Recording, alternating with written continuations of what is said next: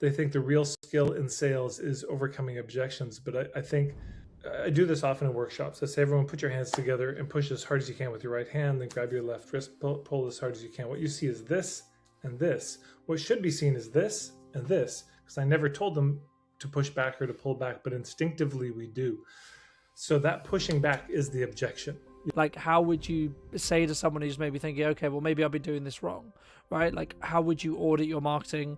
We're in the new year. There's a lot of people who are maybe looking at what they're doing and what they did last year, or maybe saying, okay, well, this is what worked, but actually maybe this is what didn't work slightly, and maybe I want to adapt things. I mean, like, what do you look for when you work with your clients and yourself, of course, when it comes to like building a systemized marketing system that creates enough demand? So not only can we, of course, create the demand so we can survive, but also so that, you know, we can not have that pressure situation, so we're then less likely to need to, as you say, objection handle, etc. But I think where the pressure should be put is on our own processes, not on the person we're talking to. Yeah, it's good to apply pressure to your own process and to say, does this process work? To really be rigorous about it.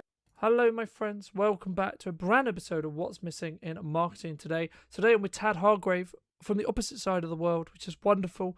Tad and I have known each other for, I would say, probably about 3 or 4 years, and his approach when it comes to marketing is what I would call a breath of fresh air. So hopefully in this half an hour that we're going to be speaking today, I'll be able to share that with you and hopefully get his intakes on what marketing is going to look like in 2026. But Tad, before we start, what do you think is missing in marketing today?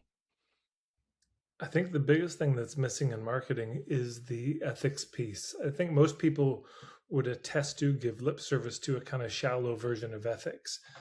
Most marketing copy I see says, well, of teachers says, well, learn how to market without being pushy or sleazy. But I find their tactics still sometimes pushy and sleazy. And when I say ethics, I think the big thing that's missing is a real commitment to getting to the truth of if this is a fit, over the commitment to doing whatever it takes to get the sale. And I see in so much marketing, there's a lot of rationalization for the selfishness of, I'm going to just get the sale, rather than I'm going to see if we can get to the truth of if this is a fit or not. And if it's not a fit, we bless and release.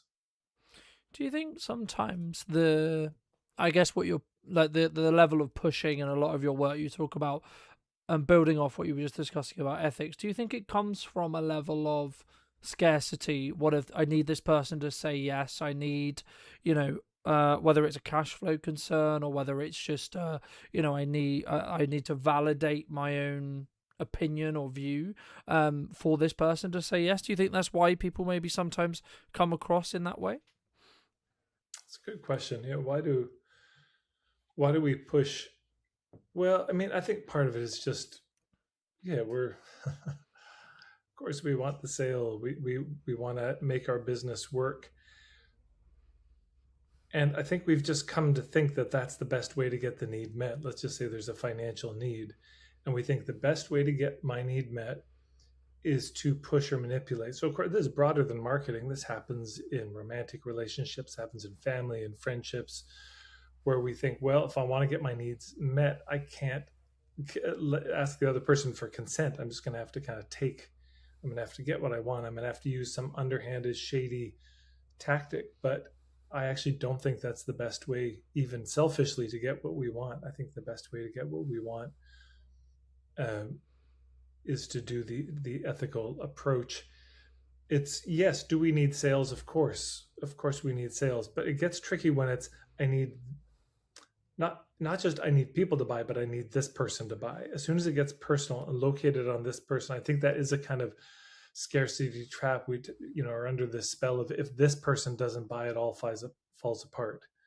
If this person doesn't say yes to me romantically, then that's the end of everything.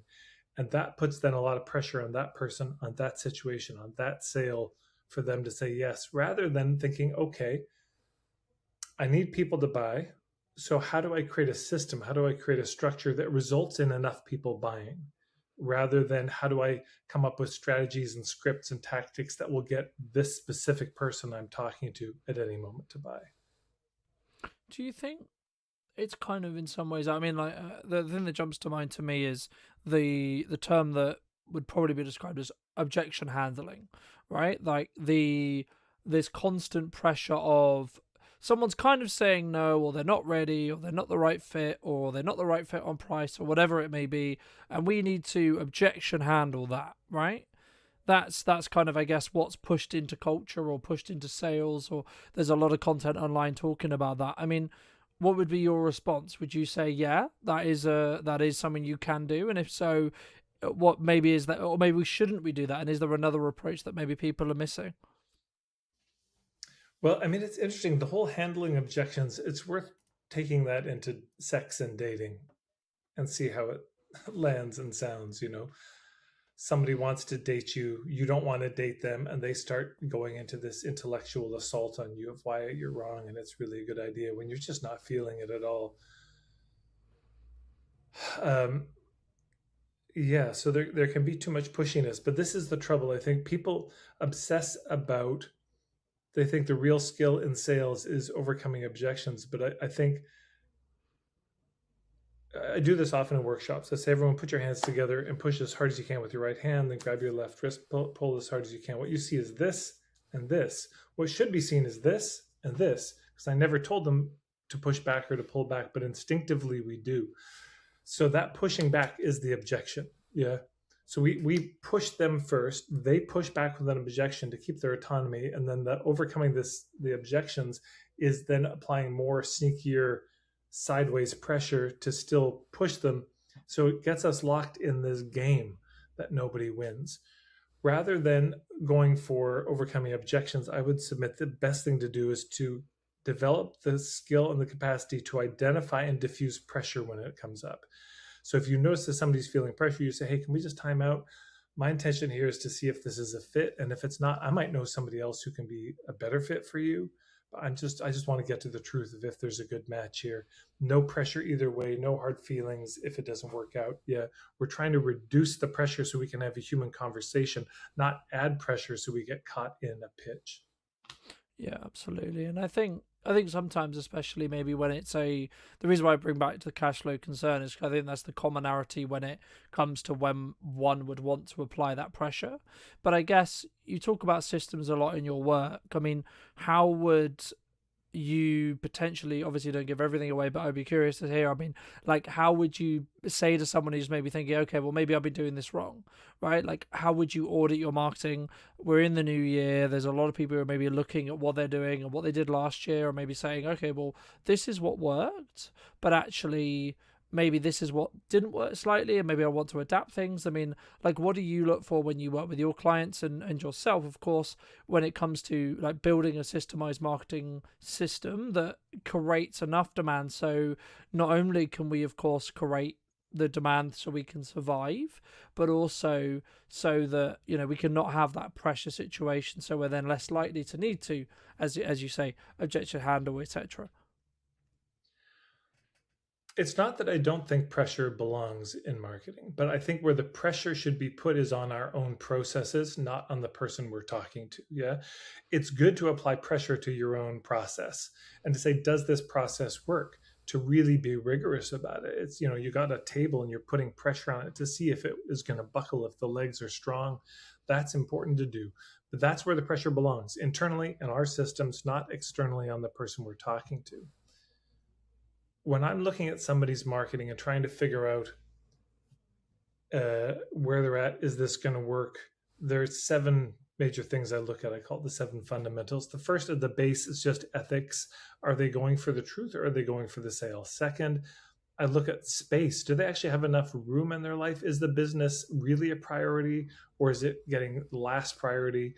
Are they overwhelmed with other things? Sometimes we're just too busy for our business, sick parents, your kid's sick, or you're going through a real hard time. You may not actually have space for your business, and it's good to be honest about that. Third, do they have a clear niche? Fourth, do they have a compelling and clear point of view? Fifth, do they have a good business model and structure, including the internal administrative systems, the kind of inner systems, the inter systems of how do they stay in touch with their clients over time, and also the external systems, meaning the offers that they're going to be putting out. So is their business model solid? Do they have the hubs? Do they have relationships with the right people who can be introducing them to the right people? And then the last level of sharing of Have they identified a path, an approach, a tactic to marketing that they can actually do sustainably over time, that they're good at, that works for them?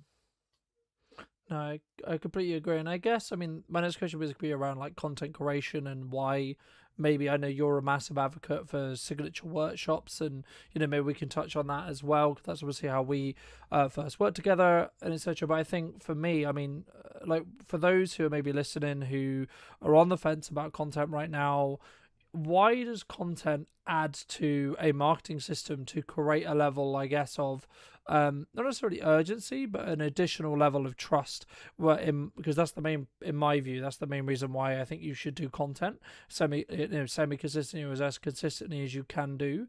And then I guess the question that leads on after that is, how does that lead to potentially doing a signature workshop or an in-person event that really deepens that connection with your prospects or clients? I think one of the most important and under discussed principles in marketing is that of safety, making it safe for people to check us out from a distance to see if they want to approach or not, because we forget that they're in control of whether they're going to come to us or not.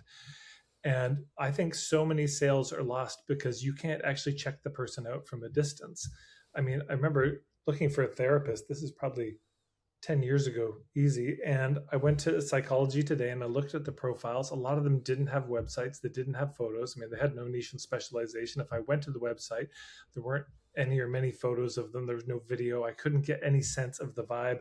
I paid $180 for a session with a therapist. And within 3 seconds of being there, it's like, she's not the one. I could tell from her vibe. It just wasn't there. If I'd seen her in a video for 3 seconds, I would have known.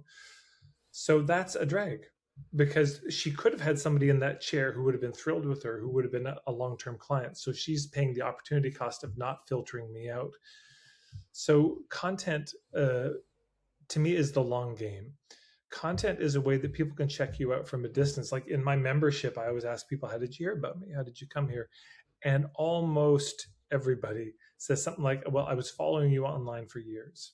So that's important to know. You'll have all these people silently following you, just waiting for the right opportunity, the right price, the right offer, the right moment. And if you weren't staying in touch with them in this way, then you weren't going to get the sale, because all that content builds trust. That's number one. But the second thing I'd say is I would really shift the perspective. I mean, I'm being a little pedantic on the linguistics here, but content versus context. That we can get lost in just, well, how do I put out more and more stuff? But it's good to remember, from their eyes, our clients don't actually want content from us. They don't just want more random stuff. Like, more is better in content. What they're desperate for is context as to, why am I struggling? Why am I having a hard time solving this problem? Why can't I get this result no matter what I try? That's what they want to know. They want context on their own trouble. So if your content gives context, that's great. The challenge can be that the short form content can only give a little bit of context. It's hard in 90 seconds to give the whole 30,000 foot view, which is where a signature workshop, a day-long workshop, comes in. So whether it's an hour-long online signature workshop, a 2-3 hour evening thing, day-long something, it's helpful to give people a way to take another step closer and check you out. A little bit of risk. Maybe they give their email, they come to a live workshop to see the big picture of how it all fits together, which is, in my mind, that's the outcome. That's the intention of that. Not that I'm doing the signature workshop to get people to buy. I'm doing the signature workshop to give people enough of a taste so they can figure out on their end if I'm a fit for them or not. No, I agree. And I think so many people sometimes I guess it comes from the ability to not want to say, hey, actually, I don't think we're the right fit on a sales call. Or when that you're working with someone, maybe it's like, actually, hey, I don't think that either maybe we're too expensive for you, or I think we're maybe a bit too overkill for you, or etc. Or the other way around. We might actually be hey, what you're expecting from us. I don't think we're the best supplier for you. And I think sometimes we don't have the confidence in ourselves, in our offer, in our ability to create demand, to be able to consistently talk about that and say, actually, no, it's okay if I don't win the sale. Or I guess maybe setting up a system so that we're actually fine longer term as well, cash flow wise as well, right? I mean, feel free to add in anything that you wish. But also, I mean, the next question I was going to ask you is: people keep posting, but they don't necessarily grow. Why do you think that is specifically? I mean, what's the cause behind that? Oh gosh. Okay, so there's a couple things there. Yeah. So one is, uh, yeah, of course, there's the pressure. We need a process that's going to generate clients. That's true. We've really got to think through the process, because if you don't have a process that you feel confident can ethically get you clients, you will have to resort to pressure. Yeah. If you haven't thought through those fundamentals, if you don't really have your ethics clear, you don't have enough space to think this through strategically, you don't have a clear niche, compelling point of view, good offers that you're reaching out through hubs, if you're not doing any of those things, it just doesn't work very well. So then you still need sales. So then synthetically, steroidally, you have to kind of inject an urgency and scarcity and all these tactics to get people to buy, which they will often resent. You'll get buyer's remorse, you'll get drama, they get disappointment, and it's a bad deal. In terms of this question of why do people post but they don't grow, I think part of it is there's an algorithm, and I don't consider myself any kind of expert on social media or what's useful today. But I think part of it is the format that works is not the format we normally do. So I probably actually wouldn't look to my social media as a great example. The kind of format that I'm doing, just talking to the camera, it's okay. It's stable. Every once in a while, one hits big for some reason, but it's that's an okay way to generate content. But there really is a whole formula to generating the kind of content that goes viral that people have put a lot of thought into, around starting with a hook, ending with something satisfying, the use of visuals, editing, text, all that. There is an art form to it that takes a reel that might have gotten 1,000, 2,000 views to like a million or more.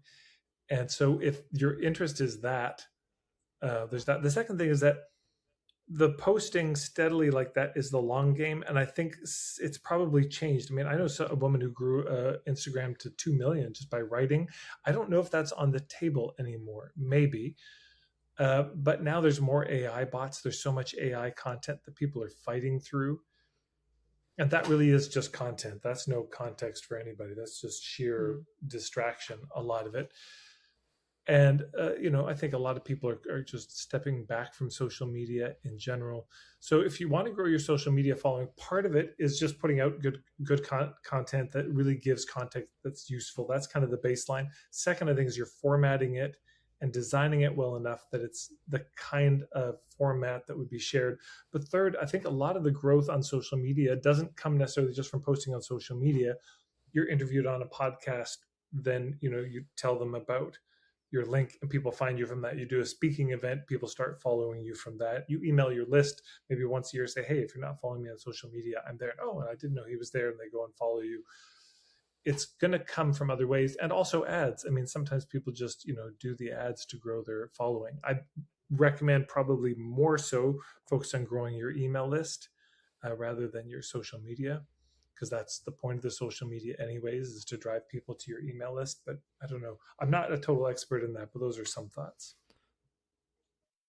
No, I appreciate that. And I think, I mean, there was going to be two questions that jumped to mind. I'm so glad you mentioned email marketing, so I did want to touch on that briefly. But just quickly, I mean, do you think AI is going to be completely transformative in the respect to how a business markets in 2026? Well, with AI, generally, you're not going to find me there. Now, I know I can't avoid using it. I am using it. We're using it right now, probably recording this. The meta ads that I place from time to time, I know AI is being used, but it's not a place you're going to find me generally.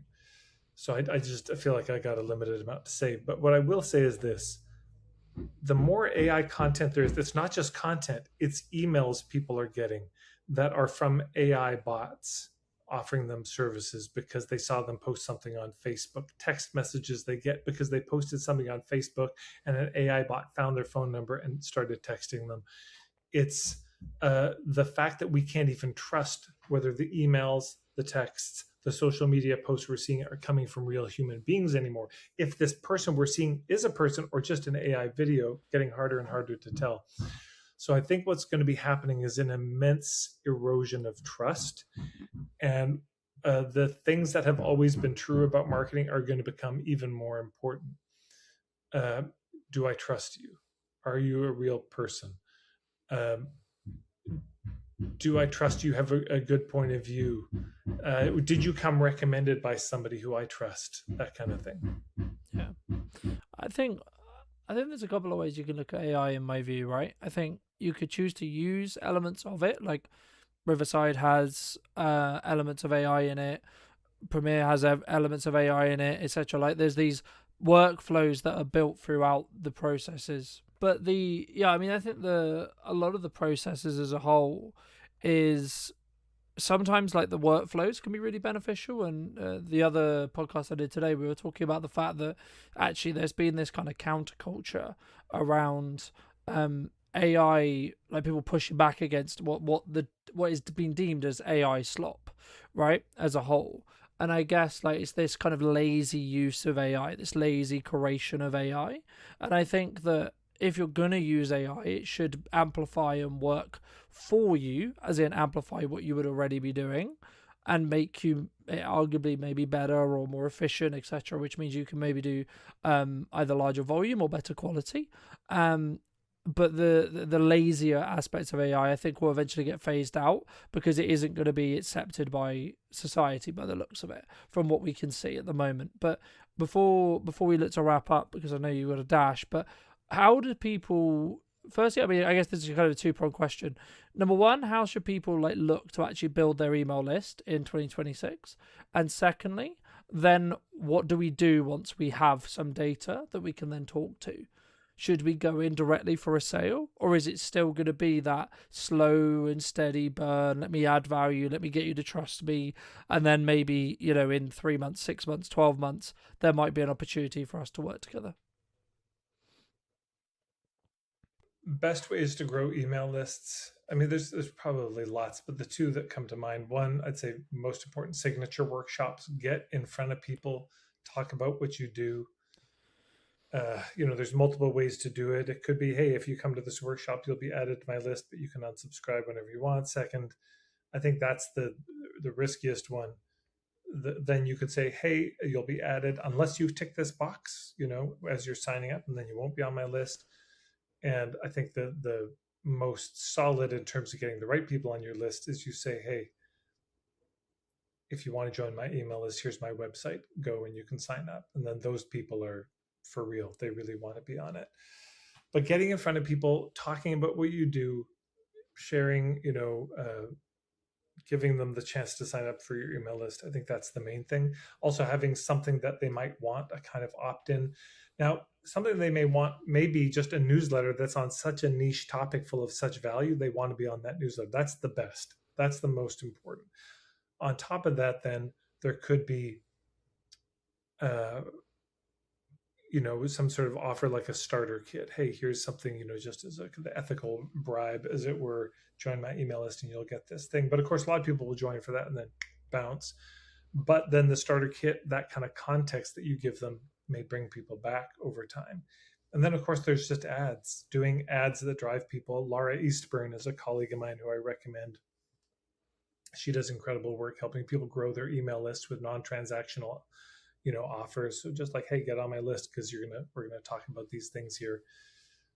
Yeah, so that's how I grow the email list, either ads or signature workshops generally, or podcast interviews. I just think those are more passive, and I don't think they work as well as getting in front of a live crowd. Once they're on your email list, I mean, I think a general thing is, so for me with this ethical marketing starter kit, when people sign up for that, there's immediately what we call the handshake offer, where it's like, hey, you're interested in this, so here's an offer. Normally you pay 140 bucks for this, but it's 50 bucks. So save $90 on this one-time offer. And it's, for me, I just picked the issue that I knew most of my clients had, which is how do I articulate what I do? So we give them an offer, and then the rest of people join the email list. There's a series of emails they get, which all have a connection to the membership that I have. And what I'll probably do is get even more sophisticated. And anyone who gets the how do I articulate what I do offer, who buys that, there may be some other follow up series of emails for them, helping them integrate that and use that with another offer, then to the membership, because those are probably hotter leads if they're willing to spend money. But yeah, I think the opt-in sequence that people get, the kind of email onboarding sequence of welcome to my email list, is important to really think through. I don't consider myself a particular expert on that, but I think it's good to consider how can we be building the credibility and trust during that time, give them some value. And then that email opt-in series should certainly be clear about what the next steps are, because people could otherwise be on your list for a while, not even realize you had a membership, not realize you had a mentorship program or a school you run or offers you do. And then occasionally you've got to send a solo email promoting something, not just burying it in newsletters. But the main thing is, how do I make this email list amazing? How do I make a great email newsletter that people actually want to read, that's useful for them? That's the most important thing.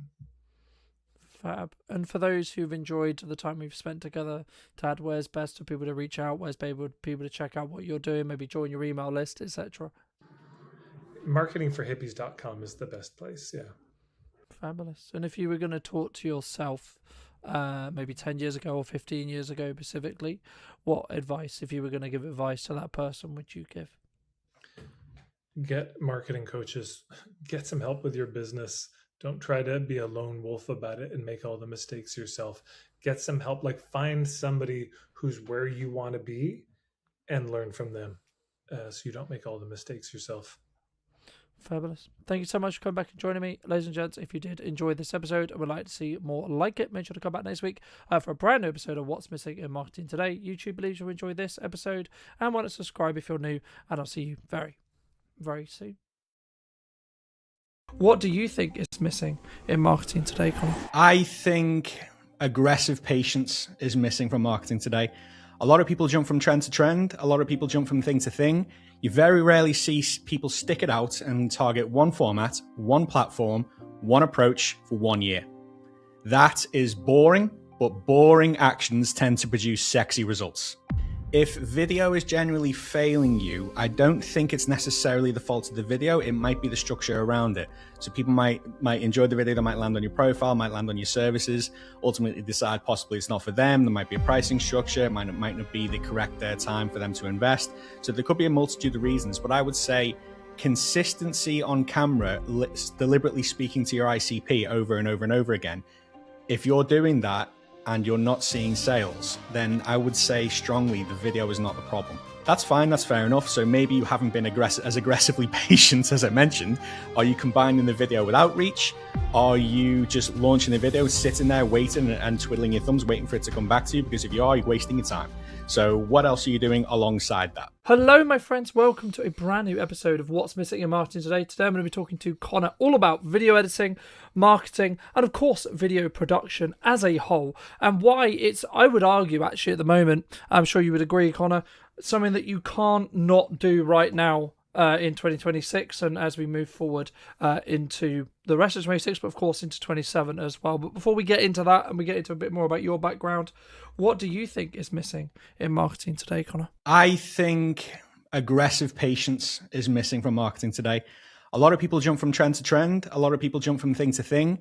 You very rarely see people stick it out and target one format, one platform, one approach for 1 year.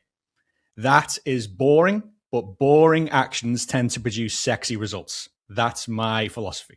And I don't see enough people doing that. I love that. And I think, just building off that quickly, I think especially January, right? It's that, or it can be, I was going to say it is, but it doesn't always necessarily have to be. Is there a question mark? Is there I do the actions, I do the things, I do all the right stuff, I put the videos out, I invest in the editor, I keep things moving forward.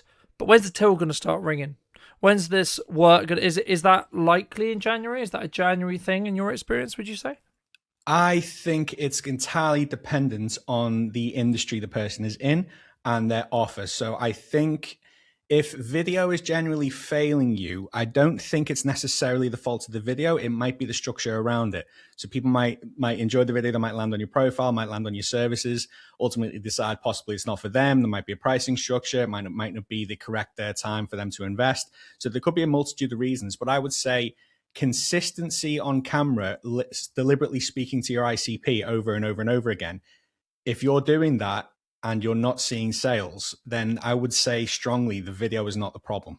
So in regards to, so to answer your question, no, I don't think that's a problem, but I do think people are quick to jump on it saying, oh, I'm not getting engagement, I'm not getting leads, I'm not getting this, that, and the other. That's fine, that's fair enough. So maybe you haven't been as aggressively patient as I mentioned.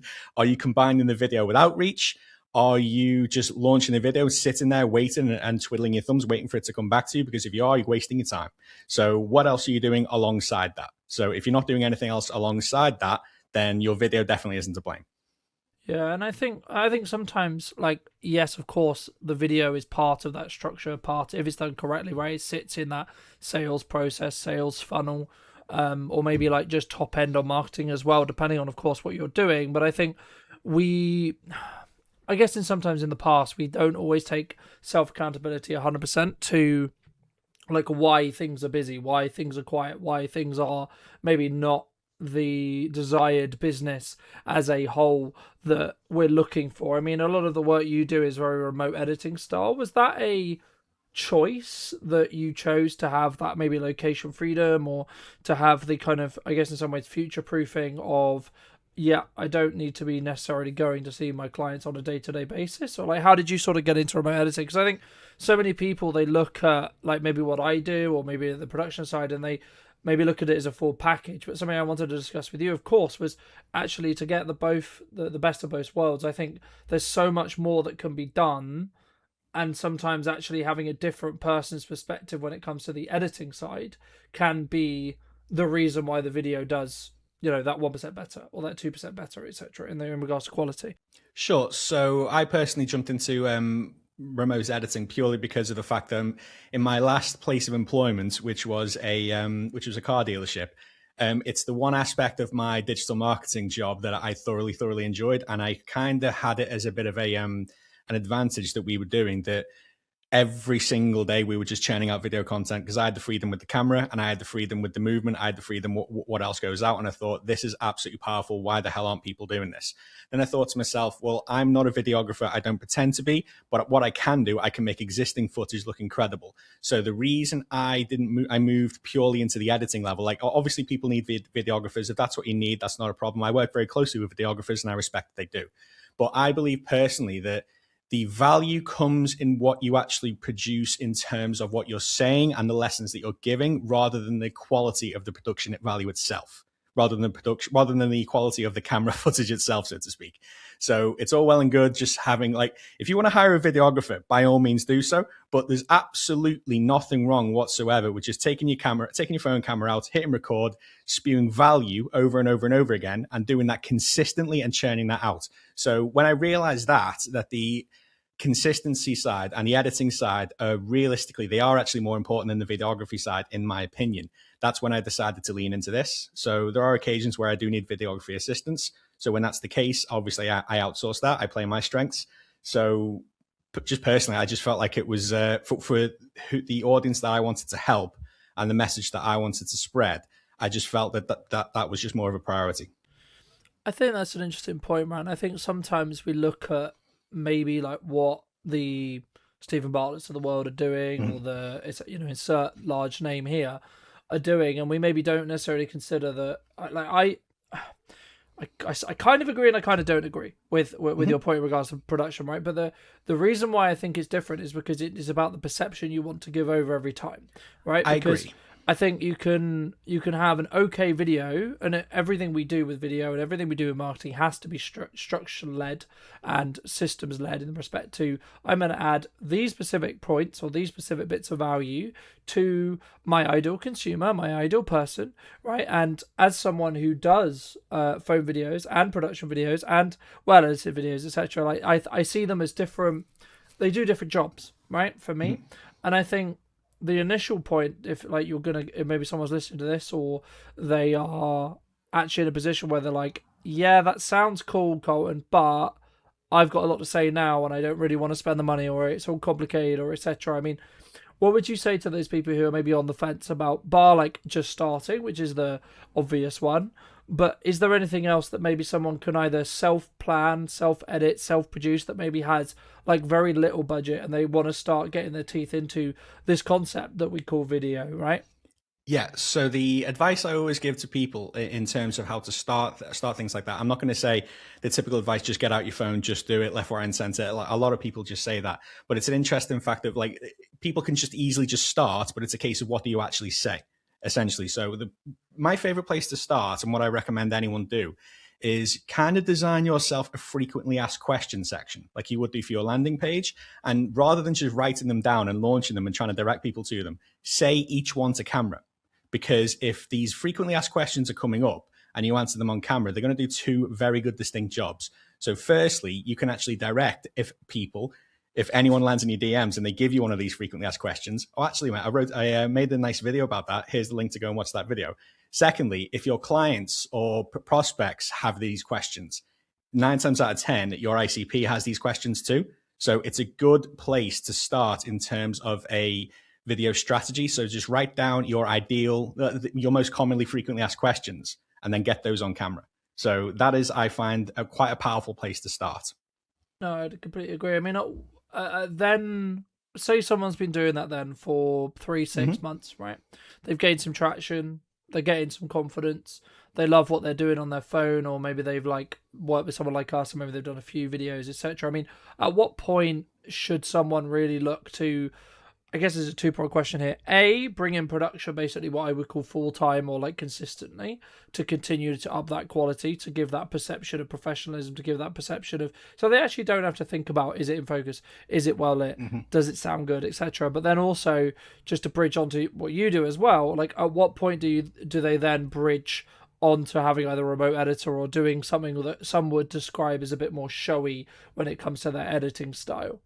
Sure. So I think someone potentially should invest in high production when it's a feasible option in terms of a financial option. So me personally, like obviously, if you've grown some momentum in terms of video production, in terms of video posting, and you're enjoying it and it's bringing inquiries, obviously you think, okay, I'm going to invest in this, and I get that.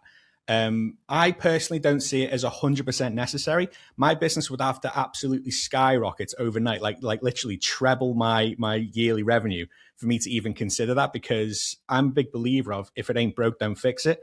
The setup you're seeing me in now, I just literally put my phone in the corner and talk and turn the recording off and edit directly from here. And that brings me leads, that brings me clients, that keeps my business alive.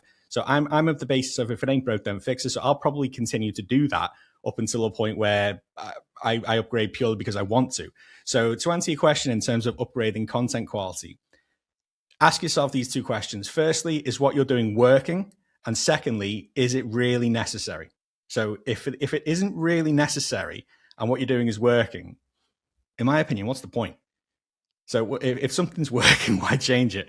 And secondly, to answer your question about when someone should invest in an editor, I think personally is when the financial aspects come to light, but also to the point where if you've got your recording set up and your recording structure down and you're ready and you understand the value and you think, okay, my time is better spent handing this off to an editor, and then I can reinvest that time into actually generating more leads and more business, then is the right time, essentially. Because editing, if you're not a professional editor, well, even for me, I'm a professional editor and it takes up a lot of time. Editing can absolutely chew through your day. So when you're a founder, when you're an expert, when you're a business owner, realistically offloading that process and then reinvesting that time elsewhere probably will return your investment tenfold over time. Absolutely, I think that will. So the time aspect of it, I think we all know as business owners, time is more valuable than money.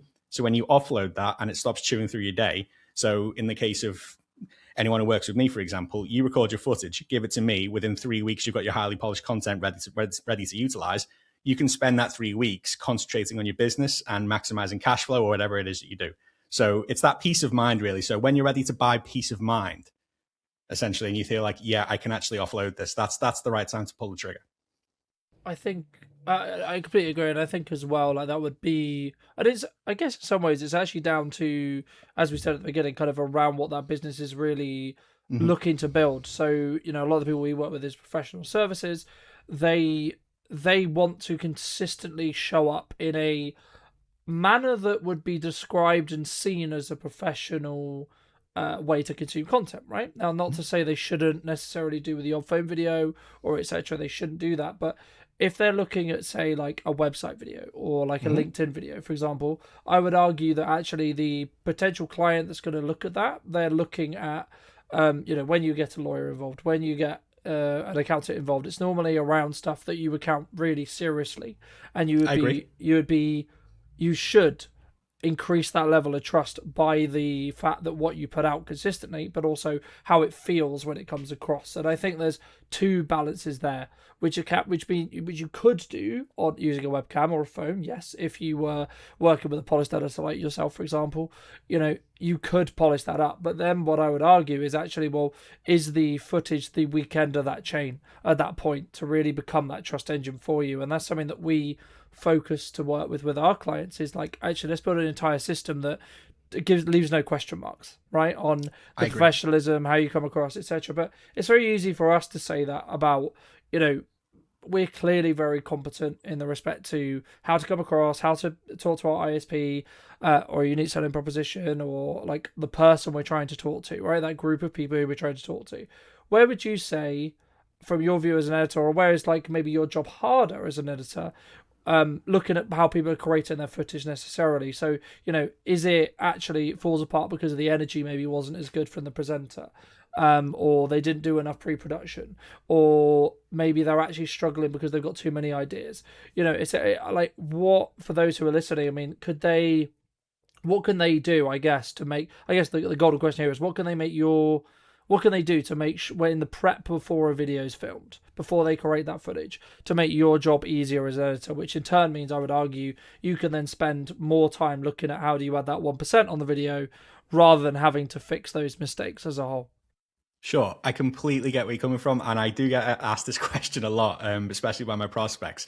So there's three areas I always say to people. Realistically, you can check this off in 2 minutes; it's not an issue, but it massively, massively makes my job as an editor much easier, and as a result, allows me to make your content just that little bit better.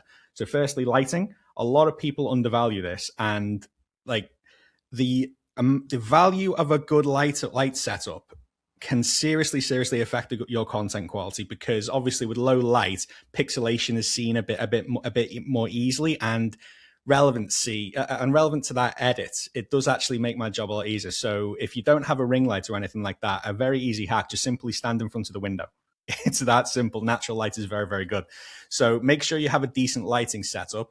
Secondly, I want you to remove as much friction as possible from the setup. So therefore, it actually makes your life easy. And once you enjoy it and your life is easy, it makes my life easier.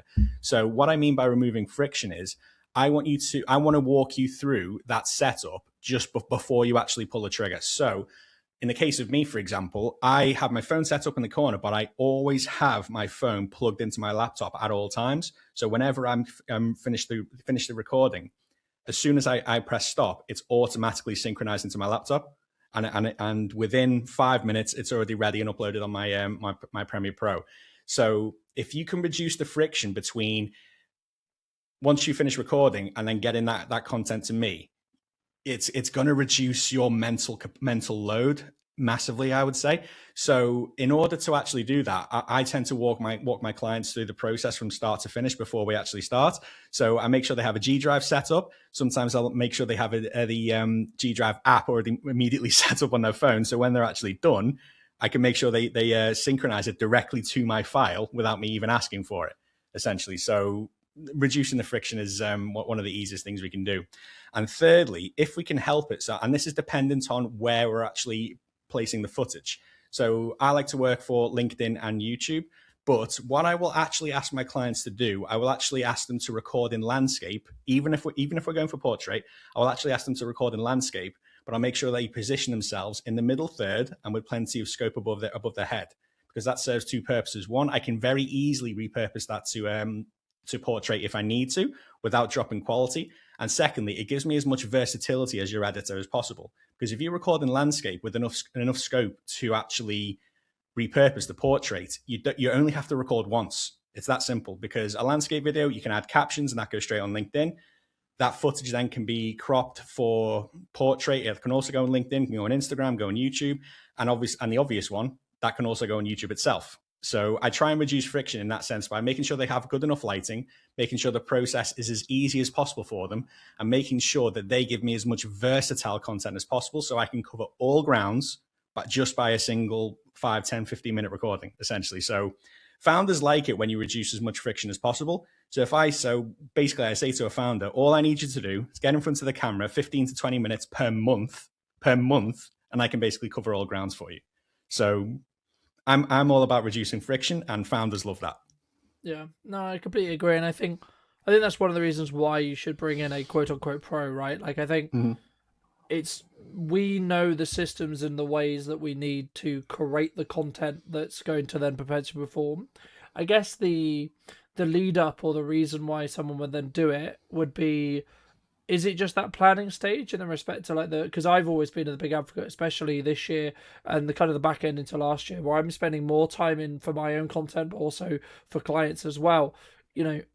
I'm spending more time in the pre-production window of time than I'm actually spending when it comes to actually production time. So when I have that production time in a studio, when I have that production time with that client for the day or etc., depending on what we're doing, there's no question marks on how we're going to utilize our time. Sure. I think for me, I think that's the key, and I think that's what sometimes people don't focus on as a whole. Because then your job as an editor, then my job as a production professional is going to be, let's add that. Let's really tune the language. Let's tweak instead of having to maybe problem solve on the day about, well, we've got this extra time. What can we use it for, etc. I mean, is it? I guess the question then runs onto that. Is it better to have is a quality and quantity balance, right? Because some people was going to say that you should be posting, say, once a week on LinkedIn, for example, or once a week on YouTube, and that should be the best video it possibly could be, right?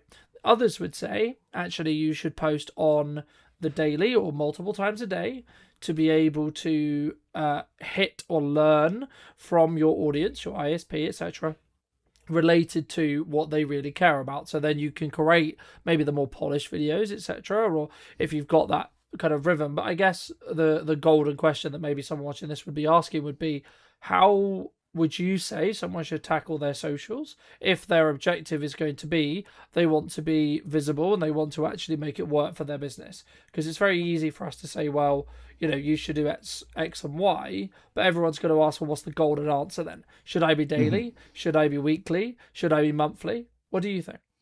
I think the sweet spot for video content especially, so we'll take LinkedIn, for example. I think 3 times a week at least should be your golden spot. Because of that, I always we offer 12 videos a month as our package, and for that very good reason. But I find three times a week is the sweet spot, because there's always that debate over quality versus quantity. I believe in quality at quantity. So 3 videos a week gives me enough scope to give you enough attention on that video to make it very high quality, but at the same time enough leverage to not overproduce, so to speak. So I've kind of found that sweet spot. So I think 3 times a week should be your preference. And I don't think, because if I see 7 videos a week from you, if I see a video every single day from you that's relatively basic, yes, you might be getting your message across, but you're kind of limiting yourself in the fact that you might not be standing out as much as anyone else you might see on the platform. But at the same time, if you go super, super, super high quality but you're only posting 1 video a week, you're almost limiting yourself in the scope that you can be seen. So balance is key in this area. So that's why, after thorough research and thorough planning, myself and my wife came up with the prospect of 12 videos per month. Like, we do feel like that's a very good balance.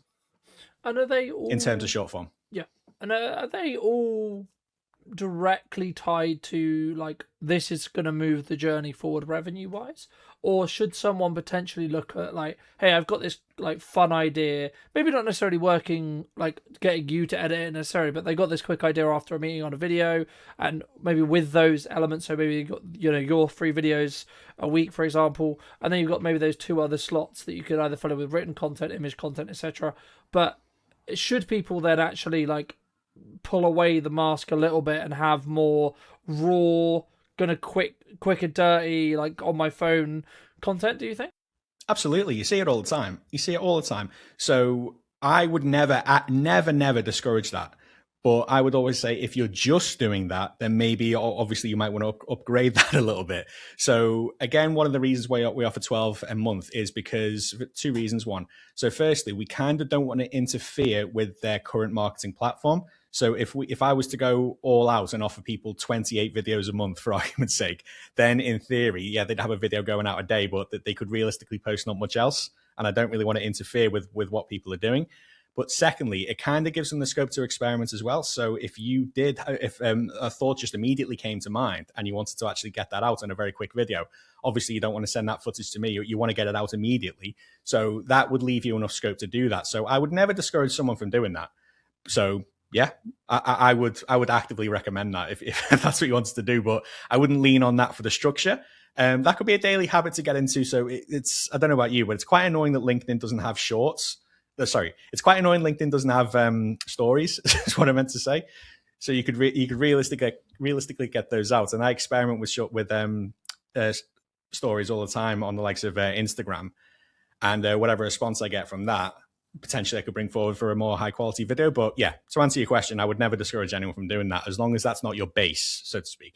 Yeah, no, I agree. I mean, I think for me, and something that I've been thinking about for probably like the last 6 months, I would say, but really executed on this month, is having like clear understandings of what each platform requires in regards to its content. And then, like, so for example, I'll use YouTube and LinkedIn, because you used it earlier, as the example. For me, that's where I put my top, I would say 10% of my content. So in regards to, I know it's hitting the right like marks in regards to what the message is, how it comes across, how I come across, etc. But also like the best quality content I can produce. Like, I'm not looking for volume more this year on LinkedIn. I personally post once a day, but that's because I know how to post produce and use and extract as much as I can, along with them throwing in lives, etc. Love it. To be able to do that, because there is a barrier, but the barrier is more my time than necessarily a constant financial resource spend on it. Sure. Because I own all the kit, because I know what I'm doing. And also it then has a byproduct of clients constantly seeing me high production. So then it's a good idea and they feel like I'm the go-to person when it's right for them. But the crux of what I was going to say is, like, when it comes to like short form platforms like TikTok or Instagram, etc., that's when I'll be like really experimental and where I'll maybe be a bit more aggressive in regards to my posting output as a whole. And like also on YouTube Shorts as well. Like, I'm very particular on my long form stuff, and I want it to be very specific and very targeted and very well cut and very well edited and very polished. But also but then on the short form stuff, it's like, actually it's only going to have a shelf life of maybe 12 hours, and it's where I get to experiment with language. I get to experiment with, like, look for those outcropper videos. And even if I first film it on my phone, I'm testing language, I'm testing reaction, I'm testing how well did it do when I did it on my phone, because then when I come into a studio day, or I look for a performance video, or I look for like a podcast theme, I can then take those themes that I already know work with my audience and then go, okay, cool, we can now polish those up. So you're not necessarily going to invest time, energy, and resources and editing time and so on potentially dead topics. But it leads on to my next question, which was going to be around, like, you talk a lot about shipping content, right? What would you class posting, or someone who's just recording content, and then versus like shipping content? What's the difference between those two for those who maybe don't know? Okay, that's a very, very interesting question. So I would say that's a very good question, man. If I'm just shipping content, to me, that sounds like there's not too much intent behind it. I'm just showing up for the sake of showing up. Whereas if I'm posting intentionally, like, I don't make a video if it doesn't help my ICP in any way, shape, or form. I have deleted a YouTube channel with about 350 subscribers and about 75 videos on there purely because they don't speak to my ICP anymore. But if I was just shipping content, I would continue to feed that channel left, right, and center. But it doesn't serve me anymore. It's pointless. So I'm starting again completely from scratch with that. But to answer your question, shipping content to me, like it doesn't sound like it's part of a strategy. Whereas if you're posting intentionally, like every single video should realistically serve a purpose, and that purpose as a business owner should be to serve your ICP or to solve a problem for your ICP essentially. So that's what I think the difference is. No, I agree. I mean, I think some things people get wrong at the beginning is I think they maybe jump into execution too soon, right? And that sounds counterintuitive, right? Because surely, yeah, okay, Colin, but surely I want to put stuff out there so that I can make stuff happen and get some inquiries and get some work going and you know, keep the bills paid and so on, right? But yeah, you should. But the thing which people sometimes don't consider is actually, what if what you're saying, yes, it's on brand to you, as in you are the niche in my view, but what if it doesn't respect the prospect's time, the person you're trying to talk to, the person who you're trying to ask for money or a value exchange, which is what we're asking for when we look for money, right? We're looking for a value exchange. Is that potentially adding, inspiring, educating, or etc. when it comes to the content? But I guess the question that comes, and maybe this is about you and your other half's like positioning as a whole, but like when a business is looking at doing marketing as a whole, this is a more general marketing question, and you're looking at maybe positioning, right? Like when you were coming up with your remote offering and you were looking at it, did you do research? How did you go about your positioning? Because I think for me, the more I've been in business and the more I look at what we're doing, the more positioning has come to matter. And actually, that's why I've come to that bit that I talked about earlier with long form stuff, where that's the key, because it's on LinkedIn and because I know it's going to be consumed by a demographic in a certain mood. I need to make sure that content does a job in correspondence to when someone's scrolling at home on TikTok or scrolling on Shorts or scrolling on Instagram. So my positioning will be similar in regards to what I talk about, but it will be positioned in a different way. Just to reiterate the question, I mean, how did you come up with your own positioning? And then maybe after that, how would you recommend people listening to this potentially come up with their own positioning themselves if they're in that process of either tweaking what they're doing or adapting as a whole? Sure. So my positioning, I wanted to come from a position of what am I taking off your plate and how am I making your life easier, rather than trying to sell how good my video editing is. When I was doing initial research on the market of video editing, a lot of the market, and when I say a lot, I mean like 95% of the market, they try and position themselves as one of the best editors you can work with, and they try and sell editing quality.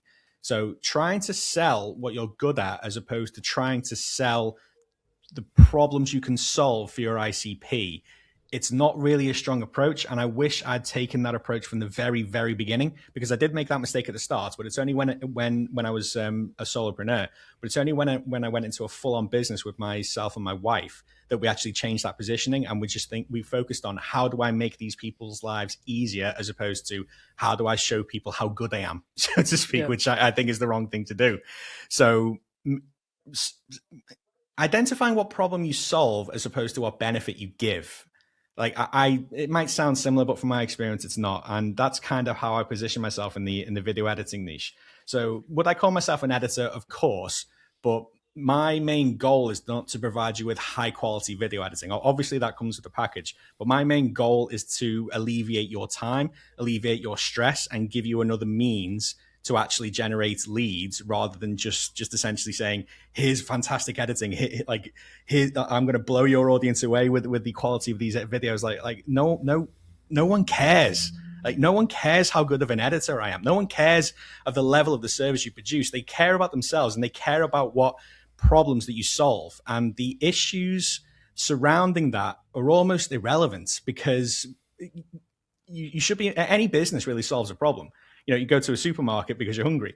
Any business solves a problem. You go to B&Q because your bathroom's falling apart. It's a problem that needs solving. So that's essentially what we positioned ourselves as problem solvers. We need to help you alleviate your time back, so you can spend this on something that's going to keep business rolling in, as opposed to you're bogged down into editing your videos. So that's essentially the position that we came from. What do you think people get wrong about editing? I think digestibility is an overlooked factor. So I don't judge someone on how good quality their editing is. I judge on how well it delivers the information and how well the video actually does its job on either promoting the individual, promoting the service, or just general positioning on the individual as a whole. So there's nothing wrong with producing content that's just captions and cuts. There's nothing wrong with that. You could probably run a 6 or 7 figure business off that. It's the value and message that you deliver. Like, I can only do so much as your editor. If you're I'm not suggesting anyone I work with or anyone I've ever worked with does this, but if you're talking absolute garbage and you don't deliver any sort of value whatsoever in the business, in the video, the best editors in the world couldn't help you. That's the problem. So, but if you focus on delivering a good value message and the video does its job of helping the digestibility of that message, that's a successful edit, in my opinion. So I don't really try and pay attention to all the bells and whistles. Before I press go on any sort of graphic that I add to a video, I think, does this help digest the message? If the answer is yes, I add it. If the answer is no, I let the video play. Yeah. And the amount of videos I've returned to a client or a prospect because I say, no, you need to do this again. I'm not actually getting anything of value out of this video. So rather than just accepting that and just saying, no problem, I'll go ahead and edit the video, I actually do make the effort to give that back because I care. I care about my clients. So like the digestibility of the video and the value received in that video, the value proposition of the video, realistically, I would say is the most overlooked aspect. So a video can be well edited, but if it doesn't deliver value, what's the point? It's like having a Ferrari F12 Beretta with no fuel in it. Like, what's the actual point? So that's one of the things that I talk about a lot. I think for me, there's and the I guess the niche that we serve is people who could already go from concept to good in regards to video delivery, how they come across, how they plan it, and of course like there's elements that we can help with, etc. Like would you package your hook, like maybe have you thought about doing it this way, etc. Like and working on that structural stuff before you start. But I think for me, the key is like the reason why you bring in a production professional, an editor, or both would be to take it from good to great. Because I think the people who are going to be perceived as thought leaders, perceived as the people who are consistently listened to, they have, and actually I would say the ones who are going to consistently grow regardless of the doom and gloom on what the economy is going to do, arguably, it are the ones who A, show up with conviction, B, show up consistently, and then C, are hitting that great kind of line or that, and that is kind of subjective to an extent, but there is certain metrics which make it great, which I'm sure we'll get into in a second. But like for me, if you're not hitting great and you are hitting good, fantastic, but you should be then questioning, okay, how can you go to great? And if you are hitting great, how do you keep making your great become better and better and better on a 1% way? But for those who are listening, I mean, what structurally could someone look at from a basic level point of view, either that they're going to try and implement themselves or work with someone from a guidance point of view to say, okay, well, what could we look at that would really separate those two camps between someone who's good and someone who's great? So first and foremost, you need to get your messaging right and you need to get the structure of your content correct. So if anyone asks me, essentially, how do I structure my video? It's really not complicated. So here's what I advise. Identify a problem that's going to be relatable to your ICP. Resonate with the problem, i.e., you're not alone in feeling like this. Here's what I struggle with, or here's what people in your industry are struggling with.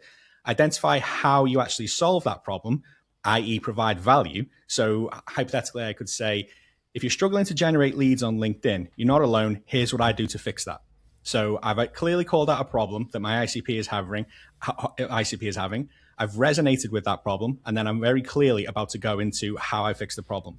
So I would say I do X, Y, Z in an ABC format. You can do this you can do this quite as easily too. And then essentially I would round it off by saying, remember to do XYZ as well. So kind of extra perceived value during the video. And then I always say, depending on the video itself, if it's short form, I don't tend to close with a call to action. I try and let the caption and the comments do that for me. But if it's YouTube, I tend to interrupt myself, or I recommend the clients interrupt themselves promoting the call to action. So we can touch upon that in a minute. But essentially, that's the structure, the basic structure that I would recommend, and it's really not too difficult to follow. But as a result, it works, and that's what I always recommend. But a lot of the time as well, I try and treat my clients with a bit of respect, because most of the people that I work with, they know what video is doing, they know the value of video, and they've actually been doing it for a long time. They just need to offload it. So I try not to get in the way. I only step in when absolutely necessary. So I'm having to do that less and less and less, because I've raised the caliber of the people that I work with. Majority of the people I work with are founders. And like I said, they already know the value and they already know essentially what they're doing, and I don't get in the way. So, but if they ever need assistance, or if anyone listening ever needs assistance, that is essentially the structure that I follow. So identify the problem, resonate with the problem, offer a solution with the problem, and then add extra value at the end, essentially. So that's the basic structure to follow. So if you're looking to proceed or looking to build on that, that's essentially what I would advise. No, I completely agree. And I think, I think there's kind of two points that I would make here. One would be, like, in most cases, the reason why someone would hire a production professional or an editor is the time save. But that does then come with the question of, okay, well, how does AI fit into this? Because there is, I would argue, there is reasons and potential ways to use AI, and then there is other ways where we maybe shouldn't use AI. I'd be curious on your view. I mean, should we be using AI? Is it something that actually, I guess, the worst case scenario, like, is going to take all of our jobs, or actually is it just a part, or is it going to become just part of our workflows? Oh, I use AI. I'm not shying away from that, and I'll say that without any shame whatsoever. But do I use AI to edit your videos? No. I use AI to help me identify hooks, help me identify structures, help me identify the captions, and help me generate captions. So I use it to amplify my deliverable, but I never lean on it way too much. So am I afraid that video editing will take... sorry, I'll start that again. Am I afraid that AI will completely take over video editing? No. Can you use AI to actually take over your video editing now? Yes, you can. A lot of people lean on Opus. I would never recommend Opus for one simple reason only. It's crap. It's absolutely crap. You can very easily see an Opus video these days, and I get the fact that you're leaning on you're trying to alleviate time by doing so. I completely get that. If you're going to use Opus, I would use it to identify parts of the video that would actually make a good clip, because it does rank them in terms of virality. So I would lean on AI to actually assist with what you're doing. Don't use AI to actually completely take over the deliverable. That's just wrong, because your client could literally do that themselves. They just yeah. So I use AI. Everyone uses AI, but I use it in a constructive manner. I use it one that's structurally coherent with what we actually do at Precision, and I never ever let AI take over the workflow. There is always a set of eyes on your work. AI just helps accelerate and fine tune the process. So am I afraid AI will take over my process? No. To answer the question. Do you think, I guess, I mean, you say we'll use Ops, but there's other clippers, of course, that are available. I mean, when you say it's crap, like, what makes it crap, right? There's no variety. The cuts are a bit unreliable. There's no... All the subtitles and the caption formats, they all look the same. So yes, you can pump out videos on at mass, at scale, but one of the main reasons to get on video is to actually help people resonate with you and help people trust you and help show your levels of authority. And if you're just leaning on a format that loads of people do to actually do that, you're not showing any individuality whatsoever. That's just so uninspiring, in my opinion. To say it's crap is probably a little bit harsh, but I stand by it. It is. That's just my opinion of it, and I don't say that because I'm threatened by it. I see it as quite lazy. It's not too difficult to actually like it. I understand some people have budgetary restraints and they might not be able to hire an editor just yet, but it's not too difficult to actually self-teach yourself the basics and just get on CapCut or get on Premiere Pro and spend a bit of time and actually producing that until you're at the point where you can offload this. So yeah, that's essentially where I stand. I think for me, and as someone who uses clippers, who uses editors, I I personally have a slightly different view. I get where Sure. you come from with it, but like my view is you should be right. It should be and it's kind of what I sort of treat when it comes to the long form LinkedIn conversation I had earlier, which is like your premier, what I call your premier content, your really top of the line, very like the stuff you script, the stuff you put a lot of time and energy into, the stuff that the production is really sways, etc. That should go to an editor. That should have motion graphics on it. That should have really captivating subtitles, etc. But if you have a clip or a set of clips from a podcast that it's maybe something you're testing. Maybe it's maybe you want to find the best clip out of a podcast, or you want to get a starting point if you're doing it, or your editor wants to get a starting point, or both. I think that's where AI can serve. It's not to necessarily replace an editor. I think they do different jobs in the same way. You would use a screwdriver in some respects, you would also use a hammer in other respects, right? I think the premium brands, the ones that are going to, I would argue, attract the attention, which in turn is they attract the right clients for them, for their either unique selling proposition or their ISP, are going to be the ones who use both. Right, because I think if you, and maybe sometimes where the term comes from and where AI slop comes from, or like your very visceral reaction when I talked about clipping and using AI, I think comes from is because it can be leaned into and can be maybe over leveraged in respect to like, oh, I can just replace you with this thing, right? And I think with a mix, I think is the best maybe middle ground. And I think actually either A as a mix or B as a starting point is where the value potentially can be there.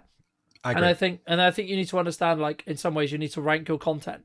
You need to say, because if you're going to be daily on LinkedIn, in the nicest way possible, you probably haven't got the budget, but I personally don't have the budget at the moment, to be doing 7 weekly, like daily videos that are all A star, A star, A star, A star. I would love to, but the reality is going to be like my constraint is time, the same with everyone, cost, the same with everyone to an extent.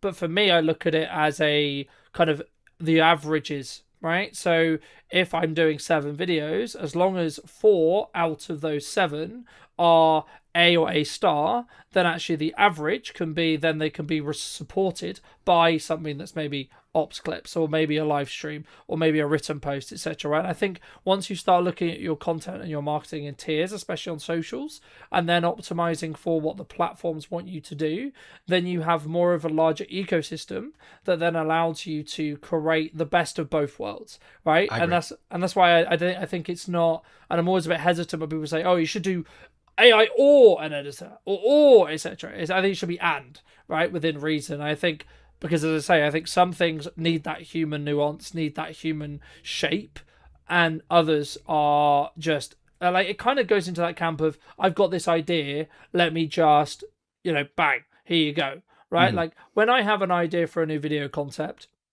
like something that's been working for me this year is doing phone videos to test the tonality, and then I'll potentially film that as a walk-in video on a mirrorless camera. Okay, cool. So I'm up in the production quality, but then I maybe want to add captions on it quickly so it can be consumed better on those platforms. But I'm still in that testing phase with that terminology. So maybe it would be slightly overkill for me to get an editor in to do a really polished version of it. So that's when like AI can play in, or like those other things. But just to move back, I guess, I think as a whole, if you're not doing something consistently, I don't believe you can gain competency in whatever that is. So if it's presenting, if it's coming across on video, which will be the common ones we're going to discuss today. But how do people actually get consistent? Because it's very easy for us to sit here and say, oh, well, be consistent, as we are consistent, right? But how would you say, for people who are listening to this, how can they actually become consistent? For me, I would advise you need to remove as much friction as possible. So I'll use myself as an example, and this is what I always advise my clients to do. Where I work is my recording studio, and my recording studio is where I work. So everything is in a permanent position. Light, phone, microphone, everything, it doesn't move. So there's roughly about 5 minutes difference between me turning on the camera and the footage actually being ready for me on my laptop. So if you've entered the habit where you think, oh God, I need to record today, I need to set up my camera, I need to set up everything, I need to clear the table, that makes it much, much less likely that you'll actually do it consistently. So by removing friction, you're able to make it a habit. And once you're able to make it a habit, it actually returns dividends much more easily. So it's very easy to develop that habit when you remove friction. And any habit that any process that you need to get into where it starts with you saying to yourself, oh, for fuck's sake, you're going to find it difficult to get consistent on that. So remove as much friction as possible. That's always what I advise. I agree. And I think there's like little things like build a habit around creating a phone piece of content, and that's the yardstick you need to start doing. Build a habit of, I've got this idea, I'm going to write it down, I'm going to build this habit around, I'm going to film this idea as I have it, etc. Because I think sometimes we make excuses about why we're not doing the thing, right? So like, I think it's very common maybe in January, people are maybe concerned about what's going to happen, or like they're trying to create work and like deal with and talk to more prospects. But like for me, I did what I call a SWOT analysis, where I looked at, okay, well, what are my strengths from last year? What are my weaknesses from last year? What need gains or advances on? And then what are my like total pool of resources that I can then allocate to those things, right? That's the job of a SWOT analysis in my view. And for me, the weaknesses was actually, I'm good and I enjoy marketing, right? So that's quite easy for me to do. But the thing that I struggle with more or do less of, that I'm focusing more on this year, is actually that middle section between actually getting the calls in and getting people to maybe convert, or actually reminding people, hey, we can do this and this is how much that would cost. And I guess for me, like, is that partly why someone would maybe outsource to you? You talked about earlier about like saving that time. If they notice that actually they are, and I remember hearing Alex Camosi talk about this multiple times, and I'll just use a quick analogy. You know, he was talking about the fact that you're not disciplined if you enjoy it. So he was talking to a lot of personal trainers around like, oh, I wake up at 5, I do this work, I do this workout, da da da. Yeah, but he was like, you fucking enjoy it. Like, stop being a prick, you enjoy it, right? And the crux that what he was pointing out was discipline is showing up when you don't want to do it. But actually, if you're doing the thing that you enjoy, arguably you would have done it anyway. So the real quote unquote discipline, and the thing that I'm leaning into a little bit more now, is I don't really want to do this as this is uncomfortable, and I still need to do it consistently, right? Because that's where the results come from. That's where compounding happens. But just to reiterate the question, I guess, what would you say to people who are struggling with being disciplined with their videos? And is that actually why you would then recommend people then outsource something like you, so they have that time block allocation in regards to funds, so they can then refocus on the bit I mentioned here, which was those calls and that closing? Right. I think if someone is struggling to be disciplined with videos, I don't think they are the people I want to work with just yet. Okay. Because the people I want to work with are already disciplined with it. They know the value of it. They've just sinking way too much time into the editing, and it's becoming a bottleneck. But in order to get disciplined in order to stay disciplined in terms of the video content, I like to, what's the word I'm looking for? It's difficult for me because I bloody love it. But I understand a lot of people might not be in the same position. Because I think, especially, sorry to cut you off, but I think especially at the beginning, right, people hate it, right? And that's the thing I was going to say. Like, they hate how they sound, they hate how they look, they don't feel confident. Like, it's different when you've been doing it 10 years and it's just second nature to you. But it's not for everyone, especially when they start out. Like, they might have loads to say and they might actually eventually become really good at it, and especially when they add that extra sauce on top with editing and etc.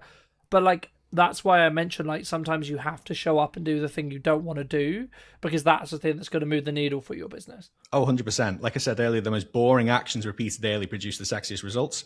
So if producing a video a day to you is absolutely boring, and that's not really something you feel like is going to move the needle, well, newsflash, it really is. Like, if you're consistent with that every day, believe me, that really is. But put it into perspective, obviously we all know who Mr. Beast is. He posted 447 videos before he actually got any sort of traction whatsoever. Admittedly, he actually fell in love with the process, and that's why obviously he's at the insane level where he is today. But that's besides the point. But the daily actions, if video is one of them, and you get over that, just think to yourself, what else can you achieve? You know, if that's something you genuinely hate but know you need to do it, like case in point, none of us like doing cold outreach. Like none of us like doing it at all, but it's something we know we have to do, and I'm at peace with it. So I would advise, if you want to get consistent doing that, target the morning. Target before you actually get on with any sort of work. Because if you wait until the evening, trust me, you're burnt out. You're done with the day. You just think, oh, I can't be fucked. I'll do it tomorrow.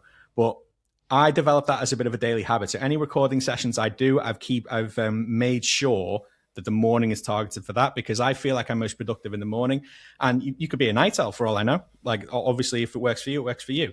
But if recording to you feels like part of the bottleneck work, and it starts to feel like, oh, I don't really want to do this.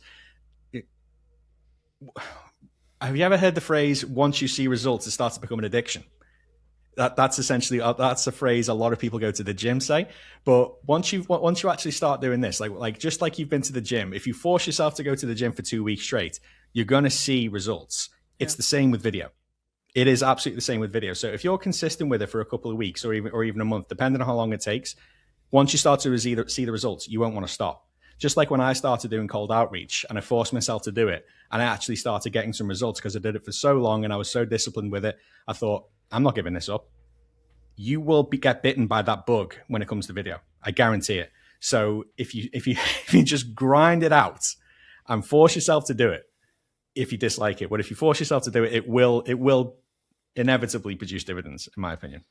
No, I agree. And it's interesting that you mentioned cold outreach, because I think so many people, like, I've toed and froed about cold and like outreach as a whole, but there's something that I've tried to do and focus on doing, like for me personally this year as the business, is like consistently fill in that gap that I talked about as well. Because like I'm naturally good at marketing is never going to be the challenge for me, ever. Creating content isn't going to be the challenge for me. Writing emails isn't going to be the challenge for me. Except it's not going to be the problem that I run into. The thing that I have tried to do is backward shift my day in the same way to you. So everything that I'm going to find really grr and really horrible and really hard, I'll do first thing, right? Because I then don't have an excuse, because I don't get to do the stuff I enjoy, like this show, until I've done the follow-ups, until I've done the lead gen, until I've done the cold outreach. Because I don't get that, because I remember a long time ago, and I recommend if anyone hasn't, they look up the book called Mind Hacking. It's basically about creating systems in your head where you give yourself rewards, and you only do things, like you do a hard thing, and then you give yourself a reward, right? So let's say, for example, you really want to record a video, you want to script a video, you want to, jump on a live stream or whatever it is. If that's something that you count as a reward, or you see as a reward, okay, you only get to do that reward if you do something you absolutely detest. Absolutely don't like the idea of. That might be ringing 3 businesses you don't know. That might be reminding 4 ex-clients that you are still offering something, or you've got something to offer, and you send them some messages, and you call your leads or work your leads, or etc. And I think once you take the averages out of that, actually you're going to show up better in video, because you know all the hard work's done. So your cognitive load is going to be lower because you've done the hard shit already today. So it's like, actually, well, this live stream's a piece of piss then already, isn't it? Or like when something else goes wrong, it's like, well, actually, that's I've done the thing that absolutely terrified me. And again, if that's for video for you, for those who are listening, then start with your videos, right? Like, it has to be the thing which you're going to find that requires you. Oh, I don't want to do this, And I think that's the reason why I would argue that anyone listening who does this will have a more successful year than they had previously.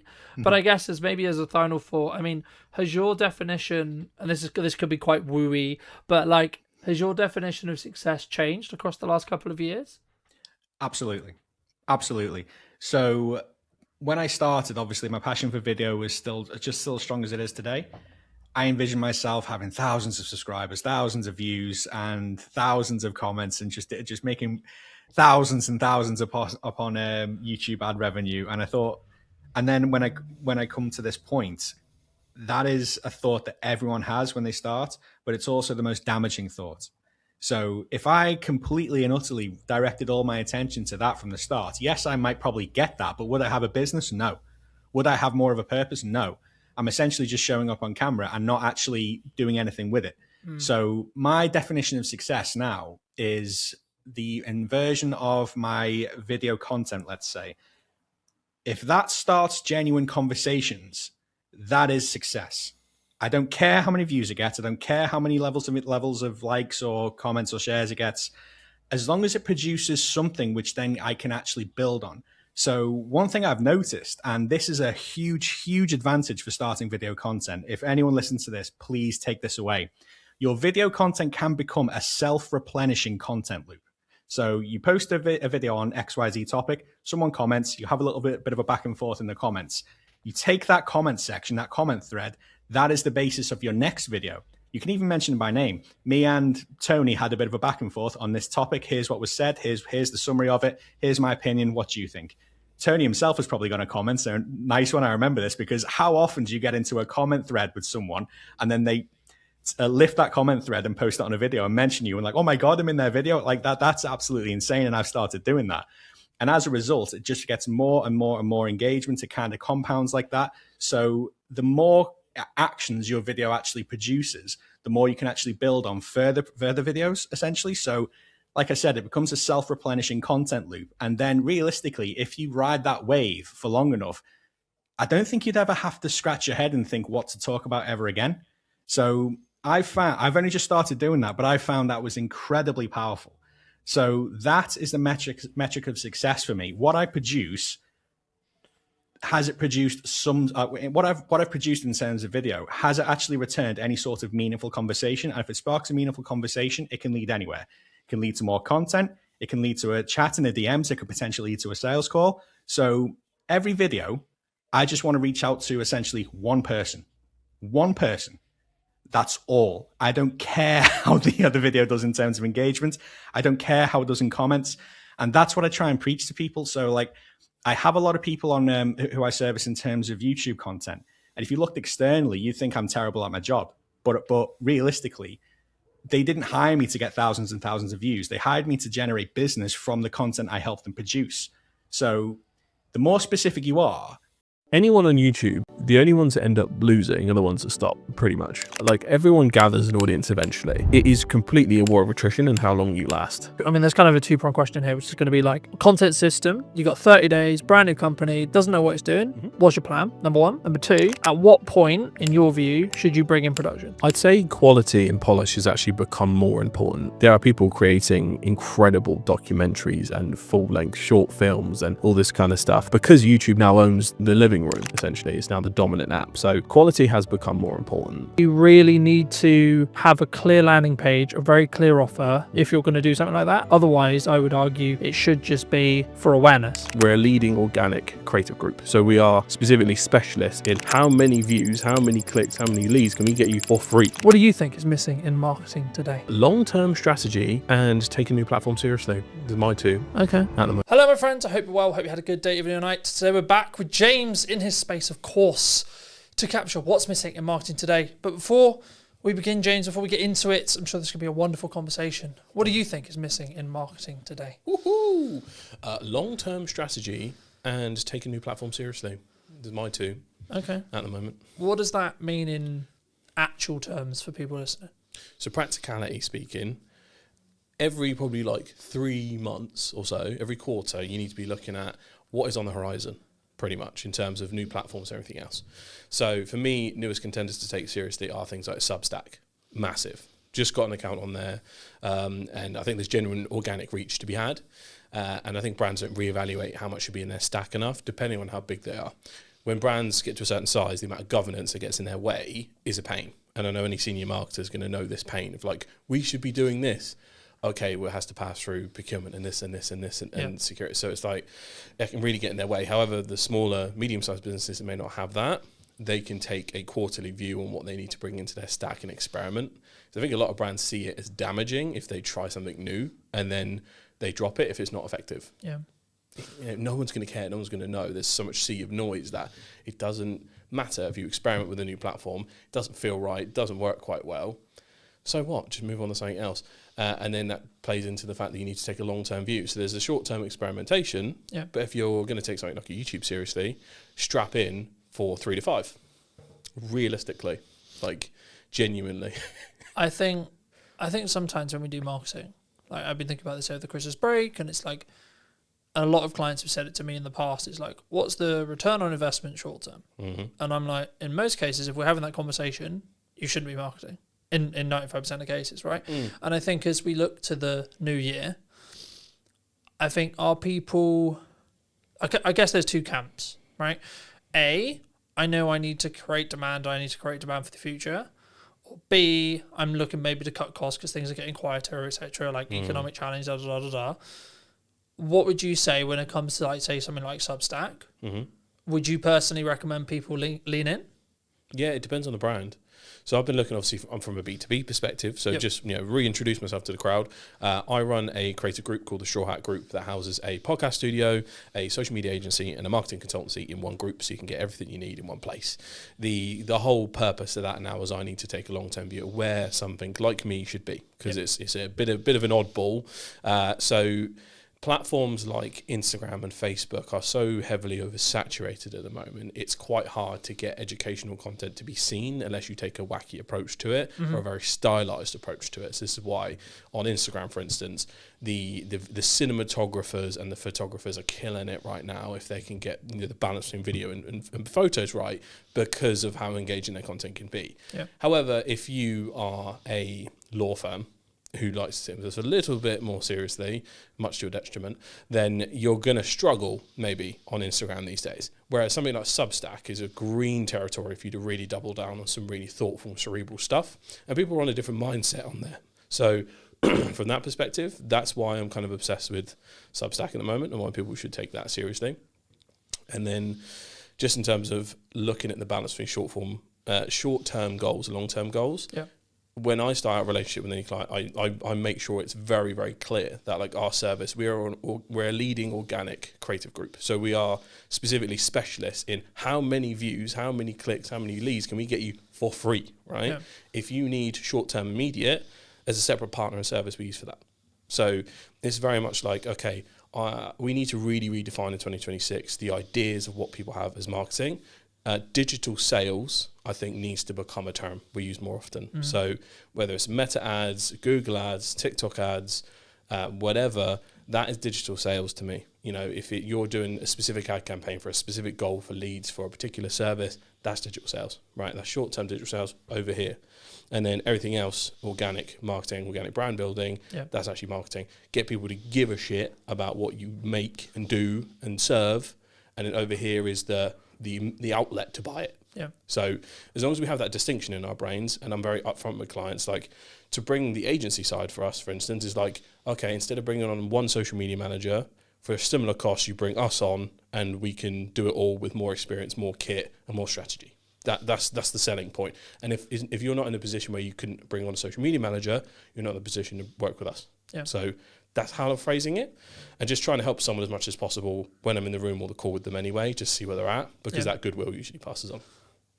I think there's 2 points that I'll add to that. Number one is around, actually, when you have a platform like Substack, and it's not new, but I think it's less discovered. Yeah, because it started very political, science and educational, and I think now it's expanding more and more. Yeah, it does have some business elements in there, but like it's not blue sky for me, because last time we had on the conversation I was talking a lot about blue sky. Only things become new when they actually become used enough to be taken seriously. Yeah. Because apps do pop up. If we remember things like Lemonade, that was like the kind of pairing from TikTok side of like an Instagram Pinterest clone. That popped up and then slowly died off. It didn't really make it to the UK market as well as it is. I think there's a balance, right? It's a seesaw, isn't it? Between you need to be, I guess, early enough on a platform to be able to have that, I guess, arbitrage in there's not enough content being created for X platform, and this could be in this kind of thing is Substack. Yeah. In other cases, it's been Blue Sky. In other cases, it's been TikTok early, etc. Yeah. But then you also need to have, okay, how many viewers potentially are there? We've referred to Gary Vaynerchuk a lot. He would say you should be on all of them from the beginning, because then you stack your odds in your favor, because the one that pops off, you've been there for 4 months, 5 months, 6 months, 7 months. And even if it does die, his argument would be you're actually becoming better as a creator through the process of being dominant on those platforms. And I think people underestimate the fact that Gary Vee is talking directly to some of the biggest companies in the world when he says this, and to decision makers that have the authority to make those quick time experiments.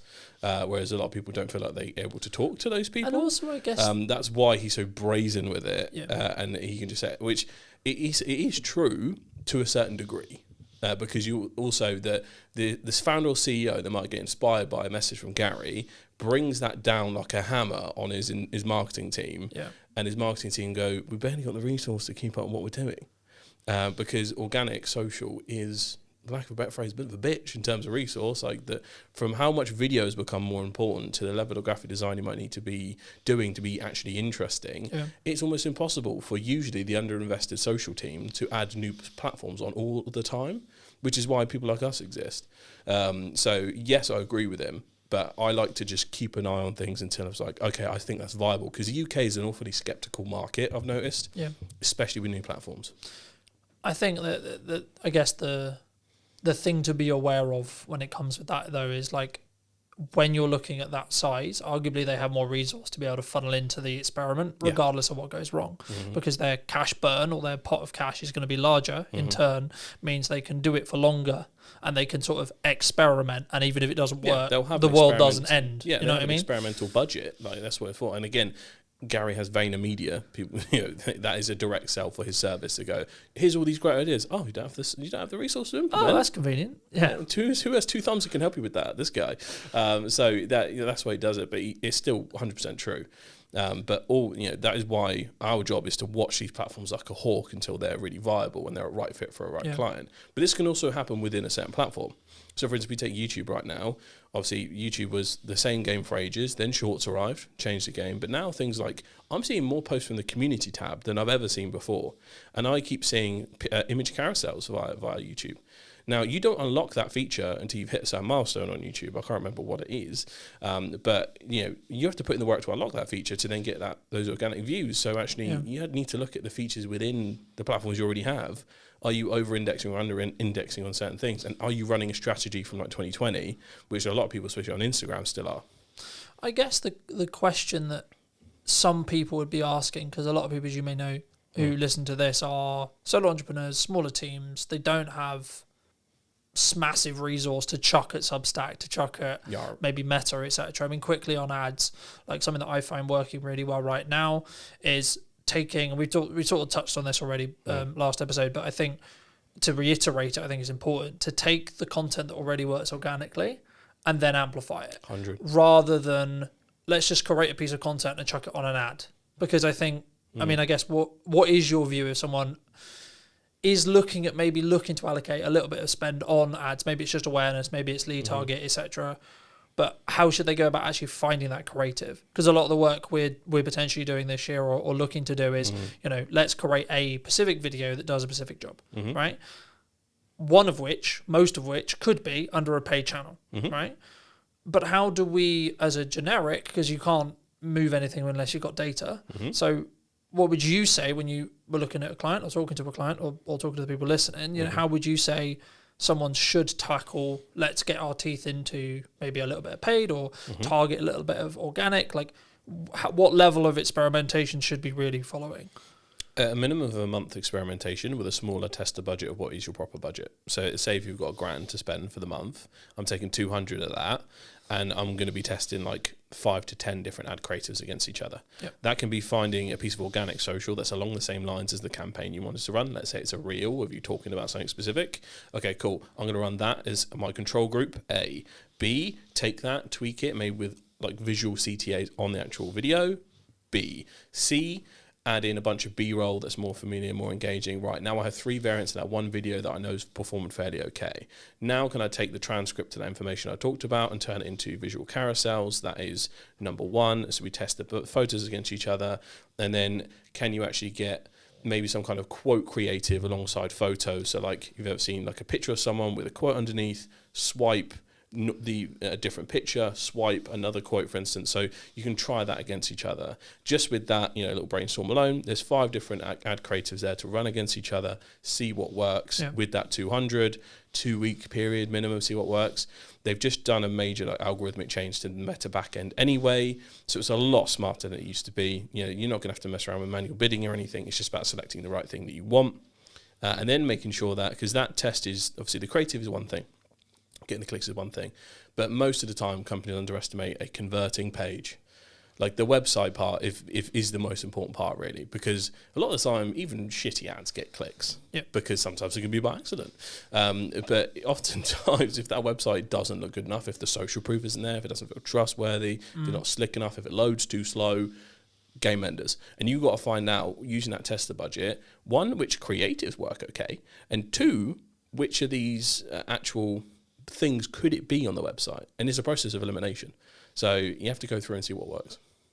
No, I think that's true. I mean, I guess the question would come, and what I do is personally, as you know, like as we were discussing while I was setting up, like I look at what has performed in the last 30 days, and then let's amplify that, right? Unless there's a strategic objective or there's something specifically there that I'm like, I want to amplify this because I know if someone sees it, they're more likely to buy from me in the next 3 months. Yeah.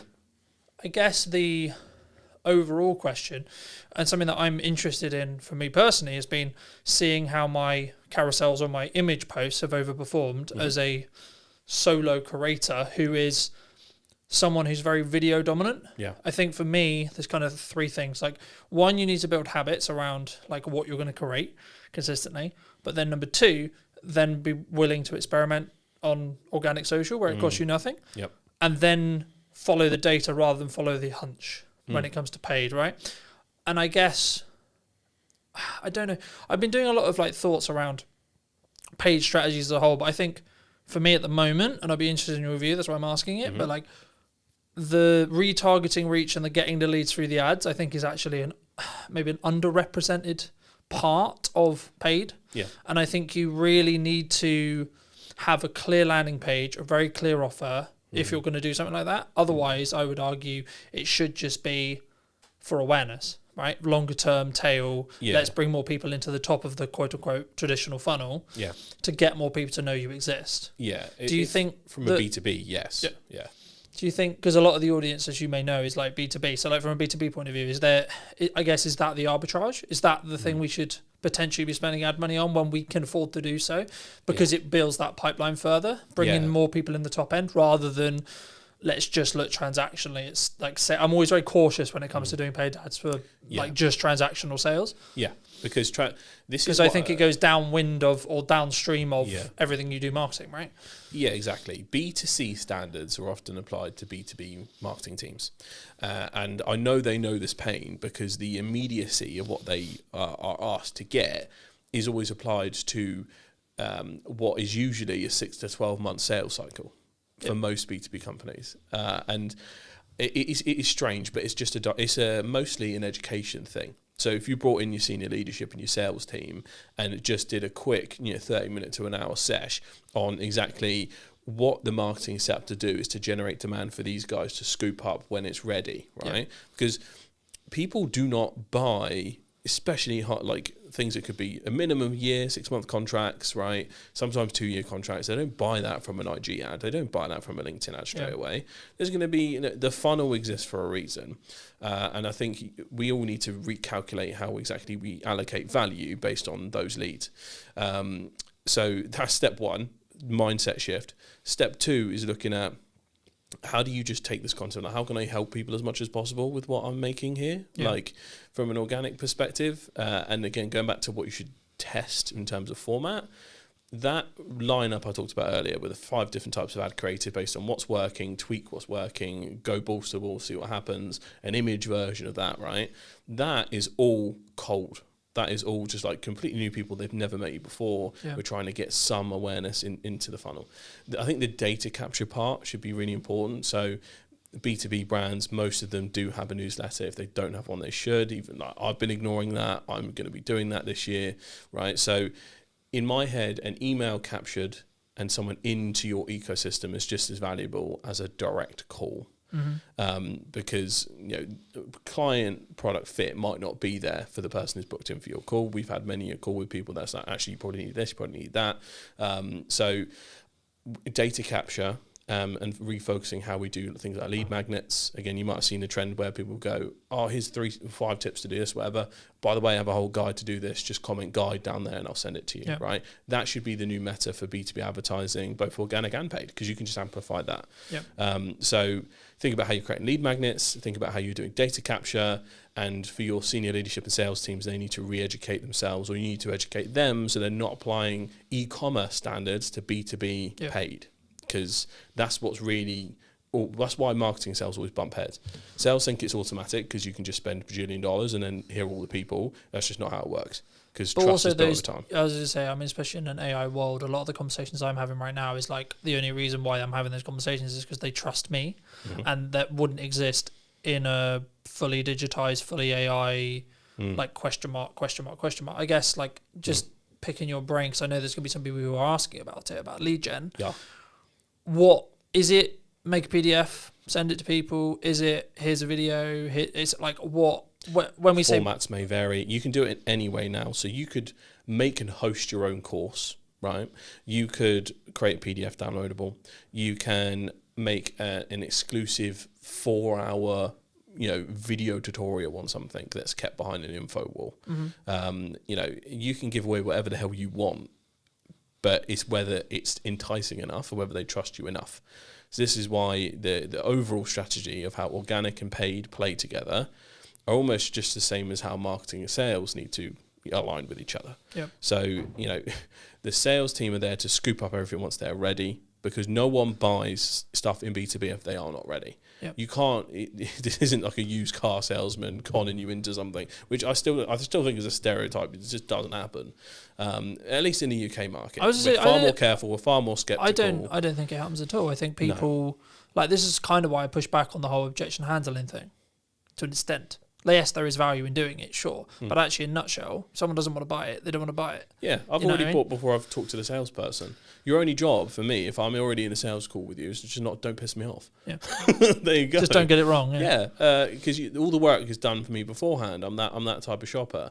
There might be someone that's coming into it completely cold. So this depends on if you're a resource excess. So you've got a company that's got some money to spend, and they're willing to experiment, and they don't much care, and you've got a decision maker that first time, you can align those stars and get lucky. Yep. But that's going to be your 1 in 100. Yeah. The other 99 are going to scout you out, check you out, see everything beforehand, and then engage when they're ready to actually have a conversation about what it looked like. Even if that conversation is cool, I like what this is happening, but it's going to happen in Q3 of this year. Yeah. So you're going to be waiting that long. So this is the type of game we're in. So again, mindset is super important, and making sure that if you just have done nothing but paid and ignored your organic, you're kind of cooked, because those two need to work in perfect harmony for a true sales funnel to work properly. I agree. And I think, just building off what we initially discussed when you were talking about what was technically missing, I guess where's then the future when you implement that, right? So you've got the strategy. Is it, let's stay consistent on the channels we know work? Because I think traditionally, especially as marketers, right, like maybe it's coming to the end of the year and it's like we've kind of done our sales targets for Christmas and etc. So now we're pulling back on spend, etc. And or things are maybe harder for a business. Like I think a lot of people are maybe throwing around the idea of should they spend, should they not spend?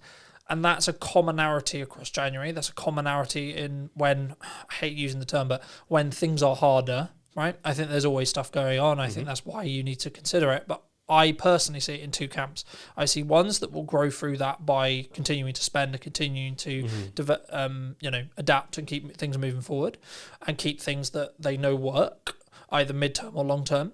But then if you are in a camp, and I watched it specifically in COVID, right? And I'm sure you did as well, around when people stop, they then lose their momentum, they then lose the top of mind, and then everything, and then their entire quote-unquote system starts to fail, right? And maybe they had a bit of residual, so then it doesn't really feel it, etc. But like, what would you say to people right now who are maybe on the fence about spending, right? And this isn't necessarily directed to me or you, but in general, right? They're looking at, okay, should we cut marketing? Because traditionally, marketing is the first thing you cut, which I always think is a bit backwards. But, what would you say to those people who are maybe on the fence about spending right now? The thing is, I like to phrase it as, what have you got to comfortably spend? Yep. If you're about to spend money that's going to completely mess up your entire business model, don't do it. basically. This is why we are over-index and wholly focus on organic. Like, how much can we do without having to pay Papa Zuckerberg anything? Like, we don't want to. We don't want to have to pay the LinkedIn gods every time we need to make a sale. Because also, if you think about it, let's say if there's some massive AI bubble pop, right? Who knows after that massive calamity what companies are going to remain standing? Like, Meta's dumped so much money in it that you might find if there is some kind of crazy disaster in AI, Meta may not exist in the way it usually does. Instagram and Facebook, in theory, could go bust one day. And if all your eggs are in that basket and your whole paid funnel relies solely on that, yikes, right? So it's not likely to happen. Like, whatever, usually these companies are too big to fail. They'll probably be bailed out like banks or something. But in general, if you've got all your eggs in one basket because you're clinging to whatever has previously worked, eventually that will also run out. Because if you're running an old strategy on the platform, which is all yeller, then you're going to run into a wall. You have to constantly adapt. You're not supposed to shoot yourself in the foot and be like, okay, I'm going to immediately dump anything that's working and move on to something. But it's experimenting comfortably without doing yourself in. And there's so many different ways to do that, whether you work with an external force, whether you bring on an apprentice, whatever that happens to be. Sometimes you just need a fresh perspective. Go on a course or a webinar, right? And just see what works or where you can spend. Or just, I think, don't pull back spend out of fear. Just experiment with strategy and intent. Yeah. I mean, sometimes it's just about mixing up the content. Right, like, and building habits around that content, right? Like, I was aware last year that I create content differently when I'm just talking to my phone than doing something like this, right? And it's not to say that this is better than that or etc. No, they're different and they act in different parts of the funnel. And I would argue that the person who's maybe going to sit here and listen to us for an hour is in a different buying state or a different educational state than someone who's just going to watch my reels, right? And I think I need, and I did a reel this morning talking about the fact that I'm actually allocating time to do solely short form in its own bucket and then long form still. Like, I still think you should be having a YouTube channel. I still think, etc. And it talks about it to an extent. It's about resource, right? Yeah, sure. But actually, in a pinch moment, which is what we're referring to here, I would say leaning into what works and like leaning into that goodwill, but being aware of what needs to happen, I think is the solution in 95% of cases. Because otherwise, you're only screwing yourself longer term.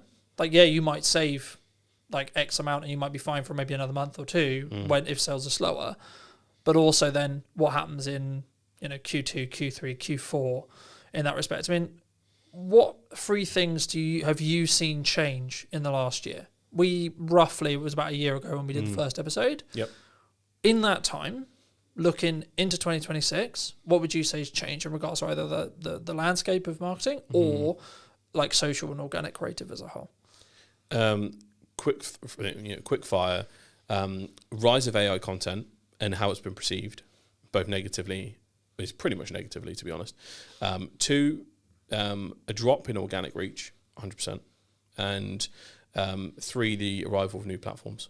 So, or at least platforms becoming mainstream enough to be part of someone's normal stack. So, Blue Sky was not a kind of fun thing as an experiment. It stuck around. Substack has stuck around. And the strategies for most platforms have changed since the last time we talked. Yep. Not too drastically, but things like Instagram Reels or Facebook Reels just being a hack for instant growth, not a thing. They are now the same level of quality as you have to put the thought in terms of a really well-designed carousel to actually get any reach and hope to be on the explore page. You now have to treat your reels in the same way. So quality has definitely come into it as a factor as what you can actually put out there. I'd also see, if we go back to the rise of AI content, there's been this interesting counter movement to AI. So I think the last stat I saw was around 70% of images online are AI generated already, which is really crazy. And that could be just like random ads you see, or that can be like stupid things you make with your friends. So there's a massive movement that absolutely hates it. So AI slop has arisen as a term. Yeah. I despise it. I think lazy AI should be called out for anyone using it, as well as companies using it. I see a big difference between AI slop and AI assisted content. So if you're using actual tools to help your workflow, that is what it's for, right? But if you're just going around making stupid crap that is just mind melting the internet, stop, don't bother, get out of the way, and your customers will see it that way as well. But is that, just to jump in, I mean, is that brand damaging? Yes. Like now? Yeah. Like, so let's say, for example, someone's listening to this and they are maybe like, I'm going to turn myself into a superhero, or I'm going to do that, etc. Like, is that something that we could experiment with, or should we just be like, no, that's just not, we're not even going to touch that? Cringe. It's cringe. Because when we last spoke, there was a level, I guess, and we were still kind of early. We were impressed by the fact it could do it. AI generated vlogs. Like, I'll use the example we used then, which was like the Yeti vlog on TikTok. Right? Yeah, they were a novelty for 2 weeks. But I don't think it aged very well, is my point. No. Right? Thing is, I have real beef with LinkedIn at the moment. LinkedIn is usually 5 years behind any modern culture, and it acts like 2015 Facebook. And the amount of pure cringe I see on LinkedIn does my head in. Sometimes I feel sick even being on the platform, because I'm just like, oh, you have to adapt to how everyone operates on there. Yeah. And it's like a constant fake smile office. It's like, oh, well done, Janet. It was great. And then it's just like, oh, I made myself into a superhero because I'm really good at my service. It's like, it makes me sick, right? So there's just so much boomer activity going on LinkedIn. It makes me violently ill. So there is just it's just a cultural void compared to everything else. And like people, it will catch up. It's just always super late. Always super late. So it does my head in, that place. But yes, it's brand damaging to use AI for random slop. Don't do it. Because also environmental reasons. Yeah. Not to sound like a raging lefty, but the amount of water you use on just generating one image is dumb. Like, it's just not sustainable. So that there's that in it as well. But just use it for actual helpful stuff, because it doesn't move your brand forward at all. Let's flip it the other way then. What's a good use of AI right now? A good use of AI is when it is implemented as practical tools. So AI agents that can help you do stuff. There's so many marketing tools that use it. So Opus Clip, Riverside FM, so many good already existing software companies are using it and adapting it into workflows to make it super simple. So this whole thing can be taken and put into Riverside or Descript, whole transcript there. Now I can change this into a really good Substack article after we finish having our conversation with minimal work and a few tweaks here and there. Yeah. And especially if I've have a Claude account, I've worked on that quite a bit, I can now tweak that with Claude so it sounds a lot more like me. So that is one of the practical outputs of it. If you're just generating cringe images, get in the bin. That's my general take on it. But yeah, it's so many practical uses for it. I guess does it go in the camp of, and I saw this a lot, and we're filming this early January, so I saw this a lot over the Christmas break, especially like yesterday at the time of filming, when it was like first day working back, and it was like everyone was like Happy New Year, and I'm just looking at that post going, you had nothing to post, did you?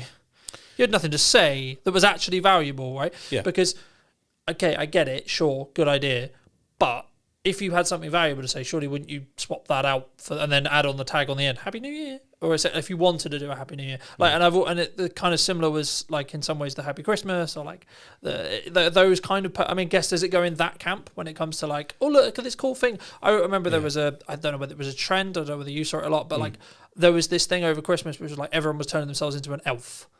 Yeah, right. And I was just like, on the shelf, I was like, stuff, or the people that were doing those fake red carpet things where they walk around. Yeah. But it was just like what I always added and go whenever I think about creating a piece of content. Maybe it's just me and it's how I think. But what value am I adding, or what educational value or entertainment value or whatever am I adding to the person who's like potentially going to consume this? If there's nothing tangibly, like I can't think of something, it won't be a post. Yeah, the output is zero, so you might get a couple of likes from the people in the immediate circle, and that's kind of what it's for. I'm a bit of a Grinch when it comes to this, because like I have beef with awareness days. My conspiracy is awareness days in general were made up by social media managers that didn't have anything good to post. Yep. So National Chair Leg Day, yeah, all right then. Like, and I kind of treat Christmas and New Year's the same way. Like everyone's jumping on saying Happy New Year, okay. If you've jumped on and you've done like, here's 20 things that like completely changed how well 2025 went, or how badly it went, and you can adapt to it, actually useful. Yeah. Cool, I'll take that. But most of the time it's just like, wow, what a year. And it's just like everyone's just doing the same thing. But do people not put it through that filter, do you think? Is that the problem? No, a lot of people treat their LinkedIn like a personal Facebook, which goes back to the point of I find it a cringe culture 99% of the time. And if you compare it to something like it treats trends completely differently on LinkedIn and TikTok. So if we treat how TikTok will take something, because it's an audio-based culture, people take the audio of it and often have their own spin on how that trend will turn out. Yep. Whereas LinkedIn will just see a trend, elf on the shelf or something, and they all just do the same thing. Because it's the same as when you had the first time on Facebook where people had like flashing banners or they can make themselves look like a Teletubby, and then everyone was like posting that. Yeah. And it's just like, can you stop being a boomer, please? Like, I can't describe it any other way apart from the fact that essentially it's people coming late to the game, discovering tech, doing it when it's already about a bajillion months late. Yeah. And this could be really important people in companies. It's going to sound quite ageist, but like that. Like the whole of LinkedIn is just poopy, stinky bum bums a lot of the time, but it needs to change. I guess a naivety or a thing where actually the opportunity then is to educate those people on why that isn't a good idea, right? Yeah. Or why that potentially is brand damaging. As people who do help businesses move forward, and my next question was going to be like when a business says we need more content, sure you've heard that, sure loads of people have heard that before. What does that actually mean, like tangibly? Like, is it they actually need more content? Is it they need to do some what filming? They're saying is they need more sales, basically, but it's behind the guise of a marketing lens, usually. And just getting views for the sake of views is kind of no point. So it depends on, like, whenever you're trying to boost your views up on a certain platform, it's usually for lead gen or sales. But if we're looking at a long-term brand strategy, if you were to create a YouTube channel, for instance, for...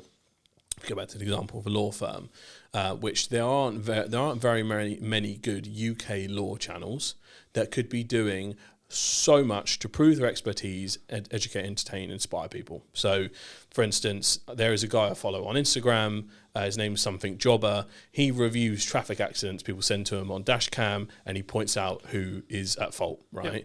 How many times could a law firm do that? It could be a dispute in the hallway. They could be react to CCTV fights or whatever, and there's a civil dispute. Whatever you specialise in, you could be doing reaction videos. You could be doing education videos. You could react to popular culture. The Americans are all over this. Legal Eagle on YouTube is the best example. He does stuff all the time on whether things that the administration might be doing is illegal or whatever or not, right? So there's so much opportunity that lies in front of us, and we just choose not to do anything about it and stick to our ways. This is a very UK culture sometimes, because it's like, don't rock the boat. And those who do are always the one that win. So yes, we need to be helpful to people instead of just saying stop being cringe. Most of the time people aren't thinking about their personal brands the same way me and you do. Yeah. They'll think about their company brand in that way, and then their personal brand is theirs, and they just think of it like their Facebook or Instagram. So it depends on if they are actually a leader or a founder or a CEO, where it's actually important for them to project certain things via their brand. Because most people isn't, and they won't treat it in the same way. I guess for me, I've always been eternally grateful for anyone who's willing to give me any amount of time, right? So I take that as a responsibility whenever I do create a piece to say, I'm asking for 2 minutes, I'm asking for 10 minutes, I'm asking for 50, whatever it is. And this is what I expect, I want the change to be, the investment or the whatever. I want someone who's going to invest that time to get something for that time, right? And I think that's one of the reasons arguably why, like, I guess you could say like why personal branding is the best thing, but it's become a buzzword in the same way like some people have said that podcasting is dead because you're not, Joe Rogan, for example, right? But just quickly on podcasting, as we sit here on a podcast in a podcast studio, is podcasting dead in 26? Should we not? Should we? No, it's not dead. It's just but we're not Joe Rogan. We're not Chris Williamson. We're not. So you want to know the difference between you and Joe Rogan? He had a decade ahead of you. That was it. Anyone on YouTube, the only ones that end up losing are the ones that stop. Pretty much, like everyone gathers an audience eventually. Yep. It is completely a war of attrition and how long you last. How long you can put up with that valley of despair before one of your videos pops off. Because this happens with YouTube, right? You'll be 100 videos in, and it'll be video 30 from 8 months ago, which is the one that performs, and hooray. And then that boosts up all your other videos. So it's very much a nothing. Holy crap! Like that is how YouTube ends up working. But it's hard to sell as a business case. If you're internal, for instance, our brand would have a killer YouTube channel. We did this, and this, and like, okay, cool. How much do we have to invest, and how long is it going to take? Don't know. A lot and infinite time. Yeah, Cool. basically. So I need us to do a thing that could last years, and there's no guarantee And has you'll get infinite a money penny pit, from yeah. it. But this is like going back to the AI tools and how you need to look at marketing in general. We've talked about this before, but having some kind of content engine or mainstay series to power a lot of things is what helps make something like a podcast immediately ROI positive. Yeah. So again, if we're looking at the split of things I call the waterfall method, you can have a podcast at the top. That's going to produce you short form clips, easy. Take the transcript of it. God's going to give us a nice couple of carousels, actually. Scroll through. If I pop them in the Canva, make some graphic designs. So that's number 3.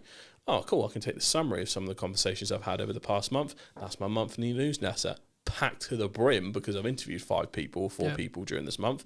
Excellent. Oh, wait, now I can translate this to my blog and Substack.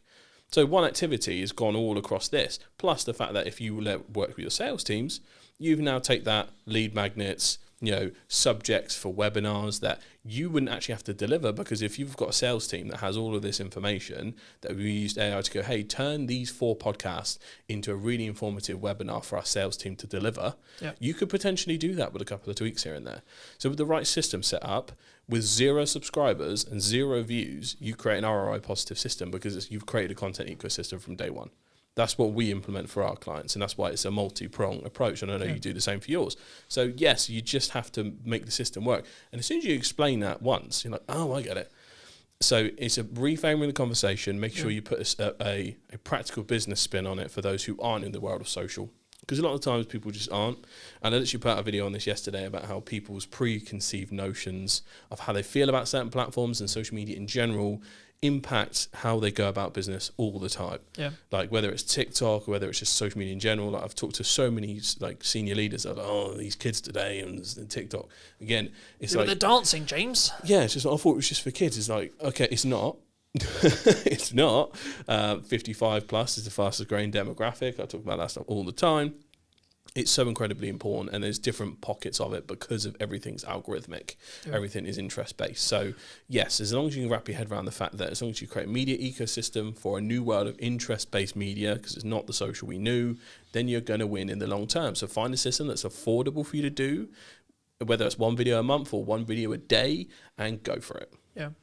I guess, as well, like, are you building for short-term, mid-term, or long-term, right? And I think, and then I was going to ask you is like, where does ego sit in this? Because I think that's Every the main stage.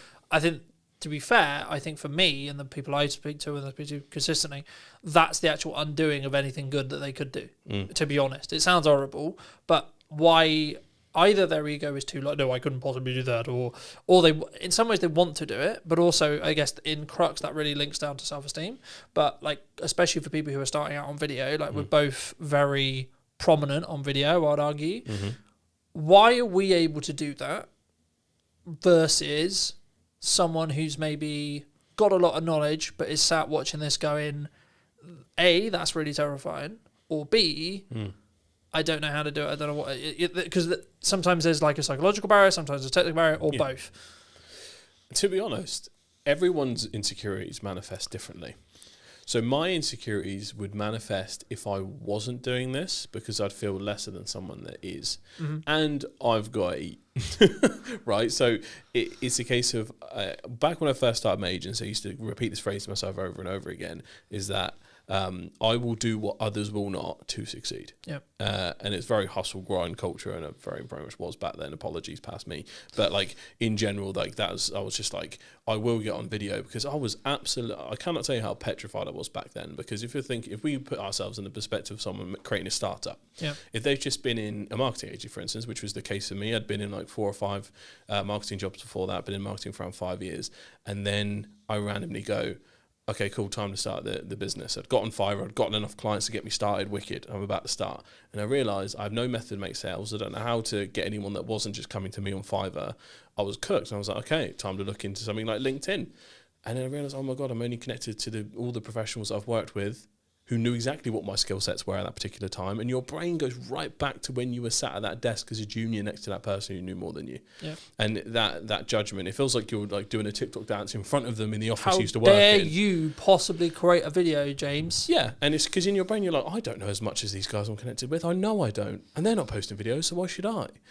So it's that was I got that a lot, and that actually really hindered my consistency in the beginning. I feel like I'd be in a very different place content-wise if I actually stayed consistent from the moment I started to where I am now. I'd probably be making money from my YouTube channel as a separate income stream, but. Learning those things and learning that it was my personal hang-ups, but then I gained a new one, and it was, oh my god, if I don't start doing this stuff, I'm going to be more ashamed of myself because I didn't do it. So, but that is a turning point you get to when you get to it. It is an unteachable lesson, and I think it's less about people's personal egos about I'm better than this or this is beneath me or something. It's much more about, oh my god, what are other people going to think? How do I feel about? I don't feel like I know enough, because imposter syndrome follows you to the highest level. So I think imposter syndrome comes down to it just as much from a founder level, and then from a company level, there's far more that goes into it. So let's say I have a company of 50 people. I want to make sure that I have a superstar in my marketing team, my sales team, like as a go-to. I need to find 2 people out of 50 that are willing to do content for my brand on my behalf, and then set up the actual system in which they could do so, and see if they're up for changing their own personal brand on LinkedIn, see how they feel, and all of the psychology goes into those 2 individuals. It can be a lot. Like, again, this is why I've had to set up the group itself in terms of how I've done it, because there's actually the consultancy part factors in, because I need to work with leaders to realise that they need to change their ways up here to trickle down here. Now I need to find some superstars from here so I can create a YouTube channel that powers the entire brand. Yeah. So it's like start up here, or actually the problem's in the core, and we go from the core outwards and start doing stupid graphs. But essentially there are multifaceted problems when you're trying to do this at a corporate level. And it can be done easily, because usually there are superstars that do it. So LinkedIn personal branding luckily has become more and more important. So when we've worked with like larger finance companies, for instance, we've actually already been able to identify those people already have really good personal brands, and they'd be well up for collaborating with us. So we need to over-index with them as superstars. We need those superstars, we need those advocates. And I think foster any brand that has someone posting good personal brand creative in there right now, reward them anyhow you can. Get them in videos, financial rewards. Like, for instance, we've got content performance rewards and client retainment rewards on our side. So if we keep a client and if we get a viral hit, you guys are going to get money from that. So same way as if you participate in 6 months worth of videos, you're going to get a bonus from that. Like, put those things in place, because you need those people to be your superstars. As I say, but is that more of a long-term culture challenge? Yeah. Like, people maybe, I don't know, is it... It will take a couple of people, 1 or 2 people, to lead the way before others start to feel more confident to do so. Plus, if they see the benefits, they'll want to get involved. But is it purely just, I need to look at the finances and I don't want to give a reward, or I can't Everything give I'm a talking reward? about is for free. As long as you got one of these and an employee that's up for filming, that's all you need. That's what I'm talking about. Even if it is the biggest, you could be like a B2B consultant at the highest level. Yeah. Are they doing content that is long form about how a finance firm can modernize themselves in the modern era? They probably haven't. They probably talked about it and time again on a call. Have they sat down and made a quick video on it? That's the kind of stuff that they're missing out big time.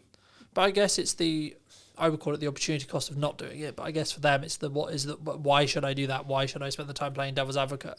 Right? Like, what am I going to benefit? Why am I going to be able to, like, because I've got to invest time, I've got to invest energy, I've got to put myself out there, I've got to break down these boundaries. But what's the gain? Exactly. Well, this is why I go back to the internal staff have to have an incentive to do or get involved. Yep. Whether that is obviously career progression, whether that is financial incentive, whether that is, let's say if there's a brand that's actually fairly recognizable but have never really taken a YouTube channel seriously, and you go, okay, employee 1 and employee 2, if you guys are willing to be the main presenter for this YouTube channel, not only will I put like half or all of your hours into being full-time creators for this brand, I will give you a revenue split of when this channel is monetized. Like, you could actually do that. But it takes the leaders with that level of foresight and the sign-off potential to do that, to be able to make those changes, and the willingness to bet on internal teams. So that's every case. It's going to be a case-by-case basis, to be completely honest with you. But because again, I think then the thing that jumps to mind is the key person risk potentially of doing that. right? Because as a founder, you want to be the face necessarily. Sure, you want to have the quote unquote glory or the thing that's representative, but also your key person risk is less because depends on the type of business you want to run and scale. Because if you want one of those businesses that pays you quietly and you don't really want to be too front and center, then you're going to think about it differently, and you are going to think about putting other people front and center, or making sure your sales and marketing are front and center, because those are the majority of the people that people are interacting with on a daily basis anyway. Yeah. So think about your overall goals. If your plan is to quietly scale and exit without being the face of the brand, cool. If you're a founder-led brand, excellent. You just go front and center. If you're a larger brand that needs to consider what to do, this is why I say start with one or two people, but in general you want to have a cohort. So the way I look at it is you want to essentially create your own version of the office in your office. Yeah. So you'll have 2, 3, 4, 5 recognizable people. So if someone does swap in and out, it's fine, because you can be honest with that journey and say bye to them and everything else. Look at how group YouTube channels do this. Something like Smosh, Rooster Teeth, IGN, they have a constant switch up of different people that come in and out. Yeah. So the model is completely applicable to any brand. So you could be the biggest law firm in Hampshire, and you can just take the same approach that Smosh on YouTube has done and whack it into your firm as a recurring series of characters that have their own things going on. Yep. And it doesn't actually take much to make that happen. You need a smartphone, a good mic, and an editor. And I know brands that big have that resource. And so that's the thing. It's not even necessarily a risk, because it's your people who know their stuff. Yeah. And it can be done with such low cost if you get it right. But usually it's a strategy thing, because just saying to a brand of a decent size, just use your phone, they won't want to, because they're worried about quality issues and they're worried about how they'll be perceived if everything's done on a smartphone, which is when actually you can then go, well, maybe you should spend a little bit on this. But a comfortable spend, you could do over 1 to 2 years. Yeah. Now, then we're talking. I guess then that naturally brings on to the question, which, I mean, there's kind of a two-pronged question here, which is going to be like, content system, you got 30 days, brand new company, doesn't know what it's doing. What's your plan? Number one. Number two, at what point, in your view, should you bring in production? So production cost, production quality, etc. Because we just talked a lot about you should use your phone. But when should you bring in someone like myself to help you up that quality? When should you come to a studio like this to up that quality, to do something that feels more polished, feels more premium? I'd say quality and polish has actually become more important. As we've seen the sea of content progress, more like smartphone heavy content is still really prevalent on platforms like TikTok, but I'm seeing other platforms like Facebook and Instagram and other things, and YouTube Shorts and things actually move to a higher quality standard, especially on the YouTube side. Yeah. YouTube you're going to see massive incremental gains in terms of the quality of creators on there. There are people creating incredible documentaries and full length short films and all this kind of stuff. That is because YouTube now owns the living room. Essentially, it's now the dominant app. So quality has become more important.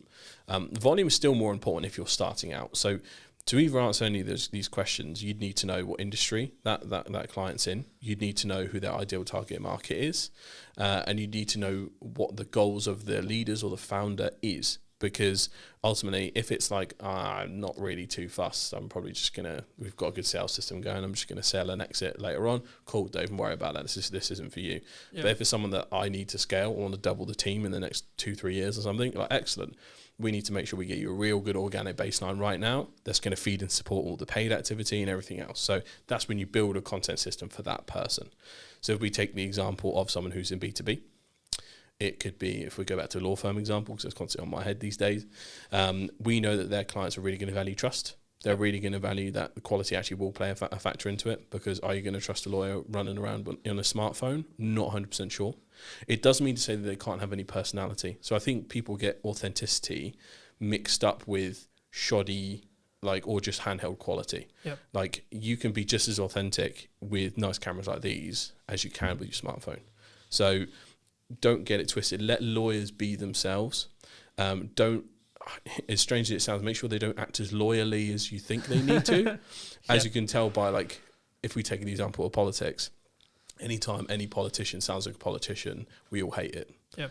Anytime Keir Starmer sounds like a lawyer like he used to be, we all hate it, right? So it's like, oh my God, just act like you normally do. Please, we know this is an act. I think a lot of people do take that example. So professional services often suffer from the fact that they're too professional and actually like strangleholds themselves. Yeah. I see this with accountants as well. That's why the only accountant or lawyers I've ever gone for are the people that I can see act the way they usually would. Yeah. And not everyone's going to think like that, but it really does help just to add that just a little extra, just let them be. Don't also, over-engineer them. I think it allows you to be human, right? Like, because even if you are a boring industry, lawyers, accountants, etc., right? I would say that by you being more human, it then by proxy allows you to non-boringify, if that's a term, what you do. Because you can talk in real terms, right? You can, and especially in the finance space, right? Like there's been this rise, I think this last year especially, but I imagine it will continue this year around personal finance and there's been a big push towards investing. And I know that's kind of coming from the Treasury in the UK especially, but also like it was kind of there already. And they were just like, hey, that's a good idea. But also I think that's when regulation kind of needs to tweak and change if there is this like constant need, and maybe it's a reaction, I don't know, to cost of living and costs going up, right? People are constantly thinking about how do I make more money, how can I use my money better, etc. Maybe every time you make more, you go back to the baseline you were before. I mean, maybe that's the reflection, but I guess the key there is actually like, is it a trend that's going to stay? But also the people who are actually winning in those fields or that field in general are building off your point, which was they're more personal. They're not just, these are the things you should do and this is why it's a good idea and disclaimer. They're actually, hey, this is my story. And I think storytelling as a whole will become more and more prevalent. Yeah. And I think will become more and more. So I think quality increase will be really powerful, and I think good executed storytelling is going to be and that important. also goes for short form as well. People think they can kind of get away with it.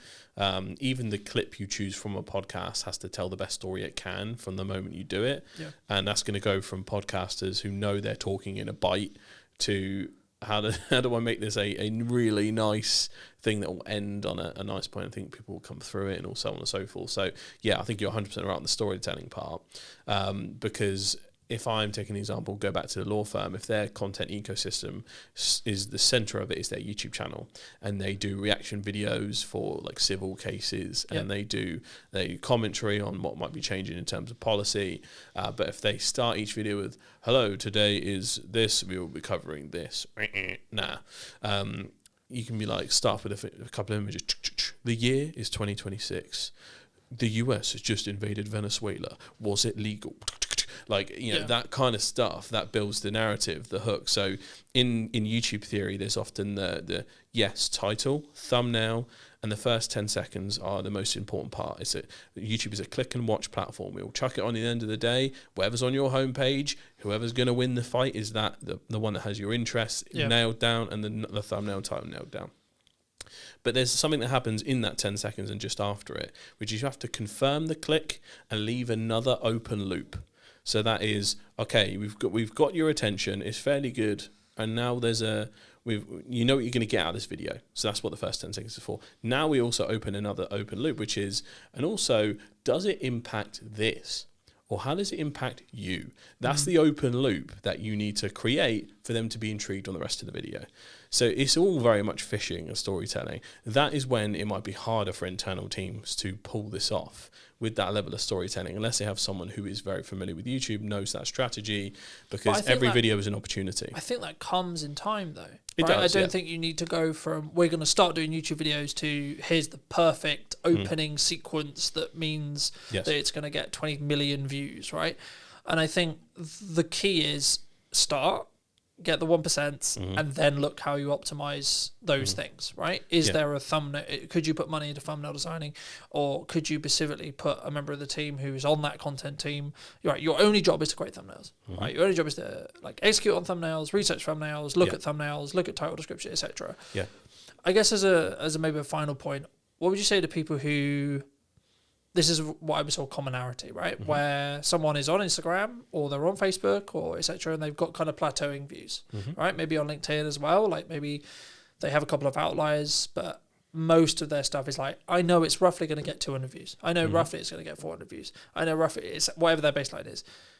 Is that game over? Is that we need to go back to the drawing board? Or is that actually just in reality what most have, and actually it does from a business point of view, that's okay. Yeah, so again, it depends on the goals of the person, the individual, the brand, the company. So that's step one. Step two is looking at your current stack, constantly reevaluating your approach, probably every month or two is really important. So you should be doing that all the time anyway. But if you know you have some absolute stinkers, they don't go anywhere, then you can swap them out and it's okay. You don't have to chuck out the entire strategy. You can just go, right, I'm going to lift that out and I'm going to put something back in. But I would also caution about chasing the dragon in regards to I need to be going after viral hits, because really you should be trying to build up a real community, because that's kind of what is happening on the internet at the moment. You know, on YouTube, there's 10 million videos uploaded every day.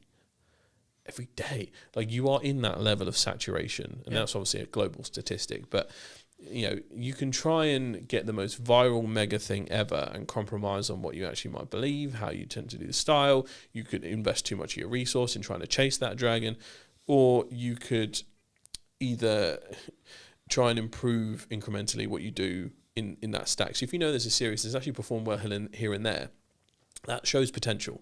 That means I can go, right, how do I tweak the storytelling of this particular short, for instance? So What do you think is missing in marketing today, my friend? For me, I think it's passion. If I had to put a stamp on it, what's the one thing that is missing? I think it's passion. I think personally, for me, you need to know how to create it, at least at a basic level, to then be able to judge any editor that you would then bring in. I think currently we're in a phase, and I personally believe that will hold on for the next 3-4 years at least, whereby it's not yet replacing creative editors. If you stay in your local area, or you work in your local area, then you'll be limited in regards to income because of the likelihood of the ability to make a fee. A good strategy when it comes to content, if you're trying to become a standout name, is just do the exact opposite of what everyone else is. Hello, my friends. Welcome back to a brand new episode of What's Missing in Marketing Today.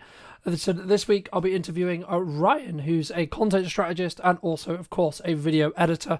Ryan, thank you so much for the time, and I can't wait to get into this conversation. But before we start off, what do you think is missing in marketing today, my friend? Thanks, first of all, for the introduction. So I've been giving this one a lot of thought, because that was definitely one of the questions. It was kind of obvious that was going to come. For me, I think it's passion. If I had to put a stamp on it, what's the one thing that is missing? I think it's passion. And what I mean by that is, I think sometimes people confuse that with authenticity. And so, you know, that is probably the loudest shout that I see on social media. It is make more authentic content. But when you break that down and try and understand what that even means, because often I think people misconstrue that with raw content or unpolished content, but then there's plenty of creators who make fantastic unpolished content, and yeah, it gets 200 views. And then there's other creators who make extremely polished content, which is as far from authenticity as it could be, and it gets millions of views. So if it was just make authentic content, that wouldn't technically then translate to any views for those creators. And so for me, I think it is passion. And I think that just means people that can tell through body language, through energy, through the things that you say, that you truly care about that thing that you make content. Yeah. No, I agree. And I think sometimes we use, or one could use, a lot of quote buzzwords, right? I know we were discussing before we started about, being authentic. What does that actually mean, right? I'm so glad you mentioned it as passion, because for me, it's about the energy, right? And the demands you put on yourself. I mean, this episode is a clear example. I feel fine. I sound like I'm dying, right? But I said I would create a weekly show, and the schedule has only allowed me to do that because I'm able to consistently create and consistently put out what I believe to be value content. And I think for me, it's more about leading with what you believe to be your North Star, rather than... So, because something I was going to talk to you about was because some people would say, oh, But what if that video that gets 1 million views, what's it really going to do for me in regards to business, right? Because sometimes we look at it and we go, well, if it's the wrong people, then it maybe won't do anything. I guess, how do you, when you work with your clients, either from a strategic point or looking at edits, how do you balance that, making sure that it is the right views or the people who, are able to create something that can get good traction and it is going to be the right people, so it will actually move the needle for that business as a whole? Yeah, great question. I think given the, let's say, the client, my predominant client base for who I make content, their approach to content is often in the need of views, right? So I think there's a certain group, especially within like the podcast space, as you know, the goal is to get lots of views, because the views often then generate enough traction for a company to, in essence, sponsor you. I think that's the main business model that a lot of podcast hosts try to stick to, right? There are people that I work with who don't focus on views at all, but also because they don't have sponsors, nor do they want sponsors, and instead pitch their own products. So Daniel Amen is, for example, one of those who has a massive following, and he only pitches either his own supplements, which is Brain MD, or the things that they do with their brain scan. The brain scans at their Amen clinics. And, for them, that delivers way more revenue than if they would do it in such a way that they do it with brand sponsors, because those people are already, that business model is so dependent upon trust that if people are watching the podcast, that time they spend with you, the more they engage with your content, the more they trust grows. So ultimately, it's easier for them to eventually buy when they're then ready to say, okay, I'm ready to figure out how I can improve my brain health. Yeah. And so in terms of what I do with creators in advance, especially when we're in the strategic phase and setting up, I try and ask them, what is the goal? Like, how do you intend to monetize this? And when it is through brand sponsorships, for example, I understand, okay, we've got a different type of content that we need to make. We need to, for example, have way more controversial hooks. We need to have way more baity lines, because usually that drives attention and views, and people get invested. They will feel the need to debate. And when that is gone and it's less there, we can focus more on value-driven videos, which is like in the case of the Amen clinics. Here are 5 things that you could do to improve your brain health today with supplements you have in your kitchen cupboard, so to speak. And then the rest of these like clickbaity hooks are not gone, because they still need to drive a certain amount of traffic, but they certainly become less important. Yeah, no, I completely agree. And I think sometimes the thing that people overlook is the objective, right? The thing that they're striving towards. Because if you're just looking for views, I would argue that's a business model that works for a percentage of people, sure. But if you're looking to build trust or build authority or etc. off the back of your content, then that should, in my opinion at least, come second, because you need to make sure that you're not, I'm trying to think the best way to describe it, but I guess it's twisting stuff to be a little bit too controversial, right? Like, just for the sake of, oh, it will get, because it's a better hook, so it will get better clicks, etc. But then also, like, when you, I guess, acquire that audience or get served to that audience, you're then more likely to be serving it to the wrong audience, because they're going to care about the maybe the drama or etc. In that respect, rather than the transformation that you or I could create for a business. I guess, I mean, you've had those who maybe know you through your content, etc. I mean, you've spoken quite openly on social about how good your year has been, and this is in a context for maybe longer term people who are listening, where there's a lot of people saying the creative industry is very hard right now. Being in video is very difficult, whether that's strategic, whether that's editing, whether that's production, whether that's a combination of the above.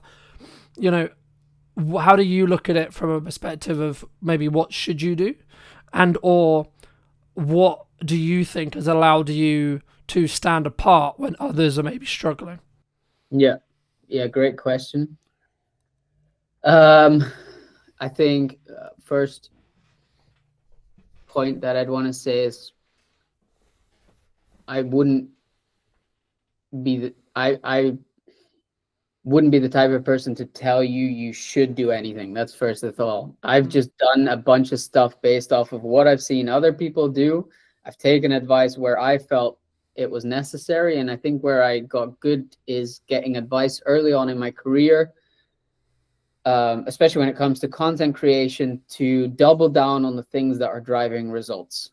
And so early on, at some point for me, it was, I need to make money now or else I'm going to be broke, and I have a kid on the way, and I need to do something. And that was either, and I filled out the form, and I've spoken about this before, like I had a job ready to go in a supermarket. I was 25 probably at the time, maybe 26, graduated with a master's, and here I was applying to a supermarket job to like fill the shelves.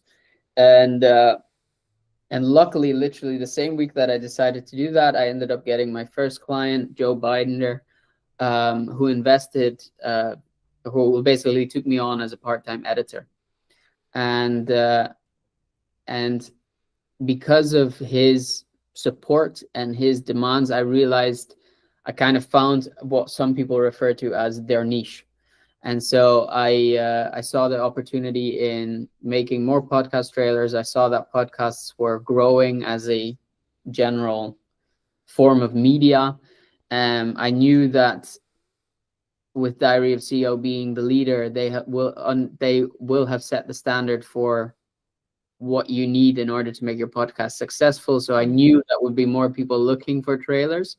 Hence, I just doubled down on that. And then kind of growing up in a hotel in Scotland, I saw in like a luxury 4-star hotel, I saw what it takes to make high quality stuff, the commitment and the dedication to it. And without tooting my own horn too much, because it's definitely what it sounds like at the moment, but like I understood that if I just cared so greatly about this each video, and not focus too much on, is my personal brand growing, am I going on enough podcasts? Like the first 2-3 years, I posted, you can track record this, there was a period in which I was posting every day on my own channels, and then at some point I just stopped because I realized, okay, I need to make money. If I need to do that, I need to become one of the best podcast trailer editors that's out there. So in order to do that, I need to put in the reps. And I had Joe as a paying client, and next to that in the evening hours, I was just taking podcasts that were already existing, sometimes Diary of a CEO podcast. I downloaded it and just tried to replicate what they made as a trailer. And that kind of ultimately led to this point now whereby, yes, for me, it's been a tremendous year. But if you ask me, what's the hack?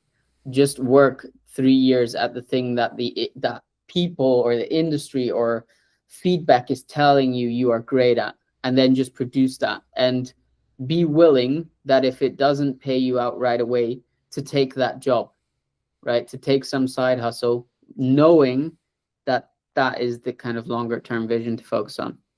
No, I completely agree. And I think, for me personally, again, I've had like another incredible year, and I guess the moment where it changed was middle of May, when I decided that my answer to marketing was yes and, right? So yes, you should have a podcast. Yes, you should have trailers. Yes, you should be doing ad value content. Yes, you should be doing live streaming, so on, so on, so on. And I guess the key there is, again, it comes back to that effort point we were touching on at the start, and that passion and the core. And I guess to an extent for me, it's always been, I'm going to try and lead with my brand and show you what's possible with your marketing using my brand as an example, right? Like, but also the byproduct of me doing that, of course, is I can prove to any client asking, yes, I know what I'm doing because I do this every day for me and number of clients. So I can speak in real terms rather than theoretical.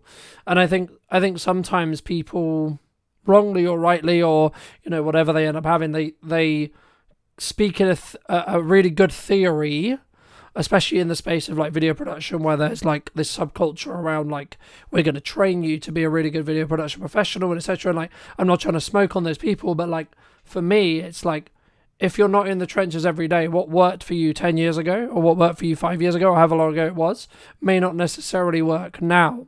And I guess to phrase that into a question, is there like, do you see the podcast trailering space, which I know is where you kind of niche into, is that something that's going to die, or do you think that's going to just be like maybe the fence or the line which a podcast, if it's taken seriously, has to have moving forward, would you say? Good question. Again, I don't think there are absolutes. I don't think every podcast needs to make a podcast trailer. I think there are certain ones, especially these ones which are like an hour and a half, 2 hours long, in which it makes sense to do that, right? Like the way I often pitch to clients is podcast. You probably wouldn't go to the movies if you haven't seen something in advance to get an idea of what you're going to watch. There are some people which do that. Respect. I can't, right? If I'm going to the movies, at the very least, I'm watching a trailer. Yeah, but the majority is lower, right? Like there is always an exception to the rule, but the majority of people aren't unless they see some level of marketing towards that film. Yeah, exactly. So that is a little bit my philosophy behind podcasts as well. Is like if we're going to get people to commit even an hour, but especially for the ones which are 2 hours plus of their time to watch this episode, don't you think at the very least we need to warm them up to give them a bit of a feeling in advance as if what they clicked on or what they're committing to is going to pay off? And so I think that's what a trailer does. And then there's multiple aspects of like trailer also makes the guests look fantastic. It positions them as an expert or at least as an interesting person, depending upon the angle of their story, which means the guest is more likely to share it. And so I don't know. Yeah, to answer your question, I don't think there's necessarily, it's not going to be a must, but it's certainly going to be kind of a minimum threshold. And the argument that a lot of the time I fall back to is you cannot do it, but you have to be mindful that the Diary of a CEO, the James Smith, the Daniel Amen, you name it, they're all doing it. And so you're already, by choosing not to invest into that, you're already one step behind. No, I agree. And I think as someone who does do trailers, and I'm sure we'll get onto that conversation as well, but I think for me, as we are moving more and more into interest graph based algorithms, and in a world where whether you're service based, as in you're trying to establish an audience, establish rapport, establish trust to then potentially sell to a small number of them, or you're looking for larger numbers to then apply sponsorship and add revenue and etc. Whichever model you're looking at, the concept of having a strong hook that then tells YouTube or whatever platform you're on that this is a good piece of content will always benefit you in the long term. And I think for me, I guess it's some way, if you were going to put it into like A, B, C, D, T tier, you need to ask yourself, do you want to start at B and then work your way up? Or do you want to start at C or to start at D or whatever, or do you want to start at A? And or do you have enough resources, bandwidth, etc., etc.? Like if you're someone who's just starting out their business, they've got zero budget and they're doing all of it bootstrapped and they're doing all of it themselves, should you have a trailer? You should have something. Yeah, right, I think. But exactly. So as someone who had a podcast, who bootstrapped it, who didn't have any resources, I just learned how to make the trailers myself. By the very thing that I just said of just copying to some degree what other people were doing. And that copying, yes, it might mean that it's not original content or it feels less original, whatever. But it did mean that it gave me the skills to start learning and understanding what works versus what doesn't. And yeah, you can argue that you maybe don't have the time for that. Then at some point you have to question, well, something's got to give. So you have to make choices. I agree. I think personally, for me, you need to know how to create it, at least in a basic level, to then be able to judge any editor that you would then bring in, right? Like, because for me, otherwise, and this is the same with any marketing, this is the same with anything you do, you should be able to do it yourself. A, because when shit hits the fan, you might have to, right? And B, you also are in a position where then you can judge the person you're outsourcing your ads to, you're outsourcing your marketing to, you're outsourcing your video editing to, etc. But then also, like, think about it this way. The capacity you could gain by getting someone, quote, more skilled in trailer making to come in, someone like Ryan, for example, right? And then that gives you, we were talking before that it takes you like a day, sometimes 2 days to do a trailer. Okay, cool. So you're saying to me that I can get a trailer that's 2 days worth of work for X price. Cool. Okay, so my objective then is to spend that 2 days making more than that price. That's it. That's the only objective in that respect. Unless you're truly passionate and your core is, I want to become, sorry, Brian, one of your competitors. Right, I would say the better use of someone's time is actually developing their craft, and that could be an adjacent craft like getting better at production, getting better at filming, getting better at marketing, etc. And then you can bring in someone like Ryan or a specialist to then do X, Y, Z. Right, but especially if you're trying to keep consistency. The reason why I live stream the show, but then also then pre-produce it, is so I can have the best of both worlds, and I can just simply have more volume. And I can squeeze each episode a lot more when it comes to the output. Now, it doesn't mean by any means that, by me doing that, I'm necessarily going to have larger views. Is potentially the likelihood is yes, because I've got more content going out around the same topic. But actually, again, it comes back to that overarching strategy and what are you looking to do and how you're looking to do it. But I guess, in the research I did around yourself, it's actually, you said, you aspire to be a Netflix documentary editor, right? I mean, how does that, I guess, there's kind of a two-part question here, which is like, number one, how does that influence your mindset if you haven't already touched on it today? But then number two, I would argue that that's I won't go as far as dying job or dying field, but it's definitely not as, I would say, or harder, you could say, like to get into or like to keep, because that industry is in transition at the moment with a lot of AI and etc. In that respect. I mean, has your views kind of changed as you've had that kind of want and that core, from when you wanted that at the time? Yeah. No, I wouldn't say it has changed. But main reason for that is more so because I tend to be the type of person that really enjoys giving themselves a goal, and until I achieve it, it doesn't leave my mind, basically. So another example which still haunts me on the daily is that at some point I made it publicly aware that I wanted to write a book. And I wrote chapter 1, but so far I haven't gotten further than that. And that was, again, comes back to like this period in which all of a sudden I needed to make money, and that just became more important. There's definitely still the hunger in me to do that and to finish that, especially now I'm out the other side. Like, the goal at the point was to write about the quarter life crisis. And as I was learning about everything that goes into that, now I'm out the other side and I kind of achieved what the intention of that podcast was. I feel like now I have the insights to write that book. So yeah, anyway, that was sidetracking. I still have the intention to do that. But to answer the question whether or not Netflix editor leaves my mind, even though it's a dying field, not really, because of this like innate drive to be like, okay, I've said I wanted to do that. It's publicly on my LinkedIn. I'm, for example, not getting called out seems hard. Called on it, like that gives me that ambition to keep pushing for that.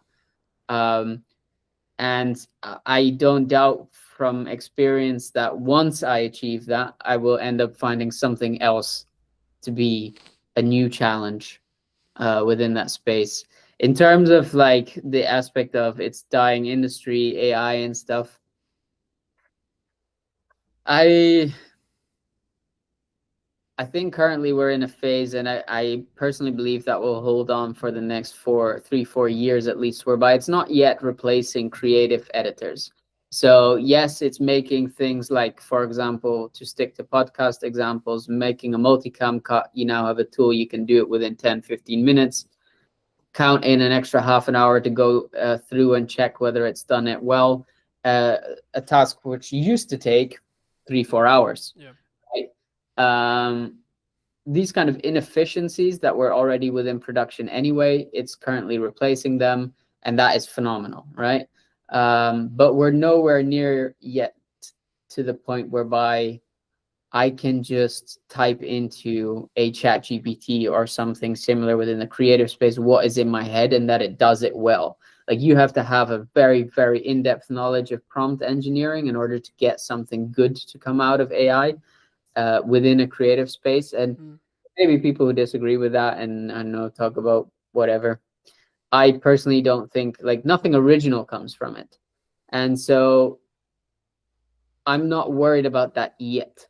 That being said, I've also talked about it before. That is my intention to do this for, let's say, the next 5-6 years, and continue building and kind of see how far I get, and around that time look into pivoting to something which is more offline heavy.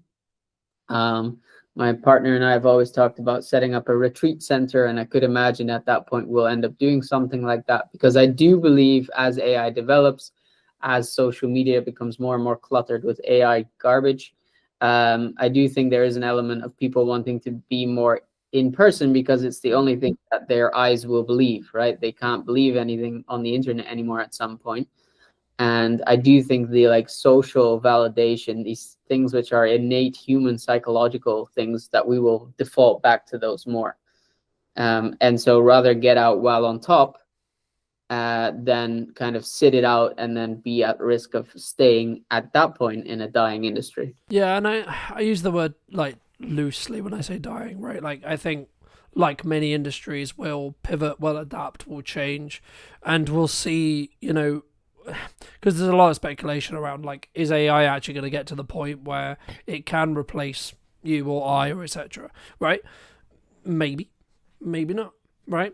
If you talk to the people who are, quote, making it, of course they're going to be like, yeah, of course they are, right? But in reality, are we going to get there? I don't know. But it kind of, to an extent, I guess it does lead on to my next question, which was going to be, you've been very fortunate to work with, I would argue, some high-performing clients, right, in regard to their clearly successful in the monetary definition of the term, but and or even like health and balance and freedom and etc., right? What would you say makes them either different, or even like maybe some other examples that you've studied yourself, like when it comes to either their work ethic, how they show up, what they do, that I guess has allowed them to rise above the, quote, average in that respect? Yeah, I think for everyone, the main thing that applies is they know one rule to be true, and that is that quantity brings quality. And so they are just unapologetic about posting insane, and it is truly insane, volumes of content, and often repeating content which is performed really well several times. And they just do that day in, day out. So, like, I think currently for the Amen team, we're putting out like 300 pieces of content a week. You know, for James Smith, he himself is putting out a ginormous amount of content, whether that's his own or over Newtonic, or now with the podcast coming back, he's putting out 1 a week, going to scale up to 2 a week. You know, those long form podcasts, they get cut down into at least 2 to 3 clips, which are like 3 to 10 minutes. In addition, the same one gets cut into about 5 to 6 reels, which, you know, gives you almost a day, every day, something to post. And yeah, think about if you then, that's currently with 1 episode. If you have 2 per week, you know, you're doubling it. Obviously, the amount of content you have going out, like, And that's what you're competing against, right? That is what. And then people will get annoyed when they put out one post and it gets 3 likes, and they're like, "Oh, let me quit because no one cares." And I had this conversation with a friend of mine a while ago. He's trying to build a surface-based business, and he was like, "Yeah, I've put out 10 posts, and from that I've only got, I think he said, 2 clients." And like, do you realize like the ratio of that is insane. That's actually really good. You put out 10 posts and you've already got 2 clients on a beta product. That's crazy. Yep. Like, just imagine if you 10x the amount of content, or even just like, don't overdo it. Maybe just say, okay, from now on I commit to posting every single day, right? So you got 30 instead of 10. That means you're making 6 new clients a month, right? And this stuff is exponential. So the more you put out, the more it's going to grow. Like, and just kind of putting it out that way towards these people and helping them see, yes, maybe you feel like you were deserving of more. That could be. But I think you just grossly underestimate the amount of volume it takes. Mm. Do you think, I mean, for me, that's where I think people who are learning to leverage AI, learning to leverage creative editors, creative people, and then working hard themselves are the ones who are then going to, quote, win. And I would count myself in that for me personally, but the reason why I say that is because I have always understood that the answer is just work, right? There is no shortcut, there is no magic, there is no BS. You want X, Y, and Z. You want to times your revenue by X amount. You want to make however much it is. Okay, then you better work infinitely harder than you think it's going to be to hit that mark, whatever your mark is. The same in fitness, the same in podcasting, the same in everything. And the thing that I did wrong, I guess, last year was I wasn't solely focused on, I'm only going to do these pillars only, right? And the reason why I mention it here is because it's talking about that 1% improvement every time that you alluded to when it comes to volume. And the way behind it, for those who may not know, is it comes from, well, many things, but it comes from a pottery study, which is the most used one, which is a semester was cut in half. One was only asked to basically create one pottery item, so I think it was like a pot or etc. And then the other half was given the opportunity to create as many as they possibly could. And the outcome was the ones who created the most learnt the most from the mistakes they were making as they were creating them, which in turn meant they were able to then create the better pot. When if you just had one chance, you're not going to be able to, you're going to go make the chance, make the mistake, but then not be able to learn from it and then fix it in the next turn. And that's why for me, anyone who says, oh, I'm only going to post once a week or I'm only going to post 3 times a week struggles because they don't have that compounding learning. And yes, it is hard work. I get it, right? I do. But since daily posting for the last, I would say 3 or 4 years, it doesn't, I then don't, this is going to sound horrible, I don't care specifically about each post. I simply care about, is it going to get me from point A to point B, right? Whatever that is. I mean, I guess, is there, especially when you were early starting out, was it simply just, I'm going to create a tailor today, I'm then going to create another one tomorrow, I'm then going to create another one the following day, to allow yourself to learn what didn't work? Yeah, so not quite. So just to give people, I suppose, an accurate understanding of just how long I've been doing this. I started as a DJ publicly in 2016, right? So in a couple of weeks, that'll be 10 years ago. And so I wasn't posting at the same intensity that I do these days, but that was like my first taste of social media. I was positioning myself as a local DJ, reaching out to local clubs, making my own music, putting it online, taking press pics, putting that online, making like kind of behind the scenes vlogs. So then I started the side project, which was a let's say a platform for DJs and producers to ultimately give them more exposure, especially for beginning producers. And I posted, I mean, the channels are still up, so you can always check, but I think on that channel we posted 400 videos, which I did for a year and a half. Then came the Quarter Life Crisis, a podcast, which in a year we posted over 400 videos. right? And then that's not including, like, that's just on Instagram. If we include like YouTube and the clips and all that stuff. So like at this point, I've been in the business for 10 years. I've been doing this actively for like 4.5, and just put out so much volume, at least one post a day. And that was just for my own stuff. Let's like in the past 2 years, if we include client work, we're talking like 2,000, 3,000 videos. You can't tell, like, you're coming around the corner making your 10 videos and you're like, oh, but I don't have the same results Ryan has. Yeah. What do you expect? Like, and so help me, what was your question? I mean, it was more around, I guess, like, is there a struggle around people simply understanding that it's just going to take them time, right? Because like when I started, there is this culture, especially at the moment, which is like instant. I want Ryan's views. I want X success. So on, in that respect. And I think for me, I've always understood, for as long as I can remember, that as long as I'm showing up every day, focusing on how can I get each thing I'm doing to be slightly better every day, by the time I get to the quote success marker, my success will change in respect to what my definition of it is. But I guess it would just be advice around like people who are struggling, or people who are saying, yeah, but Ryan, posting 3 times is hard because I've got a business to run, I've got this, I've got that, I've got a family, I've got so on. What would you say to those people? It is hard. It is. You're right. But if you want the upside of it, if you want the reward, you're needing to be willing to put in the work. And that is going to, like, this is what I find tricky, because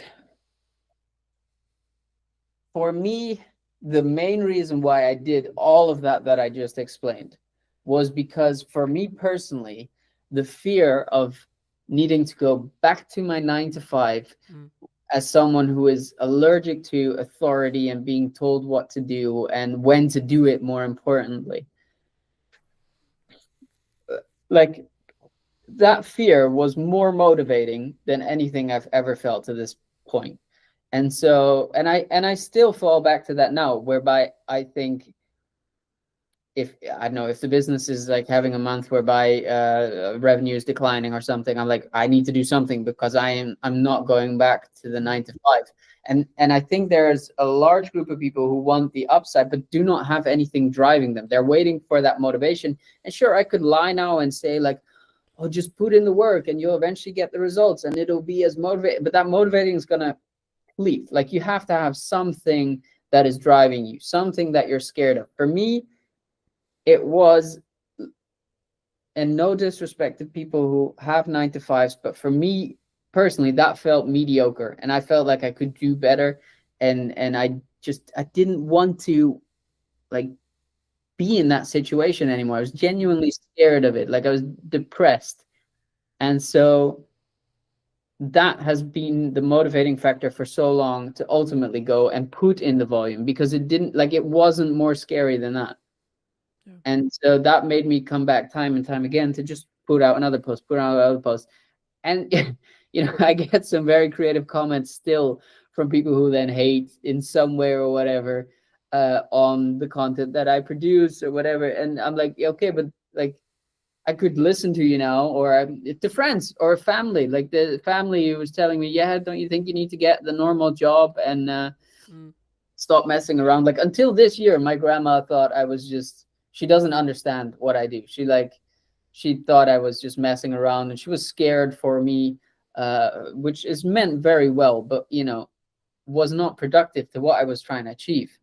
And I saw other people do it, and I knew if they could, to some degree, I can. It doesn't have to be their level of success, but if they managed, I have to be able in some way to get a similar space of success.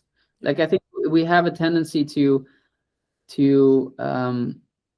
really downplay success. So, for example, whether marriages, this is a good example. People say this all the time. They'll say 50% of marriages end in divorce, right?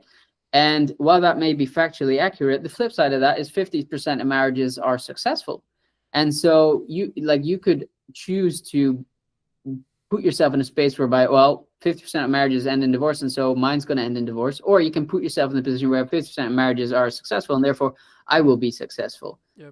And yeah, the risk of being some spiritual guru, I suppose, there is an element of this is mainly a mindset game. And I do know the moment I started working with a mindset coach, things also exponentially started increasing for me. So I think, well, I mean, I don't know the psychology off the top of my head, but it's somewhere along the lines of like, we will only be able to see what's possible or what's in our surrounding area, right? There's been loads of studies that show like if you stay in your local area or you work in your local area, then you'll be limited in regards to income because of the likelihood of the ability to like make a fee, right? Me to charge you something. When you look exponentially across the internet, the actual ceiling on what you can make is infinite, as long as you understand that you're adding value to a different market and then you can target that market, etc. But I guess the thing I also wanted to mention as well, I mean, I guess in some ways, some people say to me when their content isn't performing or maybe it's like plateauing or etc. I mean, like, are they, quote, shadow banned, or do they, because I've always been of the view that when that happens, you need to mix it up. You need to change things because you're getting complacent with either the system which you've built to create content. Fair enough, great system. But the system is only as good as the results it creates. So if you're still making money, don't change the system, right? But if your objective, maybe you're in the camp that we alluded to earlier, which is actually we need to make more views because the sponsors are maybe unhappy with how X episode performed, what would you recommend, or is it just simply their, quote, shadow banned? Oh, I rarely think shadow banned is a thing. Maybe if you like swear a lot or you break a lot of the community guidelines or you're pushing a lot of like, I don't know, controversial things which don't speak in favor of the social media algorithm, right? Then I could imagine you get shadow bans. But if you don't do that and you're just an, let's say, everyday creator, I think it is indeed. I mean, algorithms do change. We see it on LinkedIn currently. Video was a period whereby you could put any piece of garbage on LinkedIn and it would get insane numbers, and now it's barely doing anything.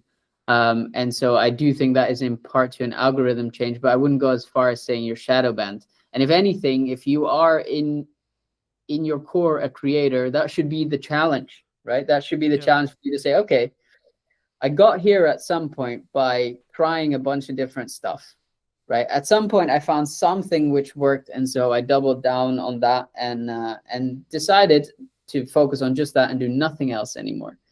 And people like fatigue, people's attention fatigue, and if you're not bringing anything new anymore, at some point they've seen your stuff over and over again, and so it gets boring, right? And so they're looking for new stuff. And so if you are a creator in your core and you find yourself in the position you're talking about, I say a good ratio to stick to, especially in the beginning, is just 50% test content and 50% of what you think personally will most likely do well. And as you grow, you'll see certain videos do better than others, and the ratio kind of adjusts. And so you'll at some point be producing for 75% of the content that always consistently does well. But I still think you should have that 25% of content whereby you're just testing new ideas, new formats, new iterations of stuff. And sometimes it doesn't have to be extensive. Like I produce a weekly show in which I break down how edits are made, right? And so I've been doing this now again for about 2 months. And in the most recent episode that I recorded last week, I decided to add a segment in which I basically give strategic advice when it comes to content. It's like a 1-minute thing in which I basically give a strategic tip of the week. And so that show expands, right? It's gone from just me reviewing 3 videos to my strategic advice plus the 3 videos. And then the week after, I added in a color grade segment. So I take like a scene from Stranger Things and explain these are the color elements that go into creating a scene like Stranger Things. And so the show builds, and I've given myself here with 2 new segments that I can test and see how they do. So I'll put it out on socials as an individual clip. I'll also like ask in the episode what they think. which ultimately creates engagement, causes people to give feedback. And so there's this ratio that I stick to that works very well for me, at least, of continuously developing yourself and figuring out some way to stay fresh. Because otherwise, the alternative is you become boring. And in the end, that's only going to be a downhill spiral from there, right? Yeah, no, I agree. And I think there's kind of 2 points, I guess. A, the Alex Samodi side of it, which is like outlast everyone else who is quote unquote boring, right? So be the longest running podcast in your niche just because you want to be the stubbornness person, right? There's that. Or I would say actually probably it's more and then also adding those other elements in, like those elements you kindly shared about what can we do to make the show unique? What angle can we think about it? Or just think, actually, maybe I'm going to go after the guests who haven't been on shows before. Maybe I'm going to simply go after the people who are, tiny, right? So they would actually really appreciate being asked. And actually you can get more nuance, but maybe they're like seasoned professionals, right? So like they've been in the industry like 50 years, but they're so small in the respect to like they're not like a known marketer or a known name. So when you get an interview with them, it's like this completely brand new perspective. And or you then try and compete with, and I guess it comes back to your our previous point at the very beginning, which was like, what's your your actual reason for doing the content? Is it to make you more money, or is it to get more views, right? So if you're what I believe Stephen Bartlett's now looking to do, which he's like, I want to create the largest podcast in regards to numbers, period. He's going to have a very different guest plan, guest structure, guest strategy than say someone like I or maybe you have or would have, because we're looking for strategic experts that will help us position us as experts in marketing, in video, in video content creation, etc., rather than him who is looking for how much mass, I would assume, I don't know, but my assumption would be how much mass appeal is this episode going to get because how well known is X name and or how topical is the conversation which we're going to have, right? At the peak of AI, funnily enough, he did a load of stuff about AI, Yeah. Now he's anti-AI, which is kind of funny. But what I do think the Diary of a CEO team does smartly is I was lucky enough, I think I started listening at like episode 20 and now they're at like, I think 400 or something like that. So when I started listening, one of the main reasons I started listening was because it was about CEOs, right? And with time, as Stephen developed and got more interested into, because you can look back at the first, he was definitely not lean or muscular or like he was, it was most definitely not fat or anything, or it was just, normal dude. And over time, you can tell with the people he interviewed and the learnings he was taking from them, fitness and health and all of that started becoming way more of an interest to him. And so what he did as a result of that is started speaking to these people who were also interested in health and fitness, etc. And I think he's done it very smartly, whereby he understands there's an element, what you're referencing at is like which people get massive views. So like Michelle Obama, right? That's just naturally going to be a hit. Recently Kevin Hart, that's naturally going to be a hit, right? And then there's the element of all of the like technical experts that he still interviews, which are more in relation to health and fitness. But then there was also someone, I honestly don't remember who, but there was someone more recently that he interviewed, which was relatively unknown. Like at the time, the first time he got Daniel Priestley on, at that point, I think he had like 30,000 followers, which sounds like a lot, but it's really not if you put it into context of the normal average guest of Stephen at that time. And so I think if anything, he holds exactly true for what I just said to the ratio of like testing, right? Continue that. Sure, focus on the views if that is the goal of the podcast. Keep that in mind. But like also feel free to like get the random guest on there. And that being said, the flip side of what you were already hinting at is a good strategy when it comes to content. If you're trying to become a standout name. It's just do the exact opposite of what everyone else is doing. Yeah. And so everyone is creating a trailer with 3-hour-long episodes. Cool. You make a podcast that is maybe 10 minutes long with one core question that you discuss with a friend, for example, or maybe you just discuss it yourself, right? And you put that out every day instead of once a week, right? Or the same goes for hooks. Like everyone is starting with very controversial hooks. You start with a like colored screen and text on it, and you animate the text in with an image, and then you go into the like bulk of the trailer. Like I think if you just try the opposite of what you feel works, 9 times out of 10, I think you're going to find better results that way. I think, in some ways I hate to say this, but a lot of marketing is science, right? You have to be creative enough to think up the ideas, sure, but you actually have to then get the data to then learn from it, right? So you might have in the same way a scientist would have a theory or a hypothesis. You would go, I think this is the case. In the same when we work with clients or we're looking to try and get a client a certain objective, it's like, okay, well, in theory, we think you want to talk to this kind of person who's this demographic who lives roughly around this area. Cool. Okay, cool. Right. So now what we're going to do is we're going to test that theory and see what happens. I guess the crux and the thing that we use Stephen as an example, so I'll continue to use him. The thing that he does more than others is he will do exactly what we described, which was he will do the and methodology when it comes to, we know what works, we're going to continue that, so we're going to say we're going to do that every week, but then we'll have a bonus episode which is purely for testing. We don't care whether that episode is going to get 5 views, 10 views, 1 million views, or 100 million views, or whatever it is. We're purely going to do that episode just so we can understand, does this resonate with our current audience, and or do we gain a new audience from doing so? And I think if you scale this really down into the majority of people who are maybe consuming this, who are maybe smaller businesses or like, 1 or 2, maybe 2, maybe up to 10 employees, if you take that same thought process, as long as you have the bandwidth and the resources to be able to do so, of course, you'll be able to, quote, outpace some of your competitors if you move quickly, because you'll be able to say, okay, cool, let's test something, let's see if it works. Okay, cool, it works. So now we can do this on top of everything else we already know works. So every time you do that, you're adding more fuel to that fire and that engine as a whole. So it's going to, or using the snowball analogy, it's going to gain more snow going down the hill, right?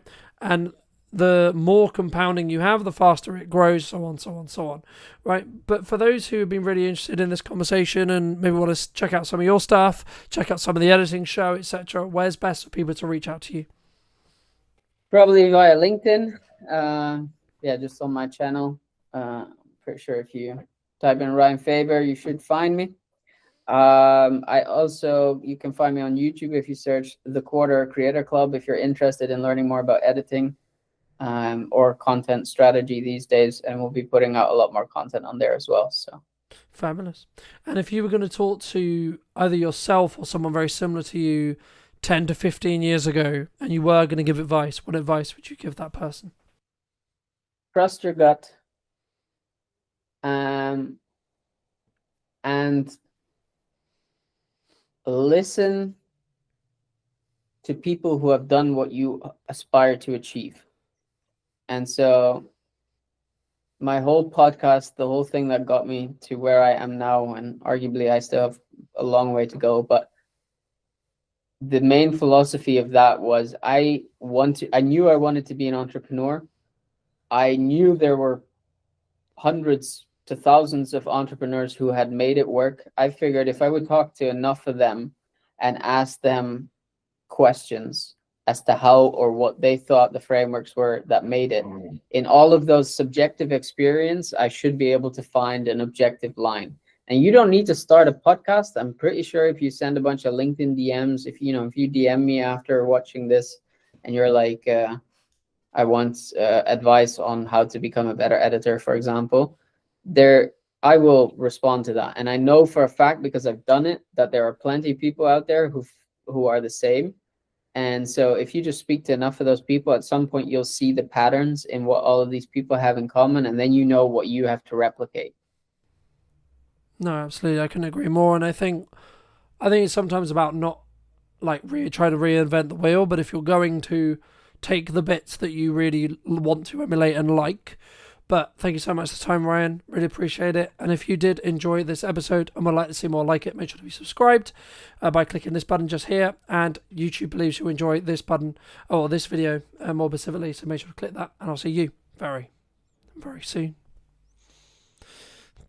Are you looking to create a new channel? Because with a new channel becomes a fresh algorithm. Is that something that you're looking for? Stop waiting for the perfect moment, because the perfect moment doesn't come. Just before you press record to go live, I've got this thing on my screen saying your recording has stopped. I've checked on Facebook, it's still recording. But again, that would throw someone completely off. Why do people fail at being consistent, right? We talk about consistency all the time, but why is it so hard to maintain? Grab your camera. If you know what you want to say relates to somebody or connects with somebody, or you're giving some kind of advice that helps somebody, just grab your camera and do it. In your view, what do you think is missing in marketing today? The more you do, the better you get. If you're sitting in a room thinking, I'm going to do it this year, I'm going to do it this year, I'm going to get ready, you are always going to put it off. You are always going to have an excuse. You are always going to think, I'll just wait for this, I'll just wait for that. Oh, I'll save some money and I'll buy some equipment. Hello, my friends. I hope you're well. I hope you're having a good day, evening, or night, wherever you are. And yeah, today we're back for a brand new What's Missing in Marketing today. And overall, we're going to be talking to Michael all about why you should look at, specifically looking at video, maybe, and also what you need to do when it comes to actually getting confident on video content as a whole. So, Michael, thank you so much for the time. Thank you so much for coming on the show. Before we jump into it, in your view, what do you think is missing in marketing today? Heart.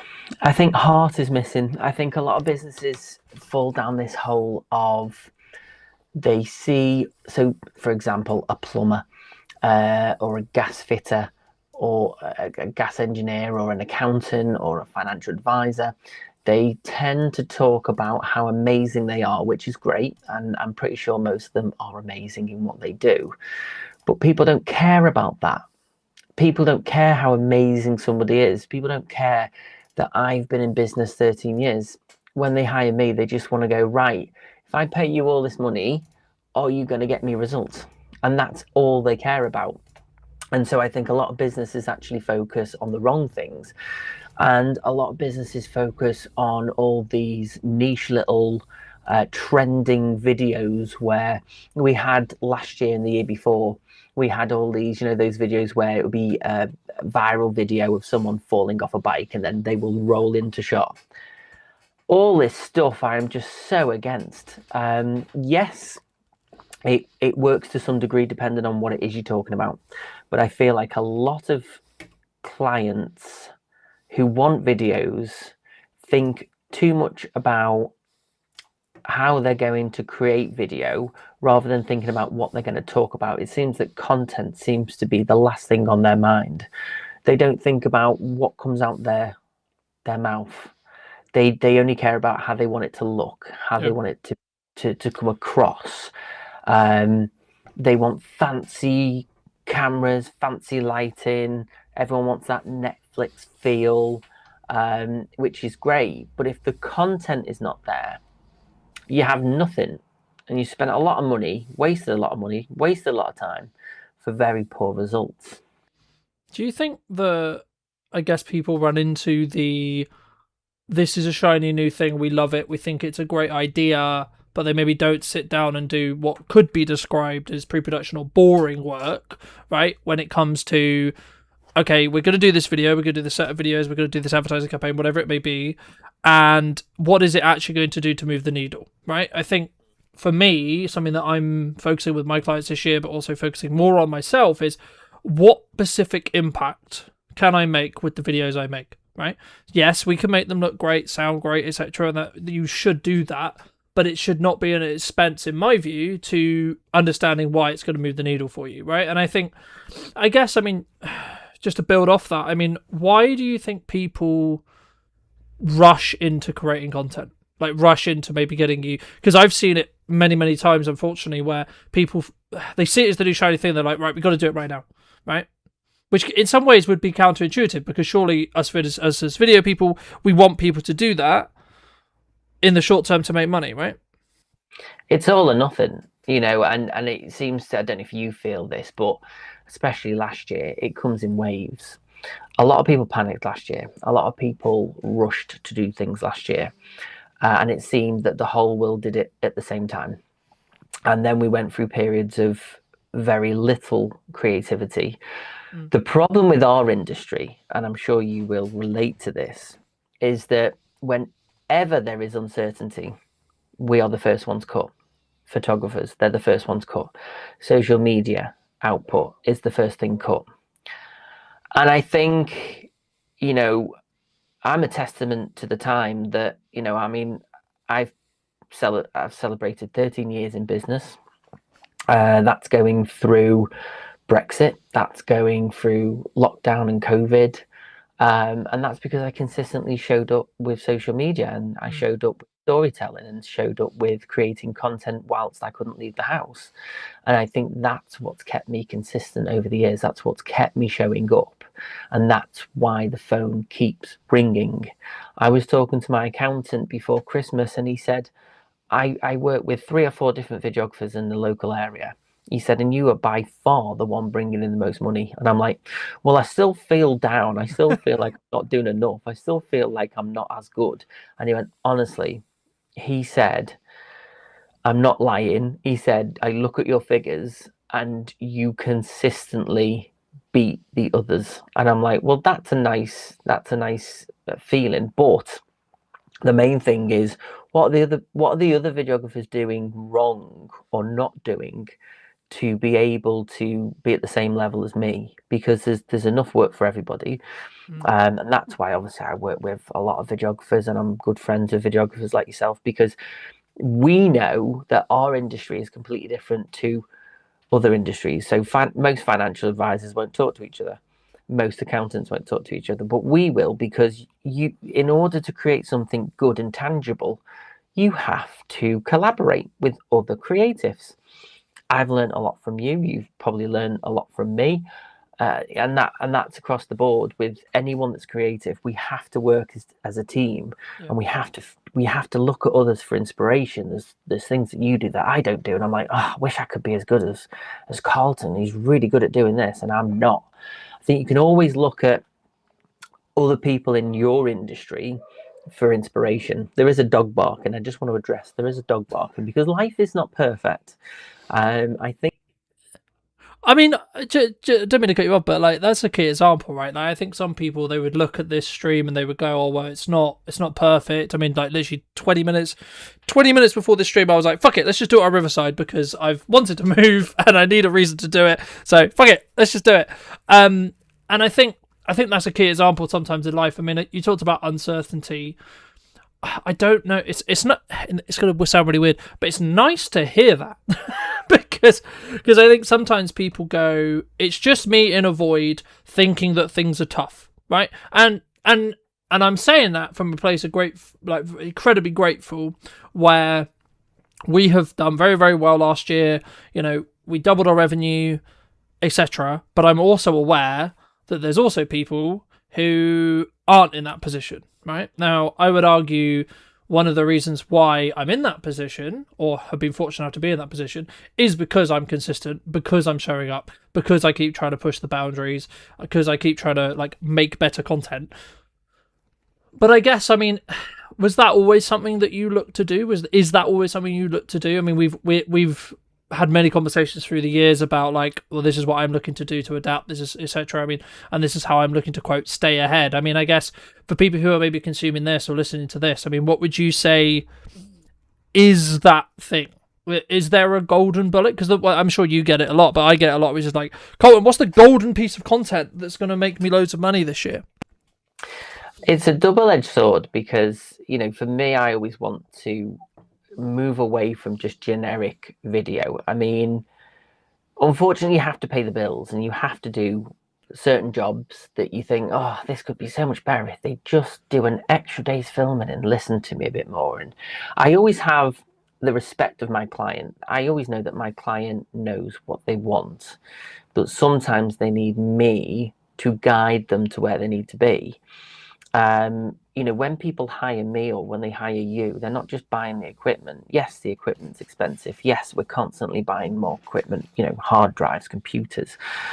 It is a constantly evolving industry, and we're always, you know, you buy one camera one year and it's outdated the next. But it's not always about the equipment. It's about, you know, you as a creative, how can you look at somebody's business and go, right, I think we should do this. I think, because a lot of the times clients look at what their competitors do, they look at what is trending and they go, we want this. And like, well, have you asked yourself the question, you know, what do you want a video to do? Before I talk about prices, before I talk about what I think they should do, I go, what do you want a video to achieve? You're spending maybe £900, £1,500. What is the outcome? What do you need it to do? And then you work around trying to get to that point where it's going to lead an audience to want to know more. I think a lot of clients, when I do my retainers, we do about 5 to 8 videos, and they're always pushing to do 9 or 10. And I'm like, quality over quantity, because if I do 10 videos, yes, we can achieve that in an hour and it's very intense, but I'd rather you have 2 really good videos than 10 half-hearted videos. And I think people don't see, not a lot of people see the value in what we do. We constantly feel like we are explaining the value. Some people get it, some people don't. People want results. And I think people are scared of actually taking a chance with their wallet. I think, you know, they're thinking, oh, this has to make a return. And so our job is to make sure that we close our mouth, we listen to their need, we listen to what they're trying to achieve, and then we as creatives go, right, you've talked about this, you've talked about this, you want to achieve this, and you want to get here by this point. This is how you should do it. And it might necessarily be, you know, we are consuming content at such an incredible rate these days that even short form content has to be so spot on for people to engage, because every single person on the planet is competing for time. Do you think, I mean, my next question was going to be, do you think there's a content problem? Do you think there's an attention problem? But just to add a bit more context around that, I think what you're talking about here is like everyone wants, because everyone understands, right? Like, you put out a load of content, you get more time with people, you build more trust faster, which in turn means you're more likely to win a sale, right? In crux, that's what we're talking about. But the crux, I guess, is something that I've been thinking about a lot over the last couple of years, especially over the Christmas break, and then leading into what we're doing as a business and as a content strategy as a whole moving forward, and what I'm doing to talk to my editors about it, etc. Like, what we're looking to do is that 1% improvement that we did all of last year, but also how can I create buckets of energy, buckets of time, where I'm not only creating like long form targeted content on its own on a consistent basis, but then also other content standalone for just like scrolling feeds, right? So I think for a long time we were very clip farmy, right? If that makes sense. Like, one of the reasons why you want a podcast, and you shouldn't, and I'm not saying for a second, by the way, because ironically you'll see clips from this show that are clip farmy, right? It's not, in my view at least, and something that really worked for me last year was not or, it's an and question. Right? So for me, I'm thinking, how can I create standalone short form content that I plan in the same way I plan my long form? But is that worth it in regards to time? But also, I think there's a yardstick when it comes to the amount of energy we output and the amount of energy we put into each of those pieces. And that's what you were talking a little bit about. It's better to have 2 well executed short form pieces from, say, that hour worth of filming, rather than just how can we squeeze this volume wise. The only bit I would push back is if they're in a discovery phase and they don't know what they want or they don't know what works. But I guess, I mean, just to, I would love to hear what you think on that as well. But also, like, specifically, just to reiterate the question I wanted to ask you, which is, do you think at the moment businesses have a content problem, e.g. they don't know what to create, or do we have an attention problem, e.g. our attention is being drifted away from actually creating, so we find ourselves scrolling TikTok, scrolling LinkedIn, consuming, and then by proxy saying, oh, I'm not doing what Mike's doing, I'm not doing what Colton's doing, etc. And that then maybe makes me feel shit. I see a lot of clients at the moment who will create stuff, they'll create short form content, and they'll put GIFs, or they'll put, it's like that one at the moment. I don't know which one it is. It's the one with the nightclub. It's taken from a Netflix film or series where it's a feeling of euphoria kind of thing. And everybody jumps on the same trends. Everybody does the same thing. Everybody uses the same trend in audio. Everybody uses it. I think people are scared to think outside the box. And I think a lot of people don't know how to think outside the box. And, I don't always get it right for my own business because, algorithms are constantly changing. But the plus side is I have the time to sit and look at what's going on. I have time to look and analyze what's going on so that I can go, right, I've got an accountant that wants to do some videos about tax return or making tax digital. And it's like, well, that's great. And they go, how do you make accountants sexy? I'm like, well, you don't. But what you do is you break down the barriers of who you are. Nobody wants to go to an accountant. It isn't sexy. But if you can know, like, and trust, grow your awareness of, well, actually, we're very good at this. And if you've got a specific need, it's about breaking down what you do as a business and how you give people the answers that they are looking for. People will only part with their money if they know they're getting a return, and you can't always guarantee you'll get a return. So you need to be likable. I think in today's world, in terms of attention spans, we see a lot of idiots now, and I think that's the technical term, they'll do pranks on the street. They will throw eggs at people just before they get on a train. They will go up to people with little microphones and go, what do you think of it? All that stuff I just cannot stand. I'm a writer. I write comedy and I produce things that take me a very long time to write. I put my heart and soul into things.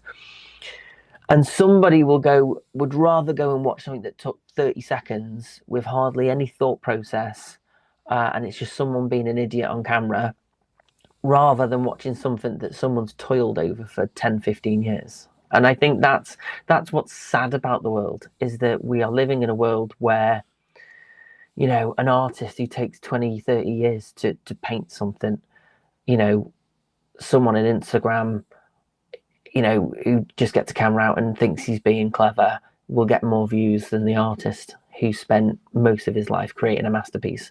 And I think that's the problem. People are too simple in what they consume now. And it's such a shame that where I stand is I want to make something emotionally tangible. I want to connect on an emotive level so that people go, wow, I really, really want to work with that guy or girl, or, and so it's trying to get people. And again, I think vulnerability, if you are vulnerable on camera, you will get more likes. So when I do outtakes, or when I post videos that, I might be doing some of my short form videos in bulk and the dog's barking, I'll post a clip of the dog barking and me getting frustrated. That will get more views than the content I'm trying to create. Do you think that, I guess the thing I was going to ask you is this principle around, would you rather have a video get 1 million views but maybe didn't hit the right audience, e.g. didn't do a lot for your business, or would you rather have consistently, let's just call it 1,000 views for sake of conversation, and it was hitting those right 1,000 people, right? And I think, from my perspective, I was going to ask you, do you think it's a lost art when it comes to what you're talking about with, like, the emotional storytelling or emotional core, and or is this something which we can, I guess, I wouldn't say use AI for, because I think it's counterintuitive, but is that one of the reasons why we're potentially losing, maybe if we are losing it as an art? Well, I think in a world of AI at the moment, the problem you have is nothing seems real. And to me and you, we have a trained eye. We can watch Lord of the Rings and appreciate the lighting and why that lighting is graded in a certain way for a certain feel, or the composition is composed for whatever reason, whether it's to make someone look proud, to make someone look small. We look at film in a completely different way to most people, so we have a trained eye. So we can, not all the time, but most of the time, we can tell when something is AI, when something's generated. I love AI. I think there is some amazing things we can do now, but I think the problem is it's not policed, and anybody can just create any rubbish. And the amount of, you sit on your phone, you scroll in the evening, you'll get one or two fantastic videos, but most of it is just, I feel sorry for all the servers and the cloud systems that literally just have so much rubbish uploaded to it on it. Every minute of the day, there's some video content being uploaded. And, it's, where's the quality control? But then obviously, AI is there for anyone to express how they feel and what they want to create. But I feel like when they start taking faces of actors and start manipulating things that didn't even happen, and taking historical content and completely changing the narrative, I think we're in a very scary place where we can't trust what we see anymore. Do you think That's that the scary makes part. trust more of a currency to care about then? Like, it was always a currency to care about, but what jumps to mind when you say that is actually, by us creating evergreen content that is maybe accelerated through AI, right, or utilized in a workflow that has AI built in, but the core is still a real person having a real conversation, for example, in this case, right? Or us going through the painstaking task of crafting a educational video, a comedy script, a comedy skit, etc., etc., etc. Do you think that those will actually rise above the top because of the amount of AI slop or the AI challenge as a whole? And then if so, does that have a knock-on effect to potentially why we would be trusted rather than someone who's like fully AI leaning in that respect? I just think people don't want to work for the content anymore. I think, long form content, I explain to my clients like this. Long form content should sit on your website. Long form content should be your online course, behind a paid wall or whatever. Your long form content should be people already in your ecosystem. Trying to get someone who doesn't know who you are or knows of you to watch long form content, they just ain't going to do it unless you are some influencer with millions and millions of views. And even then, because content creators and influencers are constantly chasing the next video, that in itself becomes a full-time job. A lot of clients say to me, "Oh, I want to focus on YouTube this year." I'm like, well, expect at least a year or two before you even start to get your SEO on track. Yeah.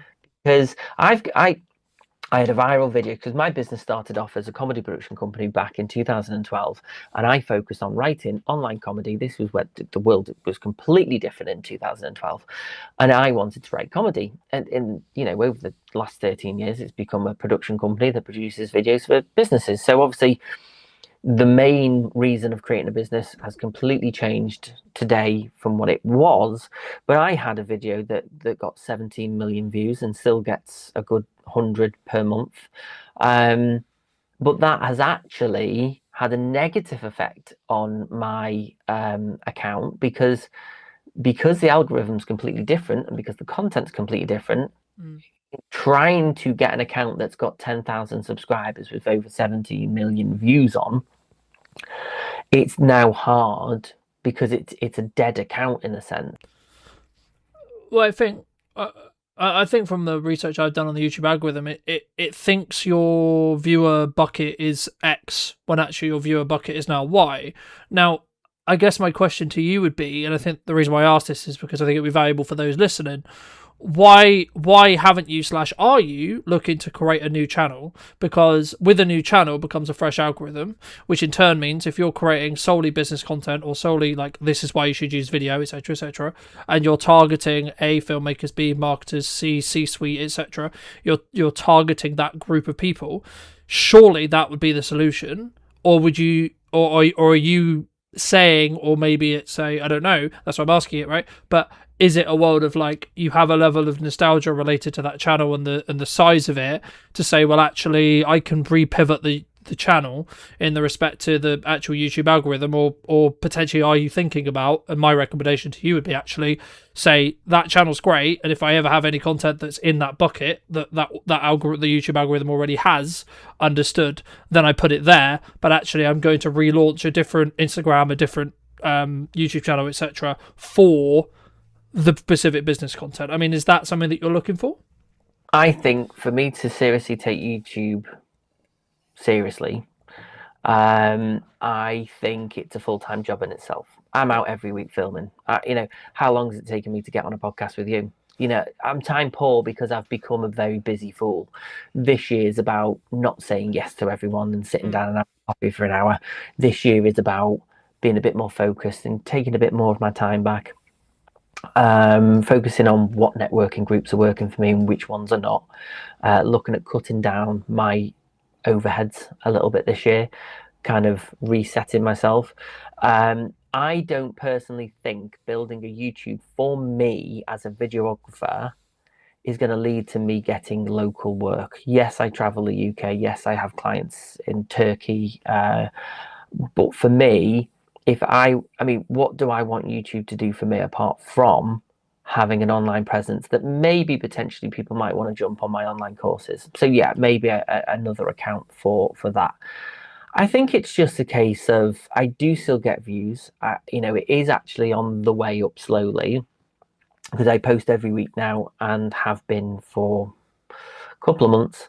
I am starting to see a difference, but my end goal is not to be completely focused on YouTube doing better for me. It's about consistently showing up. My videos go out at 10 o'clock every Wednesday at a set time, so people know exactly where I'm going to be. Because people get into rhythms and routines, and if they know someone's going to be up every week, then they kind of go, right, okay, he'll post again next week. I'll have a look for his videos. I think YouTube, because the problem is clients say to me, oh, we want to grow our YouTube account. I'm like, okay. So what do you want to achieve from that? Again, that's the first question I ask. What do you want to achieve from growing a YouTube account? Oh, we just want more awareness. I'm like, yeah, but YouTube is the world. So are if you want to focus on a location, if you're an accountant in Chester or an accountant in North Wales or Liverpool, why do you want the whole world to see what you do? Why are you posting to the whole world? Why not do meta ads? Why not do targeted video content for Instagram and Facebook? Use meta, which then can kind of go, right, well, we want a 10-mile radius of our office. I think a lot of people don't know what's out there. I think a lot of people just think, oh, we'll make videos and we'll get loads of work. It doesn't work like that. It's like with passive income. Like people say, well, if I just create short form videos every single day, then I'll get loads of business from it. I'm like, but are your clients all over the world? Can you work all over the world? Does it mean that you have to travel a lot more? Does that mean, you have an online platform that, you sell courses? If I was to focus on YouTube, it would be for my online coaching only. It wouldn't be, I'm a filmmaker, I'll come and work for you. Because I'd rather work at home, near to home, be home for tea, than, if I've got work down in Salisbury, I'll pick up the phone and say, you might as well do it. What's the point? What is the point in me driving all the way down there when you're capable of doing it? Yeah. And I think to an extent, just to build off that, I mean, I think the key there is like understanding, firstly, why did you go in business? Secondly, like what life do you quote unquote want from the business that you are actually building? Because like, let's say for example, you're in a stage of your life or a season of your life where family is really important, whether that means a partner, whether that means a full-on family, whatever that means for you. And then, of course, you should consider that maybe actually your career, you need to bring in enough to pay bills, etc., etc. But you should then be targeting clients that mean you have a more, we have this kind of standard joke in our relationship, I think, for a long time, which has been, you love holidays, right? And I'm not against holidays, and I do take time off, but I do it in my way. And I think that's a very key example of like creating a life which then has the output that you want, right?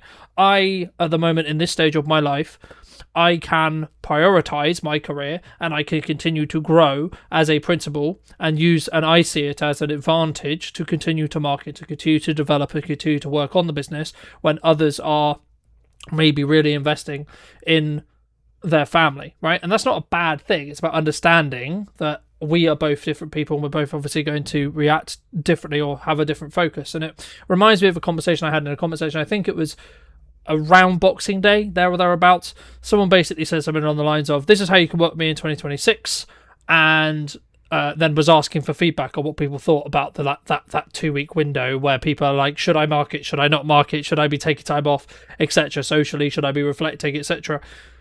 And I basically just said, well, if you're willing to put the work in and that aligns with what you're looking to do across that 2-week window, you'll probably be rewarded now, as in January 5th and January onwards, than people who otherwise wouldn't. But also those people would be gaining other benefits because they'll be spending time with their family. And I basically just got, I forget who exactly the comment was from, but it was something like I was saying, there's other things to life than work. And I said, well, it's your choice, right? And everything, I guess the older I get, the more I understand that life is about choices. And this is the same when it comes to like, what businesses are you building and what areas of attention are you trying to focus on when it comes to building your business. And I would argue that's actually why you potentially should bring in a professional, whatever that means for you, professional marketer, professional video production company, professional advertising company, because if you are a person who values the time with family, yeah, you could get a camera, you could learn how to use it, you could learn how lighting works, you could learn how audio works, so on, to be able to produce your content. But I would actually argue, if you're not just picking up your phone and talking to it and you don't have that confidence yet, that's where you should start. You shouldn't necessarily bring this overwhelming conversation or this overwhelming like development when it comes to the fear around like talking to camera, looking into a teleprompter, having all these lights, having these microphones, having all this edit, etc. Because in the years of my own experience, creating my own content, but also working with clients, the energy level that you actually output, how you present, how you come across is going to be the deciding factor in the long term. To phrase it into a question though, how do you work with clients, or what would you say to someone maybe listening to this who's like, yeah, new me, new year, gonna do video, gonna absolutely kill it, it's gonna be incredible, but I'm terrified of looking at my phone?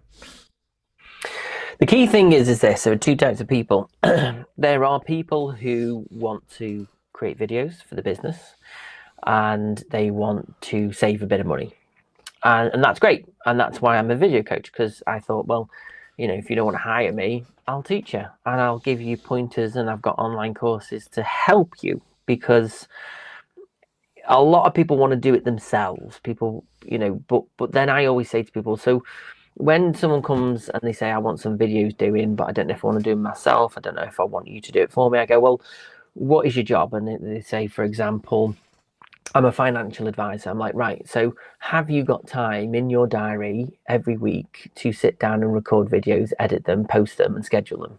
And they go, no. I'm like, well, you either pay me to take that time away from you and to do it for you and to give you an end product, or I teach you how to do it yourself, give you pointers of how you can create it, how you can manage your time. If you've got the time, do it. They get frustrated because they think it's easy. And to agree it's easy, if you know what you're doing, composition is important, lighting is important, sound is important. If you don't get those things right, and most of the time it's sound, if you've got bad sound, people won't watch it. And again, when people think, oh, I'll use ChatGPT, I'll write 10 video ideas for my business, they'll read it out without even knowing what that content means. So they're just wasting their own time. When you hire a videographer, filmmaker, cinematographer, whatever, we don't just come with equipment. We come with an idea. We come with some kind of understanding of our industry for us to guide people in the way to get the results that they need. And that is what people pay us for. They don't pay us for the fancy equipment, although that's the bonus. They pay us for what we can look at their business and go, right, so you're an aesthetics company, you do skincare, you have clients that have problems with their skin, right? Let's have a look at what people are doing. 9 times out of 10 people are on TikTok, because it's a younger generation that has these aesthetic companies. I'm not saying everyone's young, but there are a younger generation that get into skin aesthetics, and they are a young, vibrant group of people who go straight to TikTok. Does anyone ever question the business and go, well, are your clients on TikTok? And I'd probably say for an aesthetics company, I would say that there are probably a good handful of people. So it's probably a good platform to work from. Instagram's another one. You know, for a younger audience, would posting on Facebook help? Probably not as much as Instagram and TikTok, but it all depends. It depends. People always say to me, where should I focus my time? YouTube, LinkedIn, Facebook, Instagram, TikTok. I'm like, well, where do you currently get most of your interaction now? Do you know what I mean? Where are you? People don't ask themselves the questions first. They just go, well, what should I do? I'm like, well, where are you at? What are you posting at the moment? It's about fact finding. It's about finding out. When someone comes to me and they say, I want a video for the website, I'm like, great. What video have you done before? And they go, nothing. I'm like, well, don't expect great things from this video because you don't have an online presence. Yeah. Build up videos by creating videos on your phone. Start being consistent. Start understanding video content in itself. And sometimes stop caring what people think. People live behind this barrier of fear. And they go, well, yeah, we want video. We need video. But I can't stand being in front of a camera.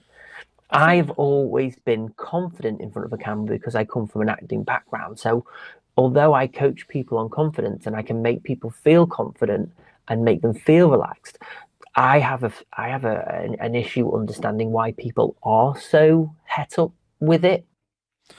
I think, I mean, if I go down like really deep psychology wise, like why is someone scared of it? It will probably come down from the fear of judgment from others, right? In my experience, and that in a crux comes from your own self-esteem. And I've been very fortunate to have the mother I have and not have that issue, but I can relate to that.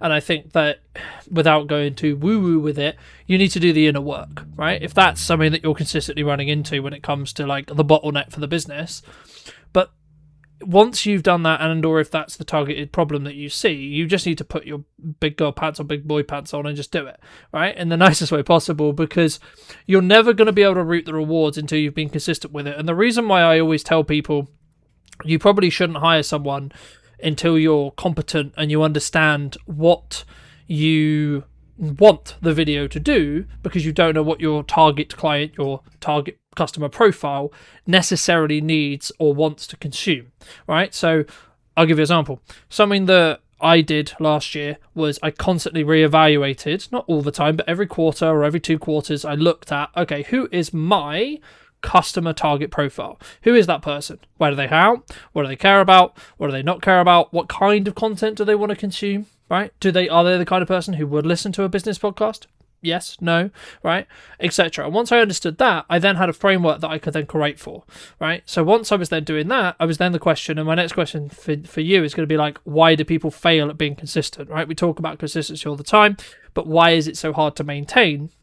Well, just to finish my train of thought very quickly, I think for me, the reason why people fail is because they don't add a habit and they don't have that uncomfortability passively in their life, so that whenever they come to, I'm going to talk to an animate object, I'm going to talk on a show, I'm going to talk on a podcast, they don't have the passive social soft skills to be able to, I guess, energize, or maybe, and I was thinking about this a lot very quickly. I mean, I think as well, it's about the preparation that you don't go into it, right? Because if we're skilled at what we do, so we can probably just show up and execute.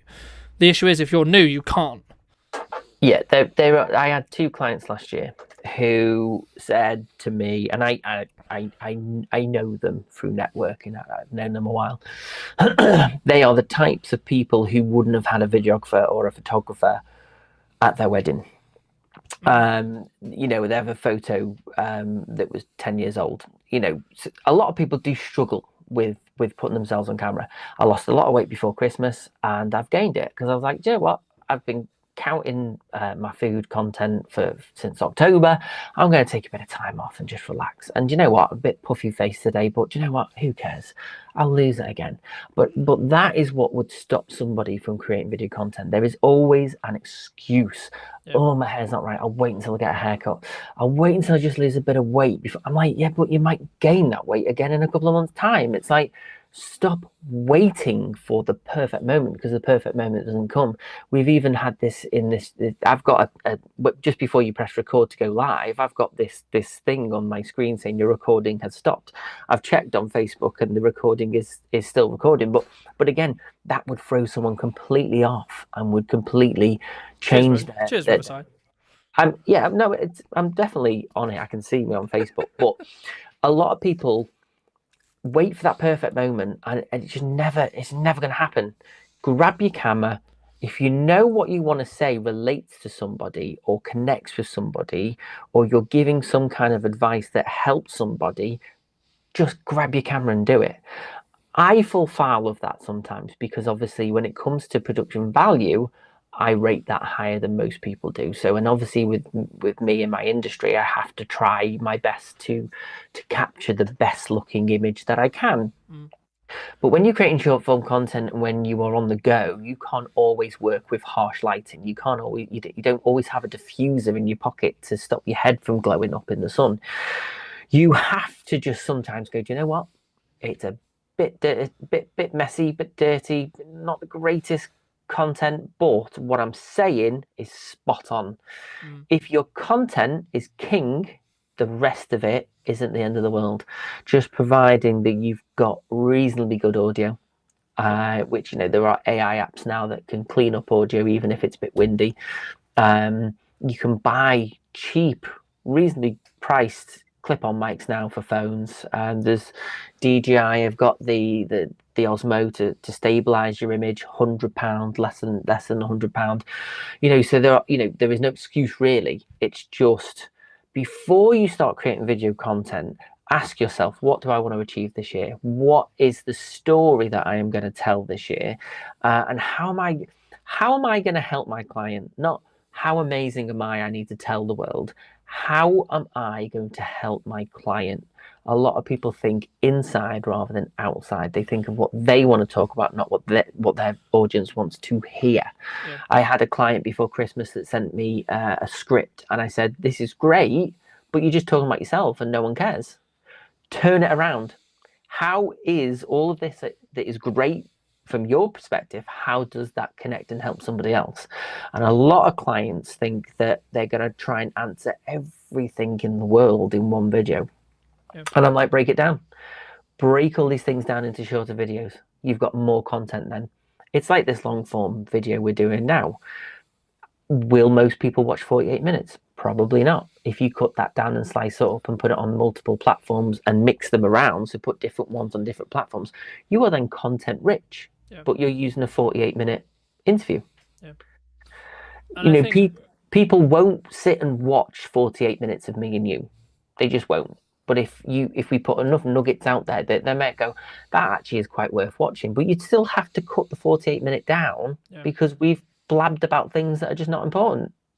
I think for me, I think it's about that. There's kind of two camps, right? I think the people who are maybe struggling or thinking that they've maybe had video on the to-do list for ages, right? Like, the advice I would give to them is just kick them up the arse and get them to do it, right? Like, and I don't, in the nicest way possible, I don't really care how good it is, because at the beginning, my only objective is get you to do it, right? Once you've been doing it for a while, right, then people may say to you, or other people have said, etc., right? Like, but I guess this leads on to my next question, which was going to be like, what specifically would you say when someone says to you, my content isn't working, right? A, what's actually going on? And B, potentially what's the solution? Look at the language. You look at the language of what someone is using now, like I've just said in the previous answer. Most people feel like, people say, oh, we've won these awards, we've done this, we've been in business this years. Nobody cares. Nobody cares. If they want to know the answer, they will ask you. You've got to focus on what is the language that you are putting out into the universe. It's simple as like an email, isn't it? It's like you don't put an email saying, I hope you're well. You say, I trust you're well. It's used in things. Language is a very important thing. And when you actually do a bit more research into how we use language, and then that rolls into body language and vice versa. Once your videos will always be rubbish when you first start out. It's a fact. There's nothing I can do about that. I can coach you for months and months and months, but the only way you will learn is by doing. Yep. It's by get over yourself. I'm not. My face ain't the most perfect face in the world. I'm a little bit chubbier because of Christmas. Am I saying to you, oh, can we just wait a couple of weeks till I've lost a bit of weight? No. Who cares? The only person that cares about my weight is me. But I think Yeah. I think also like some days we're naturally self-confident, right? Or like we're really high. But you've got to move past that, though. You've got to move past that. You can't live in a world where you want to have this perfect image of you because it's fake. It is a fake representation of life. It is a fake representation of you.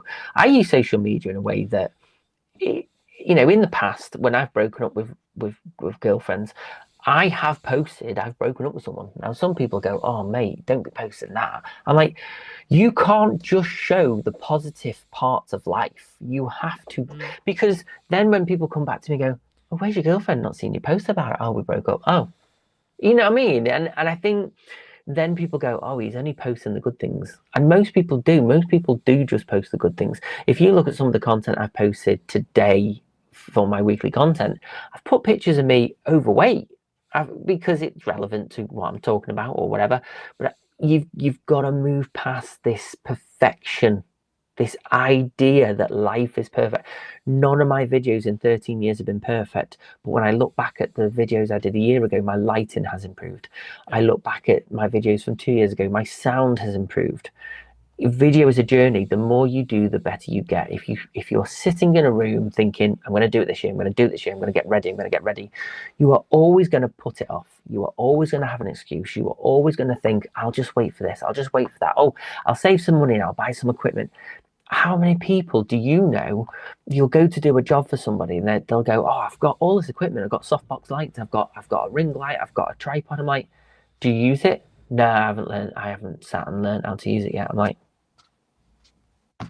the amount of people that have equipment in their offices and they just don't use it. It's like, because they thought it was a good idea. They realized it's not just Mike or Carlton turn up to the office one day and press record on a camera and go home laughing to the bank because they've just charged someone 1,500 quid. They don't see the 7 o'clock start right through to 10 o'clock because you've peaked a bit of color and you're just trying to mask it, and you've got to also stop being a perfectionist as well, because I use AI to clean up my audio because that saves me 4 hours. But that 4 hours means I can research plugins, I can research how to get a better grade on something, I can research in that moment, right, audio's done, I'm going to spend an hour or two just tweaking this color a bit more because I've got my time back. I think people don't want to pay you to sit there for 4 hours cleaning audio. If you can use AI to get it cut down quicker, to get it back into the project, if you can quickly grade and make it look reasonably good, because our level of understanding of perfectionism is completely different. An example of non-perfection. There we go. I know, you just disappeared, and I thought I was going to disappear first. Am I back? I don't know. You're back. You were back. I think maybe your camera's burning, getting a bit hot, because mine does that after a while. But it's true, though. It's true. I think people live in this world. I'll just keep talking and filling while you're. I'll tell you what. Let me sort my camera out, and then here you go. It's Mike's show now. The top 5 tips that you can do while I fit this for everyone listening. Top 5 tips. So right, let's think off the top of my head. The first tip would be to stop caring what people think. You have to stop waiting for perfect to happen, because perfect is not going to happen. Number 2, you need to be consistent. If you are going to be creating videos for 2026, just be consistent. Think about what you're going to say before you go out and film it. Number 3, I think we're on. I would say look at your language. Think about the language that you are using. Think about how you are writing your content and how you are projecting that out, because there is a lot of value in using the right kind of terminology when creating content. So don't talk about yourself. Talk about how you help people, how what you do makes a difference in somebody's life, how, you know, somebody spending money with you in your business will lead to a result, because people don't care about how long you've been doing it. They don't care how good you are. They just want to know, will this person do this job, and will this person who I've paid get the results that I want? 4, be authentic. Just be your natural self. Stop trying to be somebody that you're not. Stop trying to be polished. We are living in a world of AI where everything is fake. Everything is not real. So to get that human connection, the the R's, the slight pauses, I leave some of them into my videos because that emotionally connects people to a human. Those little tiny those small imperfections that we have as humans is what AI probably can replicate to a degree, and probably will in the next 2-3 years. But we are constantly trying to strip away our humanity, our idiosyncrasies, if that's the word. I don't know.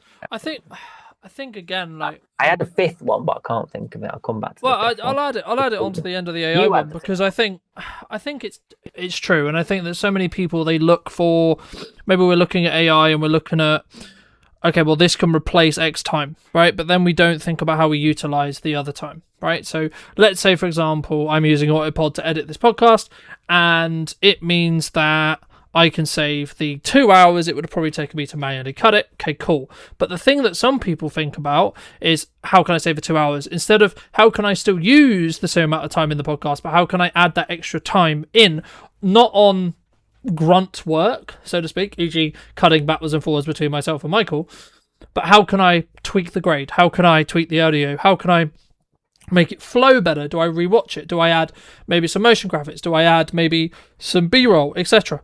And I think for me, that's the 1% I was referring to a little bit earlier. And I think that once you understand that, then you can look to, because it's kind of counterintuitive, right? Because we want to keep making stuff better and better and better, yes, but not to get in our way, right? So I'd rather execute imperfect action than then getting to a position where, because then you can add value, right? Then you can move the needle, because then you know what that 1% is really going to matter and how it works, because then you're not worrying about the skill of presenting, the skill of how do we do a podcast, how do we come across, etc. But you mentioned trend jacking at the beginning, and I think I have kind of 2 opinions, which is like, if you have the bandwidth to do it, then yeah, potentially you could create a load of content, but it shouldn't ever replace your evergreen content. I guess for people who are maybe consuming this or thinking about this, about the postman's finally come, and the problem you have is it's the quality over quantity. Just because other people are doing things doesn't mean you should too. Yes, you might get loads of views, but does posting content of trending videos of people falling off bikes and then you sliding in as a presenter, does that actually mean, oh, he must be a great plumber, he must be an accountant, I want to hire him because his video was good? No, people forget about it. And that's the problem. People forget about it. They see it and go, oh, that was funny. They forget about it. They don't follow. They don't like. There's nothing tangible there. There's nothing real there. It's just people trying to stand out by copying everybody else. Yeah, I think it's about using it sparingly, though, right? Like, you can use the hook of that. But the problem is, people look at these things and go, right, everyone's doing this, we'll do that. Do they actually think, well, what is our brand? What is our vision? What is it that what is our mission statement? I don't create. I could easily act like an idiot, get someone to follow me around town, and I could be a class clown, and I could get loads of views. Yep. Does it mean that people want to hire me as a videographer? No, because for me, I want people to trust me. I want people to go, that guy is going to do what he says he's going to do. Yep. So the last thing they need is some idiot who is ruining his brand and image by acting like an idiot just for likes. And this is where I really hate the world at the moment in terms of how we consume content, because people just think acting like an idiot's going to get you results, might get you views, but it's not about having thousands of views on a video, because it doesn't mean 1,000 people pick up the phone and go, hiya, I'd like to hire you. Yeah, no, I mean, I guess people think that the view count is the important thing, and it's not. It's really not. Well, it's about whether you're doing it in the entertainment bucket or whether you're doing it in the brand building bucket. And as long as and that's kind of where I'm in two minds when it comes to trend jacking, because I agree with you, right? Like, if it's going to be brand damaging, no, absolutely, you shouldn't do it, right? I would much rather have consistently 200 views, 300 views, 400 views, 5,000 views, whatever it is, whatever your standard line is. And it was all building to consistency, reminding people that I exist, how I show up, etc. Right? A. B. The thing to consider, though, is how can you potentially see something? And this is why I think every single person should have a level of, I'm going to curate, mostly you should be in the curate side of the content window, but potentially you should have a small window of time when it comes to, this is how we're going to look at what's happening online, right? Not to say that you should necessarily copy or use the inspiration every time. It's so that you have an awareness of what's going on. So once you have that awareness and you know, oh, there is a trend, okay, well, is that then on brand? And then could you leverage it to gain more attention? Potentially, okay. And or do you have the bandwidth, or could you actually spend that time potentially doing more evergreen content, like something like this? Or is that going to take your decision away or distract you, I guess, is the further question. But just while we wrap up and while we think about, leave people with some thoughts as they think, I mean, what would you say if someone is looking to maybe up their marketing this year, or they're maybe to get into video or etc.?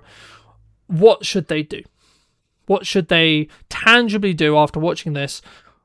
How do they move forward? How do they move that next, take that first step, take that next step for them? They need to storytell. They need to be themselves. They need to stop caring who they want. They need to stop trying to be something they're not.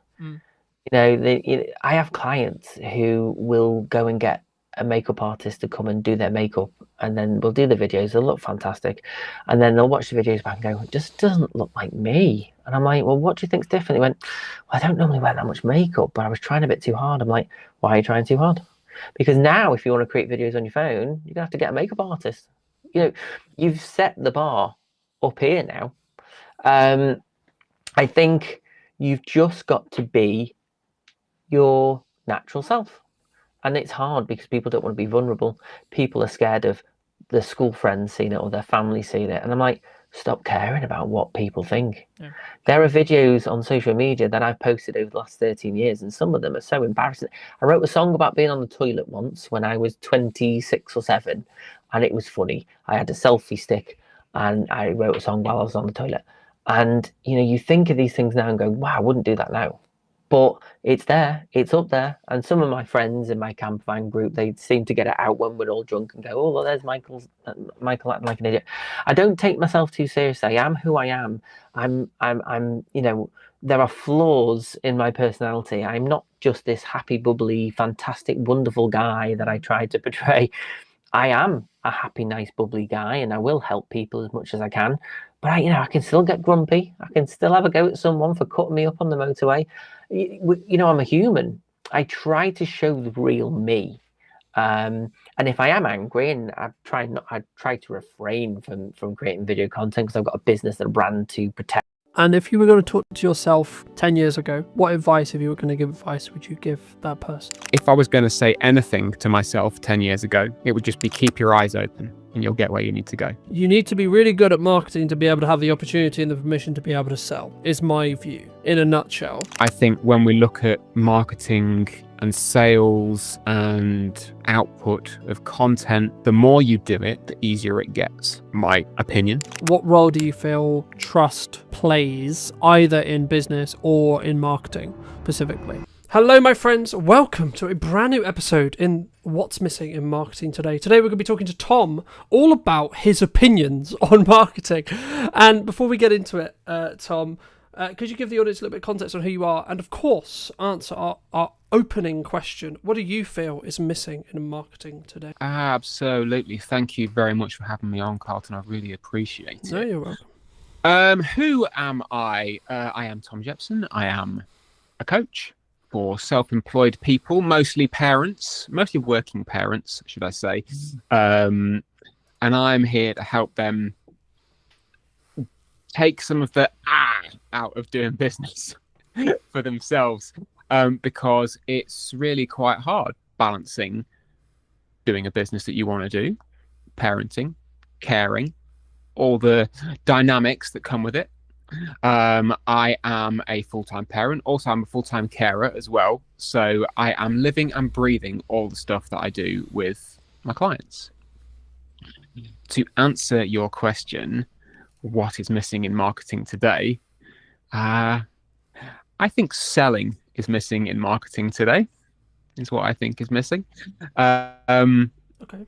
And I'm sure we can dive down into that hot topic momentarily. I mean, just to build off that, my personal view, I personally think they're separate, right? I think they are mutually exclusive. You can't have one without the other, right? But you need to be really good at marketing to be able to have the opportunity and the permission to be able to sell, is my view, right? In a nutshell. Why do you think then, let me build off the question, why do you think specifically then it is missing in marketing then? Like, what do you, like when you say that, is it not sales driven in respect to like sometimes we don't do call to actions or we don't have that quote ask, or is it, because I would argue you shouldn't be direct selling, or would you disagree? So this is a very big topic, and I know we could go for hours just on this one point. So to give some context, I have a daily newsletter. Daily, I send an email to a mailing list every damn day, and because I'm well versed at that, I am practiced in what I offer to people. There is a call to action which could be deemed as a sales pitch every day. Yeah. It's never like buy my stuff, because I'm not going to ram that down people's throat when they're actually, what I want to do is give them something of value. But I know that for some people, seeing a continual offer every day could be quite off-putting. I can tell you exactly why I do it, because if I get new subscribers and I hit them on a day without an offer, they're never going to see it. Yeah. So contextually, I know it doesn't work for some people. When we take it out of the sphere of direct communication and put it into something like LinkedIn, I'll say that LinkedIn is the only social media platform I use. I do not have energy or the want to use any others. Maybe I'm wrong, maybe I'm not. I don't know. But I don't have the energy for it. In the context of LinkedIn, my filter bubble tells me that there's a lot of chat around personal brand and personal marketing and relationship building. Yep. And I get it. I'm here for it. I just want to talk to people. But when I want to say, hey, folks, here is a thing that I have built. Here is a service which I offer, and I want you to buy it. I don't, in this moment, I'm not making it so difficult for you to receive this that you have to get to know me for weeks and weeks before, so then you can benefit it. I'm offering you something now which you can buy with money so I can feed my children. When that sort of message comes out, it either disappears because the algorithm says, no, you mustn't sell to people. People just don't act on it because for whatever reason, they don't find it engaging content. Or any other reason that you could possibly want for that thing disappearing. But I think there's just this almost acceptance that it's not, I'm going to use the word acceptable. I know it's a big word to use. I'm going to say that it's accepted that it's not acceptable to sell in that way. And honestly, when you mix that into the marketing that we do with our content posts and our emails and our podcasts and all of that jazz, if we don't feel that we are able to do that one thing Mm. and have it be effective, how are we ever going to be able to run a business?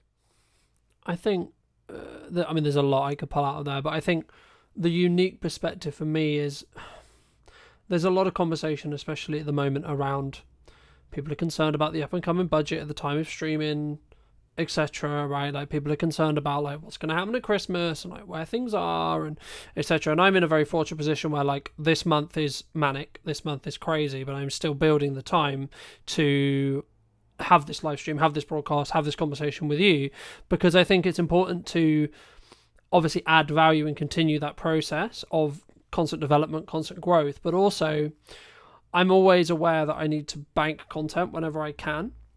And the key, I guess, to build off your previous point about sales is, I guess, to most people who may be listening to this, you need to ask yourself, from my view at least, where you are in business. And if you are in a position where you need to make money and you need to generate cash flow, then absolutely you should be pushing more sales. And there's nothing, I don't believe, wrong with that, because that might be the reason why you're in business next year, right?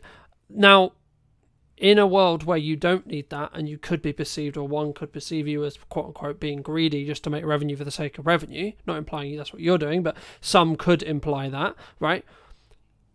I think then you can look at it and go, okay, well, when do you want this quote cash out from what you're doing now, right?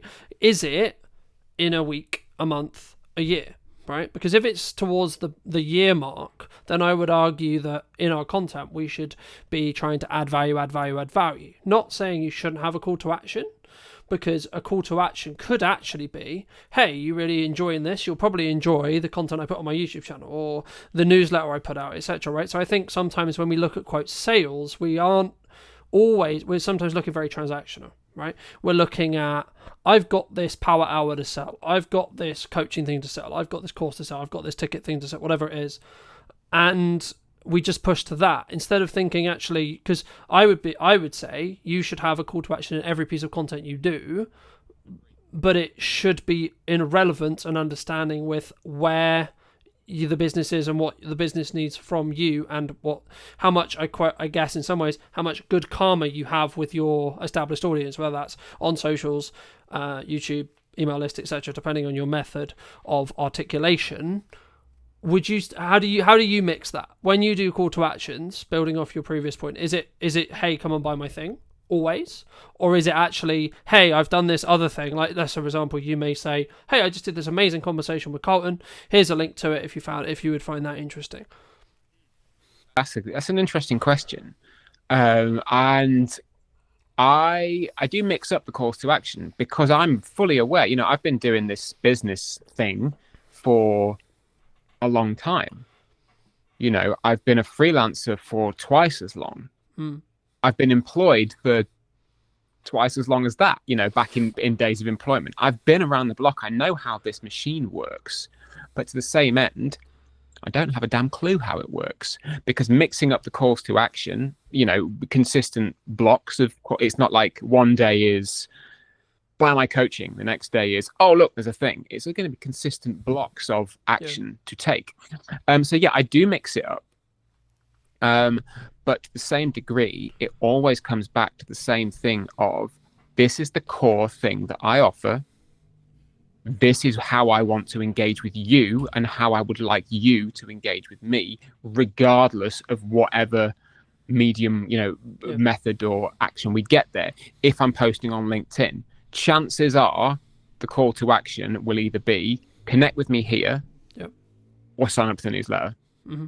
Those two, because I know that if I get somebody into the newsletter ecosystem, they have actively opted in, and I can then actively let them know who I am, what I'm for, and what I can offer them, and how it will help. Yeah, and I think, I guess, go on. I was just going to say, I mean, I think for me, it's about understanding when you're serving and understanding how to serve.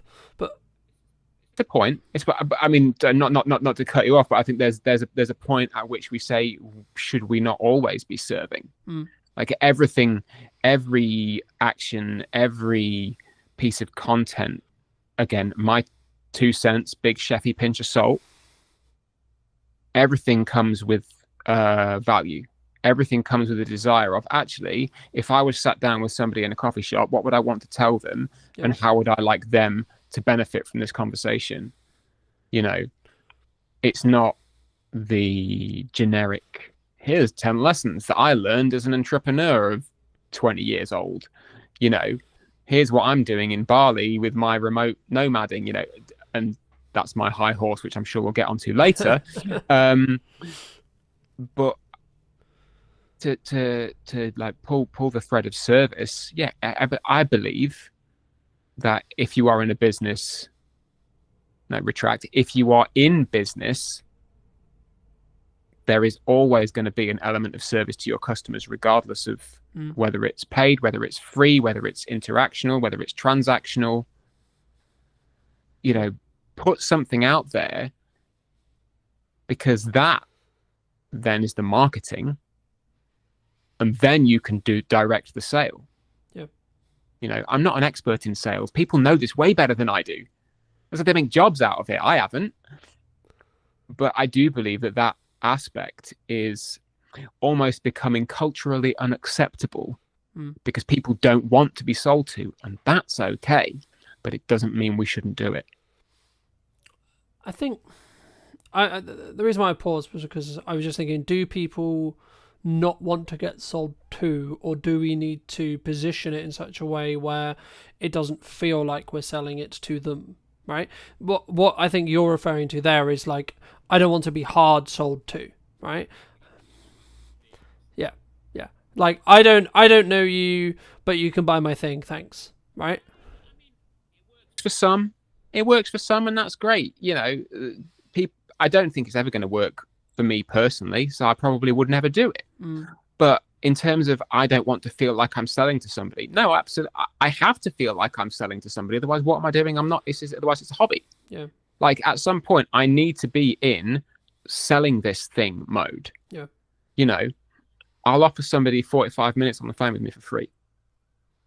I will pay attention to them. I will direct that conversation in a way which is pure coaching. I won't sell to them in the service element of that call. Yeah. They're gonna know at the end of it what I can do to help them if they want to take it further. But the service comes first. Yeah. And then once that has been rounded out, I can then go, well, look, here's your call to action. This little piece is me saying, here's what you can buy if you want to. Yeah. And I think it's that mindset of, okay, you're allowed to sell what you do because you're damn good at it. And people need to know that. Otherwise, how the hell are they going to buy it from you? When did you choose daily? Because I think so many people, they struggle with, I'm going to spam people, right? Like, I post when I'm not in like crazy work mode with lots going on, etc. Like, I would post like 4 or 5 times a day, etc. across socials. Like, I'll be very visible, but I'm aware of how interest graph works rather than social graph. So I'm interested to see how kind of like you thought about daily like email marketing. Why daily, right? Because I guess some people are going to listen to this and say, well, Tom, that's spammy, right? That's too much. That's crazy, right? You don't want to oversaturate your audience, etc., etc., etc. It's not for them then, is it? That's my answer to that. It's not for them. I started, my newsletter journey began a couple of years ago as a consistent activity. It started monthly. After 3 months, it went to twice a month. At the beginning of, where are we now? Nearly end of 2025. Beginning of this year, it went to weekly on a Monday.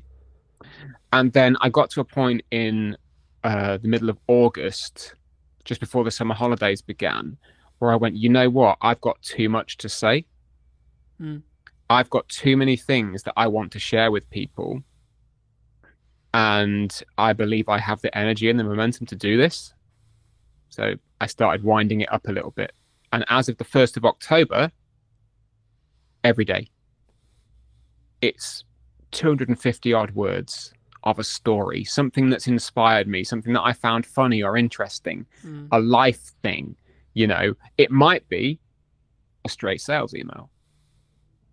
They can be peppered in. It's a business newsletter. Yeah. But I found that from the beginning of October to today, when we're recording this, sorry for suddenly removing the evergreen content barrier, but we can say over the course of the last 5 weeks of doing this consistent daily activity, I have found that my writing has gotten better. Not to toot my own trumpet, but it was pretty good before. But being able to write and have a funnel and a channel for consistently telling a story, it's made me better, and the performance has done what I thought it was going to do. I gained a handful of subscribers and I lost a handful of subscribers. About as many. It was about parity for the in and the out. And I knew that was going to happen because I was sending people something daily. Yeah. I was putting an action in there daily. Yeah. So, like, having it in the last 5 weeks and actually going, you know what, this experiment's worth doing and this is worth following. Yeah. And I'm going to keep pressing on. From my view, speaking about like daily posting reels or daily posting on social across all platforms, blah blah blah blah. I think me it's very similar, right? Like I remember I did a workshop in September, and an old friend, but also someone whose wife followed me, said something on the lines of, "Fucking hell, Carlton, you're everywhere," and she ended up tuning off and like unfollowing me, and I was like, okay, cool, but would she ever buy from me? And the answer was no. I was like, okay, well then, in the nicest way possible, thank you so much for the time you spent with me, and thank you so much for the support you gave on the content, but actually maybe you're not the right person. And I think that's the key. And I think sometimes, like, I could quote a million people, but the crux of like any marketing is just a shit ton of work in a window of time to get a result, right? The work as a whole is probably going to be the same whether you do it across 6 months. Like if you want the result, you can do it across 6 months and get the results in 6 months, or you can do it across 2 weeks and get the results in 2 weeks. But you have to have the same amount of like output than you would have in that 6 months in that 2 weeks. And that is going to annoy some people. That is going to quote, "Oh, fuck's sake, Tom, you're there again," right? "Oh, fuck's sake," etc. But like also the just to pick apart a little bit what you said, the key I think for the person listening who's maybe considering something like this, whether this is daily posting on YouTube, daily posting shorts, daily posting Instagrams, writing an email, whatever it may be, writing a blog, etc. For me, it's, can you make that 1% improvement? Right? Because what you're talking about there, the reason why you're getting better is because, and you may not feel it, right, at the time. It's only in hindsight when you look back. But if you go, like, if I look at where the podcast was and arguably, like, why is what's missing in marketing today, quote, successful or, quote, doing well? Actually, it's because I've 1%ed it every episode since June. Right? By the time this pre-recorded version of this episode I expect comes out, it'll probably be 5 to 7, maybe 20 times better than as it sits today. Right? Why is that? Because every episode I'm functioning and I'm saying, and it comes with practice, right? Like anything, right? You can't expect to be in great shape if you don't work out every day, right? In my opinion, right? You can do 3 days a week if you want. That's up to you, right? In the same way, you can do 3 emails a month or 3 emails a week, etc. But it would be wrong of me not to ask you about like this huge volume, this huge value add, this huge amount of work, and not talk about, do you think the modern expectations of marketing can lead to, especially smaller entrepreneurial business owners, getting to burnout? There's the word burnout. Is that? I mean, just to give burnout its place for a moment. Yeah, I think that specific symptom comes from trying to do a lot of stuff that you don't enjoy, that you are not equipped to do. You might be capable of doing it, but in that moment you're not equipped to do it. And that you maybe don't acknowledge that something else needs to be set down. So to give burnout the thing, yeah, I think when we look at marketing and sales and output of content, the more you do it, the easier it gets. My opinion. If you come to it and say, oh, this is really hard work, I don't know what to post, I don't think I want to be sold to. For a start, you're coming at it from a place of fear for whatever reason, because you don't want to do it because it might feel a bit scary to put yourself out there. You don't want to do it because it might feel a bit scary about actually selling yourself. It might feel a bit scary to put your 2 cents on a live stream with somebody who you're really pleased to talk to. How dare you have an opinion, Tom? How fucking dare you have an opinion about something that might upset somebody? I specifically today, I had that conversation with someone on LinkedIn because they posted the very same thing. It's like, we just can't have a conversation anymore because you might offend someone. Like, it is up to us to communicate with our best intention. Whatever that best intention is, we've got to put it out there. How somebody receives it is not on you. And I think when we start to take on the burden of the recipient in terms of, and I feel like I should be careful about what I'm saying here because this could be very heavily misconstrued as me being a complete asshole. I care deeply about what I send to people and that they will receive some value from it. If they read it and go, no, that guy's a dick, that's not on me. I can't control that. But surely it's the intention, though, right? The intention that I want someone to read it and go, that guy's a dick. No. So like when you create content in the same way I create content, I always go from a perspective of an intention of, I'm going to add as much value to whoever is. 100%. I'm grateful enough to have the time of the time, right? That's it. But I think the point is, when it comes to the kind of the small business owner, the working parent, the full-time carer trying to run something that they need to run or want to run to maintain their own sense of self, when things like taking on the burden of somebody else's receipt of your content and worrying too much about how are they going to receive this, regardless of intent, at that point, you start to run out of energy because you then don't have the energy to give to the content, to the message, to the service, because you're spending it worrying how someone is going to receive it. And then you start to burn out. And then it just becomes cyclical. And then you don't want to do it. And then you don't do it. And then you beat yourself up because you're not doing it. And then you get all worried and sad that you're not doing it and that you should be doing more. You must be doing X, Y, and Z. And it just becomes this kind of self-fulfilling, it's cyclical kicking your own ass, because realistically you're worrying about something that is so far outside of your control, it's worth working through it to let that go. And then you can just send a daily email with the best intention, with content that you believe is good. It might not hit the mark that day, so what? Try again tomorrow. But you can do it without worrying that somebody's going to tune out, because as you said before, if they tune out, it's probably not for them, and that's okay.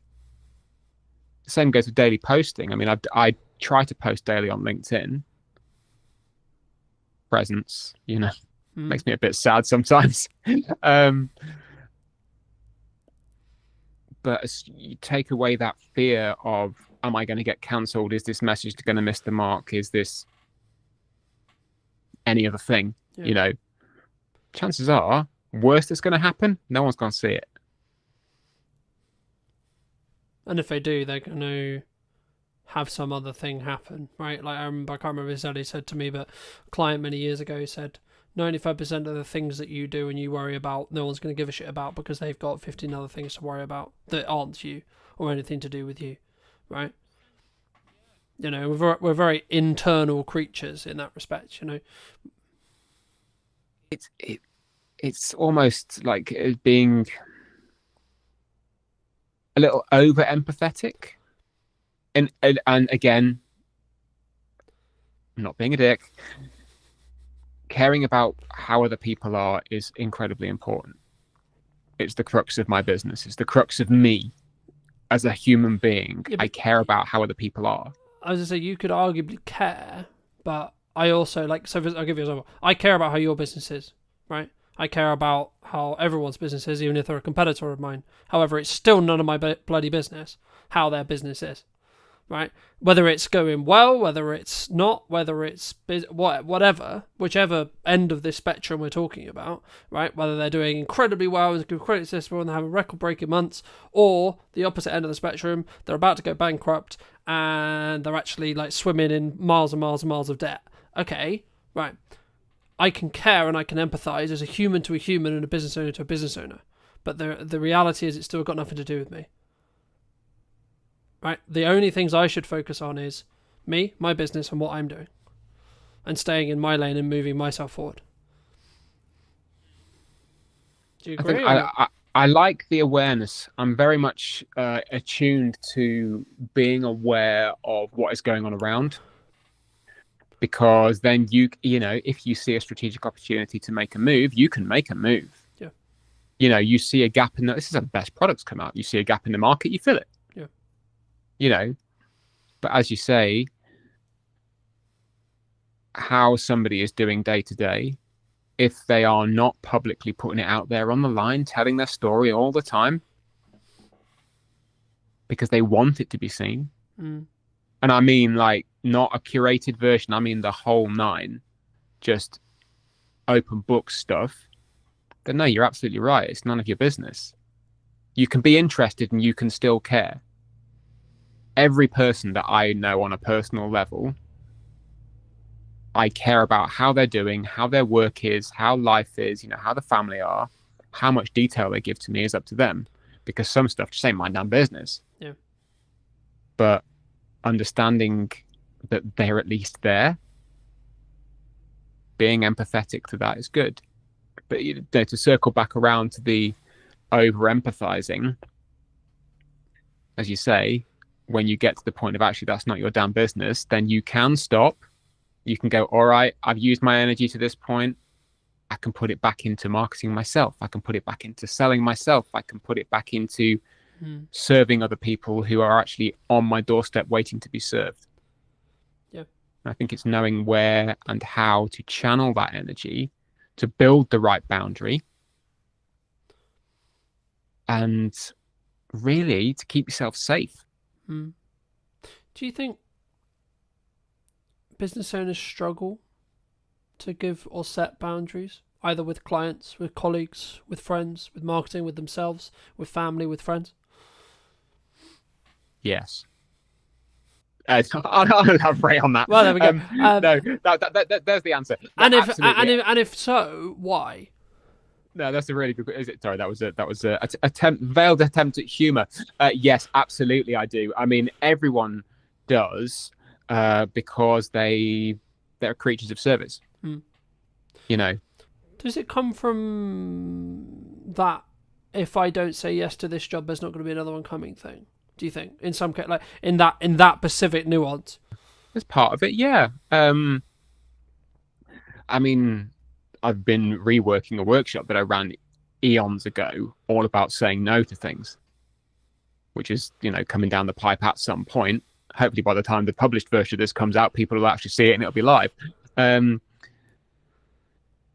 But I think that because prioritization is hard. Separating yourself from your work is hard. Separating you from the public version of you can be kind of hard. Separating different facets of work and life is hard. Just establishing boundaries and maintaining them is hard. Like being able to go, you know what? I'm stopping work at 3. And I'm not going to answer my emails till tomorrow morning because it's family time now. You still get the little itch, you know? Sat down, scrolling on TV, like while the TV's on, you get an email pings and you go, oh, I'm just going to answer that now. You could just not because nothing's going to happen. But it's maintaining that boundary because you get that little itch of if I don't do it now, somebody else might get there first, or I might forget. I might be busy. You know, it's difficult to maintain it. And again, a lot of the time, in my opinion, it comes back around to being afraid of something. Forgetfulness, busyness. And sometimes you just kind of need to go, okay, well, if something happens, it happens. That's kind of a future me problem. Right now, I've decided that this is my boundary, and that's more important. Yeah, and I think as long as you can reflect on every situation, every job, every etc., like whatever it is you're doing, whatever you're trying to achieve, whether you're trying to launch a podcast, newsletter, work with a new client, do marketing, whatever it is, or do sales or whatever it is, as long as you can actually hand on heart say you did your best and it was in line with what you were or wanted or needed at the time, and or like, I think it's interesting, right? Because I think sometimes we act as if we're busy, or we imply that we're busy, or we are busy, or etc. But actually, in reality, what we're actually saying is, at the moment, the thing you're asking me to do cannot be a priority. In crux, if someone ever asked you, in my opinion at least, oh, I'm too busy for that, what they're actually saying is, no, right now that's not a priority. So personally, something I've done the last couple of years is whenever I have a situation which is like, hey, I know I said, or I know we said, or I know you're expecting me to do X or Y, I will give you a realistic timeline regardless of how that makes you feel in the short term. And that might be, oh, etc. But it's actually, I'm not doing you a good service if I don't give you clear, concise, and transactional or transparency within my communication style. Because the reason why someone would get upset or pissed off is because you said, Tom, you would get me that thing a week ago, 2 weeks pass, 3 weeks pass, and then it slipped through the gap, right? Look, I'm not saying mistakes don't happen, but if you said to me, let's say we were working together and you said, hey, it's going to be like 3 weeks, I'm like, okay, cool. But then I'm not expecting it next week. I'm expecting it in 3 weeks, I mean, that's almost kind of a side point, isn't it, really? That's just being good at what you do and doing what you say you were going to do. Yeah. But do you think we struggle sometimes? Because, like, especially when we win, like, the client, right? The client of my dreams, or the project of my dreams, or the money of my dreams, or the project is amazing because it pays me X, or it's actually a great opportunity, etc. We have this, like, want to, I'll do it tomorrow. Oh, it's done tomorrow. I'm going to go out on a limb here, and I'm going to say that if a client, for example, would expect you to bend over backwards and not maintain your boundaries and your working practices as a self-employed business owner, they are not the client of your dreams. End of. Do you think that can change over time? I was just going to ask you. So, like, where we were, say, like, for example, for me personally, like, my target client, my target expectations, etc., 3 years ago were completely different to now. Yeah, for real, man. I mean, the dial shifts, and it shifts because you learn, not maybe because your clients learn. It could be because the clients learn, but it's more about what you, best in the world, it's about what you want. I would argue, though, that you get a reflection of what you, like, enforce in respect to boundary setting, right? Like, so, like, like, for me, like, you can set a boundary you like. The question is what happens when it gets tested. Well, that's exactly it. If you let's say use the example of it's 4 o'clock, you sat down with the kids, you're getting them in from school, getting snack time and everything, and a client's decided for whatever reason that that's the time they want to have a meeting. You can handle that in any number of ways. And again, we can tie this straight back to marketing. This whole point, we can tie this straight back because it is, you could just say no. You could go, no, I don't do that. That's crossing my line. You could say, okay, I might flex this once, but I'm going to reinforce it in a way which says it's not happening again. Or you could set it up from the outset by positioning yourself with your marketable material, with your boundaries, with the expectation setting from the off that says, actually, this is never going to happen because my priorities are this, this, and this. Serving you is within those priorities. But this is the line. And as I said before, if their client decides that that's not good enough, they're not your client. Well, yeah, and the nicest possible, they can go somewhere else, you know. They can go, somebody else will flex for them. Somebody else will flex. And I know that context is everything. Yes, there have been times when I have had to completely smash down my boundaries because the project scope of something has changed. Like, it's happened recently. It was very painful for me. Like, it wrote off days of time, weeks of time that I thought I was going to be able to spend with the family, but I had to do it. I had to because money would have been lost. And in today's economy, at some point, yes, you do need to go. I was going to say, does that come back to kind of what I opened with, which is like, you need to understand what the business is required for you? Like sometimes you need to eat the shit, so to speak. Sometimes, but at best will in the world, I'm 42 years old. I've been doing this for eons. I ain't eating shit for anybody. I'm not doing it. Yeah. But in this occasion, I went, you know what? The scope of this has changed. You've acknowledged that it's changed and that the work you're asking me to do is borderline unreasonable. But I'm going to do it because A, I'm not a diva. I'm not going to throw my toys out the pram and say, oh, screw you guys. That's bad business. But the acknowledgement from everyone is that actually this is crossing a line. So yeah, context is everything, but being able to control that yourself is what is important in this. The client, because they know how I work and they know my boundaries, we've worked together for a long time, I marketed that to them from the beginning. Yep. I don't need to sell them on that. They already know. So having that within your control, I think, is also very important as to how you can put yourself out there and say, I'm the one who's saying when this line moves. Yeah. I mean, that kind of bridges onto my next question, which was going to be like, what role do you feel trust plays either in business or in marketing specifically? So if it's in a marketing context, it would be building trust with your ideal client, your ideal audience, etc. And if it is in a client context, it would be then how do you utilize and or keep that trust? Brilliant question. So I'll put my coaching hat on now. So for me as a coach, through my marketing, people need to know a small number of things. I mean, the first thing is obviously that I am a coach and that I am good at what I do. They need to know that from the off.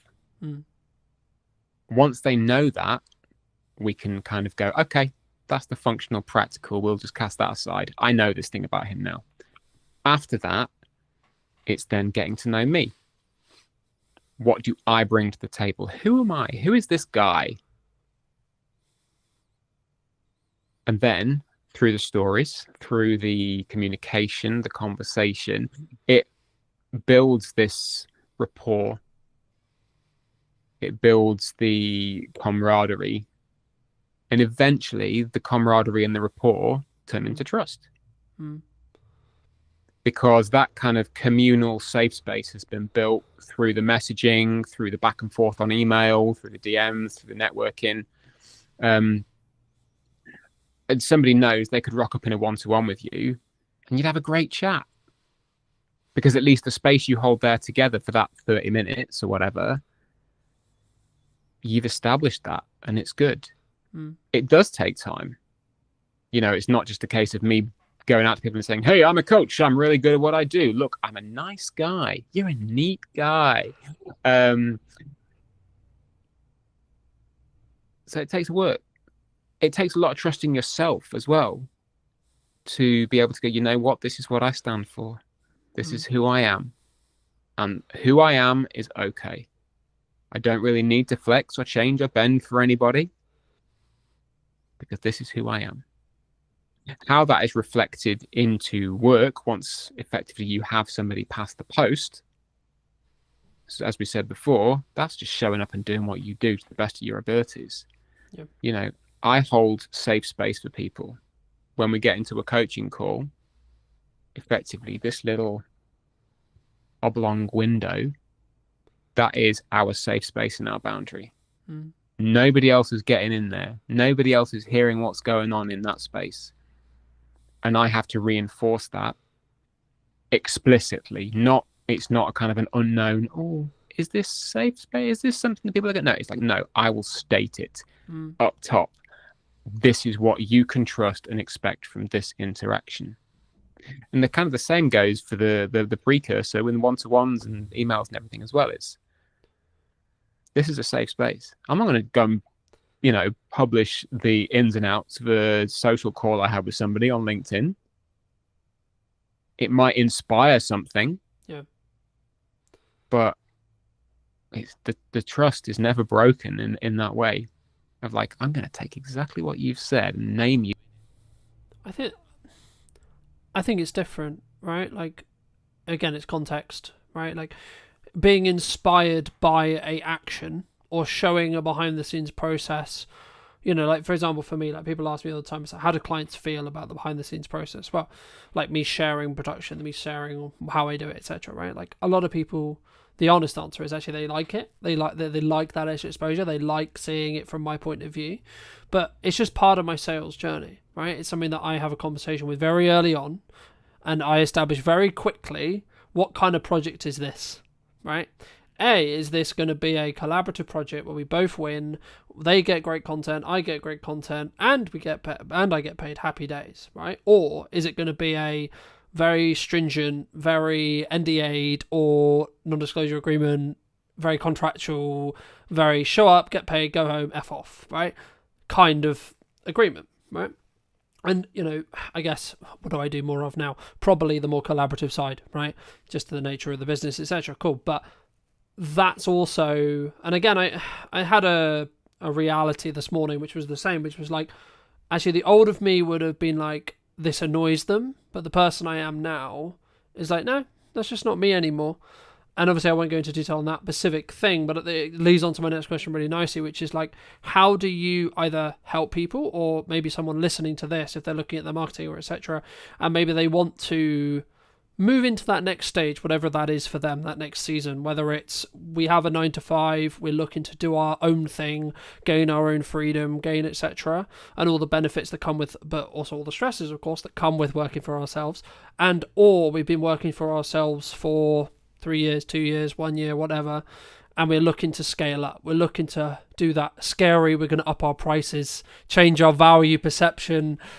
What would you say to those people who are, as I say, kind of, I think there's two camps potentially who are listening. A, in a 9 to 5 who are looking to make the jump, or B, maybe they've been doing it, they built good momentum, but they're kind of like, if I up my prices, I'm going to lose on my clients. I mean, that's a very specific scenario, the whole upping the prices, losing the clients thing. And it comes up more often than you'd think. Broad strokes, I would always ask the question, who are you now? And then, who would you like to be? And then,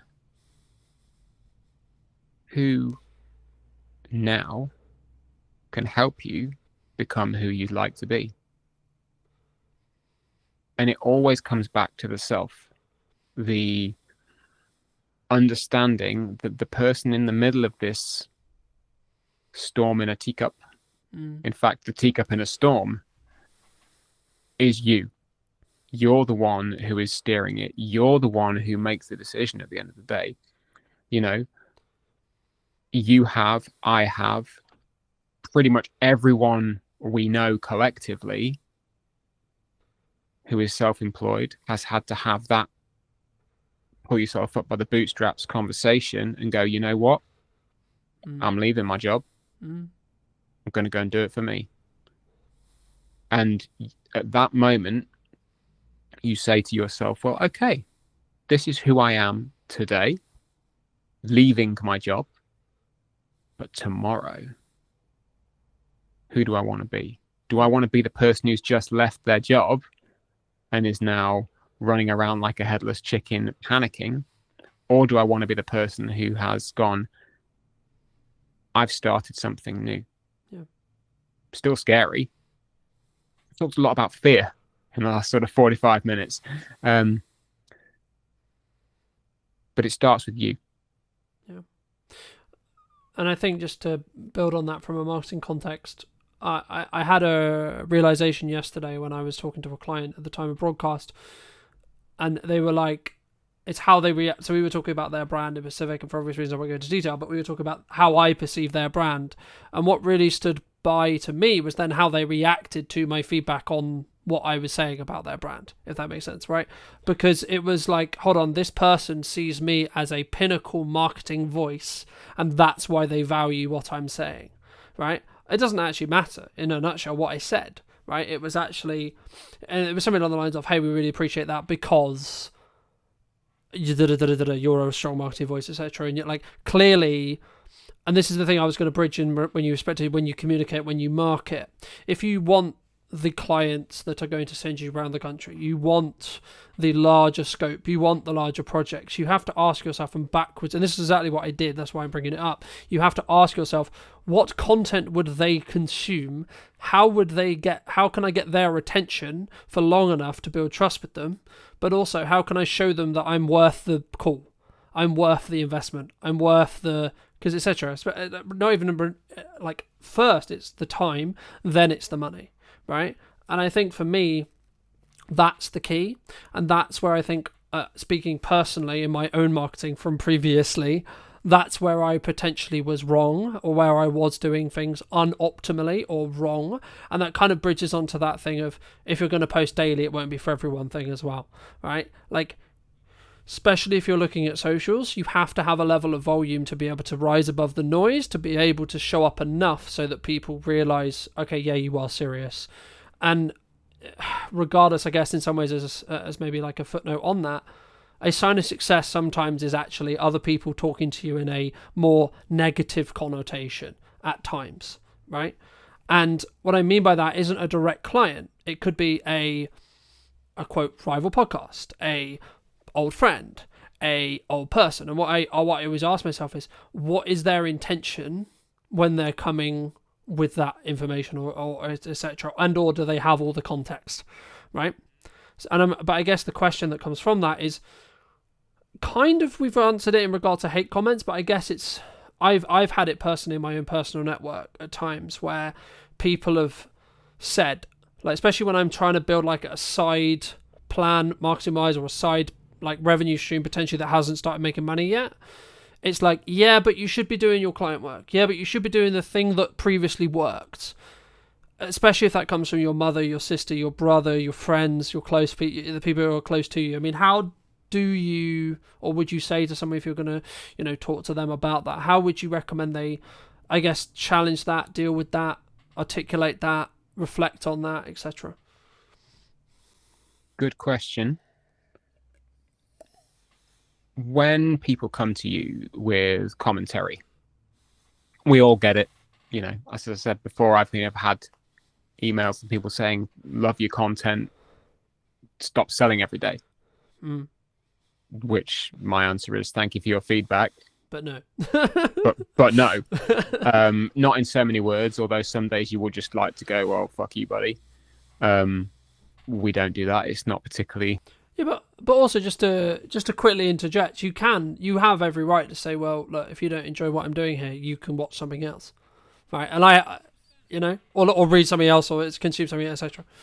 Again, context is everything. Thankfully, a lot of the time I can look at, I don't know, I never like to defer to data, but I can look at the numbers and go, well, has that person been subscribed to me for a long time? And if they have and they don't like the selling, and they still hang around, I know they can kind of ignore it and it's fine.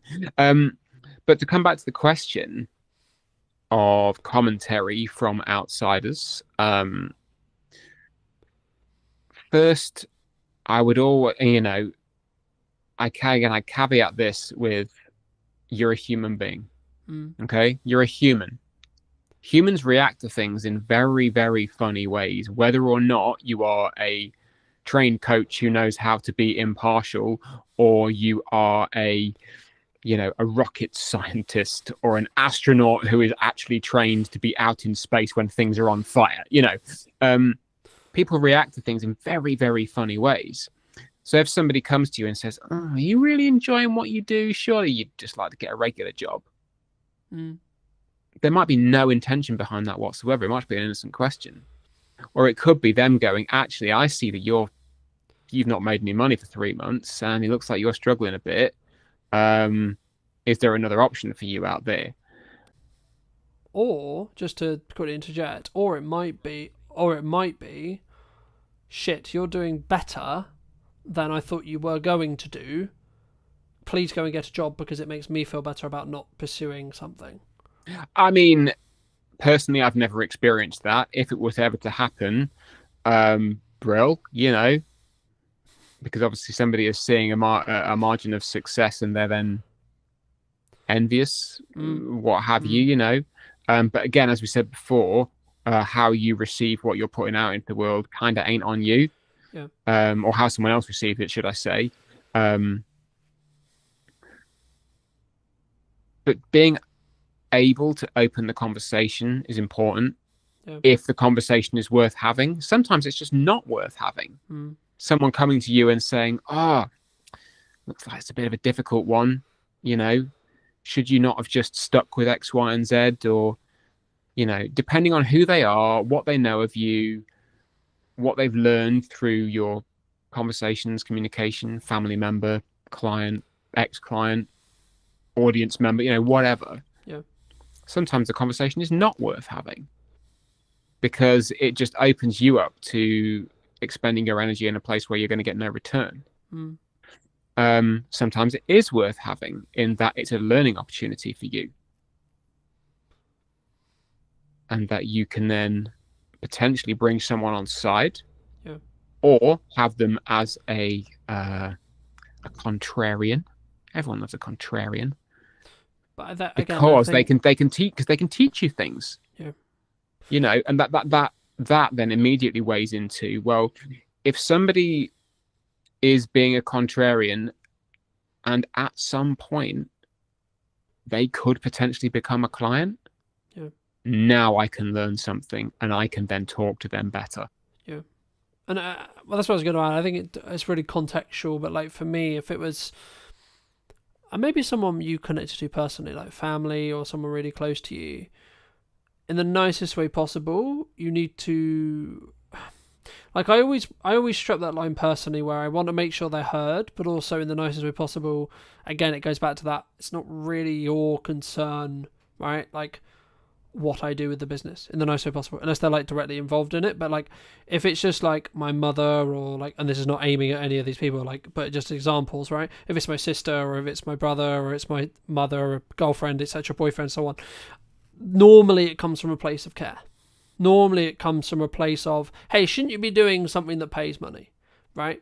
Or shouldn't it be like, in some ways they're saying, actually, hey, that thing you're currently doing, I don't personally believe it's going to do what you think, right? Because they look at the evidence, and it's ironic because at the start of a business, when I remember when I was having the idea of Partner Media in my head, I was like, everyone was saying to me, "Oh no, go get a job. Oh, it's not going to work because you don't have the track record." But now I have the track record of making it work across the period of time I've made it work. I'm like, I just personally ask myself, is this going to move what I'm trying to do faster, forward, or is there a level of learning that can happen, or both, right? And when I ask myself, I mean, I'll give you an example. At the time of broadcast, it's incredibly busy with client work. There's lots going on, blah, blah, blah, blah. And I'm like, okay, nearly every single day is uncomfortable. This morning it would be like, actually, me doing this conversation with Tom, however valuable it may be, it's uncomfortable because I should be doing other things related to client work right now. However, in December, in January, when I'm going to look back and go, in November when you could have done that, when you could have weaved it in, and yes, it would have been uncomfortable, but you didn't. I can then not complain that things weren't busy if I don't keep things moving forward whilst simultaneously working everything else out. And I need to be okay with the fact that for me personally, I'm like, okay, cool, this is uncomfortable, but it's temporary, right? Me being uncomfortable right now is what is required of me from November. Okay, cool. So when we get to December, it will naturally become, because Christmas coming up, people spending time with, so on, right? I'll naturally have that release. So actually, me leaning into this comfortability is a learning opportunity. Yes, it's uncomfortable, but it will be a learning opportunity to go, okay, well, what is too much for me? Do you think people sometimes, I guess, stop before they hit that glass ceiling? Because I've always been of the view of you're maybe one email away when things are harder, especially looking at the current quote climate, right? Where people are like, oh, you're one email away, you're one post away from the opportunity that completely changes your business. Or your life in some ways as well. Oh, absolutely. You never know what's going to come around the corner. You never know. Because you are never around the corner till you are round the corner. I have hit the wall a number of times. Overloaded with work, overloaded with life, bogged down by terrible employment, whatever. And again, this cycles back around to understanding who you are today and who you would like to be tomorrow. It comes around to a boundary. You could say, okay, well, heart of hearts, this is what I want, this is my boundary, and this is what I'm going to stick to, having not lived it. And that's okay. You'll never know if it is or not, because you've not lived it. Again, context is everything. I can safely say that I never want to be without a pair of shoes and having to live outdoors. I've never done that, but I'm pretty sure I can say that I never want that to happen, Yeah. But things like saying, actually, I never want to be in a position where I am, quote unquote, too busy. I never want to be in a position where clients demand of me more than my time is, more than my capacity. Because at that point, I've then lost a boundary. I've then, I've given away a little bit of me. I've devolved something or dissolved something which I've worked so hard to put together because I've lived it before, and I know that I don't want to be in that place again. So it takes a lot of consideration to uphold those things. Whether it's sending daily emails, whether it's posting daily on LinkedIn, however you do it, and the message you put into that, it all comes from who am I today and who do I want to be tomorrow? Because you know that you can do it in a way which allows you to hold on to that stuff. I think maybe if we start to take our eye off that a little bit, it happens with humans. I do it, now and again. I'm not perfect. Yeah. Far from it, If you've got long form content, and this is why you and I, or all three of us, love long form content, is that you have so much more opportunity with it. If you've put it through, I don't know, Riverside or whatever, and you've got yourself 50 clips, why would you not put all those 50 clips out? For people who maybe don't know you, what starting advice would you give them if they're looking to build their, I'll use your terminology, ecosystem, right? Or they're looking to start out on video? What should we do? First people advice. What are you trying to achieve? All right. What do you want to do? Because we're never going to tell you to do something you don't want to do. What we are going to say is, though, regardless of those things, you do have to lay your foundations down. And this is something that a lot of businesses don't do. If you were going to give advice to either yourself 10 years ago or the other person 10 years ago, what would you say? Be memorable. Be as memorable as you can be. And if you think you're boring, you possibly are, I'm not being rude, but that will be memorable in its own way. You can still find your audience. Hello, my friends. Welcome back to a brand new episode of What's Missing in Marketing Today. Today is going to be a bit of a roller coaster, I think deliberately. Today I'm with Alan and Emily from Yellow Tuxedo. Welcome to the show, guys. How's it going? I just can't believe you've got us back for a podcast all these years later after knowing the first time. It was great. I loved the first one, so I thought we'd want to do it in person this time. It's just, you know what? It's just exciting. We like talking about what we do. We like chatting with other people. So this really is a kind of a no. And we let you out of the house. Oh, yeah. We don't. We had said that. We were just chatting to the others here. We're like, we don't get out of the house much. So when we do get out, it's like we have to remember to stop talking at times because we just sit opposite round our dining table working. So yeah, it's like we've escaped. I love it. I can't wait. But before we get into it too much, what do you both think? It might not necessarily be the same thing, but what do you think's missing in marketing today? Do you want to go first? No, you can go first. No, because we have this conversation quite a lot, and I think in terms of what's missing in marketing is simply the human touch. And I think we've got to the point now with a lot of small business owners where it gets quite formulaic because this is like how you market your business. And we forget sometimes that actually to be a bit more human, to realise to talk to people on a two-way street. You're really good at that, aren't you? Yeah, well, yeah. I think you just basically handed it over to me because you ran out of what to talk about. Yes. I think there's two things, actually. I think there is that human touch. There's still there's a large desire to broadcast. Let's broadcast.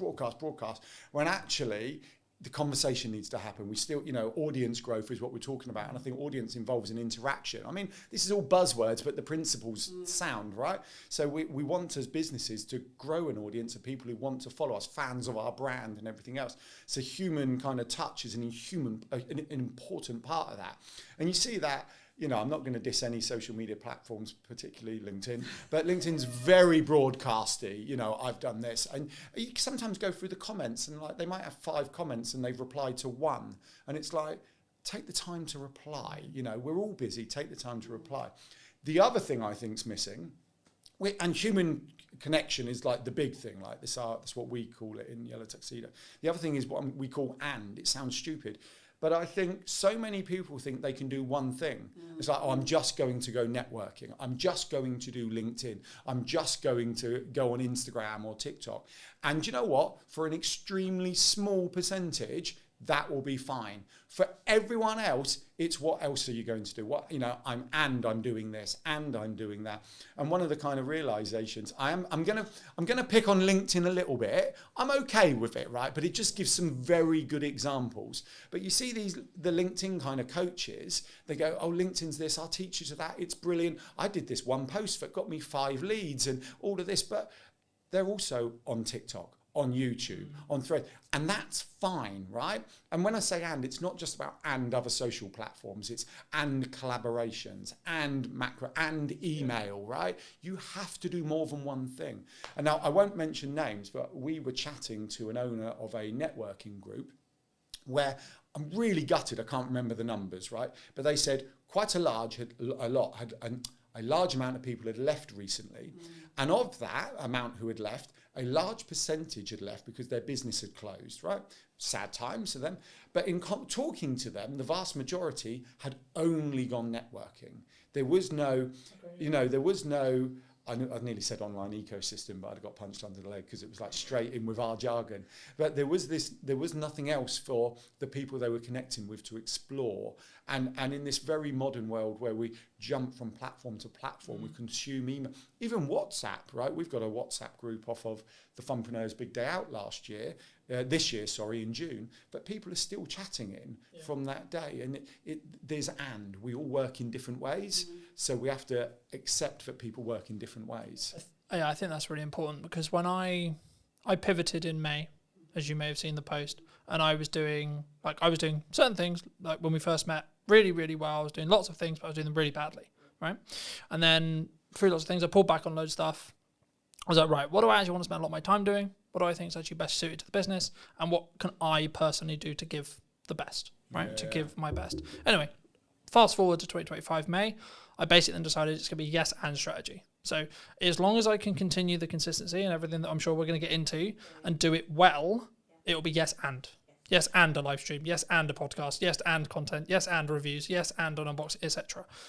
And the key that I found was that's why I'm now successful. That's why I'm now busy, right? Yeah. It's not just a binary, oh, someone saw me at a networking meeting and that's why, right? I personally only do content now, but that's just because of just the nature of the business, time and leveraging. It's efficient for you. It's efficient. It's totally efficient. That's why I love the fact when you said we're going live in this one today. I mean, absolutely. Why would you not? And if you can get past the confidence of being live on camera, you do that when you're talking to your customers directly. You don't go, sorry, can we just record this and send you this to you? You know, you would have that conversation. You'd have that in a shop. You'd have that in an office. So doing it as a live stream is so efficient. You get people who are watching live now, hopefully, lots of you. Thank you. Mum. Hi, hi, Mum. Can't even get onto an internet, let alone. That is true. But you do. But then you've got the content after that. Then you're going to slice and dice it and do what you do best. Why would you not be efficient like that? It makes total sense. People asked me the other day, they were like, why do you just not live stream it? And I was like, well, I want my source. I want to add, I want to have the trailers on the front end. I want to be able to multi-cut. I want to, etc. I want to be able to either utilize AI or do my own clips, etc. And I think you can, like building off our original point at the beginning, I think you can do all of it, right? When should someone not though? Because we're talking as season pros, right? We're people who know we can do content quickly, right? We can distribute quickly. We can articulate quickly. We can articulate well. We know what we're doing. That isn't everyone. No, it's not everyone. It's not at all. Not everyone wants the same thing either, which is just as that's a important. huge thing. Is that do you need to? Do you want to? Those two big directors there, but also. You're right. We are in the marketing sphere. You are in the market. It's just for the record. We're online visibility specialists. Of course. We're not marketing. And that's a very big thing. And we don't use the dirty word. Marketing's a thing, right? We're not that because we don't want to be in someone else's business and to get to under. We want to help you be more efficient, and that's a massive thing for us: is efficiency and time and space to be able to do the things you want to do. When it comes to a muggle. I know that's a question you asked before. And as a muggle, not everyone's got all of those skill sets. I completely understand that. But also, what are you trying to achieve with it? Where are you trying to get to with it? We need to obviously show best practice of what you could do and how far you could stretch content. Because obviously, if we can do that, we can help teach that as well. And we can show, like, we are doing this and we've reaped all of these rewards from doing X, Y, Z. When it comes to, I don't know, a forest bathing instructor or an artist or a plumber, they're not always going to have that skill set. But it doesn't always matter. I think we always show best, and I put a post on LinkedIn just yesterday, and all the marketers in the world are going, Emily, shut up. But in terms of email marketing, so I have a client I work with on a regular basis. It's a great story, isn't it? No, I was thinking about the marketers all DMing you, but it didn't actually happen. This is best practice for email marketing. Yeah. But he's been sending out a news that we worked on a strategy back in the spring, and we worked on a strategy, and he's been creating it, and he's doing it for himself, because we're very much about doing it for yourself if you can. And then about a week ago, he realised that all of his subject lines for the last 6 months had main newsletter. And he hadn't changed. He didn't know how to change his subject line. And then he was beating himself up about the fact that, I haven't thought about the strategy behind my subject lines, and I haven't thought about how to get them in the hook and what the hook should be and how long it should be and all the things that we kind of over-process in our heads. His open rate was 38%. Brilliant, fantastic. I'd love 38%. And his click-through rate was 4.6. Like, nothing had changed. Those percentages were fine. But we kind of put ourselves on this, you should be doing this, and it should be up here, and this should be the better, and you can't do this for yourself. But ultimately, yes, he could outsource that and get an email marketing company to kind of really shine and polish it. Would they always get the same return? I don't know. We don't always know that sort of grey area between the black and white. We don't know it. I think if you're at a point where you want to be out there a lot and you want to do video and you really can't pick up the camera, that's when, yes, absolutely, find someone who can help you to do that, because the block to the tech shouldn't be the reason that you're not doing something. So someone can always come and help you out that way. I think you want to say, Chachi in the corner. No, I mean, I agree. I think you have to choose a medium to start with, though, right? Like for me, I just did video because it was the one that suited me best, right? Now, you would say, and I would say, I need to be doing more. Yeah, absolutely. But I need to be doing it more sustainably, right? So when I do email marketing, I'm going to do email marketing in my way properly, right? When I do blog writing again, it will be properly. I've tested it. I know what I'm going to do. I know how I'm going to do it. But I don't turn on those taps until I know I'm going to be able to keep those taps running. The same thing with the live stream, the same with etc. Like I'm in a very grateful place, but still a stage where time is the main barrier, because I only have a certain amount of time. We're recording this like towards the middle of October. This won't be out until December, the pre-recorded version, and that's simply because the only way I can be consistent is by doing it. When I have a window of time to record some shows, I record some shows, and then I bank them and so on. For people who maybe don't know you, what starting advice would you give them if they're looking to build their, I'll use your terminology, ecosystem, right? Or they're looking to start out on video, they're looking to start out with blog writing, etc. How? What should we do? Well, all right. So I think the answer to this is also a carry-on point from what you were just talking about. You'll turn on the taps when you're ready. And that's really important. So it has to, you have to start with what are you trying to achieve? Yeah, that's the first thing, right? What do you want to achieve? Because if you go, I want global domination, then you get a list like this, right? And if you go, nah, I just want to, actually, we got someone we can talk about. So Callie, client of ours, member of the Digital Circus, the team community we founded. And I remember when we first started, she said something like this: I'm just trying to make enough money to take the family on holiday, right? So she joined the Digital Circus. We've been working with her. She comes to the group sessions. There's no one-on-one in it particularly, other than just answering the odd question. And recently she's got, it's all kind of kicked in and working. I'm getting so many inquiries organically now that she said, I don't need to post on social media. And we take that as a win, right? She takes it as a win because she's got, she can pick and choose what she does. And we're going, we don't see social media as a bad thing, but it can be a bad thing if you're feeling you have to do it to help you get to where you're going, right? Because then the mindset's different. But for her, she's like, well, I just do the odd posts for the people who are trying to validate me, but actually everything's coming in through the online ecosystem she's built. And that's really good. So going back to first people advice, what are you trying to achieve, all right? What do you want to do? Because we're never going to tell you to do something you don't want to do. What we are going to say is, though, regardless of those things, you do have to lay your foundations down. And this is something that a lot of businesses don't do. And the foundations are as simple as making sure your website's working for you. Because if we hear again, I paid someone $1,000 to build my website, but it doesn't do anything, we go, why is it doing nothing? You do. You don't. You say, why is it doing nothing? Why? It should be bringing you in kind of visitors into your audience, into your ecosystem. And then it's going to build it out from that. How are you going to nurture your audience? You've got to choose something. So it could be like social media. I recommend email. So an off-platform audience is always better than an algorithmic platform. And email is so powerful because they want to be there. They give you permission to email them and there's no algorithm, right? Or even what you could do a WhatsApp group if you only want a small client base, so keep in touch with them. And then you build it out from there. So that's what you do. You align it to your goals, start with the website and build out. And the simplest thing of your website is imagining it like your shop, right? Like Tesco's and everything else. The way we explain... Or other supermarkets are available. Other supermarkets are available. We can talk about Aldi in a minute. We like that as well. They've got a good example to bring up. But think about your ecosystems, and what you're doing is building your Tesco's. And then this inner circle is like your kind of club card customers, right? And then the outer circle of this ecosystem is all of the Tesco's advertising, branding, touch points and everything else, which we would call virtual doors into your ecosystem. You're just building it out like that. But the second you put something online that's not connected up, not optimized, not leading back into your it's just a wasted opportunity. It's just a standalone post doing nothing, or a standalone directory entry or whatever, just not really connecting up. So make sure it's connected up. Start slow, align it to you. And know where you're trying to get to and how people are going to find you. The biggest thing. We talk a lot about keyword strategy with that kind of more SEO hat on, and I think so many people haven't even done that work to start off with. Like, what do you want to be known for, and how is someone going to find you? And I think when we talk about Google quite a lot of the time, it's just one huge bookshelf, right? It's one big library.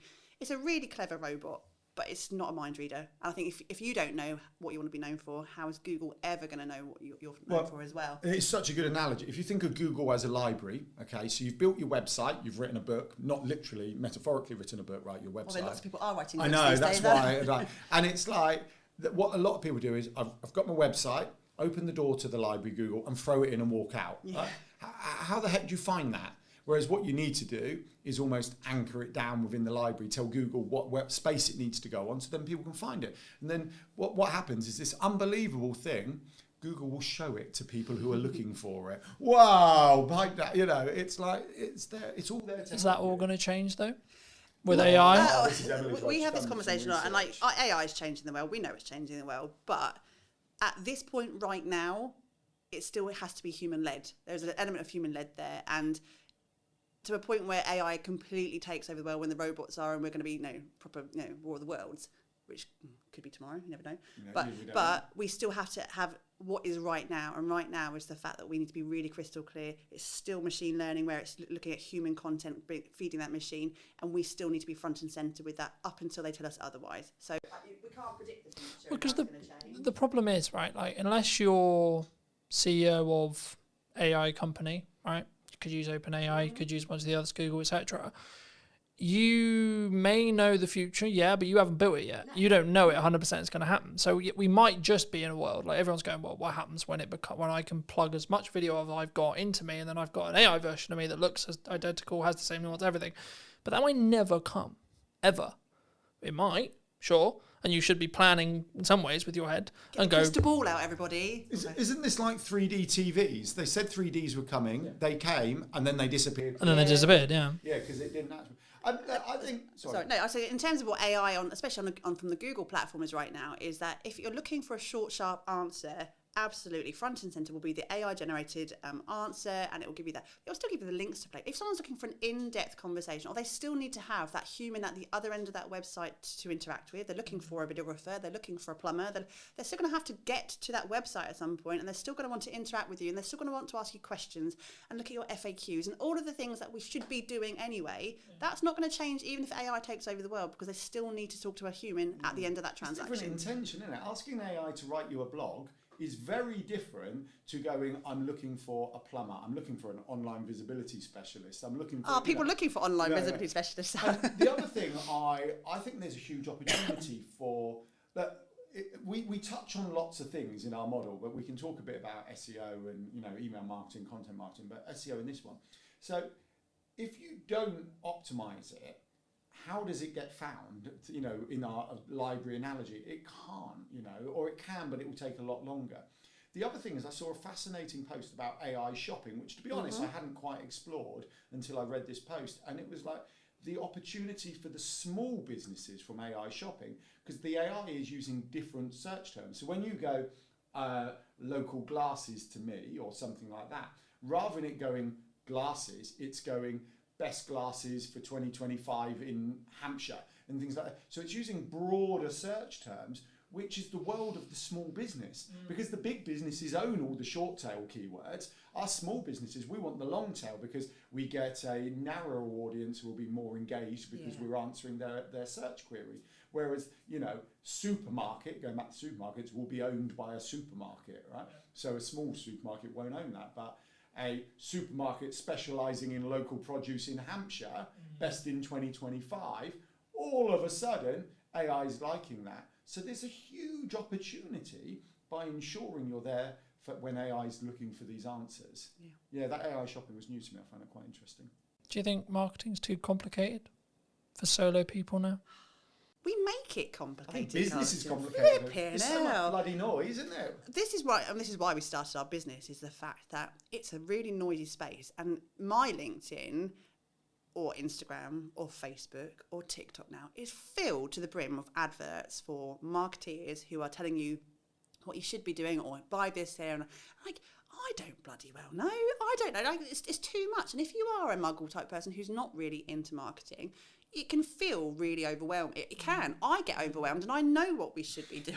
I feel it oppressive is what I've been saying. Yeah. It's like if you're a business owner, a small solopreneur, freelancery type business, I feel that the kind of narrative and noise is like an oppressive cloud of you should be doing this. Yeah. And you've got, people like, I'm trying to think of big business, Alex Hormozy, Gary Vee, the big influencers going, you need to do this. You've got coaches on LinkedIn going, you need to do this. You've got marketeers telling you to do this. Yep. We're telling you to do something. And it's like, which one do you listen to? Because some are similar, some are not. It's like, it is.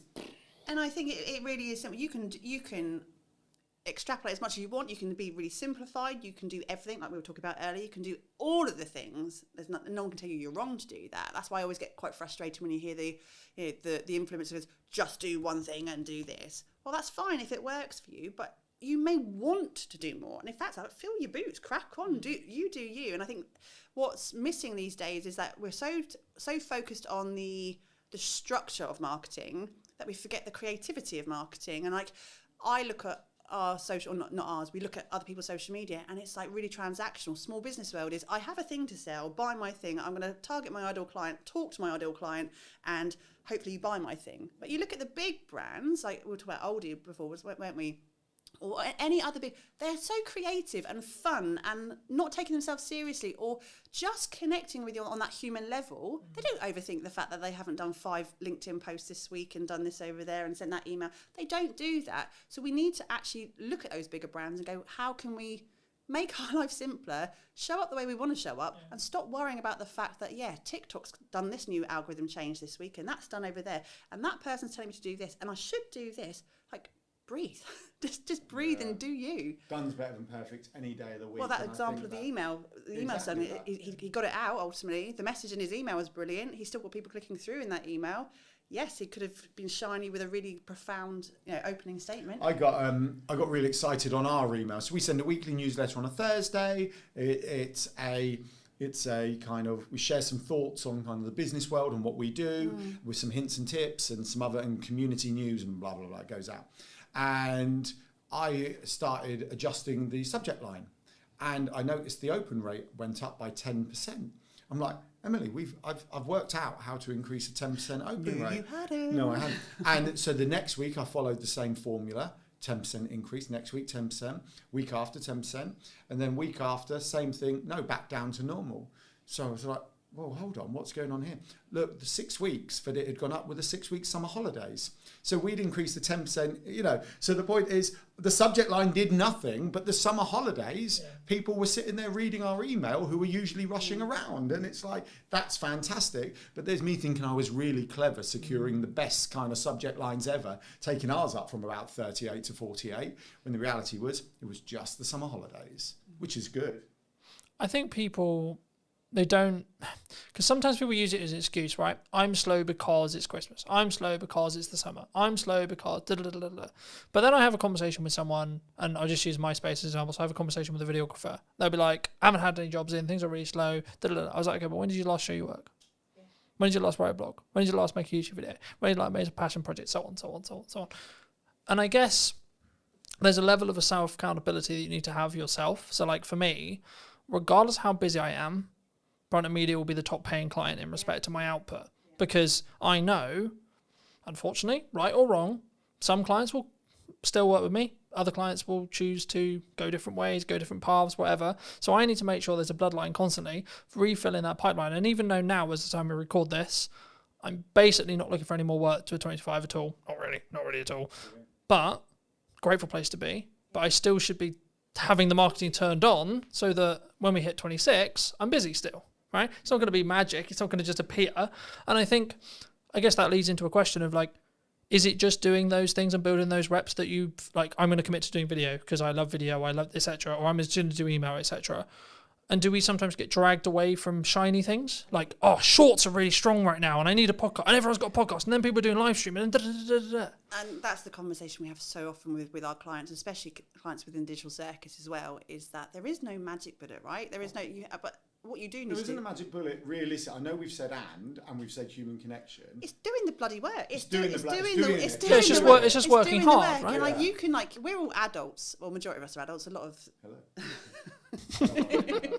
Hello. Adulting is the biggest con in the world ever. Well, we can tell. We have a structure and it works for us, right? And we're not going to say it doesn't work because but we spend a lot of time doing those things. It does take time. And yes, there are 2 of us. I get that. But it still takes time. We still run a family around it. We still try and do other things. We have to make twice the wage. We have to make twice the wage in our business. There is no plan B. So we have to do the work. And I can repeat it over and over to someone going, yeah, but you haven't done that. And you keep saying, I will get round to it. Just have some self-discipline and do it. And if you do the thing and it doesn't work for you, at least you can come back and say, I've tried, and then I'm going to maybe work on the next shiny thing if you really need to. But until the point where you just sit down, commit and go, this is going to take time. I have to find the time in my week. I only have these amount of hours in my day, but I'm going to have to sit down and do it at some point. Just do the thing. And then stop getting blindsided by, TikTok or Clubhouse. Is Clubhouse even still alive? No, it's not, is it? But we all run to it. But it's okay when it fills a space, because we know people who did quite well out of Clubhouse. Of course, but it's fine. But it's not long. Thing is, I think it's a bandwidth thing, though. Right? Like I had this conversation with Chris a couple of weeks ago. We were talking about like you should be doing the authenticity, the add value piece, etc., stuff like this. But if you can trend jack on top of all of that, then absolutely you bloody should. Right? Because it will add into your overarching the number of views I can obtain, which means conversion, blah blah blah blah. But if it's to sacrifice the value add, just can it off, don't do it. Right? Is my view, and it's purely a bandwidth question, and that's why I think you've got to have some level of tough love either from someone else or yourself, which is I think what you were talking about like you've just got to get it done. Right? I don't think. And maybe you've had this in friends and yourself as well, but like for me, unless you're close to me, I don't think people quite realize how hard I work. Right? Everyone's like, "Come on, you're invisible all the time. You're everywhere." Da, da, da. Yeah, but that's because I work literally every single fucking hour of the day, right? And it's not that I'm just like, cause there's then the smart versus the working hard argument, right? But the thing is with AI, if you're working smart hard for the same amount of hours I am, and it's just compounding on top of it, right? So I think it's not just a binary of, I use AI and then I can go and chill for the 5 hours, right? Because it saved me 5 hours. What you should actually be doing is, it saved me 5 hours, so I can do 5 hours more work of the work only I can do, right?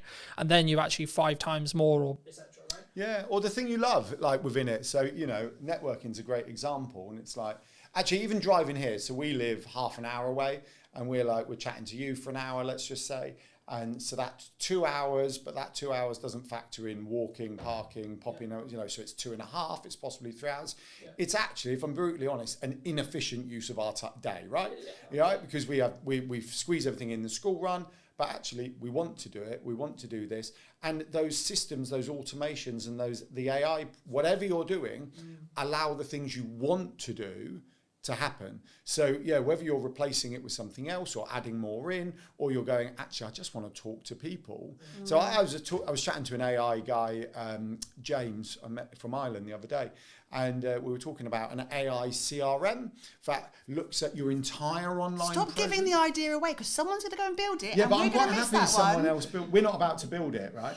But it was kind of, I don't actually want this, because it does something I don't want. I'd rather do so. But to the extent where it looks at your entire online presence, so it will factor in likes on posts, comments, email open rates, previous stuff, bookings, DMs and everything.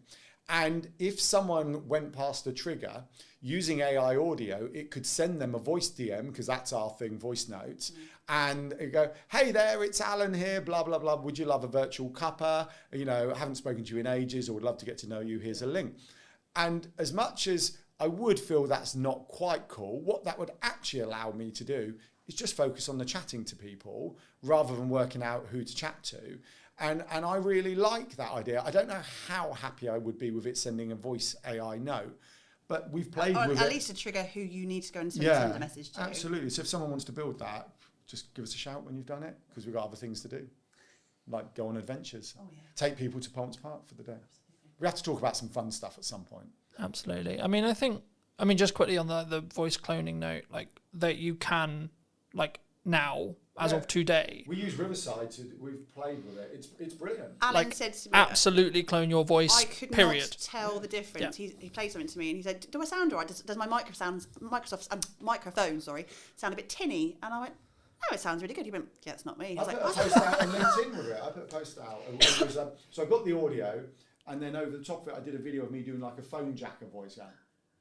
Like this, and put it out, and people go, no, it sounds just like you. That's what I thought it did as well. Scary. So I think, moving back to what we started the conversation on, like, we might get to there with video, right? We might, right? But the thing is, then I go back to my previous conversation about working smart. Okay, well then, technically, if we've all got that ability, I could technically script this entire podcast if I wanted to, or get AI to, and then we could have a 45-minute podcast we weren't even there to do. Now, should we? That then comes a question, right? Because is the energy going to be different? Yes, AI can mimic us, but the nuance is it ever gonna? No, we don't know, right? not No, yet, and also not yet. in terms of your own Sorry, sort of self. it exists. Come back to it. It exists. I watched a video this morning on it. But forgetting on the output, it's surely about your own sort of, I don't know, self-gratification of enjoying to do these. As I was going to say, but Having surely these if conversations, you enjoy podcasting, you want to surely carry on that's doing that. counterintuitive. You wouldn't AI it out if you enjoy doing it. No, I no, think but that's what the we're point. saying is like we can get so far from it, but ultimately, what is the end of it? What's the ROI? You know, the ROI would be, yes, getting some efficient content created, but the ROI also has to be You're so businessy. I'm sorry. You said ROI I did. and ideal I wrote a client blog today. that had ROI on it this week, and I kind of felt dirty. Honestly, who even are you? You've changed. Yeah, it's like it's what you're trying to get out of your business, and I think something Alan and I have been exploring recently in terms of time and space in your business and what your bigger picture is. Actually, we don't get into business to go, what else can I do to be really efficient today? Like you go Unless your goal is, But also you choose your chosen field because of your love of the field, or the fact that you want to be outdoors more, or you want to chat to people, or you want to, whatever that is for you. I don't know what everyone else's sort of end goal is, but for me, I like humans. I really like humans. Well, some humans, not all humans, won't they? But I want to. No, we like chatting, I think don't we? in a world where I could not chat to another human being again, I'd be really, really flipping lonely, and I don't want that. So yeah, AI might be efficient, but I'm still going to want these kind of interactions. Yeah, but that's for me. That right? Hold on. AI video. So I watched a Casey Neistat on YouTube this morning. I think it only came out last night or this morning. And there's a new TikTok. I think it's called Saru or Sura or something like that, by OpenAI. When you start it up, you scan your face like this, and then you go video of me 1930s James Bond style thing, and then you get an AI video of you. And he did a whole video of it, and he was talking about it's cool, but it's slop, and he explained why. And he said I'm not anti it actually, but so go and watch that. That's worthwhile. So it does exist. Whether it exists for 1 hour long form, I don't know, but that'd be interesting to see. It's how you take that and use it, isn't it? It's like if you're taking the piss out of yourself, absolutely. That's a great example of being able to use that kind of filterage type thing. We've had filters on your phones for bloody years. It's just not using that as gold for your business, and that's not expecting that's going to be the magic bullet. I think there was also, there's lots of trends that me and James talked about for ages. James Gale, whose space we're sat in, but like for me, we talk about like there's a monkey vlogging and like stupid shit like that. There's this is actually really creative, and this is actually part of the creativity process, right? Yeah. And that doesn't take away from like me AI and myself. And I think actually, are we ever going to get to a world where we're completely AI? Probably not. I don't think society will accept it, to be honest. Are we going to be? Will we have the tech to do it? Sure, probably, yeah. I just feel like we're going to be, you know that Disney film WALL-E, when actually they're in a spaceship, there's big fat blimps just going around because they haven't. That's how I feel we're probably never going to get to, but maybe. Our kids can tell us. We won't know. What's the other thing I was going to say? You're not the interviewer, by the way. No, I know. It was just following on the points. But the AI thing, I think, it's there for the things that aren't in your zone of genius or you don't want to do. And I think that's no different to outsourcing, right? Mm-hmm. People outsource their social media because they can't get their head around it, don't know what to do, don't know how to do it. Or just have no interest in doing it. Or don't have any interest. But they understand they need it for the business, right? Yeah. They want the visibility. They understand that opportunities will come if they're on it. Yeah. But the idea of them doing it is like, no. Especially as, going back to, like, whatever your goal is probably the most important thing, with your why and everything else. And if you've got, Emily mentioned forest bathing, we've got a client who's a forest bathing instructor. She wants to go forest bathing, right? That's what she wants to do. She wants to take people forest bathing. Does she want to sit there doing short form, blog, SEO? Probably not. No. So why would you not utilise what is about to do it? Now, we always say to a certain extent you should still input, because actually if you truly outsource your social media, it's never going to be you. It's never going to be you, right? It's really difficult to get it right. And actually, AI would probably be more you than outsourcing it to an individual, right? A human being, which is... Especially if you become skilled at training AI, right? Which is the important element, right? Yeah. A lot of commonalities is people open ChatGPT, Perplexity, Gemini, whatever you're using, and go, write me a social media post for X business, right? And then they're like, why does it sound robotic? Why does it sound weird? Because what they're not doing is saying, here's stuff I've written, here's what I've said, here's my terminology, here's the words I use, here's the word I don't use, etc. And then once you do that, it's like, well, it actually will be pretty close. And then you should tweak it and you should read it and you should adapt it, right?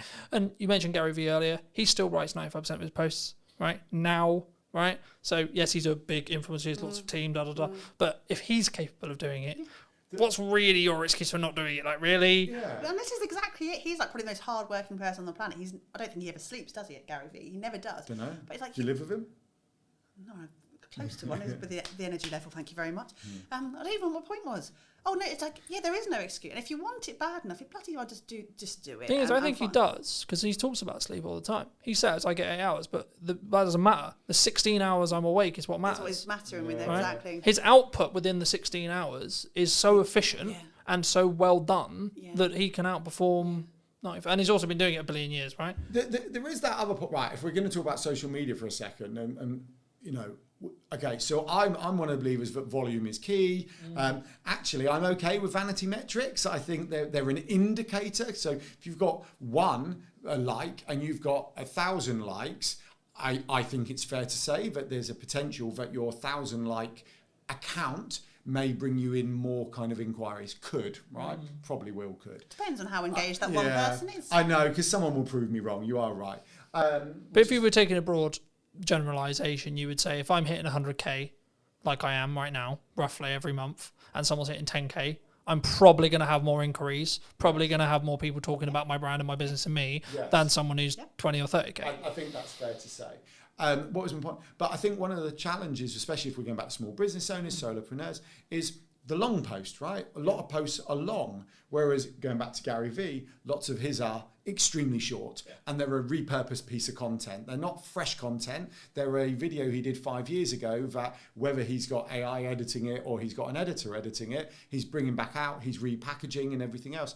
And we shared some online visibility Christmas tips in a newsletter, just to help people get their heads around it. And it sounds unbelievably crazy, but coming up with some optimized content, so content that will appear when people are looking for an answer, that could be around something Christmassy, will work for you on your socials, on your newsletter, and in the kind of search engine results every single year. Every single year. So it's once again, we're back to efficiency. And it is efficiency. And I just think we, in a small business bubble that we all kind of sit within, there's this kind of, almost we protect our mental health, where we go, it's okay. You're going there, you're brave. No, it is, because we protect it from being... I went to vanity metrics, you're going to mental health. Protecting your time, you don't want to overload the system, don't do too much more, you don't need to put 50,000, quality over quantity, or all those things that we hear. Is that an excuse, though? It's not an excuse. No. I don't believe it is. The anti-hustle noise drives me up the wall. And I just think, if you've got, and it comes back to being efficient, so if you've got long-form content, and this is why you and I, all three of us, love long-form content, is that you have so much more opportunity with it. If you've put it through, I don't know, Riverside or whatever, and you've got yourself 50 clips, why would you not put all those 50 clips out? So hold on, let's break that down, right? You do one video, okay? So you film an hour-long conversation, you put it on YouTube, gets 10 views, okay? Fine. You live stream it to 4 platforms, okay? All 4 of them get 10 views. You've now got 40 views, right? If you then take the recording, do a bit of tidying up and put it on YouTube in December, like you said, you've now got 50 views, right? You take that recording, you chuck it through, whether you want to do it manually or an open AI thing, you're sat here going, what the heck do I put on social media for the next month? And let's say you come up with 10 shorts that all have 10 views again, and 10 views on each of the 3-4 platforms you repurpose it onto, which you can automate. All of a sudden, your 110 view has got 1,000 views. And if they're the same 10 people multiple times, then you're hitting multiple touch points with those people, so they're more likely to convert into warm audience. And I don't think people should demonise doing more if you want to, because if you have capacity and you want to, fair play to you. There was also a lot of noise, wasn't there, for a while? For a long time, it was just like do less and be more efficient. And but I'm not hitting my goals. But if you're only putting 3 posts on Instagram a week and you're wondering why you're not getting sales, mate, come on. Again, what else can you do to amplify? And I think, when we were advertising the Funpreneurs Big Day Out back in June. Thank God, I've been working out how to crowbar it in. But I'm there telling your close family and friends, could you please, if you see a post, share it. But the stuff you do as a small business owner. My mum's like, Ems, when are you going to share it? I can't find it. I'm like, even my mum can't see that post because they don't see it, and we know what algorithms are like. We know it pushes you further away from people, so you have to do more because that person may not see that one post out of your 3 that week. But if you are consistently putting stuff out, that is still quality because the original content is quality. But it's also like, what is value? That's down to the market to choose. That's quantitative in regards to like the person watching it, not you, right? Me, giving as much business advice for an hour, you guys giving the business advice for an hour, if you're not a business owner, it's not very valuable. Yeah, but they have that thumb. They can scroll. It's just like, don't watch it, especially on an interest card base. You just won't be served it. It's that you won't even see it, right? So you don't even know it exists. But yeah, people are not going to be offended because they've seen that one short 3 or 4 times. They've already seen it or not seen it. They are just going to scroll past. I think we take it far too personally that we're interrupting people's lives. And like you said, most of the time they haven't even seen it in the first place, and you're not interrupting anybody. Yeah, do you know one of the other things I think this is all fits in, if we're sharing kind of thought process and tips, was the make sure that we prefer target audience to ideal client, but make sure your target, you're only connected with your target audience. Don't do it. And I'm like, why would you do that? Why would you remove potential opportunity? So we don't remove people who aren't in our target audience. We just allow it to build because we want fans of our brand. We want people to know the name Yellow Tuxedo. We want people to talk about it. But then what you get is opportunity. And you said this earlier about people who say, oh, there's no business in December. Rather than saying there's no business in December, why don't you go, what could I sell this December? Because people are definitely spending money in December, right? They may be spending on something else. And let's use forest bathing. Nicola, hi Nicola. She'll be watching. She'll be fine with this. Let's use forest bathing Nicola again, right? Nicola takes people forest bathing. That's what she do. I don't know if Nicola would say this, but absolutely I could imagine she could go, December's not as busy for me, right? Because people are partying or whatever. But you could bring out a gift voucher. You could bring out some in-home experience that could be bought in a box. I know she does forest bathing in a box. There are other opportunities. A range of waterproof jackets Nicola could bring out that would be brilliant for the winter because she goes forest bathing if she wanted to. There is a plethora of you got plethora. It only took you. Well, it took us ages to get to Thumpernose Big Day Out and plethora. That's one of our buzzwords. We have like a business bingo lingo type thing, and plethora comes out. Plethора's on our list, yeah. Plethora comes out a lot. So, and that's the thing. I want to go, what can I do differently? And once again, it might take time. So you could have a conversation with AI and go, December always feels busy. This is my business. What could I do differently? You could ask your community you're a member of, like the Digital Circus. We've had Decembers where we've thought we were going to be quiet. They have been our busiest months, haven't they? Yeah. Well, you used to say December's quiet, and I used to say, can you stop saying that? Because there's no logic for December's being quiet. And then we literally got an inquiry on the 31st of November for this fantastic project that led us up to Christmas, which we then stopped for 2 weeks to spend it with the kids. Right? I think the key, and I think originally it was Alex Emoji who said it, but if no one, like not every single person on the planet knows you, then you need to market more. Yeah, I do agree. Like, simple as that. And I keep having multiple points whenever I do a podcast, whenever I do an event, etc., where like, I think someone said it in the event I did in September. I forget who exactly it was, but it doesn't matter. The point still stands, which is like, well, actually, you're marketing too much. Someone said, I'm marketing too much. I said, okay. But then someone literally within the same room said, in the second after that, they said, yeah, but not every single person in the world knows Colton, therefore no, then he hasn't. Because the thing is, yes, I may not want work as of today's live stream, necessarily, okay? If the right project comes in and I can make it work, cool, yes, sure. But as I said earlier, I will want work in January, February, March, April, so on. And the thing that people don't understand or don't think about sometimes when they do marketing is you need to front load it by 3 months for it to then work. Because it takes time for people to firstly see the content, then go, actually, hold on, do I even want to, what does this person sell? What the fuck? Like, who, what, do I even like this person? And then once they're there. It takes a long time to go from, It's also some people are, really slow burn. We had a speaking gig 2 years ago now, when we were in Bournemouth, a speaking gig 2 years ago from someone who she'd known us from our previous business, which was in the events industry. That was back in 2012. She'd been following us. She's one of those lurker type people who had never interacted with us, had never liked or commented but we weren't connected on any platforms. But she'd gone, I see everything you're doing. I really want you on my stage. Will you be there? And like, that was a 10-year burn, man. Like, it was a really long, but you can't, work out when those opportunities are going to be. But you could have stopped 2 years. You could have stopped 2 years ago, and it wouldn't have. You won't have, quote, hit the glass ceiling with it. Totally right. Going back to the Alex Hormozy talking about, does everyone in the world know? Look, we have to go, right. We are huge advocates on aligning it to your goal and business on your terms, right? So some people are not going to want everyone in the world to know who they are. But there was this other one I quite liked, another quote from an influencer who basically said, if you are not full up, market harder. if you are full up, increase your prices. And I just feel we all get caught up in the noise, get caught up in the narrative, get caught up in all of this.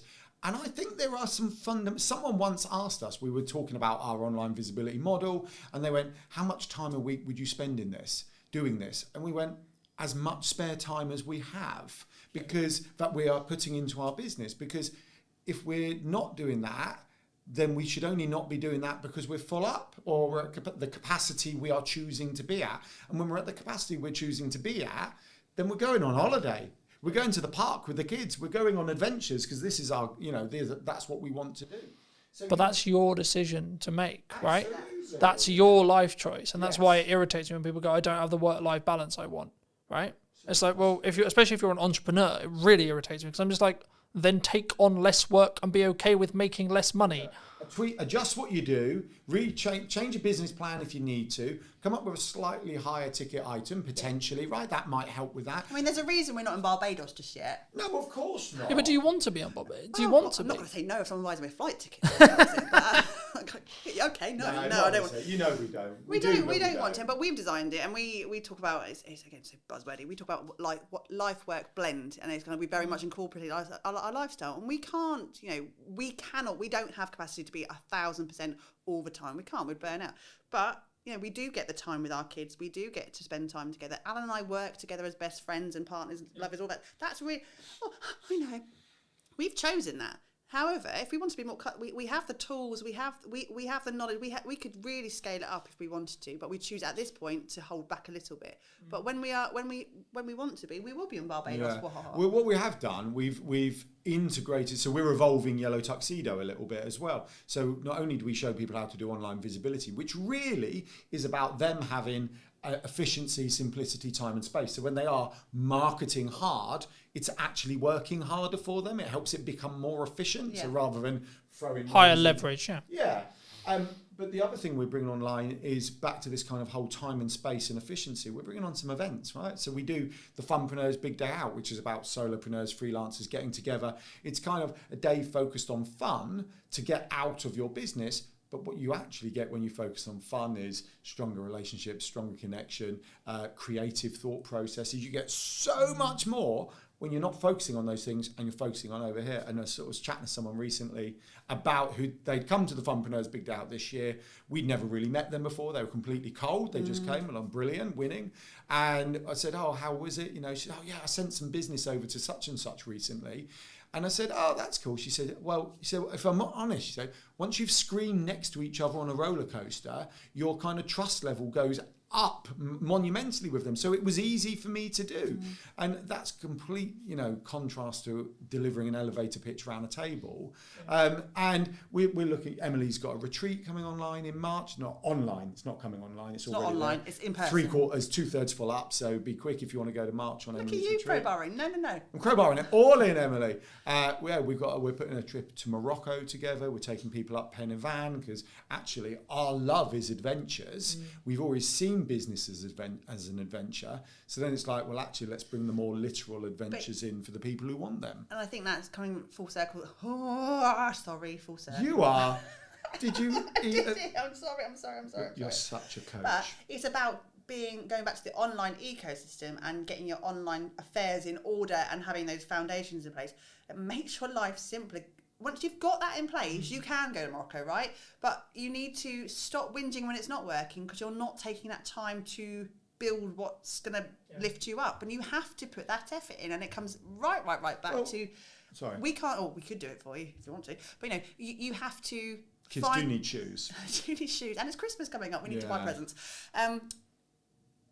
No one's going to do it for you. You have to put up your big pants, like Gail Tong would say, put up your big pants and just do the thing. Even if it was really awkward, even if you don't like the camera, if you're doing content, even if you don't like pressing buttons because you're worried you're going to break the tech, go and either find someone to support you doing those things or just get over yourself and do it. Really. Well, Ricky's Ricky Locke, long-term friend of Yellow Tuxedo, member of the Digital Circus. He's a great one. I was catching up with him this week. We're just kind of hanging out, chatting.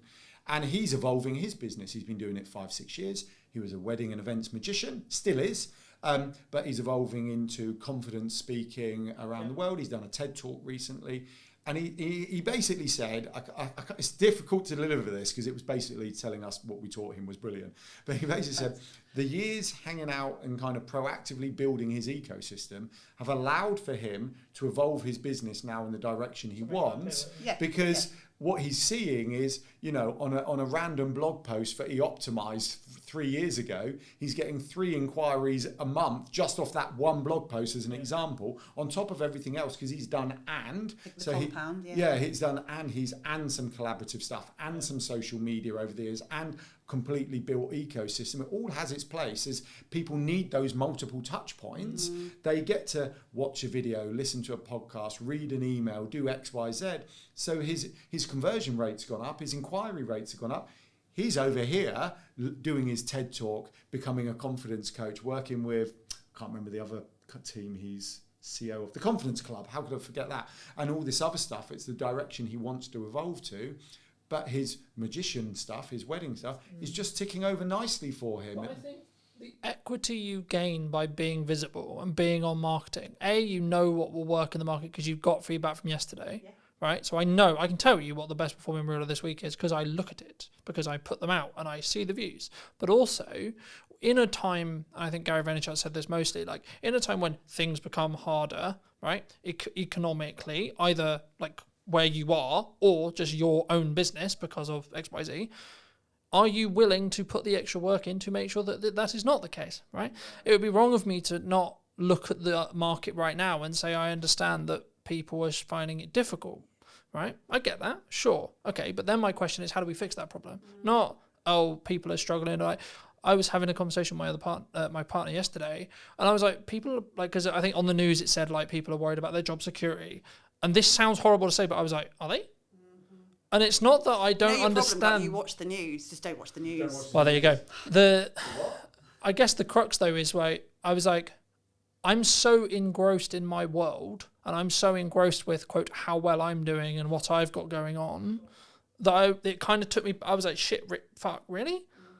You know, because I was like, I like empathetically, I'm like, shit, that's really bad, and like I wouldn't want anyone to feel that way. But like for me, I'm that. Then also, if that is you in that position, and you are listening to this, and that is you in that position, what are you doing as a backup plan?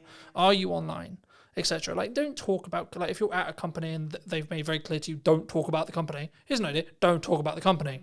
Might be a good idea, but you have a load of other stuff that you can talk about, and that was going to be my next question, which is like, how do we weave that line of talking about personal? Talking about the person, right?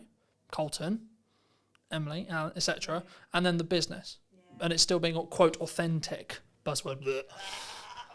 I don't like authentic. I don't, because I just kind of think if you're not being authentic, surely you are surely you're just being you, right? So if you're having to say that you're being authentic, you're not being authentic. I'm being my authentic self. Okay, right. So I'm going to be devil's advocate here. So let's be honest. Some people don't find everything simple and easy, right? Clearly, we are happy being ourselves, sitting around the table, chatting, right? Fine. Others may not find that. But what happens with all these things is, like the anti-hustle culture, like the be authentic thing, they all have their place for the right people. Yeah. But I was speaking to someone the other day, and she was like, what's she into? I've forgotten. She was really interesting, actually. So she's a nutritionist. Alan does more one-to-ones than I do. I know, I just love chatting. So she's a nutritionist, and she went, well, I was going to be like a perimenopausal, I can't remember whether she said coach, but for the sake of this, I'll just say coach, right? Help me with it. But she said there was so much noise about perimenopause at the time. But I've got to be very careful here, right? But she said, I didn't... very brave mentioning that. No, I know. I'm so nervous. But she said, I didn't want to do it. And I find that in this world, that there's peaks and troughs of noise. And for the vast majority of us, the answer is just crack on, be yourself, be a bit more efficient, make some more noise, right? Be a bit more visible. Well, lean in and then do it longer, I would say. If truly, like, so I want to talk about marketing, I want to talk about video, I want to talk about doing, okay, I'm doing it for 10 years. That's my sprint. My sprint is 10 years. Let's see if you can keep up, right? There's lots of other people who are doing it, sure. But have you been doing it as long as I have? Probably not. No. Yeah. Well, it's like The Rock always says, be the hardest worker in the room, doesn't it? Yeah. But then once again, that does have to align with your goals. Yeah, exactly. And we have quite a few clients who are, what's the polite phrase? They're older than us. And more mature clients. I think the term is on the way down, or on the wind down. On the wind. Some aren't. Some are hungry. We have a whole host of clients that we work with who are in their latter stages of their career life, who are not slowing down. They've got, No, and actually far they're from the it. best workers we have in terms of taking ownership and doing it. They've been through the career ladder, they've done things, they've maybe changed complete direction, they've maybe got to their They understand working hard. They as understand well. work ethic. It's an amazing thing to have because they've done that their entire lives. And then it's all like that final sprint to retirement or not retirement, because loads of people don't even want to retire, is that this is my last career, the last thing I'm going to do, I'm going to make it count. And they are the best workers. I really, Well, really Michelle Armitage is Oh, a you good are dropping one. names today, No, aren't well, you? not because they're compliments, right? So Michelle Armitage had a corporate life. I think she said she was 10 years from retirement if she wanted it. She didn't. She quit. She wrote the book for the topic that no one else had written the book on, but she was interested in something, went to find a book on it. No one had written it, so wrote it, right? It was on design psychology and how you mix psychology with design, literal design. And so she wrote the book, and now she talks about that. She's bringing that into business. But I love that. She could have just done that last 10 years, but went, no, I want more out of my life than this. And I respect that. So. We going back to your question about sort of bringing that person into the business, I think a lot of us spend too much time comparing ourselves to what other people in our industries are doing and what we should be doing, and then that whole transactional thing comes back out to it. Like, I don't know if anyone's seen any of our social media reads, and if you're watching live, some of you who are watching us would probably know this. Hello? The conversation about the bears. The bears, right? And this is a great example. I don't know if Carlton, you've seen our video on bears. I'll be honest, I haven't. Okay, so I'm now going to go and watch the Yeah, conversation so about we bears. had won in the summer one of those giant Costco teddy bears. You know, they're like the massive ones, bigger than Alan. And I was like, oh crap! Thank you very much. Well, Joseph won one at a fair. Our youngest child won one at a fair. And then we He went to named another the bear. fair about a month ago, and our middle child was a bit upset, and he accidentally won. I think they felt sorry for him and gave him another giant bear. So we have two of these damn massive things, and we haven't got the biggest house. We're not in a mansion. We're not in Barbados yet. We've already said that. And then a couple of weeks ago, another giant bear anonymously arrived on our doorstep. Just someone brought, and we were like, fuck, what are we going to do with these massive things? And that became, again, it was a light-hearted bit of banter. It became a bit of content on there because it wasn't about online visibility. It wasn't about digital marketing or social media. We just put some posts out about the bear. And then what we couldn't have accounted for after that was the conversation from people outwardly who were watching our stuff, sending us bears in the post. We have had mini bears put, we've had Care Bears through the post, we've had people, and the conversation and content that came on, it's been hilarious.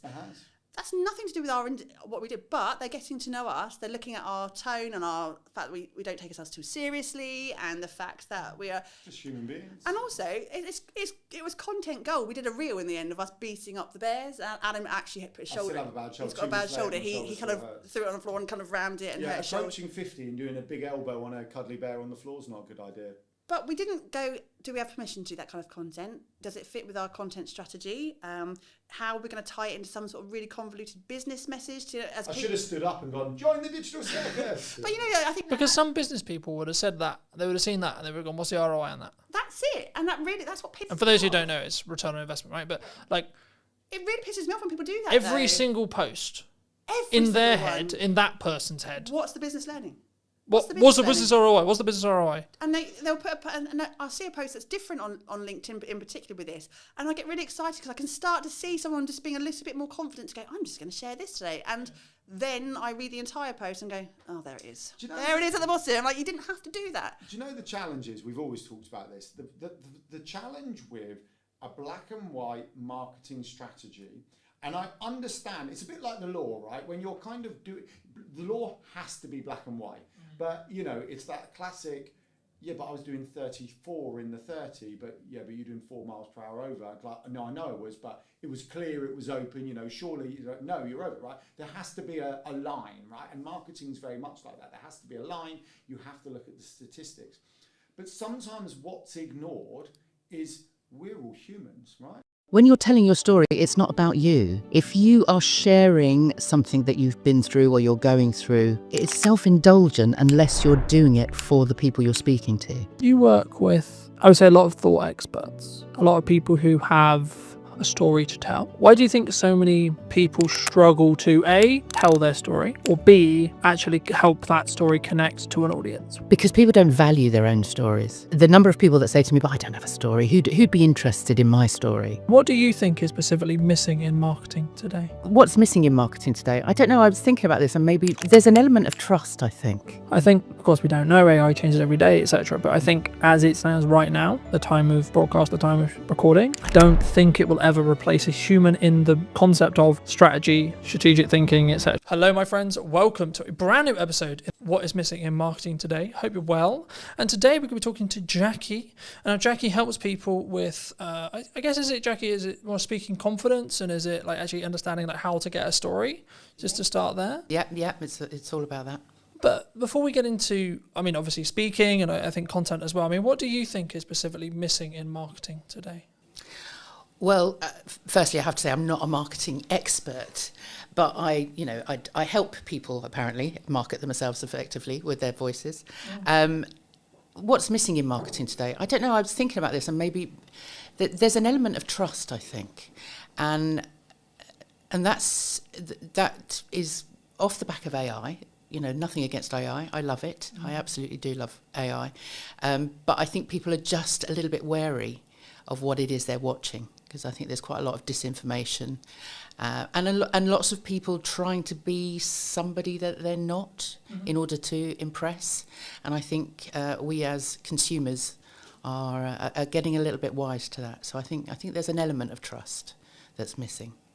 Do you think, because a lot of people talk about AI, they say that maybe we're all going to be out of jobs, or maybe it's going to replace, I mean, specifically AI has seemed to be targeting the creative sector as a whole, right? Maybe by proxy or maybe by accident, but would you say that is true? Are we all about to lose our jobs, and we're all, the universal income argument is necessarily going to happen, or is it more actually in the middle ground? I think we'll adapt, as we have with every other piece of technology that's come along. I think what is different with AI at the moment, as you say, it suddenly us creatives are thinking, oh, we didn't understand that somebody could possibly take away. I mean, we're all creative as human beings. Every single human being is creative. But if that's your job, if you're a writer or an artist or a singer, songwriter, whatever, there suddenly is something that could take away that element of creativity, your IP, your intellectual property, and I don't think that's actually happened before. So I think in terms of being creative, I think maybe there is something to worry about. But otherwise, robots have been doing jobs for ages. When computers were invented, we all thought that was going to be the end, that we'd never have a job again. But I think we adapt, and I think AI will be similar. I think there's kind of two camps right now for me personally, right? From the people I speak to and the people I connect with on a regular basis, there's kind of the ones who are using it to become more efficient and they're utilizing it, and maybe they are using it for research and they're using it to help them write and etc. And we can, I'm sure, go into a bit more use cases. But then there's also the other camp, which is like, no, I'm not going to touch it. And my worry with those people is I have a feeling they might, because they're not in using it and they don't understand it and they're not even at least playing with it, their concern, well, my concern for them would be they might get left behind, right? And they might be in a position where actually maybe they're missing opportunities because they could be more efficient with AI, but also actually their idea of what is a job, so their idea of a camera operator, their idea of an editor, etc., might cease to be as valuable to a client or a market, an end consumer, because they haven't understood that AI can actually replace certain elements of that. I think, of course, we don't know, AI changes every day, etc. But I think as it stands right now, the time of broadcast, the time of recording, I don't think it will ever replace a human in the concept of strategy, strategic thinking, etc. From what we've seen, right? As an editor, yeah. As a support, as a junior, sure. Would it? I mean, there's a lot of conversation in the video space about, am I ever going to be able to put the hours of material I have of me talking on camera into an AI, and then it will be able to basically give me this infinite feed of me, then it will look and sound and have the same mannerisms and etc. And actually, should we have that? Well, I guess is the question that comes from that. You know? That is the point, isn't it? That there is that element of trust. Is what you're watching actually in real time? Is that actually the human being that's thinking on the spot in that moment? I mean, those are the things that we won't know as consumers. That then you kind of end up feeling duped somehow. And I think the people that don't touch AI, exactly as you say, will get left behind. But it's an element of fear. It's an element of touching it and it all falling apart. You know, certainly my parents' generation took ages to get into the computer world because they suddenly thought, well, if they press a button, they'll lose everything. And I think it's similar with AI, because people aren't going in and just experimenting and exploring and seeing what it can do, that actually they're frightened of breaking it, so they don't try. Do you think there's also kind of this is the way I've worked for years, this is the way I am, this is the way I've done it? You know, I've been hired as a camera op for years, I've been hired as an editor for years, so no, that couldn't, you know, I mean, is it a level of pride, I think, or level of like, oh no, this couldn't be replacing me, you know? Well, yeah, I'm sure there is a level of that as well, but I think people are frightened of change, you know, and especially if there are people out there that have been in the same, doing the same job day in, day out for years, and it's kept them safe and it's kept them in their comfort zone and, you know, family fed and all of that. If suddenly something is threatening that, then that's when people kind of, there's a fear around it, and then they would rather fight it than actually understand it. You work with, I would say, a lot of thought experts, a lot of people who have maybe experience or a story to tell, perhaps. I mean, why do you think so many people struggle to, A, tell their story, or B, actually help that story connect to an audience, would you say? Because people don't value their own stories. The number of people that say to me, but I don't have a story, who'd be interested in my story? But the part of my job that I absolutely love is going, okay, well, let's see. Let's start unpicking what it is that makes you. And once you start getting underneath what they think they should be, that you suddenly then find these amazing stories. And then one of the very first questions I always ask when I'm working with clients, no matter who they are, what experience they've had, you know, the age, gender, whatever, you know, culture, whatever, it's, you know, what were you playing when you were 9 years old? What were you doing when you were a child? What lit you up then? And usually I find that whatever that is that they were playing in the playground, you know, whatever they, you know, for me it was grabbing everybody, right, we're going to put on a play, let's, you know, and I'd write it and direct it and star in it, obviously. And then we'd play it, perform it to the class at the end of the week. So that was what I was doing, and that I can see that progression in me from that moment. And I think everybody has an element of that, no matter what they're doing, even if it is a sort of a day in, day out kind of job that they've done forever. There's a reason that they get up in the morning. And usually, especially with thought leaders, thought experts, subject experts, they are expert in that area because there's something in there that lights them up. There's something in there that they're passionate about, and you can follow that story. But they don't value it until they speak it out loud to someone like me, that I can then go, now that's interesting, and I can see that I can then join the dots. And you know, and then I start drawing out the stories. And so then when they get in front of an audience and start sharing their story, they can relate it back directly to what it is that they're doing and why it's important to the people that they're speaking to. Do you think, because a lot of the conversation I have, especially with like accountants, lawyers, etc., right, quite dry businesses perhaps, they go, well, yeah, but my day-to-day and my story is really boring. Yeah, but what I do is actually really boring and really dry and really just, I look at spreadsheets, I look at law, I look at etc. Is their story boring, or is there elements maybe they're not seeing? Do they feel that other people find their jobs boring, so therefore they're, you know, but I would say nobody works in a business like that for 20 years. Nobody spends all those years getting qualified to do something that they're bored with. And so I think that's a cover. I think they say to other people, "No, I have a boring job. You know, don't talk about listen me to me. because Yeah, it's don't listen- boring, It's boring. you know, I just look at spreadsheets." But inside, there's going, "I look at spreadsheets. So, I'm so excited. I look at spreadsheets. That's what lights me up." And so there's a reason for that. And I always love to get to, what is that? What is it that makes you get up and do that every day? And there's always a story. Always a story. Do you think we sometimes, does it come from that I don't want people to look at me like, I've never really personally struggled with this, but I know many people do, which is the like self-promotion, especially as a business owner or an entrepreneur. We try and put ourselves out there a lot and say, well, that's what we should be doing in my view. But, it's the reason why I get the opportunities I get. It's the reason why, quote, I'm as successful as I am, etc. But like, is there a hurdle there? Do people just like, oh no, it's a very British thing, right? It's very, I couldn't possibly put myself out there. Yeah. Do you think that's why? Yeah, that's why we have a deflection of like, oh no, I just have a boring job and I look at spreadsheets. Is that because maybe it's deflection to say, well, that's why I'm not doing it? Yeah, a lot of people don't like blowing their own trumpet, do they? I certainly don't. But there's something in people's.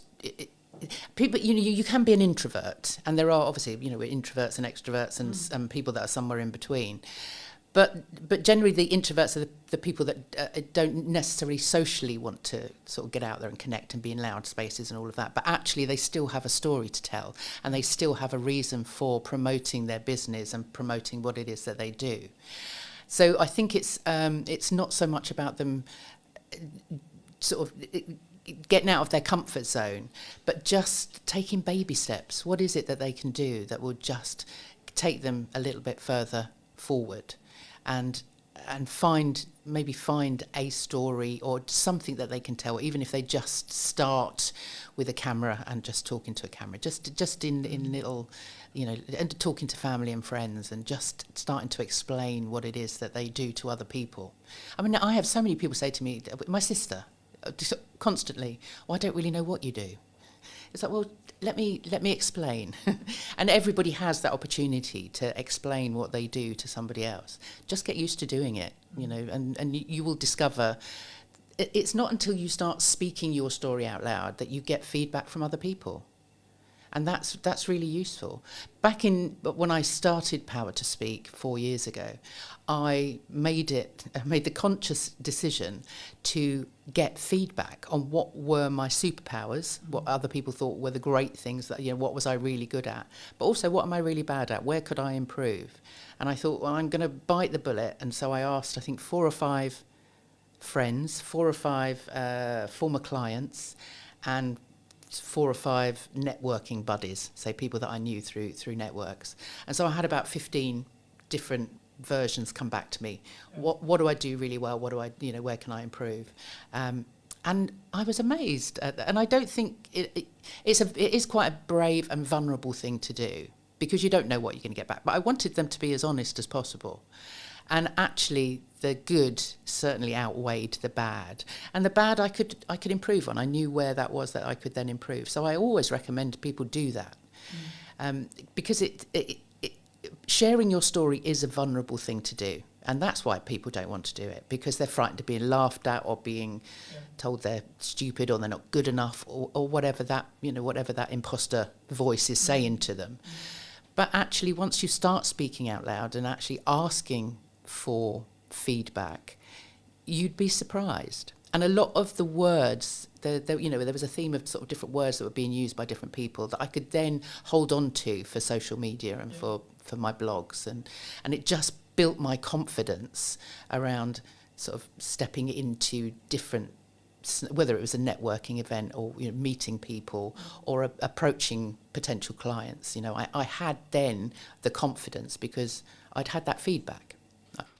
It reminds me, and I forget where this story originated, so if it's a bit fluffy, I apologise, but I remember someone said to me, I think it was in a networking room or it was a business friend or etc., it doesn't matter, and they said, well, ask around people who your network is and ask, when you think of me or when you think of my brand or my business, what do you think of, right? So we'll do the exercise here really quickly. I mean, when you think of me and my brand and what I'm doing, what do you think of? I always think of that hat. You always use. It's gone. The hat's gone. But no, I suppose that and the waistcoat. So I mean, you had that kind of the personality that came through the way you dressed, which you're still a very dapper dresser. I'm not saying that, but actually, when I think of your brand, that makes me think of a brand that's creative and curious, which I think is good. And I think the reason why I asked you is I didn't necessarily want to put words in your mouth, but I think that's a key example of like how I've positioned a lot of what I do and how I do it to imply what I am, right? And what I feel like, and hopefully it will then, if you did choose to work with us, you did choose to trust us to do some marketing or trust us to do some filmmaking or etc., then you would understand that it would be to a level, to a standard, etc. In the same way, if we flip the table, if I come to you, I'm going to think, okay, well, Jackie's going to go deeper into my story than maybe I would have done, because she isn't going to have the hookups that maybe someone would have, right? Speaking personally, or anyone listening, they might have, but I can't talk about that because maybe that's a bit too raw, or that's a bit too much, or maybe I'm oversharing. I mean, how do you ride that line? Because I think sometimes we should share certain things that have happened. My view on it quickly is like, if you've healed from it, happy days, use it as a story. If you're healing from it, no. No, absolutely. And that's absolutely right. Those stories may well come out in a session with me, but I will always say to people, that's not something that I'm going to say to you, well, you need to tell people that. That absolutely not. No. If you're not ready to tell everything, then when you're telling your story, it's not about you. If you are sharing something that you've been through or you're going through, it's self-indulgent unless you're doing it for the people you're speaking to. If you're just wanting sympathy or wanting people to know what a terrible life you've had or whatever, things are really hard. It's all about you then. And actually, really business, things really hard. And but what you need to, that's fine and relevant if it's relevant to your audience, because if it's not relevant to your audience, they'll switch off. Well, you could tell the same story. So, well, this is how I overcame being, I've discussed it in podcasts before. I've discussed it saying, well, 24 was really challenging and really difficult. Okay, but here's actually what I was doing wrong with marketing. Here's actually what I was doing wrong with networking. Here's actually what I was doing wrong. And this is how I've done it better this year. And this is what funnily enough, this year is a lot better than 24, right? So I think it's within that context, right? But it was wrong of me not to, hint at your story a bit, right? You began in fashion. You then moved into acting. And then you help people, shape their voice, understand their voice. Would that be fair to say? Did you always want to? Have you, the question that comes from that is, in your current career path, is it where you expected it to be when you were maybe acting or in fashion specifically? Is that like, you go, okay, well, this is the path I'm going to go on and this is where I'm going to end up? And if so, how did you sort of get to where you are now? Yeah, does anybody actually end up where they think they're going to end up?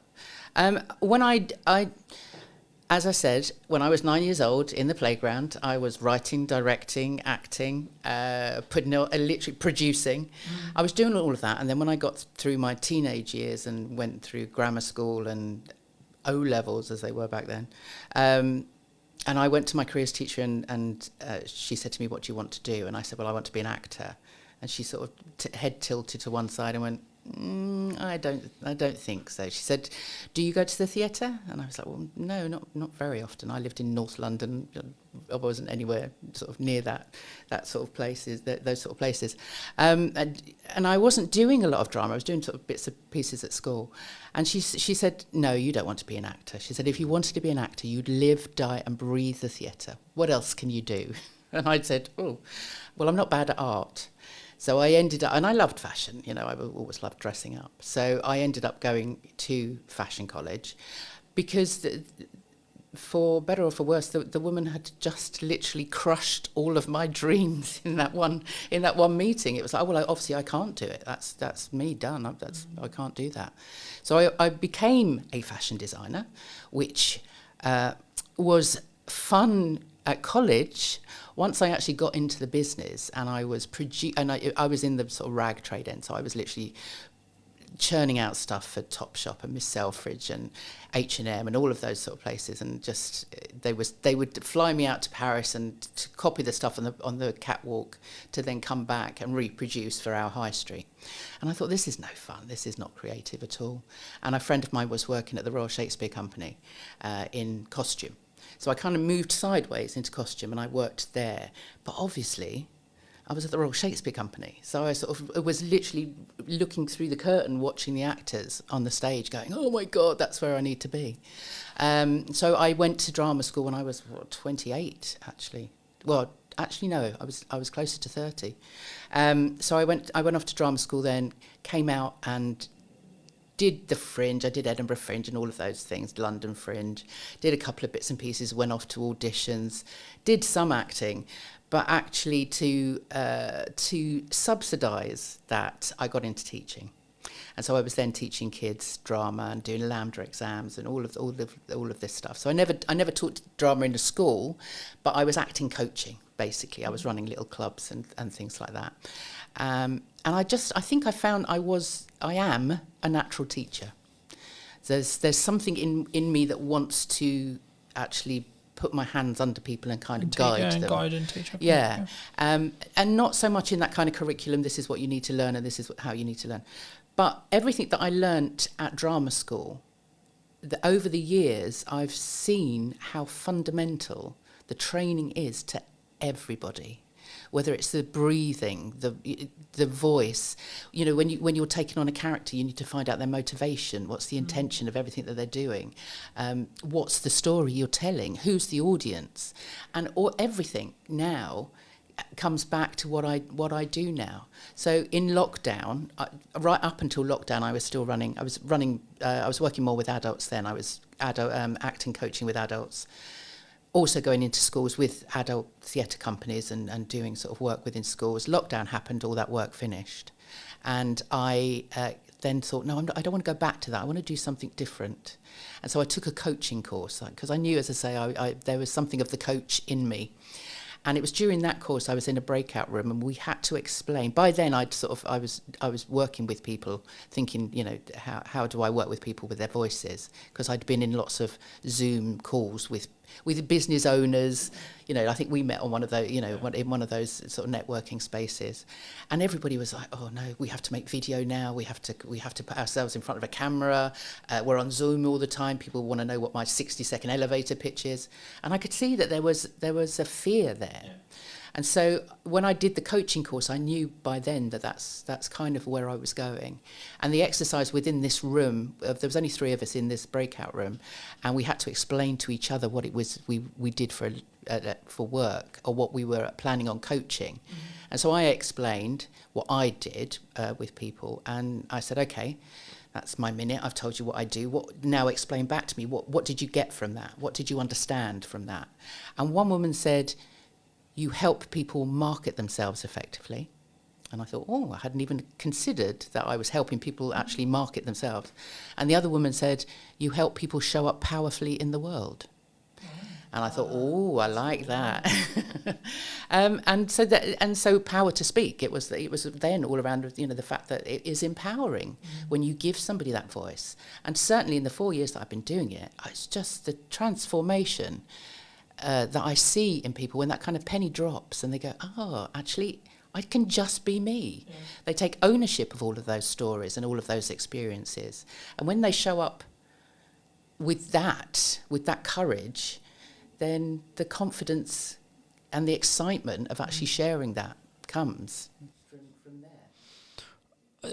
It jumped to mind while you were speaking, so I think I'll mention it, but I remember watching a YouTube video a while ago that said, like, during COVID, when there was a lot of money floating around, working in the arts seemed to be like just the thing, right? There was a lot of filmmakers, there were a lot of marketers, a lot of speaking engagements, etc. But like, I think the thing that sometimes people misunderstand or misthink about sometimes is actually being in the arts, whatever your definition of that is a privilege, right? Working for yourself is a privilege. And I think for me, having the work-life balance is a privilege, right? Like, and I can go a bit deeper into like privilege, right? We live in this a part of the world where I don't have to worry about a bomb landing on my house. I have clean drinking water, etc., etc. I can go down that road as well, of course. But I think for me, it's really important to establish when you are in a privileged position to be able to upgrade your kit, to be able to invest in the business, to be able to first come at it from a point of view of saying, I am in a privileged position and I am grateful for the privileged position I'm in.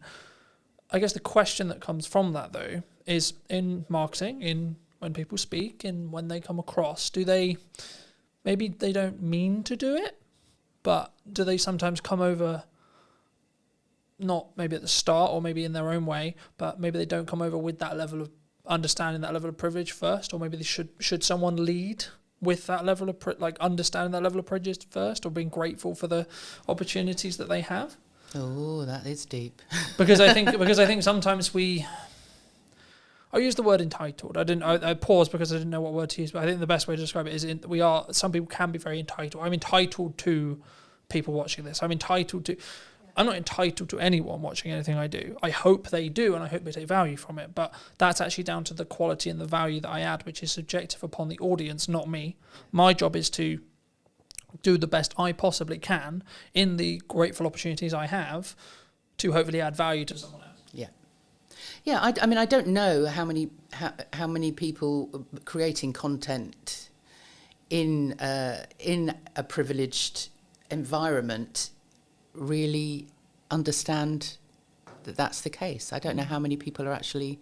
I think maybe with what's going on in the world at the moment, people are now kind of thinking, well, actually, my life isn't actually that bad, exactly. I'd much rather be here than there, kind of thing. So yeah, maybe we are becoming more aware of that. I often get people say, if we're going through a talk or they're speaking to an audience, I mean, generally their audiences are potential clients, potential customers. That's the reason they get up and they speak to people. But they don't want to be seen as arrogant. But what I say is, it's more as long as you're confident, you're doing it. What you're speaking about is, like you were saying earlier, people don't like to blow their own trumpets. They don't like to sort of say, look at this. But actually, in some cases, you need to have that. I don't want to say arrogance. Arrogance isn't the right word. I think it's belief. But it is a belief, yeah. But it's arrogance with humility. Has this kind of it's the confidence to know that what you're sharing is of benefit, is of value. To know that the experiences that you've had and the accolades, awards, whatever it is that you're sharing, you're not showing off. You're actually saying, look, this makes me credible. This means, and hey, I worked for it. Yes, yeah. You can trust me. I have the discipline to get myself to the. I am running a 5-day. I have done for the last 2-3 years now, a 5-day acting course for stunt performers. Okay. So stunt trainees, people that want to get onto the British Stunt Register, and actually. On day one, they come in and they're very, very nervous, as they would be, because they don't want to be actors. They want to throw themselves off buildings and get into fights with superheroes. That's kind of why they want to do it. But they have to act. They're on set. They have to be able to act. So on day one, on the Monday, they come in and they're very, very nervous. They're like, oh, but these guys are athletes. Guys and girls, they've been through the Olympics. They've done, these are like proper gold medalists. Some of them in all sorts, gymnastics, horse riding, all of that stuff. But ask them to speak and tell you what they've done, they don't want to do it. So on the Monday morning, it's like, it's like, hold on a minute. On Friday, I'm going to get in a stunt coordinator to talk to you on a Friday afternoon. By Friday, you need to have your 60-second elevator pitch. If you got in a lift with Steven Spielberg, what are you going to tell him that's going to make him want to work with you? So through the week, so by the Wednesday, they have to do it again. By the Wednesday, they're now speaking their stories out loud. So we're now finding out that they are, gold medal. One guy had been training with Tom Daly for the last 7 years. Got to got to the Olympics, gold medal, parkour, European champions, all of this. And as soon as they speak that out loud, they get the reaction from the rest of the group going, wow, that's amazing. Didn't know that on Monday. Yeah. And so by Friday, they've now taken on all of this feedback, and they've seen people kind of go, lean in and listen. They want, the people want to know more. And so it's not arrogance. We always say to them, name drop. Don't name, if you've just worked on Tom Cruise's film, don't go into a pub and start mouthing off about how great you are and you've worked with Tom Cruise. That's not the right place to do it. But if you're on a lift with Steven Spielberg and you've just worked with Tom Cruise, that's going to impress him. Not like, oh, aren't you great? But actually, I can trust you, because if you've worked I think they'll with that, see them as a colleague. Then it's that quick. Yeah. Can I see you as a colleague, or are you just a person? Yes. Right. Yes. Yeah. But it also is that credibility. If you've worked on a certain amount of films, and it goes any business, if you can prove or if you can mention a name that somebody else knows, then they can ask that person how you are to work with. They know that you've turned up for that job on time, whatever, all of that reliability. So don't be frightened to blow your own trumpet, because it really does aid your credibility and your trust and all of those things that you need to build with your potential customers and clients.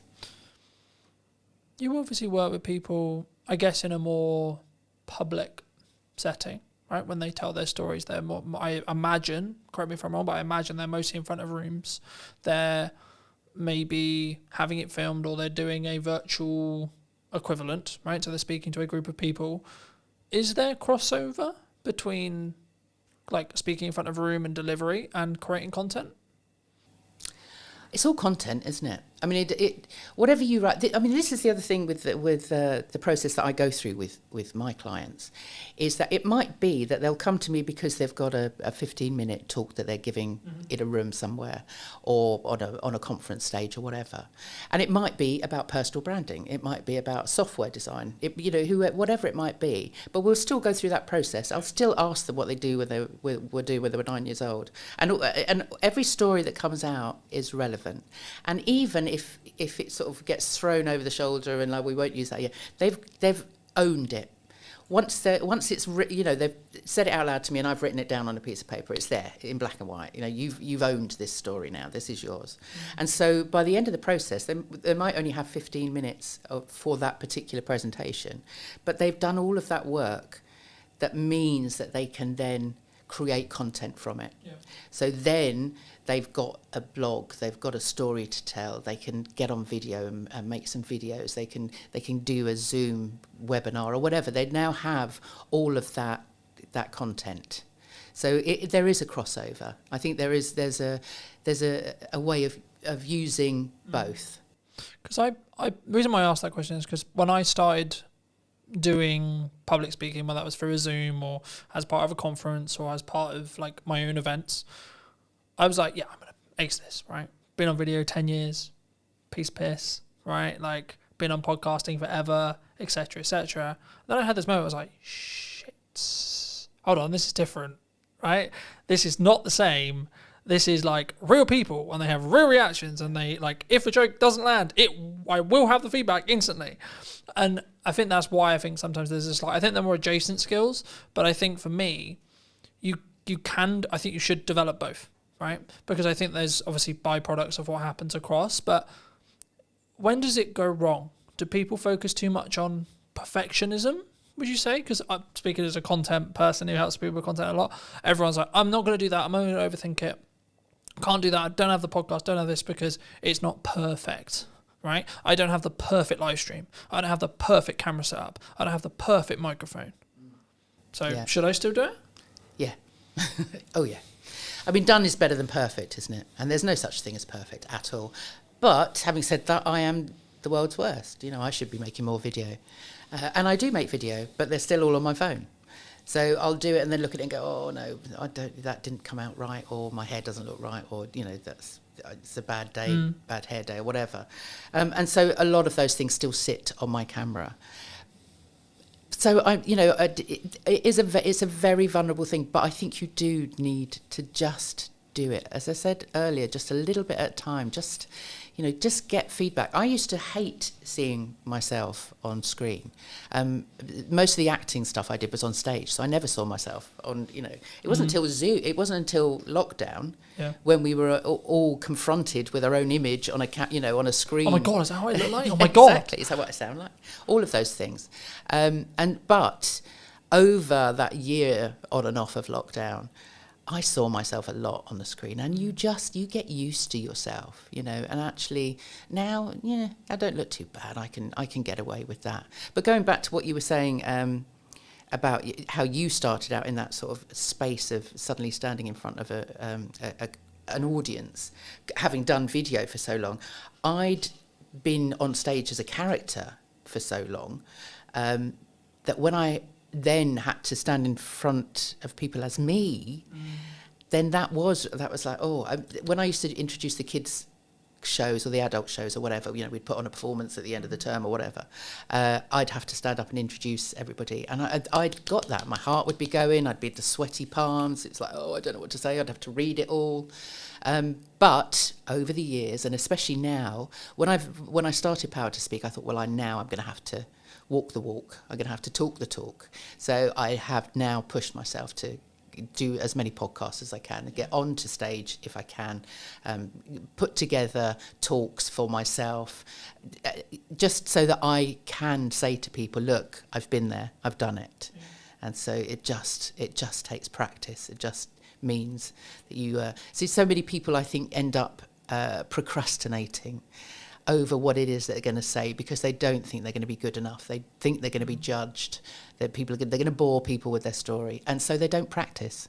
They're worried about actually saying it out loud, or they put off for so long what they're going to write is that they'll do it all the day before with their visuals and all of that stuff, and then suddenly wonder why on the day it goes down a bomb, because they just haven't given themselves enough time to really work out what it is that they're saying. I think, for me personally, anyway, I think the only reason, so there's a couple of things. One is focus on that 1%, right?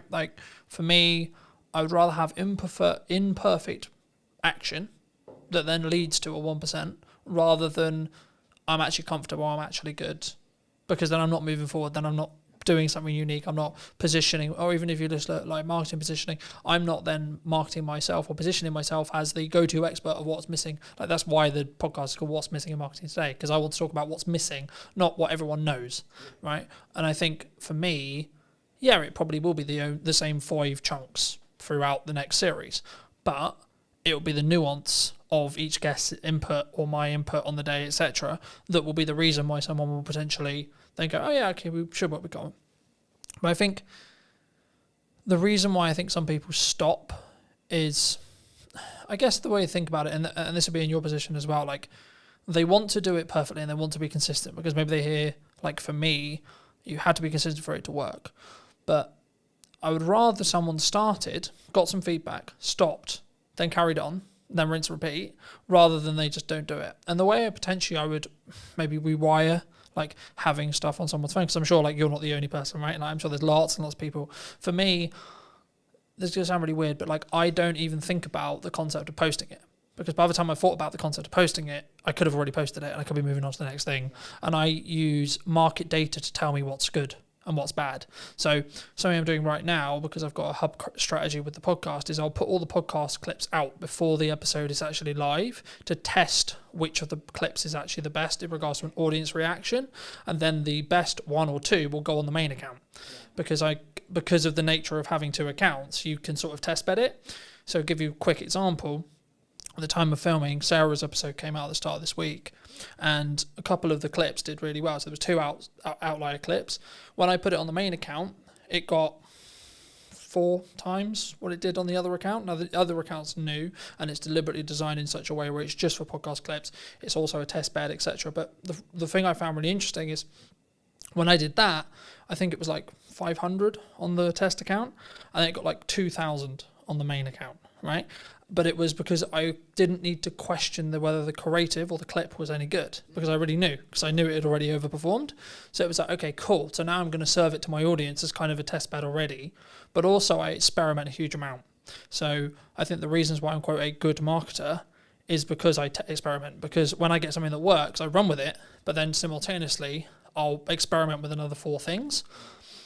I guess the question in your space is, if someone's listening to this and maybe they have a talk coming out and they have maybe an instinct during their talk performance. So they have their prep, because they have that preparation, they know that they should be preparing, but they have an idea, right? They have, maybe the audience, this would be really valuable, this idea would be really valuable, but I haven't prepped it. Should they use it? No. I'm thinking you've done that, haven't you? I have. and it so I'm partly asking selfishly, because I have done that. Yeah. And lots of people have.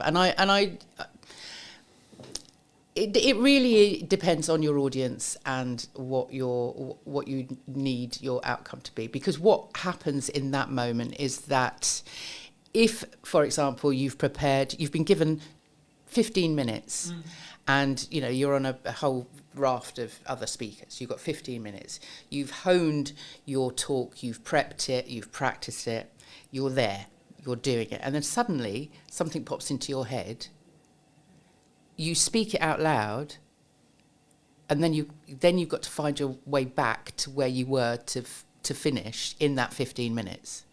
Because time is really important. Yeah. And people don't seem to understand that actually, either they'll think, right, I've got 15 minutes, I need to cram in as much as I possibly can in that 15. I need to tell everybody everything. No, give yourself space. Is make sure that if you've got 15 minutes, you've only got maybe 12 minutes worth of content, so that you can really speak in a measured way. If you then come out of that because something else has popped into your head, then you've kind of messed up all of the work that you've done, really. Because what it also does is it takes you out of the moment. And the whole point of putting together a talk that is structured is the whole thing is a story, from beginning to end. It's not necessarily a series of stories, but if you've prepped correctly, you should have the hook at the beginning. It's that whole journey that you take them on. If you suddenly come out of that, it would be it would be like if you were watching a film and then suddenly the lead actor stopped and turned to the camera and sort of said, actually, I was just thinking about this. Sorry, where were we? Let's go. But it kind of takes the audience out of that journey that you're taking them on. It can work, and if you are a seasoned professional, then maybe. But actually, if it's not something you're used to, then don't do it. Because what you want at the end of that 15 minutes is people asking you questions. You don't want to fit everything into that 15 minutes. You need to put in enough teasers, and you need to be interesting and entertaining enough that actually they want to come up to you afterwards and find out more. So you don't need to put everything in there anyway. I agree. I think it's the context, right? Like anything, it's context, right? I think for me, every time I've done it, it's been, okay, I had a plan to do, let's say, camera confidence, for example, right? And then I find that the audience I actually have in front of me isn't actually that fussed about camera confidence, or maybe they're already quite confident. Okay, cool. So let me go back into the stuff I already really know and go, right, okay, would they actually more care about the stuff that's now working on social media, right? So I think in my stage where I'm at, I can do that because I have a set of stuff that I know really, really well. And I don't really need to prep that much because I have it passively in my head. So I know what's going on with Instagram. I know what's going on LinkedIn. Algorithmically, I know what's going on. So if I'm ever asked a question randomly out of the blue, what's currently hot on social media right now? Okay, well, short form is normally the answer that most people would give. I would say actually live streaming is probably actually the thing that's hot right now. And the reason is it's counter AI, right? So bridging back to the start of our conversation about AI, it's actually anti-AI, because for AI to be live, it's nearly impossible as of today, right? I'm not saying it's not going to be, it might become da-da-da, but from my understanding of the technology, from what I've played with, it's nearly impossible for a live stream with people on it to be AI'd, from what I know. And that's one of the reasons why I think it's the unique thing to do, because also it takes a lot of confidence, it takes a lot of planning, it takes a lot of prep, but also it could be the reason why you're found, because it's a different algorithm than the video, than the shorts, than the reels, etc. But do people come to you confidently when they look to speak? Or if they don't, how would you recommend they become confident? Is it just simply that prep? You just do it over and over and over again? You don't, not, well, I mean, just coming back quickly onto your point about you in that space. Like me, if you are running a sort of an interactive workshop presentation type of thing, then read the room. Always read the room. The number of times I've been into a class with with everything, a workshop with everything noted out. This is like 5 minutes for this, 5 minutes for that. To throw it out the window every time, because you are interactive and you're feeding back. You're getting that feedback. So then yes, and we have that knowledge. We can answer those questions. If you're in a Q&A, then obviously you're talking off the top of your head. You're improvising. Absolutely. And that's fine in those situations, absolutely. But if you have a structure, if you are a keynote or part of a speaking presentation, you've got a certain amount of minutes, you want to make an impression, stick to what you've planned. Is that style, though? Do you think people, because I really love improv. Improv is a big I personally prefer to do improv. If I ever can, I'll do improv. I will always say, memorize to improvise. Yeah. And improv is I'm an actor. It's one of it's one of my favorite things.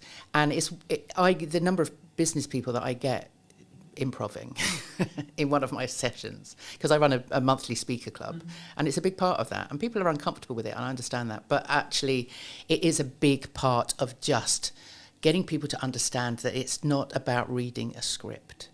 It's not about learning a script. It's about telling stories. It's about, if you've got data even to put in there, nobody's going to remember your data, but they will remember how you made them feel with that story. That Maya Angelou quote, which is fabulous. So improv is great, and if you have been doing speaking as long as you obviously have, then maybe yes, but that's because all of that is memorized. Yeah. It's second nature to you. And so people don't come to me confident.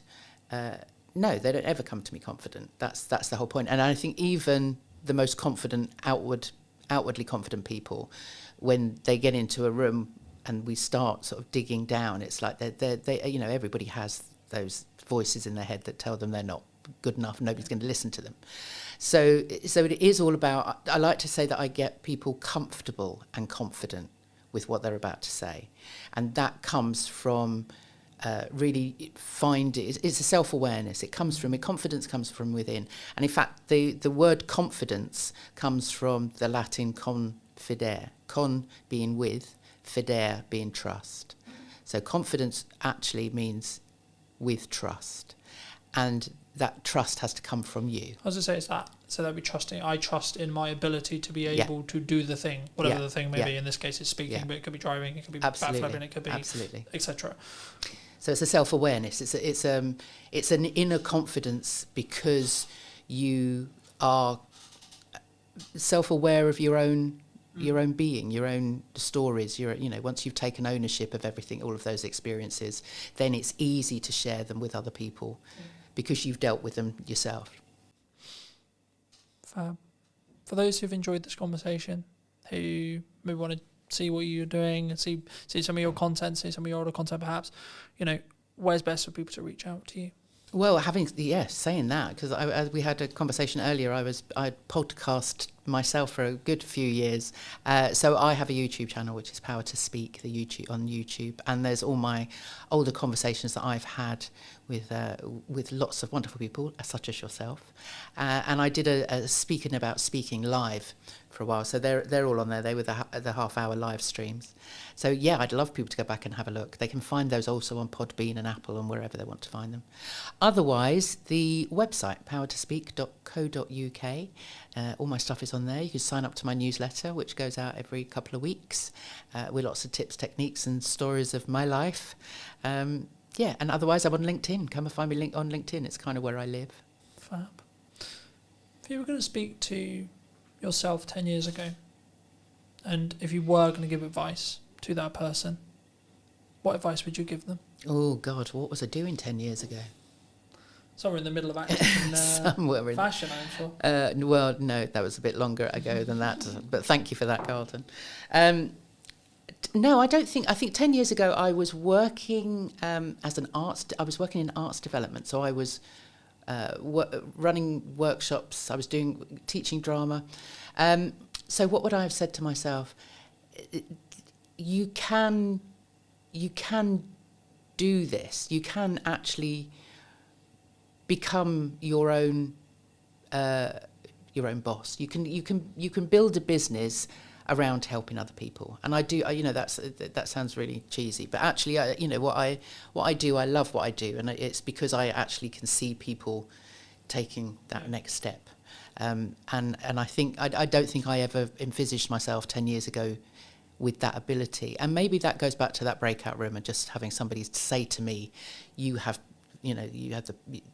get people to show up powerfully in the world. And I would never have known that 10 years ago, but that's not advice I would give to myself, but I'm very glad it's happened. Thank you so much for coming on. You're welcome. Thank you for having me. And if you did enjoy this episode and would like to see more like it, make sure to be subscribed to the channel. YouTube thinks you enjoyed this episode, so why not check that out? And I'll see you very, very soon. The only reason why it's consistent is because I'm being consistent with the output. I'm constantly looking at, okay, how can I up the quality? How can I do something different? I often just encourage people to use what they've got and start showing up and start posting video content with that strategy in mind and continue to, test and change and see what works. What do you think is missing in marketing today? I think there's a lot of distractions from different things that come up. So I think sticking to a strategy and being consistent in that regard, rather than jumping on this latest craze and hype and all that kind of thing, is definitely a trend I see happening. I'm focused on a very few set of pillars to get work now, right? From a marketing point of view. Paid ads, content creation, and testing my creative to then use in paid ads. That's basically roughly what I'm doing. Hello, my friends. Welcome to a brand new episode of This Week in Marketing Today. And what is missing in marketing today, more specifically, today I'm going to be talking to Andy. He is someone who does a lot of video strategy. He's a filmmaker and also, of course, an agency owner. Andy, thank you so much for coming onto the show. Thank you so much for joining me today. And before we start off, before we get into your story a little bit, I mean, what do you think is missing in marketing today? I think there's a lot of distractions from different things that come up. So I think sticking to a strategy and being consistent in that regard, rather than jumping on this latest craze and hype and all that kind of thing, is definitely a trend I see happening.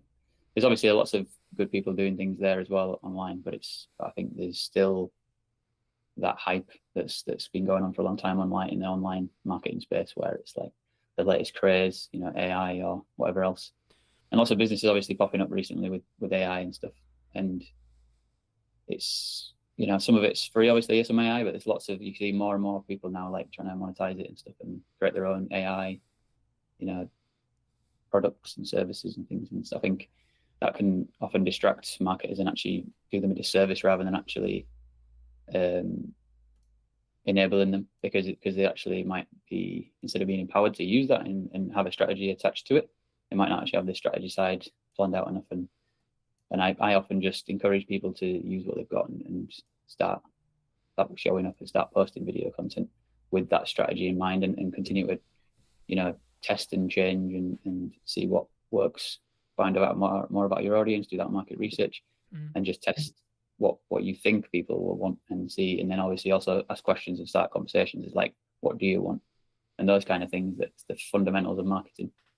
So I think if we just come back to the fundamentals of marketing, then that's just obviously a great place to start. It's the foundation, and then those other things can come into it and be useful. But I think a lot of time it's just people jumping straight into the. Yeah. Do you think? I mean, I guess my next question would kind of come along. I guess like, should we trend track? Because I think some people, within context and within like bandwidth, like my view on it very quickly is like, if you can do it whilst doing the stuff I'm sure that we'll touch on in respect to like the traditional marketing pillars, I think you should look for opportunities to get yourself out there a little bit more, and you should always try and be more visible, etc. But I mean, like, just building off your initial kind of answer, I mean, do you think people, they jump to trends maybe because it's easier? I think it's exciting, and it's obviously shiny, and it's like it does get you more of your attention, and a lot of people talk about attention and like, oh, you have to do short form now. Yes, you have to grab people's attention, and it's like people don't watch for more than like 30 seconds or things like this, and it's people not understanding that if you understand the person that you're talking to, you can get them to consume long form content. And I think there's just different things like that are going around, and it's been going on for years, obviously, of like people talking about their perspectives of what they see working, and it's like, yeah, that does work, but it doesn't mean that you have to always do short form. And it's like other audiences will want to watch that long form content, especially when they're like really interested in that one topic. So I think sometimes those different things that come into it, they're like different advice from different people. It just distracts you and gets you off the path of actually doing the most fundamental stuff, really. And it's not necessarily, to me it's not about traditional versus modern advertising or anything like that, because everything's kind of combined now anyway. So yeah, outdoor advertising is digital, radio is digital, and all this stuff. And like these are the things that I've learned from Mark Ritson. So it's like I'm kind of just really talking back what he talks about here, but I just really resonated with the stuff that I learned from him. And I did his mini MBA back in 2021. And that's what helped me to understand marketing and understand the importance of strategy. And also it's like it goes from diagnosis to strategy to tactics. But then, you know, some of this content he talks about how it's just oftentimes jumping straight into tactics and things. So yeah. I think the tactics side, right, is like this new shiny. It's like that. Oh, we're gonna do video. We're gonna do live stream. We're gonna do etc. I'm sure, like, because we're both video creators and etc. I'm sure we'll get on to like the reasons behind why video, but and then maybe even why you should do live, etc. But like, I think for me, the reason why some people don't do like the strategic stuff is, I hate to say it, but it's the boring stuff, right? It's the stuff at the top, which sometimes will actually mean you don't do the live stream, don't do the video. It's the reasons actually sometimes about why you won't do something rather than why you would do something, right? Because I think it's very easy for me to say, or you to say, who are quote seasoned professionals, to say, oh, well, you should do video, oh, you should do live streaming, oh, you should do this, you should do that, etc., right? Because we can naturally go towards that. We can naturally do it quite quickly because we have a skill set in it. But if you're looking at it from a very basic level, I guess the question that comes from that is like, well, firstly, how would someone get started, like from a strategic point of view? Like, why you market, like in a really nutshell, really basic way? Like, why does someone, and what does that actually mean? Like for maybe someone who's maybe on the fence and like, okay, well, what does marketing actually mean, like at a basic level from your perspective? Yeah, well, the thing about marketing, it's such a broad category. So it's there's many different things inside that. But the thing that most people think about is the communication side. And when it comes to video marketing, for example, it is the communication side that is kind of the main thing. But there's obviously things around still behind that, because even if it is video marketing you're doing, it's like before that there still needs to be the market strategy underneath it that's like just marketing in general. So there's different parts of marketing. One part of it is pricing. You got to figure out what's the correct price for my target audience, what's the most relevant, and based on like testing and saying your prices to people, and then also like market research of asking questions about, is it just price or is there something else going on? And that's kind of sales as well, but it's like sales and marketing kind of, you know, go back and forth from each other really. But then the price and the objection handling and different things like that, that's stuff that's fundamental marketing again, but going back to that, which then once you understand that and you're doing your pitches or you're doing your call to action and your video content, then you've done that work. You can say it might be more boring work, but it's actually the most impactful and powerful work. So if you can recontextualize it in your mind rather than it being boring, think about how it's impactful, because we all want our businesses to thrive. So then if you're passionate about building a business, remember that is a thing that you do actually enjoy, because you'll get something out of it, and you want to be in the process of building the company and growing it. So like if you just remember yourself that you're growing and building that company, I think that's the passion and the excitement that'll remind you that it's not actually a boring task I'm doing, because there's context to it and motivation to do it. So the task itself doesn't matter if it's boring so much if you know that what you're doing it for. I think that especially helps for people like me, myself, neurodivergent and stuff. So when we've got a meaning behind things, it helps us to motivate us to do tasks. And because I've got ADHD, task initiation is another struggle for me oftentimes. Yeah, I think for me personally, I've found it, like in the past anyway, like very, I guess in some ways frustrating when there isn't, and the reason why I bring it up is because I think there is a strong correlation, and this might be a commonality, where there's not necessarily a, I do this live stream, I do this video, I do this marketing effort, whatever it may be, right? I do this pamphlet, I do this print ad, etc. And then I instantly get a return, right? So the phone rings instantaneously saying, oh, hey, Andy, I love that video you did, etc. I mean, for me, like, if you're doing something now, in 3 months to 6 months, you might see a return, right? And the key there, and the reason why I say might, is because it depends on, as we've already alluded to, the strategy, how you're doing it, what you're doing it, etc. But what would you say are like I guess just focusing a little bit on video then, why should, I guess there's kind of a two-pronged question here, like number one, like why should, in your view, someone do video as a whole, right? Why, as a medium to create content, put themselves out there? But then number two, what would be the reasons behind A, why they shouldn't do it, or B, what are the hurdles they might run into when it comes to their fears, their worries, their concerns in respect to actually like doing this thing that we call a video, right? Because I think so many people don't do it because they're worried about it or because they're concerned about it. I mean, from your perspective, just to reiterate the question, why should someone do video? And then secondly, like, what kind of are the fears and the worries that they might run into? I think because something stood out to before what you said, I think I could tie it into what you said before, because obviously what you talk about before is ROI. So any marketing thing we're doing, obviously ROI is often a motivator to do marketing, but then that's usually a short-term thing, return on investment. But then it's like something like a sales activation, or where you do a discount, or you just got like a campaign that's like short-term and you're trying to like get people to buy that particular product. And then there's also long term, which is the brand building.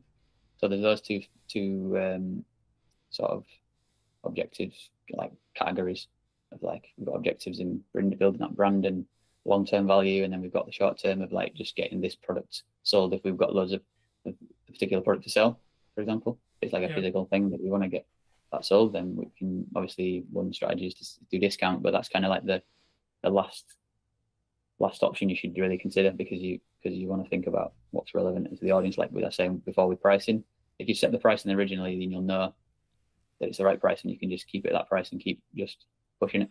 And then this brand building side is more emotional and more what it feels like of the brand and what you stand for, values and all that stuff. And that needs to be a message that's communicated over time, and a story that people understand who you are and what it feels like to experience that brand, either in the marketing or in the product itself. So I think those things are important in whatever marketing you're doing. But then if you were using video, there's some of the benefits are that if you're a person like talking on camera like we're doing, it's like it can humanize the content rather than just text on a screen. Personality can obviously come through text as well, but it's like, I feel like it feels obviously more real. It's like a simulation almost of like real life. So I think that's one of the benefits of video content, and aligning that with the marketing stuff, with either focusing on sales activation or brand building. Yeah. Usually a combination of the two is the best approach. And then just to tie. I mean, I agree. I mean, I think for me, whenever you look at maybe doing like a short-term campaign, as you like alluded to as well, like the video strategy or the ads or like the specific creative, so the thing you're going to be showing that audience, is going to be completely different in how it's designed, in my view at least, of like how we would create it if the objective is actually short-term sales. Like, we're recording this and it's going out live at the start of October, and a lot of people are thinking about Christmas, right? Like, now, to be honest, I'm pretty much booked for Christmas, right, in respect to the campaigns I'm doing and the stuff I'm doing, etc. And the reason why that's kind of happened is because I did a lot of the Christmas marketing beforehand, right? So to give the audience some more context, I mean, for me, like, I start talking about Christmas, and there's kind of this joke in marketing, I'm sure you've heard of it as well, and others would have heard of it, where like you're starting to talk about Christmas towards the middle of the summer, because by the time you've done the prep and etc., and like maybe the actual production isn't until October, November, but all of the planning and everything else that goes into it will be towards that summer transition. But I think for me, like the point that I really wanted to, I guess, echo, but also add to, is what is your objective? Are you in a position where, for whatever reason, you're trying to develop cash flow quickly, you don't have a strong pipeline, etc., then actually maybe marketing isn't the solution.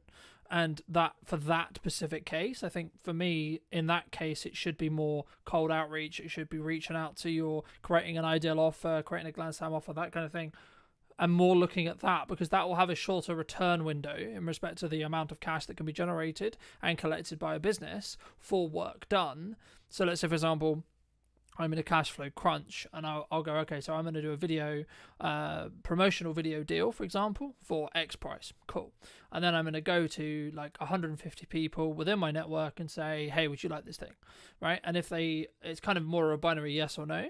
But for me, the role, and this is why I think sometimes people get things wrong when it comes to marketing, is because like they don't see them as separate tasks, right? You've got to do marketing to get people to the point of sale.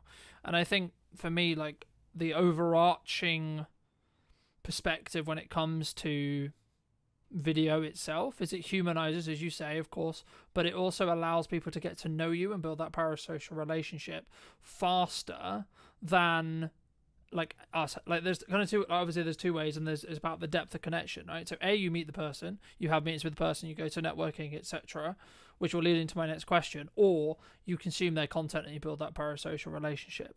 But a way of building a parasocial relationship is by having one-to-many, e.g. a video, e.g. piece of marketing that can help nurture, can help build trust, know, like, and trust through your audience to allow you to then, so I'm going to spend time with you talking today, but actually this is going to sit online and it's going to potentially be a multiple set of touch points or multiple sets of clients. And then that's not even before you then start pulling out the, the smaller chunks, etc. But for people who are maybe listening to this who are like, okay, cool, I'm going to start doing video. How should we start? Should we just jump in? Should we just record a quick video on our phone and post it? Like, what do you think? It all starts with diagnosis, basically. So, like I mentioned before, so you can diagnose where you're at, where the business is at, like what are the challenges you're facing currently and all that kind of stuff, and like get a bit of a map. You can also then think about what you want to get to, and then map that out, and have use different tools. So like project management tools or things can be useful, like diagrams and different things like that. And once you've had that, then you can sort of think about like what could be the quickest thing we could do if we wanted to do that. Like if we wanted to, we want to get like good at creating videos, so maybe we could like do something really simple that moves in the right direction, but it's not so specific at the moment to actually get into that vision, but it's us practicing the skill of it. You could do something like that, for example, and you could just keep it really, really simple of like, let's just get on a video and just say, hey, we're thinking about doing more video content, and just like, we want to hear from you what your struggles are right now, like challenges and things, like let us know in the comments, or like give us your experiences of what it's like been like in the past with other content we've done, or other interactions we've had or whatever. And just see how people react. Because I know that sometimes some people actually get like a really good response from that, and other people don't get anything. So it's worth testing things like that and seeing where your strengths are and stuff. Because sometimes people have got a massive network and they've just never created content, or maybe a few written posts every now and again, but they're not really put video content out or content like that. And then just one thing like that can often get a lot of different people commenting and things, and obviously you can share it around and things. So that's one way of getting started. And then going back to your vision and your diagnosis of like where are our challenges and where are our strengths, and like how do we go and lean into the strengths and sort of make up for the challenges that we're facing at the moment.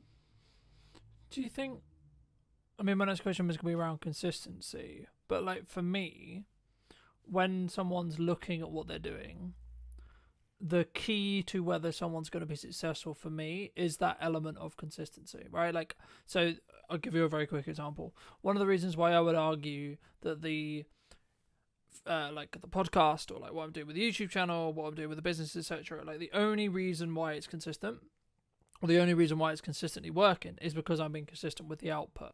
I'm constantly looking at, okay, how can I up the quality? How can I do something different? How can I, how do I attract someone in that first 4 seconds or 5 seconds or 10 seconds, depending on where you look at your hooks, etc., depending on what platform we're on, etc. But from your perspective, I mean, is it just about having those consistent reminders going out and having that consistent content to show up for your ideal audience? Or is there actually more to being consistent? And then if so, how would you recommend from your experience people actually are consistent when it comes to video or when it comes to marketing as a whole? One thing I was thinking about when you were talking about something else earlier was like about, you mentioned about like getting your personality across. And I think that's a big benefit of video. And if you've been to like a networking event, which I've been going to quite a lot recently, and like connecting with people, connect with somebody and then they see your content after they've met you in real life, I think it's a powerful combination. And it's and just having that going out there, even if it's nothing to do with your business, I think it's still a powerful tool to use so people that get used to you and feel comfortable with you. It's like building that trust. But it's I think, even though I've talked about strategy and things like that, I've also recently been thinking less about it as well. And I think partly it might be to do with my being neurodivergent, because I always like seem to find it natural to break rules and to test new things that people don't expect. So like for me, I've been more like less strict about strategy and less strict about certain ways I show up to sort of say I do video content and all that, because I know that just showing up and being myself will like I say, will build trust, and people will go into my page and they'll see my other content I've done about video content anyways, and they'll see, like, read my headline, read my bio, whatever, or go on my website, whatever, and then they'll find out more about me naturally. So it's like having that faith a little bit that I don't always have to be showing up like a maniac talking about video content all the time. It's like I can just like be myself, and I can talk about the things I care about, which more of the stuff I'm planning on doing more content around is accessibility, inclusion, and leadership. So like these topics are the ones I'm interested in, I'm passionate about. So then me talking about that is just an extension of my personality, and it all motivates me to create more content. And then there's also going to be those moments when I go back to the expected thing that I talk about, which is about video again. But then because I always use a lot of video content anyways, and I'm filming myself, people will see the video content. So they'll see the quality of the content that I'm filming. And that's already showcasing my skills at the same time as me showing my personality. And I think for me as a video person, that's one thing I often remind myself about. So I don't need to stress myself out to think I need to be giving these video tips like everyone else does, or I need to do this, or like showing up in a certain way and like strategically positioning myself in a certain way. Like I'm still working on that, and that comes with time, I think, a little bit to refine things. But it's like I don't have to be too obsessed with that. And like I say, I like to break the rules and just test new things.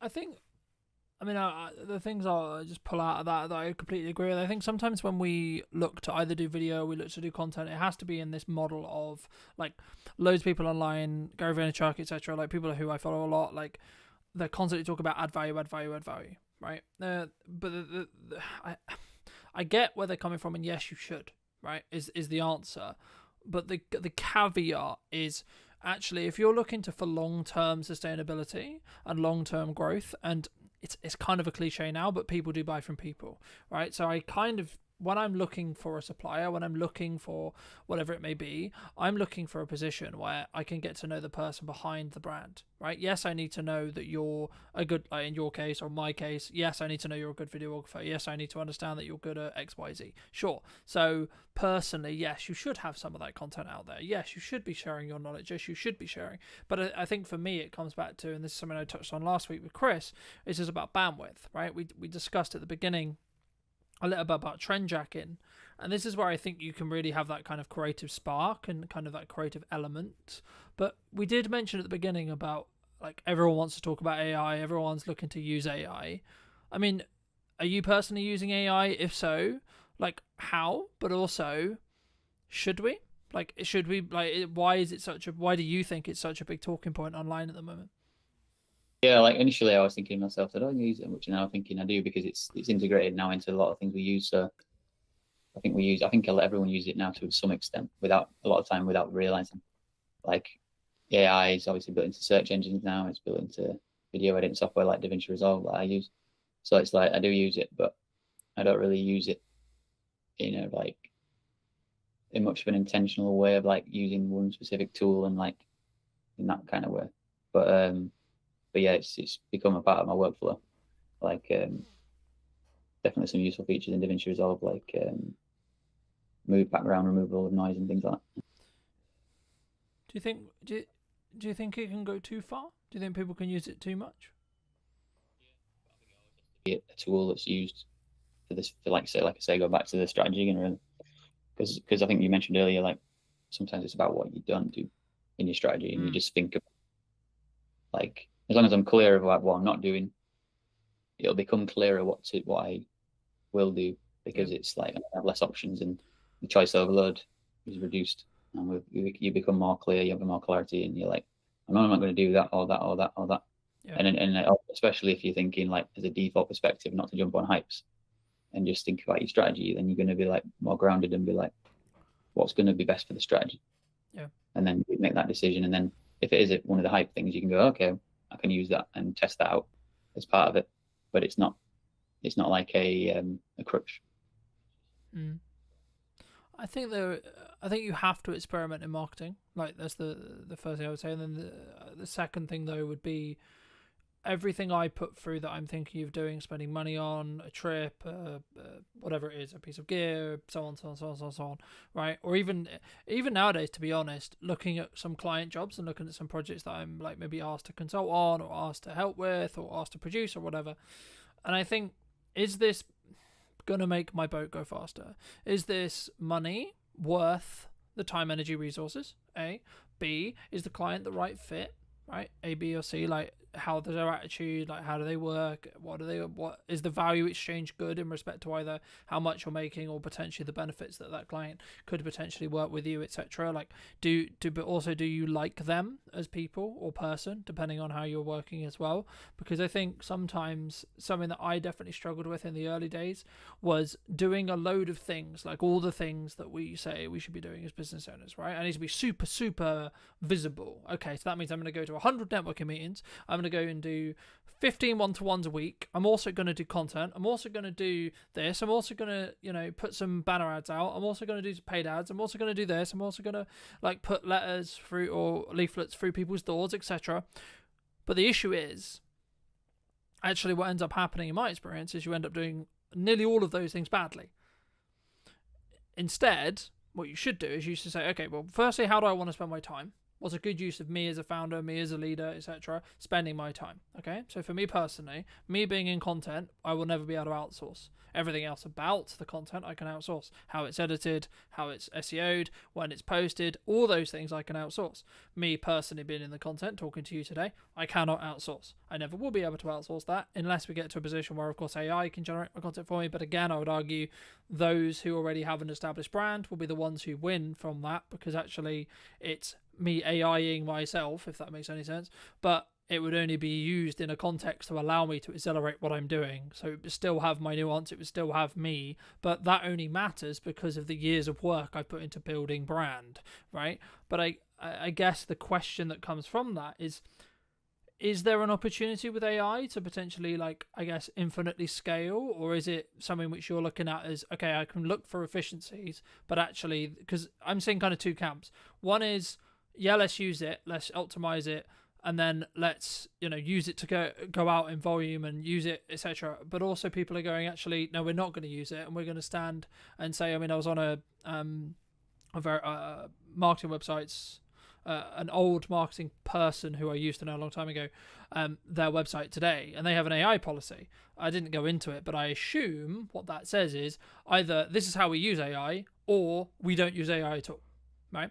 I mean, looking forward into 26, 27, 28, do you think that more companies are going to do that?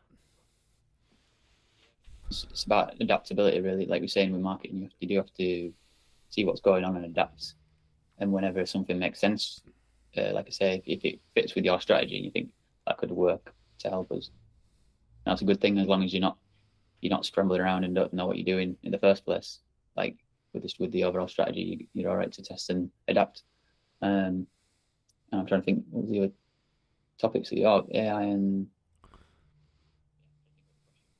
it's specifically, I think, for me, like, about, do you need to be doing everything, right? Like I gave that story of, I was doing loads and loads of things, and then I was doing them really badly. So for me, I'm focused on a very few set of pillars to get work now, right? From a marketing point of view, paid ads, content creation, and testing my creative to then use in paid ads. That's basically roughly what I'm doing. I'm dabbling in a bit of blog writing, etc., etc. Like that's one of my unique kind of like testing things, and then I'm building out the YouTube channel potentially as another revenue stream, but also as another marketing source. So that's personally what I'm doing. Do you see people going down that route, and just doing a small set of things very, very well, or do we think does one think that we need to be a bit more diversified as a whole when it comes to our marketing? I think it's more the first version, but also thinking about, with your company, Brunton Media, it's your name, but at the same time, I think your content could be still not featuring you because it's a business. Yeah, and I think that's the way I look at my content. Is in the future, I want to get other people involved and it be a team effort. And I do enjoy doing it, but I don't feel like it has to be always me on camera. And as I go forward, I want to do more collaborations with different people. I'm going to be like putting more events together and things like that. That's definitely a part of my journey going forwards in the vision of what I've been putting together. And different communities I want to target and create those movements together in a way that gives back, and then also to where to get my name out there and promote myself. I think it's a good thing when you can find ways to do both those things together. You're having a positive impact and you feel satisfied by the interactions with people, networking and being creative together and things, collaborating. But then you're also obviously putting your name out in the brand building side of things. And that's what I'm thinking about, is like things like podcast episodes, but also like creative sketches, like comedy sketches is something I want to do more of. And I'm going to be working more actors and things like that. And it kind of goes into the filmmaking path, which is something I've always found tricky to actually execute on, because you kind of need like a bit of a team generally to make that work. Especially, obviously, you're working with actors or whatever to really bring a story together. And it's something I want to experiment more with, and at the same time, like, be building my brand and stuff like that. So, yeah, excited to do that.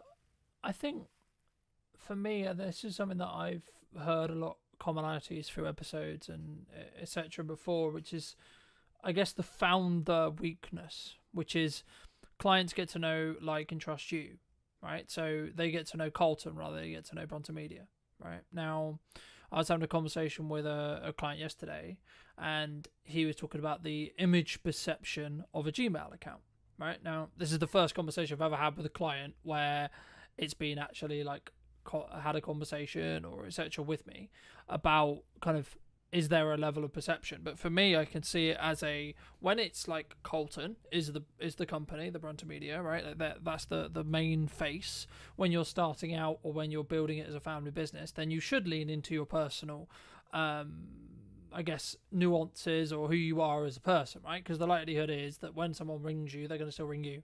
When they connect with you on shoot, etc., or like when they hire you, they're going to work with you, right?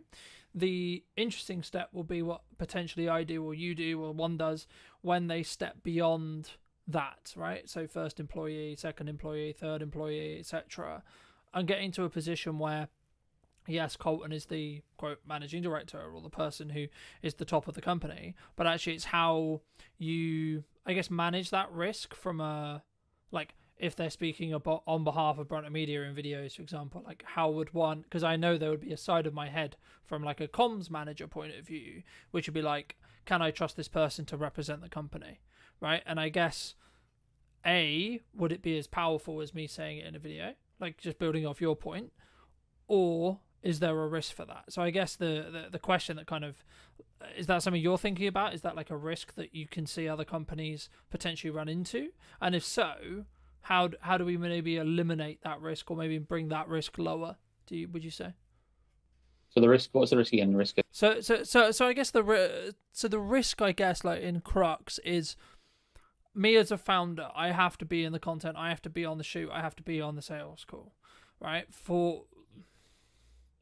Which then can be, and also as a founder, I was just thinking when you're talking, as a founder, you create the kind of blueprint of the company and brand and everything because of your personality. So all your values become the company values, which then, and you're the leader. So then what you stand for and what you care about is how you create a culture.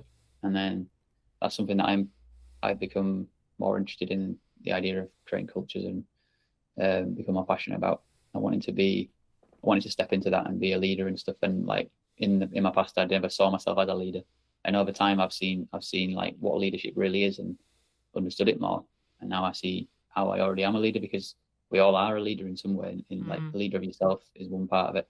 A leader in your family, because you influence everybody, whoever you interact with, friends and family. Like you are leading situations, or sometimes avoiding leadership decisions, and you know that you can look out for the opportunities and to step into that.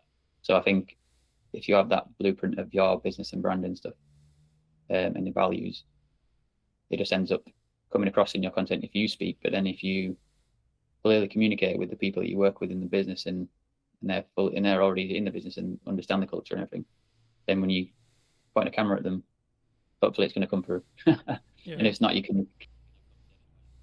I think it's a new skill set. That's something that I've found as I've learned, like I've got to work with new people, and whether it's freelancers or whether it's internal staff, etc. And this is also true when you work with clients as well, right? Like you'll become, to an extension, especially if you're handling their marketing, handling their socials, etc. You'll become an extension, and you need to at minimum understand their tone of voice, how they come across, what their maybe prestige is, what their understanding, like how they want to be perceived in the world or in the market. And I think, for me, that's maybe where that deep work, like building off what we discussed earlier, like that strategic side, where sometimes people get stuff wrong, right? We don't go into depth enough into understanding who's my ideal profile, who's my ideal customer, but also what market, quote, sectors are we looking to target, are we looking to talk to? But for maybe, those who are maybe watching this and listening and saying, well, okay, I'm a small business, right? And I don't have like 100K or £1,000 or £10,000 or whatever it may be, right? They don't have that nominal, what they would perceive as a large figure or a large budget to get ahead. I mean, how would you recommend they either start or, quote, get ahead without necessarily just throwing money at it?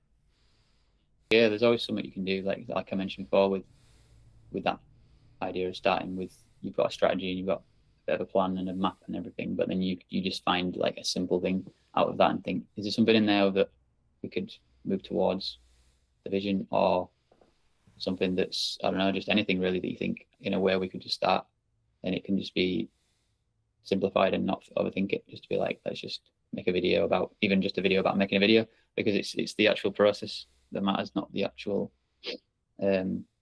results so much, because that'll happen eventually over time. And I think a lot of people too obsessed with the idea of being professional and stuff, and it's like sometimes people's content feels like AI, even if it's not AI, because it's trying to be overly professional all the time, because AI thinks in a structured way of like, very specific structured way of like, this is the way it has to be. So then it's like, it seems like people have that as well, like locked into it, these ideas rationally, rather than something beyond that that could be more emotional, or could be more authentic and intuition going on and things like that. We step out of the fear and we just take action, and we just see how it goes, and showing up in a way that's not that you're not scared, and you're just empowered to take action. People will resonate with that, and they'll respect you for it. Yeah, I agree. I mean, I think I just what I was thinking while you were talking. I mean, I think for me, it's about what do you want to optimize for, right? Are you trying to optimize for the algorithm, right? So getting that click-through rate, getting that high watch time, etc., or are you actually trying to, quote, optimize for the human, right? For the connection, for the person who you're likely to connect with, even if it's one or two or three. And I think sometimes we don't feel great, right? We don't start the podcast, we don't do the video, because the nature of it is going to be, when we start, it's only going to be 5 views, it's only going to be 3 views, it's only going to be, my mum and my friend and Andy who likes my content, right? But actually, in reality, if I kept going for 2 years, I kept going for 3 years, number one, I'm going to get better every single time, I would hope, through time. But also, it's going to slowly build momentum, right? Those 3s will become 5, those 5s will become 10s, those 10s will become 100, then thousands, and so on, right? If you're consistent, in my view, right? And I think it's consistent in how much you're posting and what you're posting, but also like how you come across. And this is why being authentic to yourself is really important. I'm aware of times, I think, let's wrap up soon, but for those people who, have really enjoyed this conversation, who, really want to connect with you, where's best for them to do that? So LinkedIn, it's the place where I'm the most active. So yeah, just connect with me on LinkedIn. Fair. And if you were going to talk to yourself 10 years ago, what, if you were going to give advice to that person, what advice would you give them? Well, I think the biggest advice would be to get diagnosed for ADHD. Because I didn't know that back then, that I had ADHD. So that's the biggest impact that's been on my life, is to understand my ADHD. Yeah. And then in terms of business and things like that, I think learning about the fundamentals of marketing earlier on would have been a big help. And then also like about the time things you talk about, like putting your energy into things that are specific about, what your strengths are, putting time into that, and then finding like support systems around other things to get help with. Like I'm working with the VA now, so like if I'd have started working with the VA earlier on, I know I would have, been able to accelerate growth quicker and become more effective with my time and energy. And I also don't think of time, and I don't think of it as time anymore. I think of it as just energy. So I just think like, what energy do I have in this moment, this present moment, and use that based on what I want to get, what I want to achieve and stuff like that, and what are the priorities and different things like that. So I'm like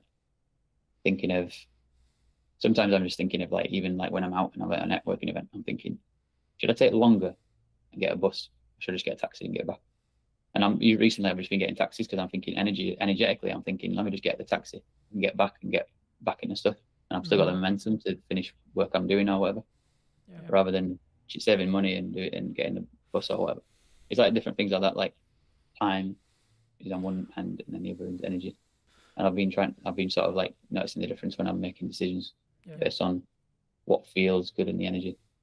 Well, and that's also like my personality too. Yeah, it's just as a final thought. I mean, for those who've got this far, I mean, thank you obviously for listening. But like something that really stood out to me from what you were saying, that also agrees with like someone else who I really respect business wise. He said, well, you need to specifically understand it's about efficiency, right? But also about how you set your mindset up when it comes to like what you're going to do. So there's kind of like two modes, the way I see it in business. A, we're trying to cut costs, we're trying to limit our risk, right? We're trying to bring down that overall cost. Or B, we're trying to push forward. How can we make more sales? How can we bring in more revenue? And I think once you're in that growth stage, now this isn't to say don't have cash discipline. This isn't to say don't have a cash cushion, don't do good money management, etc. But I think it's a different shift in your mind, and that kind of builds off like what you were talking about, the bus versus taxi thing. For me, the taxi thing is obviously a more efficient thing when it comes to time, but also it's about flow state, right? If you've got, say, this really great networking meeting, or you come off this live and you're like, actually, hey, this was a really cool takeaway, etc. Like, then you should potentially put yourself in a position where you can like get back to the studio, get back home, so you can then film that video while that energy is there, rather than, oh, I'm gonna have a downtime, chill, go on the bike. So, but also you might want that decompression, and I think they're the two differences. But come and relax straight away, and it's relaxing to have a taxi. It's more convenient. I get in it, go straight there. It's less complications going on, or risks of things going wrong, or whatever. And then I can actually decide to rest or work when I get back. So I like having that because it's flexible, and it's like for me to figure out how to work flexibly. That's been a big part this year for me, knowing that I'm neurodivergent and realizing I need more time to process things and I need more space and flexibility and that kind of stuff. So that's like a massive learning this year, which I would have told myself 10 years ago. Definitely those kind of things. Fab. Anything else you want to mention before we part ways, Andy? I guess going back to just reiterating the part about energy versus time, and like thinking about what the energy and how it feels like, and following that can be a powerful place to sort of leap into, rather than us thinking about time all the time. Because sometimes I'll be pressuring myself through the day thinking like wanting to do things all the way through the day, like, because I'm thinking of it based on time, like I should be working from this time to that time and this time to that time, you know. And it's like, but then I don't need to think of it that way. That's just a structural way I think. I can actually change that and flip it on its head and be like, what energy do I have in this moment? And then flip into that. And then do I need to rest? Maybe rest. And then when I come back into things, I've got more energy again now. So then each task I'm doing I can be more effective at doing it. And yeah, and then having other support systems around me, I've asked people to do things for me that I don't really want to spend my time doing, or I have resistance. Like some things that are like reading documents or things where I've got to think like that stuff, and it's very serious stuff. Whatever. Some people are a lot better than me at doing that, and for me, I'll just get overwhelmed, and I'm like, I want to avoid it, and it's hard for me to actually face it. And they can do it really quickly, and it always surprises me because I'm used to doing it myself, and how much of a pain it is for me to do. When I see them doing it, I'm like, whoa. And they finished it and sent it back to me, and I'm like, that was crazy. So yeah. Magic. Well, thank you so much, ladies and gents. I hope you took value from this episode. If you did, well, be subscribed. YouTube thinks that you enjoy this video right here, so why not click on that, and I'll see you very, very soon. Take care. I've got my video goggles on as well, and I'm completely biased towards video because it is the most impactful content on social media. Full stop. End of. Key question for you. What do you think is missing in marketing today? What's missing in marketing today is emotion, authenticity, and consistency. If you were going to talk to Chris 10 years ago and you were going to give advice, what advice would you give him? The more that you are unashamedly you on social media, the more impact you will have in terms of reach, in terms of engagement, in terms of sales, everything. Hello, my friends. I hope you're well. I hope you had a good day, video night, wherever you are. Today, we're back with a brand new What's Missing in Marketing episode. Today, I'm going to be talking to Chris. I imagine all things about social media and all of those wonderful places to put our content. But first, Chris, welcome to the show. Thank you so much for the time, and thank you so much for coming on, of course. But key question for you: what do you think is missing in marketing today? Thanks for the invite. Really appreciate you hosting me today. What's missing in marketing today is emotion, particularly emotion, authenticity, oomph, and consistency. When you say oomph, what do you mean? Because I think sometimes some people will take that as energy, right? Some people will take that as how we show up. Other people will take that as, I guess, like the amount or volume or energy. Like that's why, if you don't mind just unpacking that briefly, I think it'd be really helpful for the viewers. Yeah, absolutely. No problem at all, Carlton. I think by oomph, I do mean energy. I mean true commitment to the cause. I think for far too long on social, people have seen it as a tick box and not this kind of ongoing personal or business brand commitment. And if you are truly giving it your full oomph, your full energy, your full commitment, you will get so much more out of it. I'm so aware of the fact that might be perceived as fluffy, but I think, in fact, I don't think I know that people can see right through cold, corporate, boring, emotionless content. And so it's so important, and it's critical actually now that the content that you're sharing, you give it your all, you give it your full oomph. So that's what I mean. Magic. I mean, you're very seasoned. You know, you've been on social media for over a decade, starting out as a side hustle, creating your own agency. What was the turning point that you thought, actually, hold on, this could actually legitimately be the career of my dreams, so to speak? I became addicted. I became obsessed with the platforms, the algorithm, the opportunity, particularly because really with social media, you can honestly go anywhere and get into any audience and reach any person anywhere. How incredibly remarkable is that? And I think when I first started on social, I was gaining traction really quickly, and I was connecting with people in places that I could never dream of. And of course, most people that tune into this podcast will understand the 6 degrees of separation, right? And I think that process is sped up so much more because of the power of social. And so I am just obsessed by it, and I'm excited by it. And I just truly believe that anyone can create impact for themselves or their business through organic social media, and the opportunity of that is bigger and better than any opportunity in the history of the internet, in my humble opinion. Do you think people don't do it because they're worried about what if someone sees me? What if Gary, Sally, my mum, my friends from high school, etc., etc.? Like, is that why people don't do it? Definitely, Carlton. I think a huge amount of work needs to be done in terms of self-discovery and your why and your own self-psychology and having a coach. So many people come to me, Carlton, they say, yes, Chris, let's do social media. Let's get going. I want to do this. I want to go there. I want to achieve this. I want to achieve that for myself or my business. And on paper, that sounds amazing. But often comes the stumbling block of getting themselves out there, seeing themselves on camera, being okay with how they sound, understanding how to, have some confidence in your conviction, and being okay with people judging you. And that's something that is really, really tough for so many people. And I actually think is a great place to start this conversation with, Carlton, because before you get into all of the technical, geeky social media strategy, tech platform, algorithm stuff, content creation, how are you showing up? How confident in your conviction are you? Are you okay with people judging you? Are you not okay with people judging you? Are you way too tuned into the vanity metrics? Oh, this post only got 2 likes, therefore I'm never going to do it ever again. So there's a lot of mental work that has to go into it, Carlton. And also, again, that's not a tick box. It's not a one and done. It's a continuous thing. And the unsexy truth about social, and certainly becoming successful on social media, whether that be for your business or your personal brand, you are going to get people that criticize you. You are going to get people that disagree with you. You are going to get people that leave you snidey comments.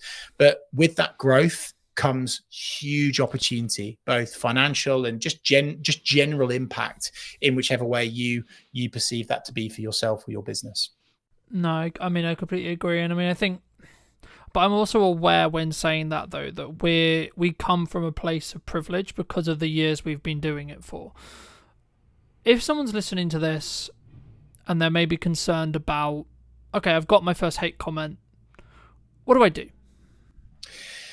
First of all, pause. I think so many people just jump into it, Carlton. They'll get a bad comment and they'll react emotionally immediately. Hold the line, folks. Calm down, breathe. First step. Second step is linked to that is make sure it's okay to just sleep on it. If someone leaves you a comment like that, just sleep on it, come back to it the next day. Okay, this is all quite starter pack stuff. But where I think people then make the mistake is when they go back to that comment, they will react perhaps in a passive aggressive way, but perhaps they will hard disagree with that person.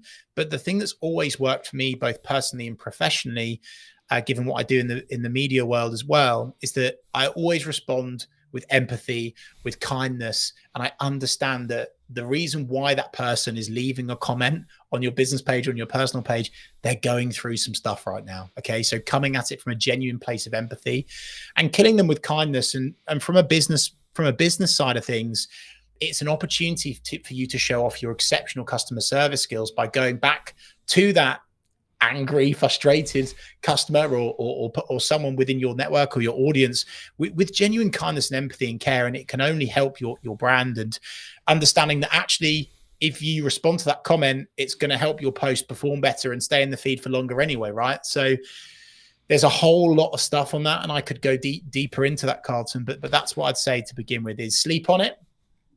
Kill that person with kindness, right? And don't make any harsh, strong statements and react emotionally. Just create some space, have some digital downtime. I also I completely agree, but just to add to that for those who are listening, I think for me it's about like whether you're willing to give that power back to them. I forget the initial quote, but it was something along the lines of, when someone drops a comment on your post, on your video, wherever it is, if you respond to them, you're giving that power back. So if you can see it as kind of a power exchange, when they comment, they're giving you that power to see how you react to it, etc. And if sometimes you don't need to comment back. Sometimes you don't need to necessarily engage in that conversation if you don't feel it will necessarily be, I guess, mutually beneficial for the conversation, or like you're not like, there's a balance, I think, between building community and building real relationships with people, and then also having people who are just there to maybe stoke the fire, maybe get a little bit controversial, etc. You know, they're there for maybe rage bait, right? But you've had a lot of experience with, you know, managing other accounts and working with other accounts, etc. And, you know, in my notes here, I've got, you know, you've managed over 250 accounts, which is across multiple industries, which is a big thing to say, right? Is there like a specific lesson or a specific like thing that you've noticed in that process that's like, this really works? Or is it very specifically industry based? Is it very specific timing based, would you say? In terms of content, in terms of responding to criticism, what do you mean? In terms of, I guess the question comes is like what because then it's like maybe someone's listening to this and go, well, why is everyone on social media, right? Like, we want it to work for our business, okay? But some people have said to me, you need a niche, right? You need to niche down and do just content about X, okay? But at the moment, and this is a video I have up and coming, I'm going to talk about a hub strategy very quickly. You have a core Instagram, same is true in every platform, but core YouTube channel, core Instagram that you put your flagship content onto. Then you have spear or supporting accounts. So I have one for this podcast, I have one for my aerial work, etc. And they all then get invited as collaborators whenever there's a main post principle. But for me, like, you can niche, but because we're an interest-based graph now rather than social-based graph, in 95% of the case, I think LinkedIn's the only exception. Correct me if I'm wrong. I'd be interested in your thoughts on it. But like, for me, in most cases, we're interest-based, especially on short-form, infinitely scrolling feeds. In that respect, actually, followers become irrelevant. So actually spinning up these other brands, spinning up these other accounts, you could actually get some decent numbers. And even if it's just awareness traction to push to your main account, where you can then have more value-led content or, quote, conversion content, etc. And that's quite techie. But I think for me, that's like the key, I think, to understanding what content, like what this piece of content, what a piece of content serves. So I guess to like reframe it into a question, in your experience across all of those accounts and across all of your industry, do you find there is commonalities when it comes to strategic content pillars?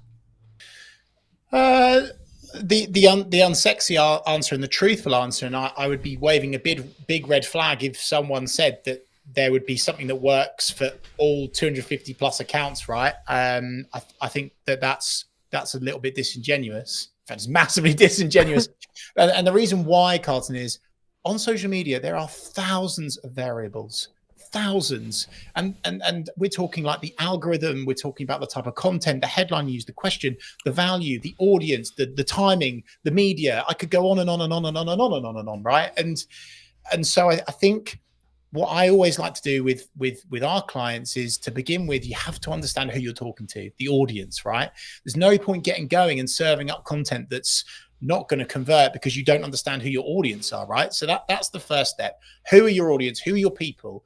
And then the second thing, and maybe the thing that could apply to the majority of those, is having this kind of mindset and oversight and umbrella, if you like, of serving and not selling. I think that's really important. Of course, there's times in content where you would add in a call to action, or, you know, send someone somewhere to do something. We have to do that to make money, right? But having that mindset of serving, not selling, across a board of whether it's a business account, a personal account, small, medium, large organizations, that's something that I would say works for the majority of those accounts.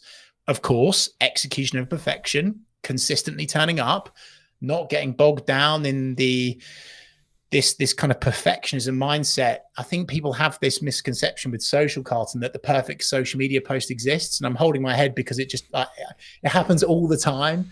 And someone's like, oh, well, that wasn't that good, or that didn't work. Yeah, but my feed looks beautiful, Chris. And we're now away from that, right? And I think, you know, and I'm so happy, Carlton, that you have the understanding around, you know, interest-based content and followers being almost not applicable now.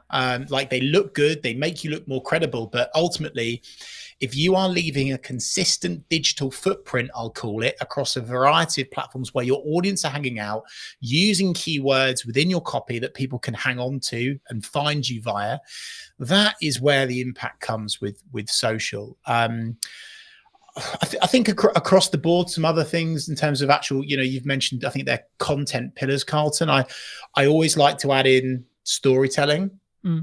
Tell a story, because people can connect with that. Brands don't do that enough.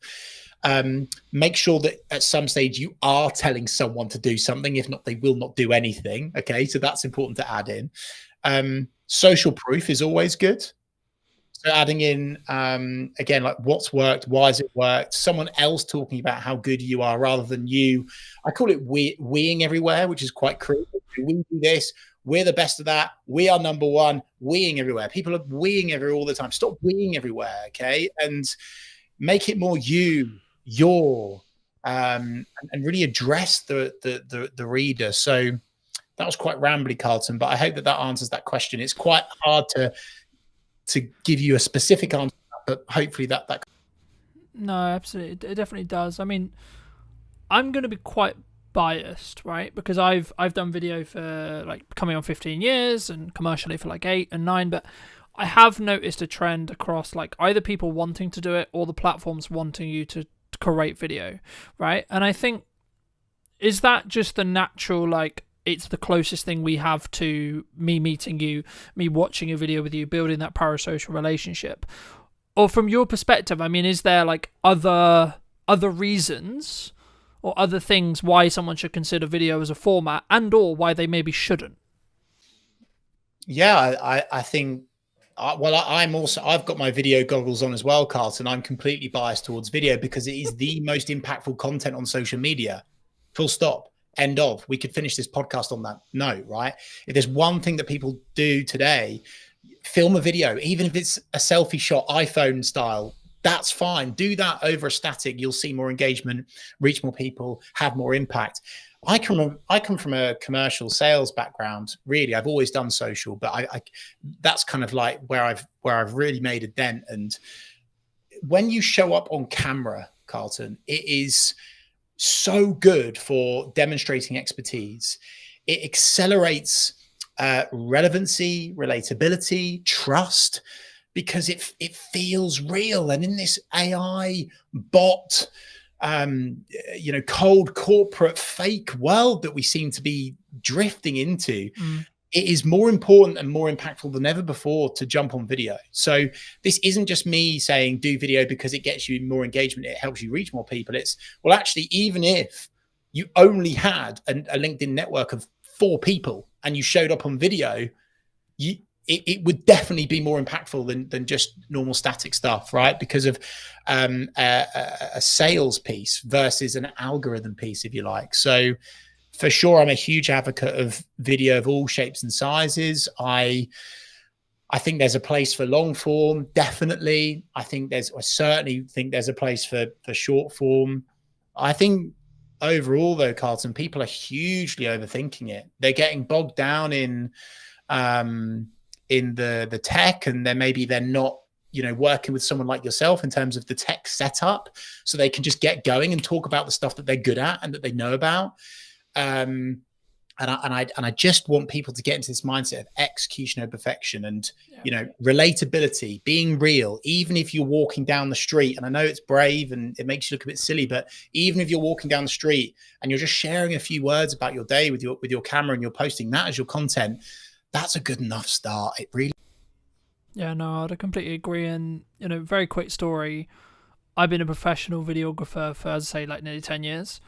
I do a couple of phone videos every now and again, and I'm almost willing to bet, I haven't checked yesterday's one, but nearly every single phone video, I think, it's really bad for me to say, but I think it over-indexes in respect to views for, like, on Instagram especially, but even on LinkedIn and other places as well. Like, I've noticed there is a algorithmic boost for phone content if it's executed well, right? Granted, right? And in the one that I'm specifically thinking about, I did tell a very cohesive story. I did give a very specific setup and then a very good resolution. But that was because I'm in the process of creating good content consistently and doing those reps. So whether I'm filming it on a camera, and the reason why I mention it here is because I think some people, they look at like what I'm doing with like the trailers and it looks good and it sounds good and I've got professional mics all the time and then I'm flying a drone and they're doing all this stuff, but it's like I don't have that, so I can't do it, right? I don't have the microphone. But you do have a phone, right? And I think if you just, it's more of a psychology thing. That's why I love to talk about the psychology behind video, because for me, it's the main barrier for someone not wanting to or not being willing to put themselves out there, because actually you find about some insecurities, and it's actually a really strong self-belief and self-esteem and self-growth perspective yourself doing video, which is a kind of a byproduct of actually all the business benefits that we've already kind of alluded to. But I think for me, I mean, if you were going to, and I know when I come on your show, I went into depth on like the psychology, but from your perspective with your experience, I mean, what, outside of doing it, what would you say to someone who's like either maybe looking to start doing their first post, tipping their toe in, or they maybe want to start on video? Like, what would you say to those people? Talk about something that you're genuinely passionate about. Don't overscript. Don't write everything down. Be okay with ums, buts, and maybes. You will stumble. You will stutter. You will. There will be a moment where you accidentally say something you shouldn't, and keep it in. Keep it in, because it's real and people want real. Again, back to my previous point, AI, robot, cold corporate world that we're drifting into. People are craving real more than ever before. And this is why influencers do incredibly well, because it's so real. It's so genuinely authentic most of the time. And so I think if I was to say to someone to start out, like of course, you know, press record in your office, whether it be, you know, in the workplace or at home or whatever, and just keep the camera on and record your day, and maybe record some of your meetings from an alternative angle, and see if there's a snippet from that you can take out. Maybe you're not looking at the camera. That's okay, because doing something is better than nothing. And I'm like so far on the other side of the fence with this. Like, some marketers are like, oh no, you know, it's got to be absolute quality, da da da da da. But the problem with that is it's too slow. It's a lack of speed. And just like a balanced diet, Carlton, like I'm a big advocate of doing professional stuff as we are right now, but then also for speed. If you are walking down the street, if you are, you know, out and about somewhere, if you've just walked out of a networking event, whatever, and you've got that moment, that spark, that energy, that inspiration to get on camera, don't wait, get going. I just think so many people are overthinking it, Carlton, which is quite basic starter pack advice, but they absolutely are. I'll tell you a quick story on this. One of my consultancy clients, I was going through this process with her. We were running through various static. We'd established our top line strategy. We had images, we had graphics, we had design, we had some polished video. And I was saying, hey, look, Cassandra, I think we should really shift more towards this kind of real, relatable portrait, selfie shot style content. And she sent me a couple of videos. One was her at home, and one was her at the beach. And the one of her at the beach, you could barely hear her, to be honest with you. Like, you could hear what she was saying, obviously, but it was quite hard to hear. However, when she shared that one, you use that word over-indexed, it was so real. The wind was in the background. You could hear the waves. And most people, they wouldn't have used it. They would have gone, it's too difficult to hear me, I won't share that. Whereas actually, I would say, if there's a car in the background beeping, if there's an animal, if there's a bird tweeting, if someone walks in, you know, like it's like the classic BBC Reader where the kid walks in, right? Like, use that, you know. I just think so many people are overthinking everything, and it's I mean, maybe it's a wider societal, deeper issue, right, around our own self-image. I think it's getting worse because of social. That's maybe like the dark side of it, but if you can just be okay with who you are and unashamedly sharing who you are with the world, then you will reach so many more people and be able to spread your message and create more impact. Something that I understood a handful of years ago when I did a video talking about marketing funnels was actually the job of a marketing funnel is to basically repel or exclude a certain sector of people, right? The wrong certain people. Because I think when we look at marketing, we go, I'm trying to attract the right people, right? But we don't always look at the other side of it, which is that repulsion side. But something which I've found really interesting as I've grown and I've developed is like I'm talking to more business owners who are getting busier and busier with the operations of a business and etc. etc. And that's probably one of the reasons why they, to be honest, they bring me in, because they want the professional content, they want the feel, they want the sound, but they don't want to have to worry about what lens are we shooting on, what light are we using, what microphone are we, so on, right? But for some business owners who say they don't have time for social media, they don't have time for content creation, what would you say to them? I would say, like anything, it's whether you truly want to commit to it or not. I would say that it's more attainable than ever before to work with a genuine specialist that isn't going to charge you, you know, through the roof like a large generalist agency that doesn't specialize in. And you, as long as you go through an appropriate in-depth onboarding consultancy strategy agreement process, if you like, and you're able to define exactly what you want to achieve, where you want to go, how you want to do it, your tone of voice, then you could outsource it. But I also truly believe, Carlton, with the tools and technology that are at our disposal today, I've got a lot of concerns around AI, right? But then also I am an advocate of using AI in terms of ideation, in terms of building out content pillars, headlines. There's so many things that we can get from it. So it's easier than ever before to get consistent on social, whether you do it yourself through tools, through techniques, learn techniques, or you outsource it. You know, you don't, I think there is this kind of there's this real thought with most people that it's like this huge unattainable expense to work with a specialist on your social now, but that's certainly not the case in my humble opinion anyway. So again, not maybe a one and done answer there, but an honest answer, which is that you can absolutely commit to it, whether it's yourself or whether it's through a. I think for me, my answer would be like leverage, right? Like it's what are you leveraging? How are you leveraging your time, assets, resources, etc.? Like you could, using like what I did for a long time, hire someone to follow you around with a video camera and document rather than create in a Gary Vaynerchuk style, and or actually, like as you've already mentioned to it earlier, record what you're saying in a meeting. And this does one of two things. A, it gives you infinite content opportunities, especially if you're going to use things like ops clips to do the editing for you, because you're only doing it for short form.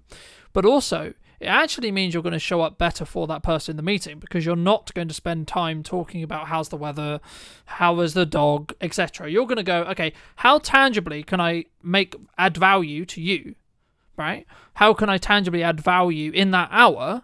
Because A, you're creating content from it, so you want to add kind of generalized information, and you want to create the most valuable content you can. But also, I found personally, people take more value from the meeting because you are kind of in that performance mode, I guess you could say, right? But this does kind of link in, I guess, and it'd be wrong of me not to ask you around. You know, you've been very fortunate to speak on stages. You've been fortunate to, I believe, correct me if I'm wrong, but like run your own radio show on the BBC and co-host it and etc. I mean, like for people who are maybe listening to this and that's maybe like an avenue of their business. So maybe they have a speaking opportunity or they have been invited on the radio, but they're not sure, well, like what's it going to do for my business? And like, why should I? And like, do you see that as important for you personally?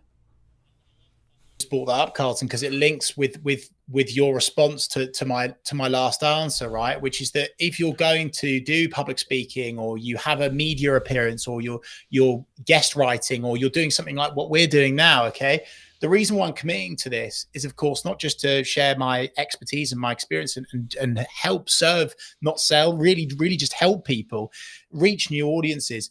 It's getting content as well.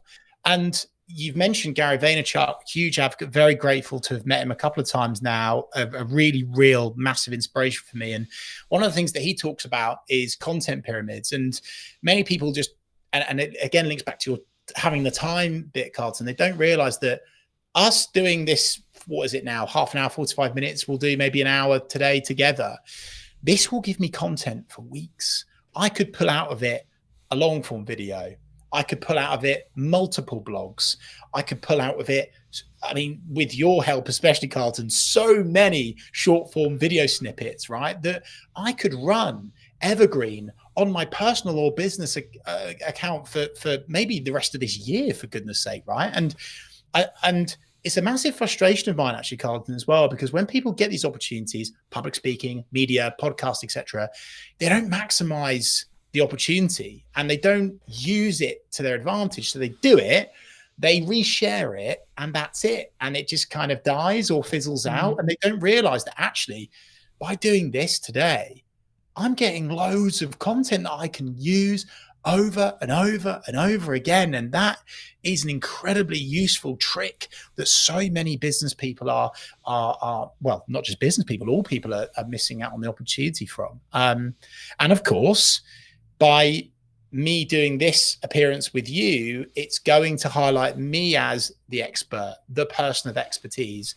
Whereas if I'm doing this on my channel and it's just me and it's on, here you go, me, we, all of this again, people don't quite believe it. But the fact that I'm doing this on your show can actually create so much more trust, so much more respect, and really build you as the key person of influence. I think a book that I'd highly recommend to, and I'm sure loads of your community already know it, Carlton, but Key Person of Influence by Daniel Priestley is a brilliant book to read, to really understand and simplify personal brand. And it gets you in this thought process and concept and strategy of, you know, using these opportunities to build you as a key person of influence so people trust you more. And if they trust you more, they buy more of your products and services. It's a simple mathematical equation, if you like. And so again, that's why I would hugely recommend that when you do these appearances, you really, really milk them for as much as you possibly can.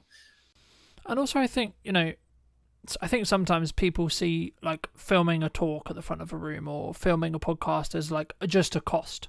And until you break that framework down and you look at the visibility that you're potentially going to get, and I think at the moment we relaunched the podcast account, I think it's now like 24 or 22,000 or so within like 2 weeks or so, just under 2 weeks in regards to like monthly views. Now, yes, we're using a strategy which involves a level of volume to create that, right? Each reel is maybe only getting 300 or so views at the time of filming, sure, but the point is, how many people, with even if we take 1%, okay, that's close to 2,000 people that potentially could convert in my business within the next 3 months, right? And that's just on Instagram alone. You then add the potential revenue opportunities that come from having a monetized YouTube channel and etc., and like building side revenue, especially if you're in what I would call a up down business, so like you're very project by project based. You could build yourself an opportunity, and I'm personally doing this with the brands I'm building and in the content I'm creating, where you could have infinite marketing content because you're going to put it out on all your social media, linking out to your YouTube, etc. But also, if you strategically think about it enough, and you can build a strong niche for that YouTube clarity, which is what YouTube specifically cares about in all the research, all the people I've spoken to right now, and that's why I have a different channel for the podcast rather than Brightner Media, etc., is because algorithmically YouTube wants to have clarity over who to serve those videos to, right? But the key there is once it gets to the point where the YouTube channels are big enough, they will become their own revenue stream. And it might be 100 quid a month or etc. Sure. But you know, that what does that do to your business? That changes your baseline revenue. So if you are project by project based, that means you can potentially pay for another SD card, or you can pay for another microphone, or you can pay for a bit of lighting, or you can pay for a bit of consulting, etc. Or just hold on to the 100 quid, right? And it's about, I think for me, how you think about that from a longer term. But do you think people sometimes underestimate like the other opportunities that could come from like either that or the lurkers that could come on social media from creating content, Chris, do you think? Yeah, for sure. I was going to say, though, something that you've brought up there, which is a huge gap for the majority of people. Unbelievably, they are not using and making the most of the second biggest search engine in the world, which is YouTube. And YouTube Shorts right now are so hot. They are absolutely flying. They are getting so much organic reach. And so even if you were to set up your own personal YouTube account under your name, right? And you just share all of these little videos that you do from various appearances, public speaking gigs, talks, meetings, whatever, wherever, however, getting your name on YouTube and giving these AI tools, hey, by the way, something to grab onto, because then you're the expert, boom. And that is a massive gap for so many people. So again, link back to your previous question, Carlton, we're doing this in a funny order today. That will hugely help people. So definitely jump on YouTube and really, really capitalize on that opportunity by using that video content. And the great thing is with YouTube is by tweaking, tailoring, optimizing, making something, amending something, is that it can go viral like that. Okay. So with LinkedIn, with Facebook, with Instagram, if you edit something, if you edit a social post, it will penalize you, right? YouTube is phenomenal because by simply adding a new thumbnail, changing the headline, adding more to the description, all of a sudden your video can blow up and it could completely change your business forever. And that's not pie in the sky, blue sky thinking stuff, right? That's very real and it's happening for so many people. And so again, another takeaway for people listening to this is please jump on YouTube. Please start publishing to YouTube. Yeah. And I mean, we've talked a lot about like the commercial benefit of doing content, the commercial benefit of like why I should be looking at marketing, how I should be consistently marketing. But you've done some incredible work through your Big C initiative about, specifically raising, I believe this is correct, do correct me if it's wrong, raising up to about £40,000 for the charity involvements and etc. I mean, how specifically is that kind of, I guess, purposely shaped your work, or like how did that kind of come about? Like, because I think that's really rare in the business landscape, but also in the social media landscape as a whole. I don't think we sometimes think, hey, I could actually do something really good and really meaningful here. Love that, Carlton. And we're talking here about business and doing all this, but hey, actually, what charities are you passionate about? What do you want to change in society? What legacy do you want to leave? You can use social as a tool to support with that. I'm so proud to say that we've now got up to over 50,000. I think we're almost knocking on the door of 51,000, right? For a cancer charity that supported my mum before she sadly passed away in 2007. And my mission is I want to get to 100 grand before I retire, right? And I will get there.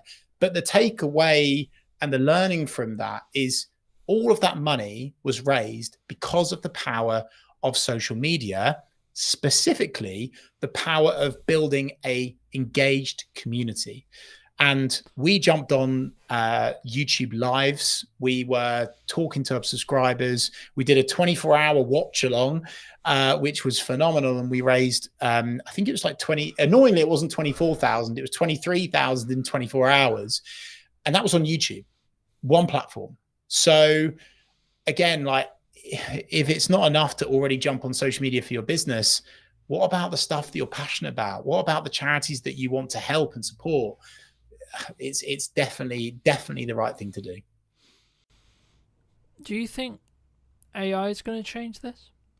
Yeah, I do. I think AI has already changed a lot of social media. And I think that it's one of those things that you can either lean into, you can sink or swim. And I think that many people are already swimming with it, but then also some people are unintentionally sinking because they're using AI. They are they're really rubbish with their prompts, Carlton, and they're just kind of spewing up stuff and throwing it out there. And the algorithm is understanding and picking up, that's AI content. And there's certain things that you see and you're like, you've swallowed a thesaurus overnight. You're using the rocket emoji on every single post.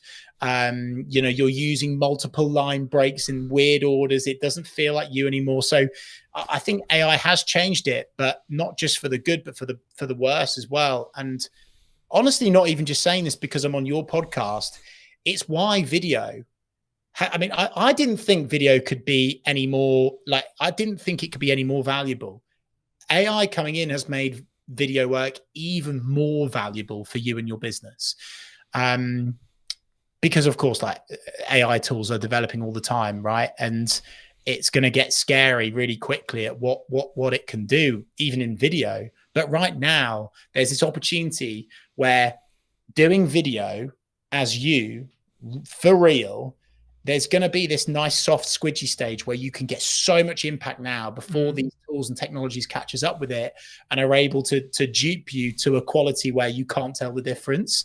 I don't think that's going to be long, by the way, and I'm quite scared by that, to be honest. For the world, not for me or my business, everyone. But you know, for the next year and a half, 2 years, I think there's a real moment where you can jump on video, make loads of money, create loads of impact, help support causes that you care about. So yeah, I think AI has made things really good in terms of getting people going, ideation. But I actually also think it's really showing people up, and it's making jumping on video even better for showing off your expertise, your knowledge, your wisdom, your skills, because that's something that AI can't do. Yeah. How shouldn't we be using AI? How shouldn't we be using it? Putting a I'm not going to try not to swear just in case you're monetizing this, by putting a rubbish prompt into ChatGPT, copying and pasting any old nonsense, right?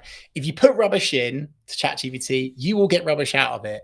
And people aren't even proofing, Carlton. It's so scary how lazy humans are. It's like so scary. They're literally putting a rubbish prompt in, getting a rubbish answer response out of it, copying it, whacking it in LinkedIn and sending it. Yeah, that'll do. Fact checking it. And some of the stuff I've seen, it's like the worst thing to do for your personal brand. It can literally destroy your personal brand in an instant because the facts are wrong. The stats are wrong. They're not right. And it's because partly of the prompt, but also what AI is currently still latching onto. So as I say, I'm not an AI denier by any stretch of the imagination, but I think that's where people are getting it massively wrong. They are not understanding how it works, and they are shortcutting it. They're thinking it's accurate, and it's not. It's actually, you know, you spoke earlier, Carlton, about, you know, video / social attracting or detracting for your personal or business brand. And my goodness gracious me, is it detracting from some people's businesses right now? Algorithms change constantly, right? There's constantly a new thing, there's a new trend, there's a new, like, Reels have just launched, Stories have just launched, Snap Spotlight has just launched, etc., right? Like, it's a full-time job on its own, right, that I'm sure we both spend quite a lot of our time because of the nature of our business. But to the person who's maybe not in the space every day, what advice could you give them as we go into 2026 and say, okay, well, this format, this trend, this idea, this concept, this thing is underrepresented and is the quote opportunity right now on social? Well, I think what's always going to be safe, you know, is educational content, serving, not selling, especially when the content that you're creating is non-time sensitive. That consistency is going to be more impactful and work over and above trends. I'm really cautious with trends. Trends are fantastic at creating virality and going big, getting loads of vanity metrics. I'm not sure jumping on trends is something that a business should be leaning into too much, because actually I think it detracts away almost from your commercial objectives. Heck, I saw a competitor the other day post something on their social, which was so detracting away from what good customer service, client service looks like. And I was like, oh dear. And it's because they jumped on a trend that, like, other people are doing, but you don't have to jump on every trend. So I think video works. I think doing lives works and will work very, very well. If someone is able to do content where they are getting connected, exposed, and accelerated into another network of people that they want to reach, is also good. So Instagram collaborations, live broadcasts like this, very, very good thing to do. But Carlton, I do fear that question will almost strike fear into people, and they will go, oh no, I'm overthinking it again. I can't do the right thing. So again, I just want to go back to basics: execution of perfection, give value, I'm creating now as we speak 52 videos, and I'm going to do one per week for the rest of next year. Like, I'm practicing what I preach on that. And I'm not worried about the trend at the time, because I want to leave a digital footprint. I want to leave little magnets, branches for my audience to hang on to with keywords of service areas that I want to sell more of. That's what I'm all about, right? Leaving this footprint that people can grab onto. So trends are great. You don't have to jump on all trends. And in terms of like what's safe for 2026 and what is going to work still in 2026 is short form video content. Make it real, make it authentic, whether you do it professionally with someone as good as yourself, Carlton, or whether you selfie shoot it. But again, balanced diet point. Do both. Why not do both? Yeah. Work with you, Carlton, or another video provider. Won't be as good, obviously, to batch create loads of video content, evergreen, non-time sensitive. So you're talking at least once per week, and build it and build it and build it. And that's how you can grow your account. No, I completely agree. And I want to build off just before we wrap up the trend thing, because I agree, but I also kind of disagree. And it's kind of a bandwidth question, right? So I'm going to caveat my answer with, if you have the bandwidth to do this and you have the systems in process to be creating all the polished stuff, all the value add, everything that me and Chris have been discussing for the last hour or so, then yes, do that first. That's always going to serve you. That's always going to be a good idea. However, if you want explosive growth from an awareness point of view, and you have the bandwidth to jump on a trend fast before it becomes saturated, then you can commoditize a load of attention that will then lead into your value-led content. And that's where it really comes down to, in my opinion, a yes and thing rather than a yes or thing, right? We've alluded to Gary a lot, and I will link some resources down below for those who are interested, but this is one of the things that Gary talks about a lot. It's yes and you should talk about your hobbies. Yes, and you should talk about, I think he had a video that got silly views, millions and millions, and it was him talking about a fruit, right? What ROI is that? Well, actually, probably quite high, because what happens is people, if you look at everything you do as a part of a marketing funnel, you need to ask what piece of your content is going to do. You can trend jack and get a strong piece of awareness content. No, it won't convert. No, it's not going to miraculously mean you get hundreds of millions of pounds in your bank because you've converted it. But what it will do is it could give you a boost in followers, and or a boosted initial interaction. And if you have your leading to a book that's actually on Chris's bookcase behind him, where Gary talks about your profile hygiene, right? If you have your website, you have your email, you have your phone number easy accessible on those profiles, when you get something that gets 1 million, when you get something that gets 100K, there's going to be a percentage. Again, if you take 1%, you're going to be in a position where you're going to get some more work. You're going to get even 1 or 2 more people who potentially will become clients. So that's kind of my, counter argument to trend jack, and that's why I caveat it with the bandwidth thing. But Chris, for those people who, because I'm aware you've got to go very shortly, but for those people who want to connect with you, if you want to see more content, you want to see some of this video you've already alluded to, where's best for people to reach out to you? And do you agree with what, that strategy as a whole? Well, I was going to say, I just looked at the time and I went, oh, that's a shame, because I've got so much more to give. And for people that have kind of liked the cut of my jib today, I'm serving up a ton of value over on my Reeve RWVE social media YouTube channel. I'm doing live broadcasts, one of which is with this guy. Incredible value in terms of video psychology, which is the most important thing before you get going. We'll leave that alone for now. Connect with me on LinkedIn, Chris Reeve. I'm showing up there really consistently and just providing free value for people to use and jump on. And yeah, just back to your previous point to, I guess, sort of somewhat finish on, Carlton, in a funny old order again, is we could have done an hour-long Gary V loving, couldn't we, right? But this attention thing, right? And I think that's something else to tap into, is without attention, nothing else happens. And so I would just say, preach to your previous answer, Carlton, bang on the money.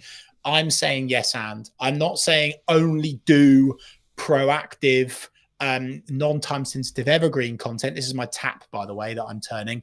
But I'm also saying turn on the reactive tap, which is the trend tap, the reactive tap. Just don't do only one or the other. Do both, but it has to be attainable with you and your business, Carlton, which is where I think we're totally in the agreement of. I'm just so fearful that some trends that people are jumping on detract and they turn off your ideal customer profile rather than turn on. But I'm in total agreement with you. Do proactive, non-time-sensitive, evergreen video content. Do trend content as well. And hey, in that book, Attention by Gary Vee, his latest one, it's full of geeky social video, psychology of social content that can work incredibly well for you and your business. Carlton, I just want to say thanks for your time today, but also I want to take the time to say on behalf of your network and the audience and the community that you're building on your podcast, thank you, because this is really rare that someone is taking the time out of their day to genuinely share so much just purely because they're passionate and that they want to help. And I really wish that there were more experts in their field that committed the amount of time that you do to actually just helping people. So thank you, sir. No, that's so kind of you. And thank you so much for the time. If you were going to talk to Chris 10 years ago, right, and you were going to give advice, what advice would you give him? Be more you. You cannot be anyone else. Stop trying to be someone else online. Stop copying your competitors. Stop just doing what the other people in the industry are doing. Because actually, if they go yin and you go yang, if they go black and you go white, that is really, really impactful. And the more that you are unashamedly you on social media, the more impact you will have in terms of reach, in terms of engagement, in terms of sales, everything. It all comes back to the more you that you are, the more impact you will have on social media. Thank you so much for the time, Chris. And if you did enjoy this episode of What's Missing in Marketing Today, make sure to be subscribed and all that lovely YouTube stuff and etc. as well. But thank you so much for coming back and joining me. I'll see you very, very soon.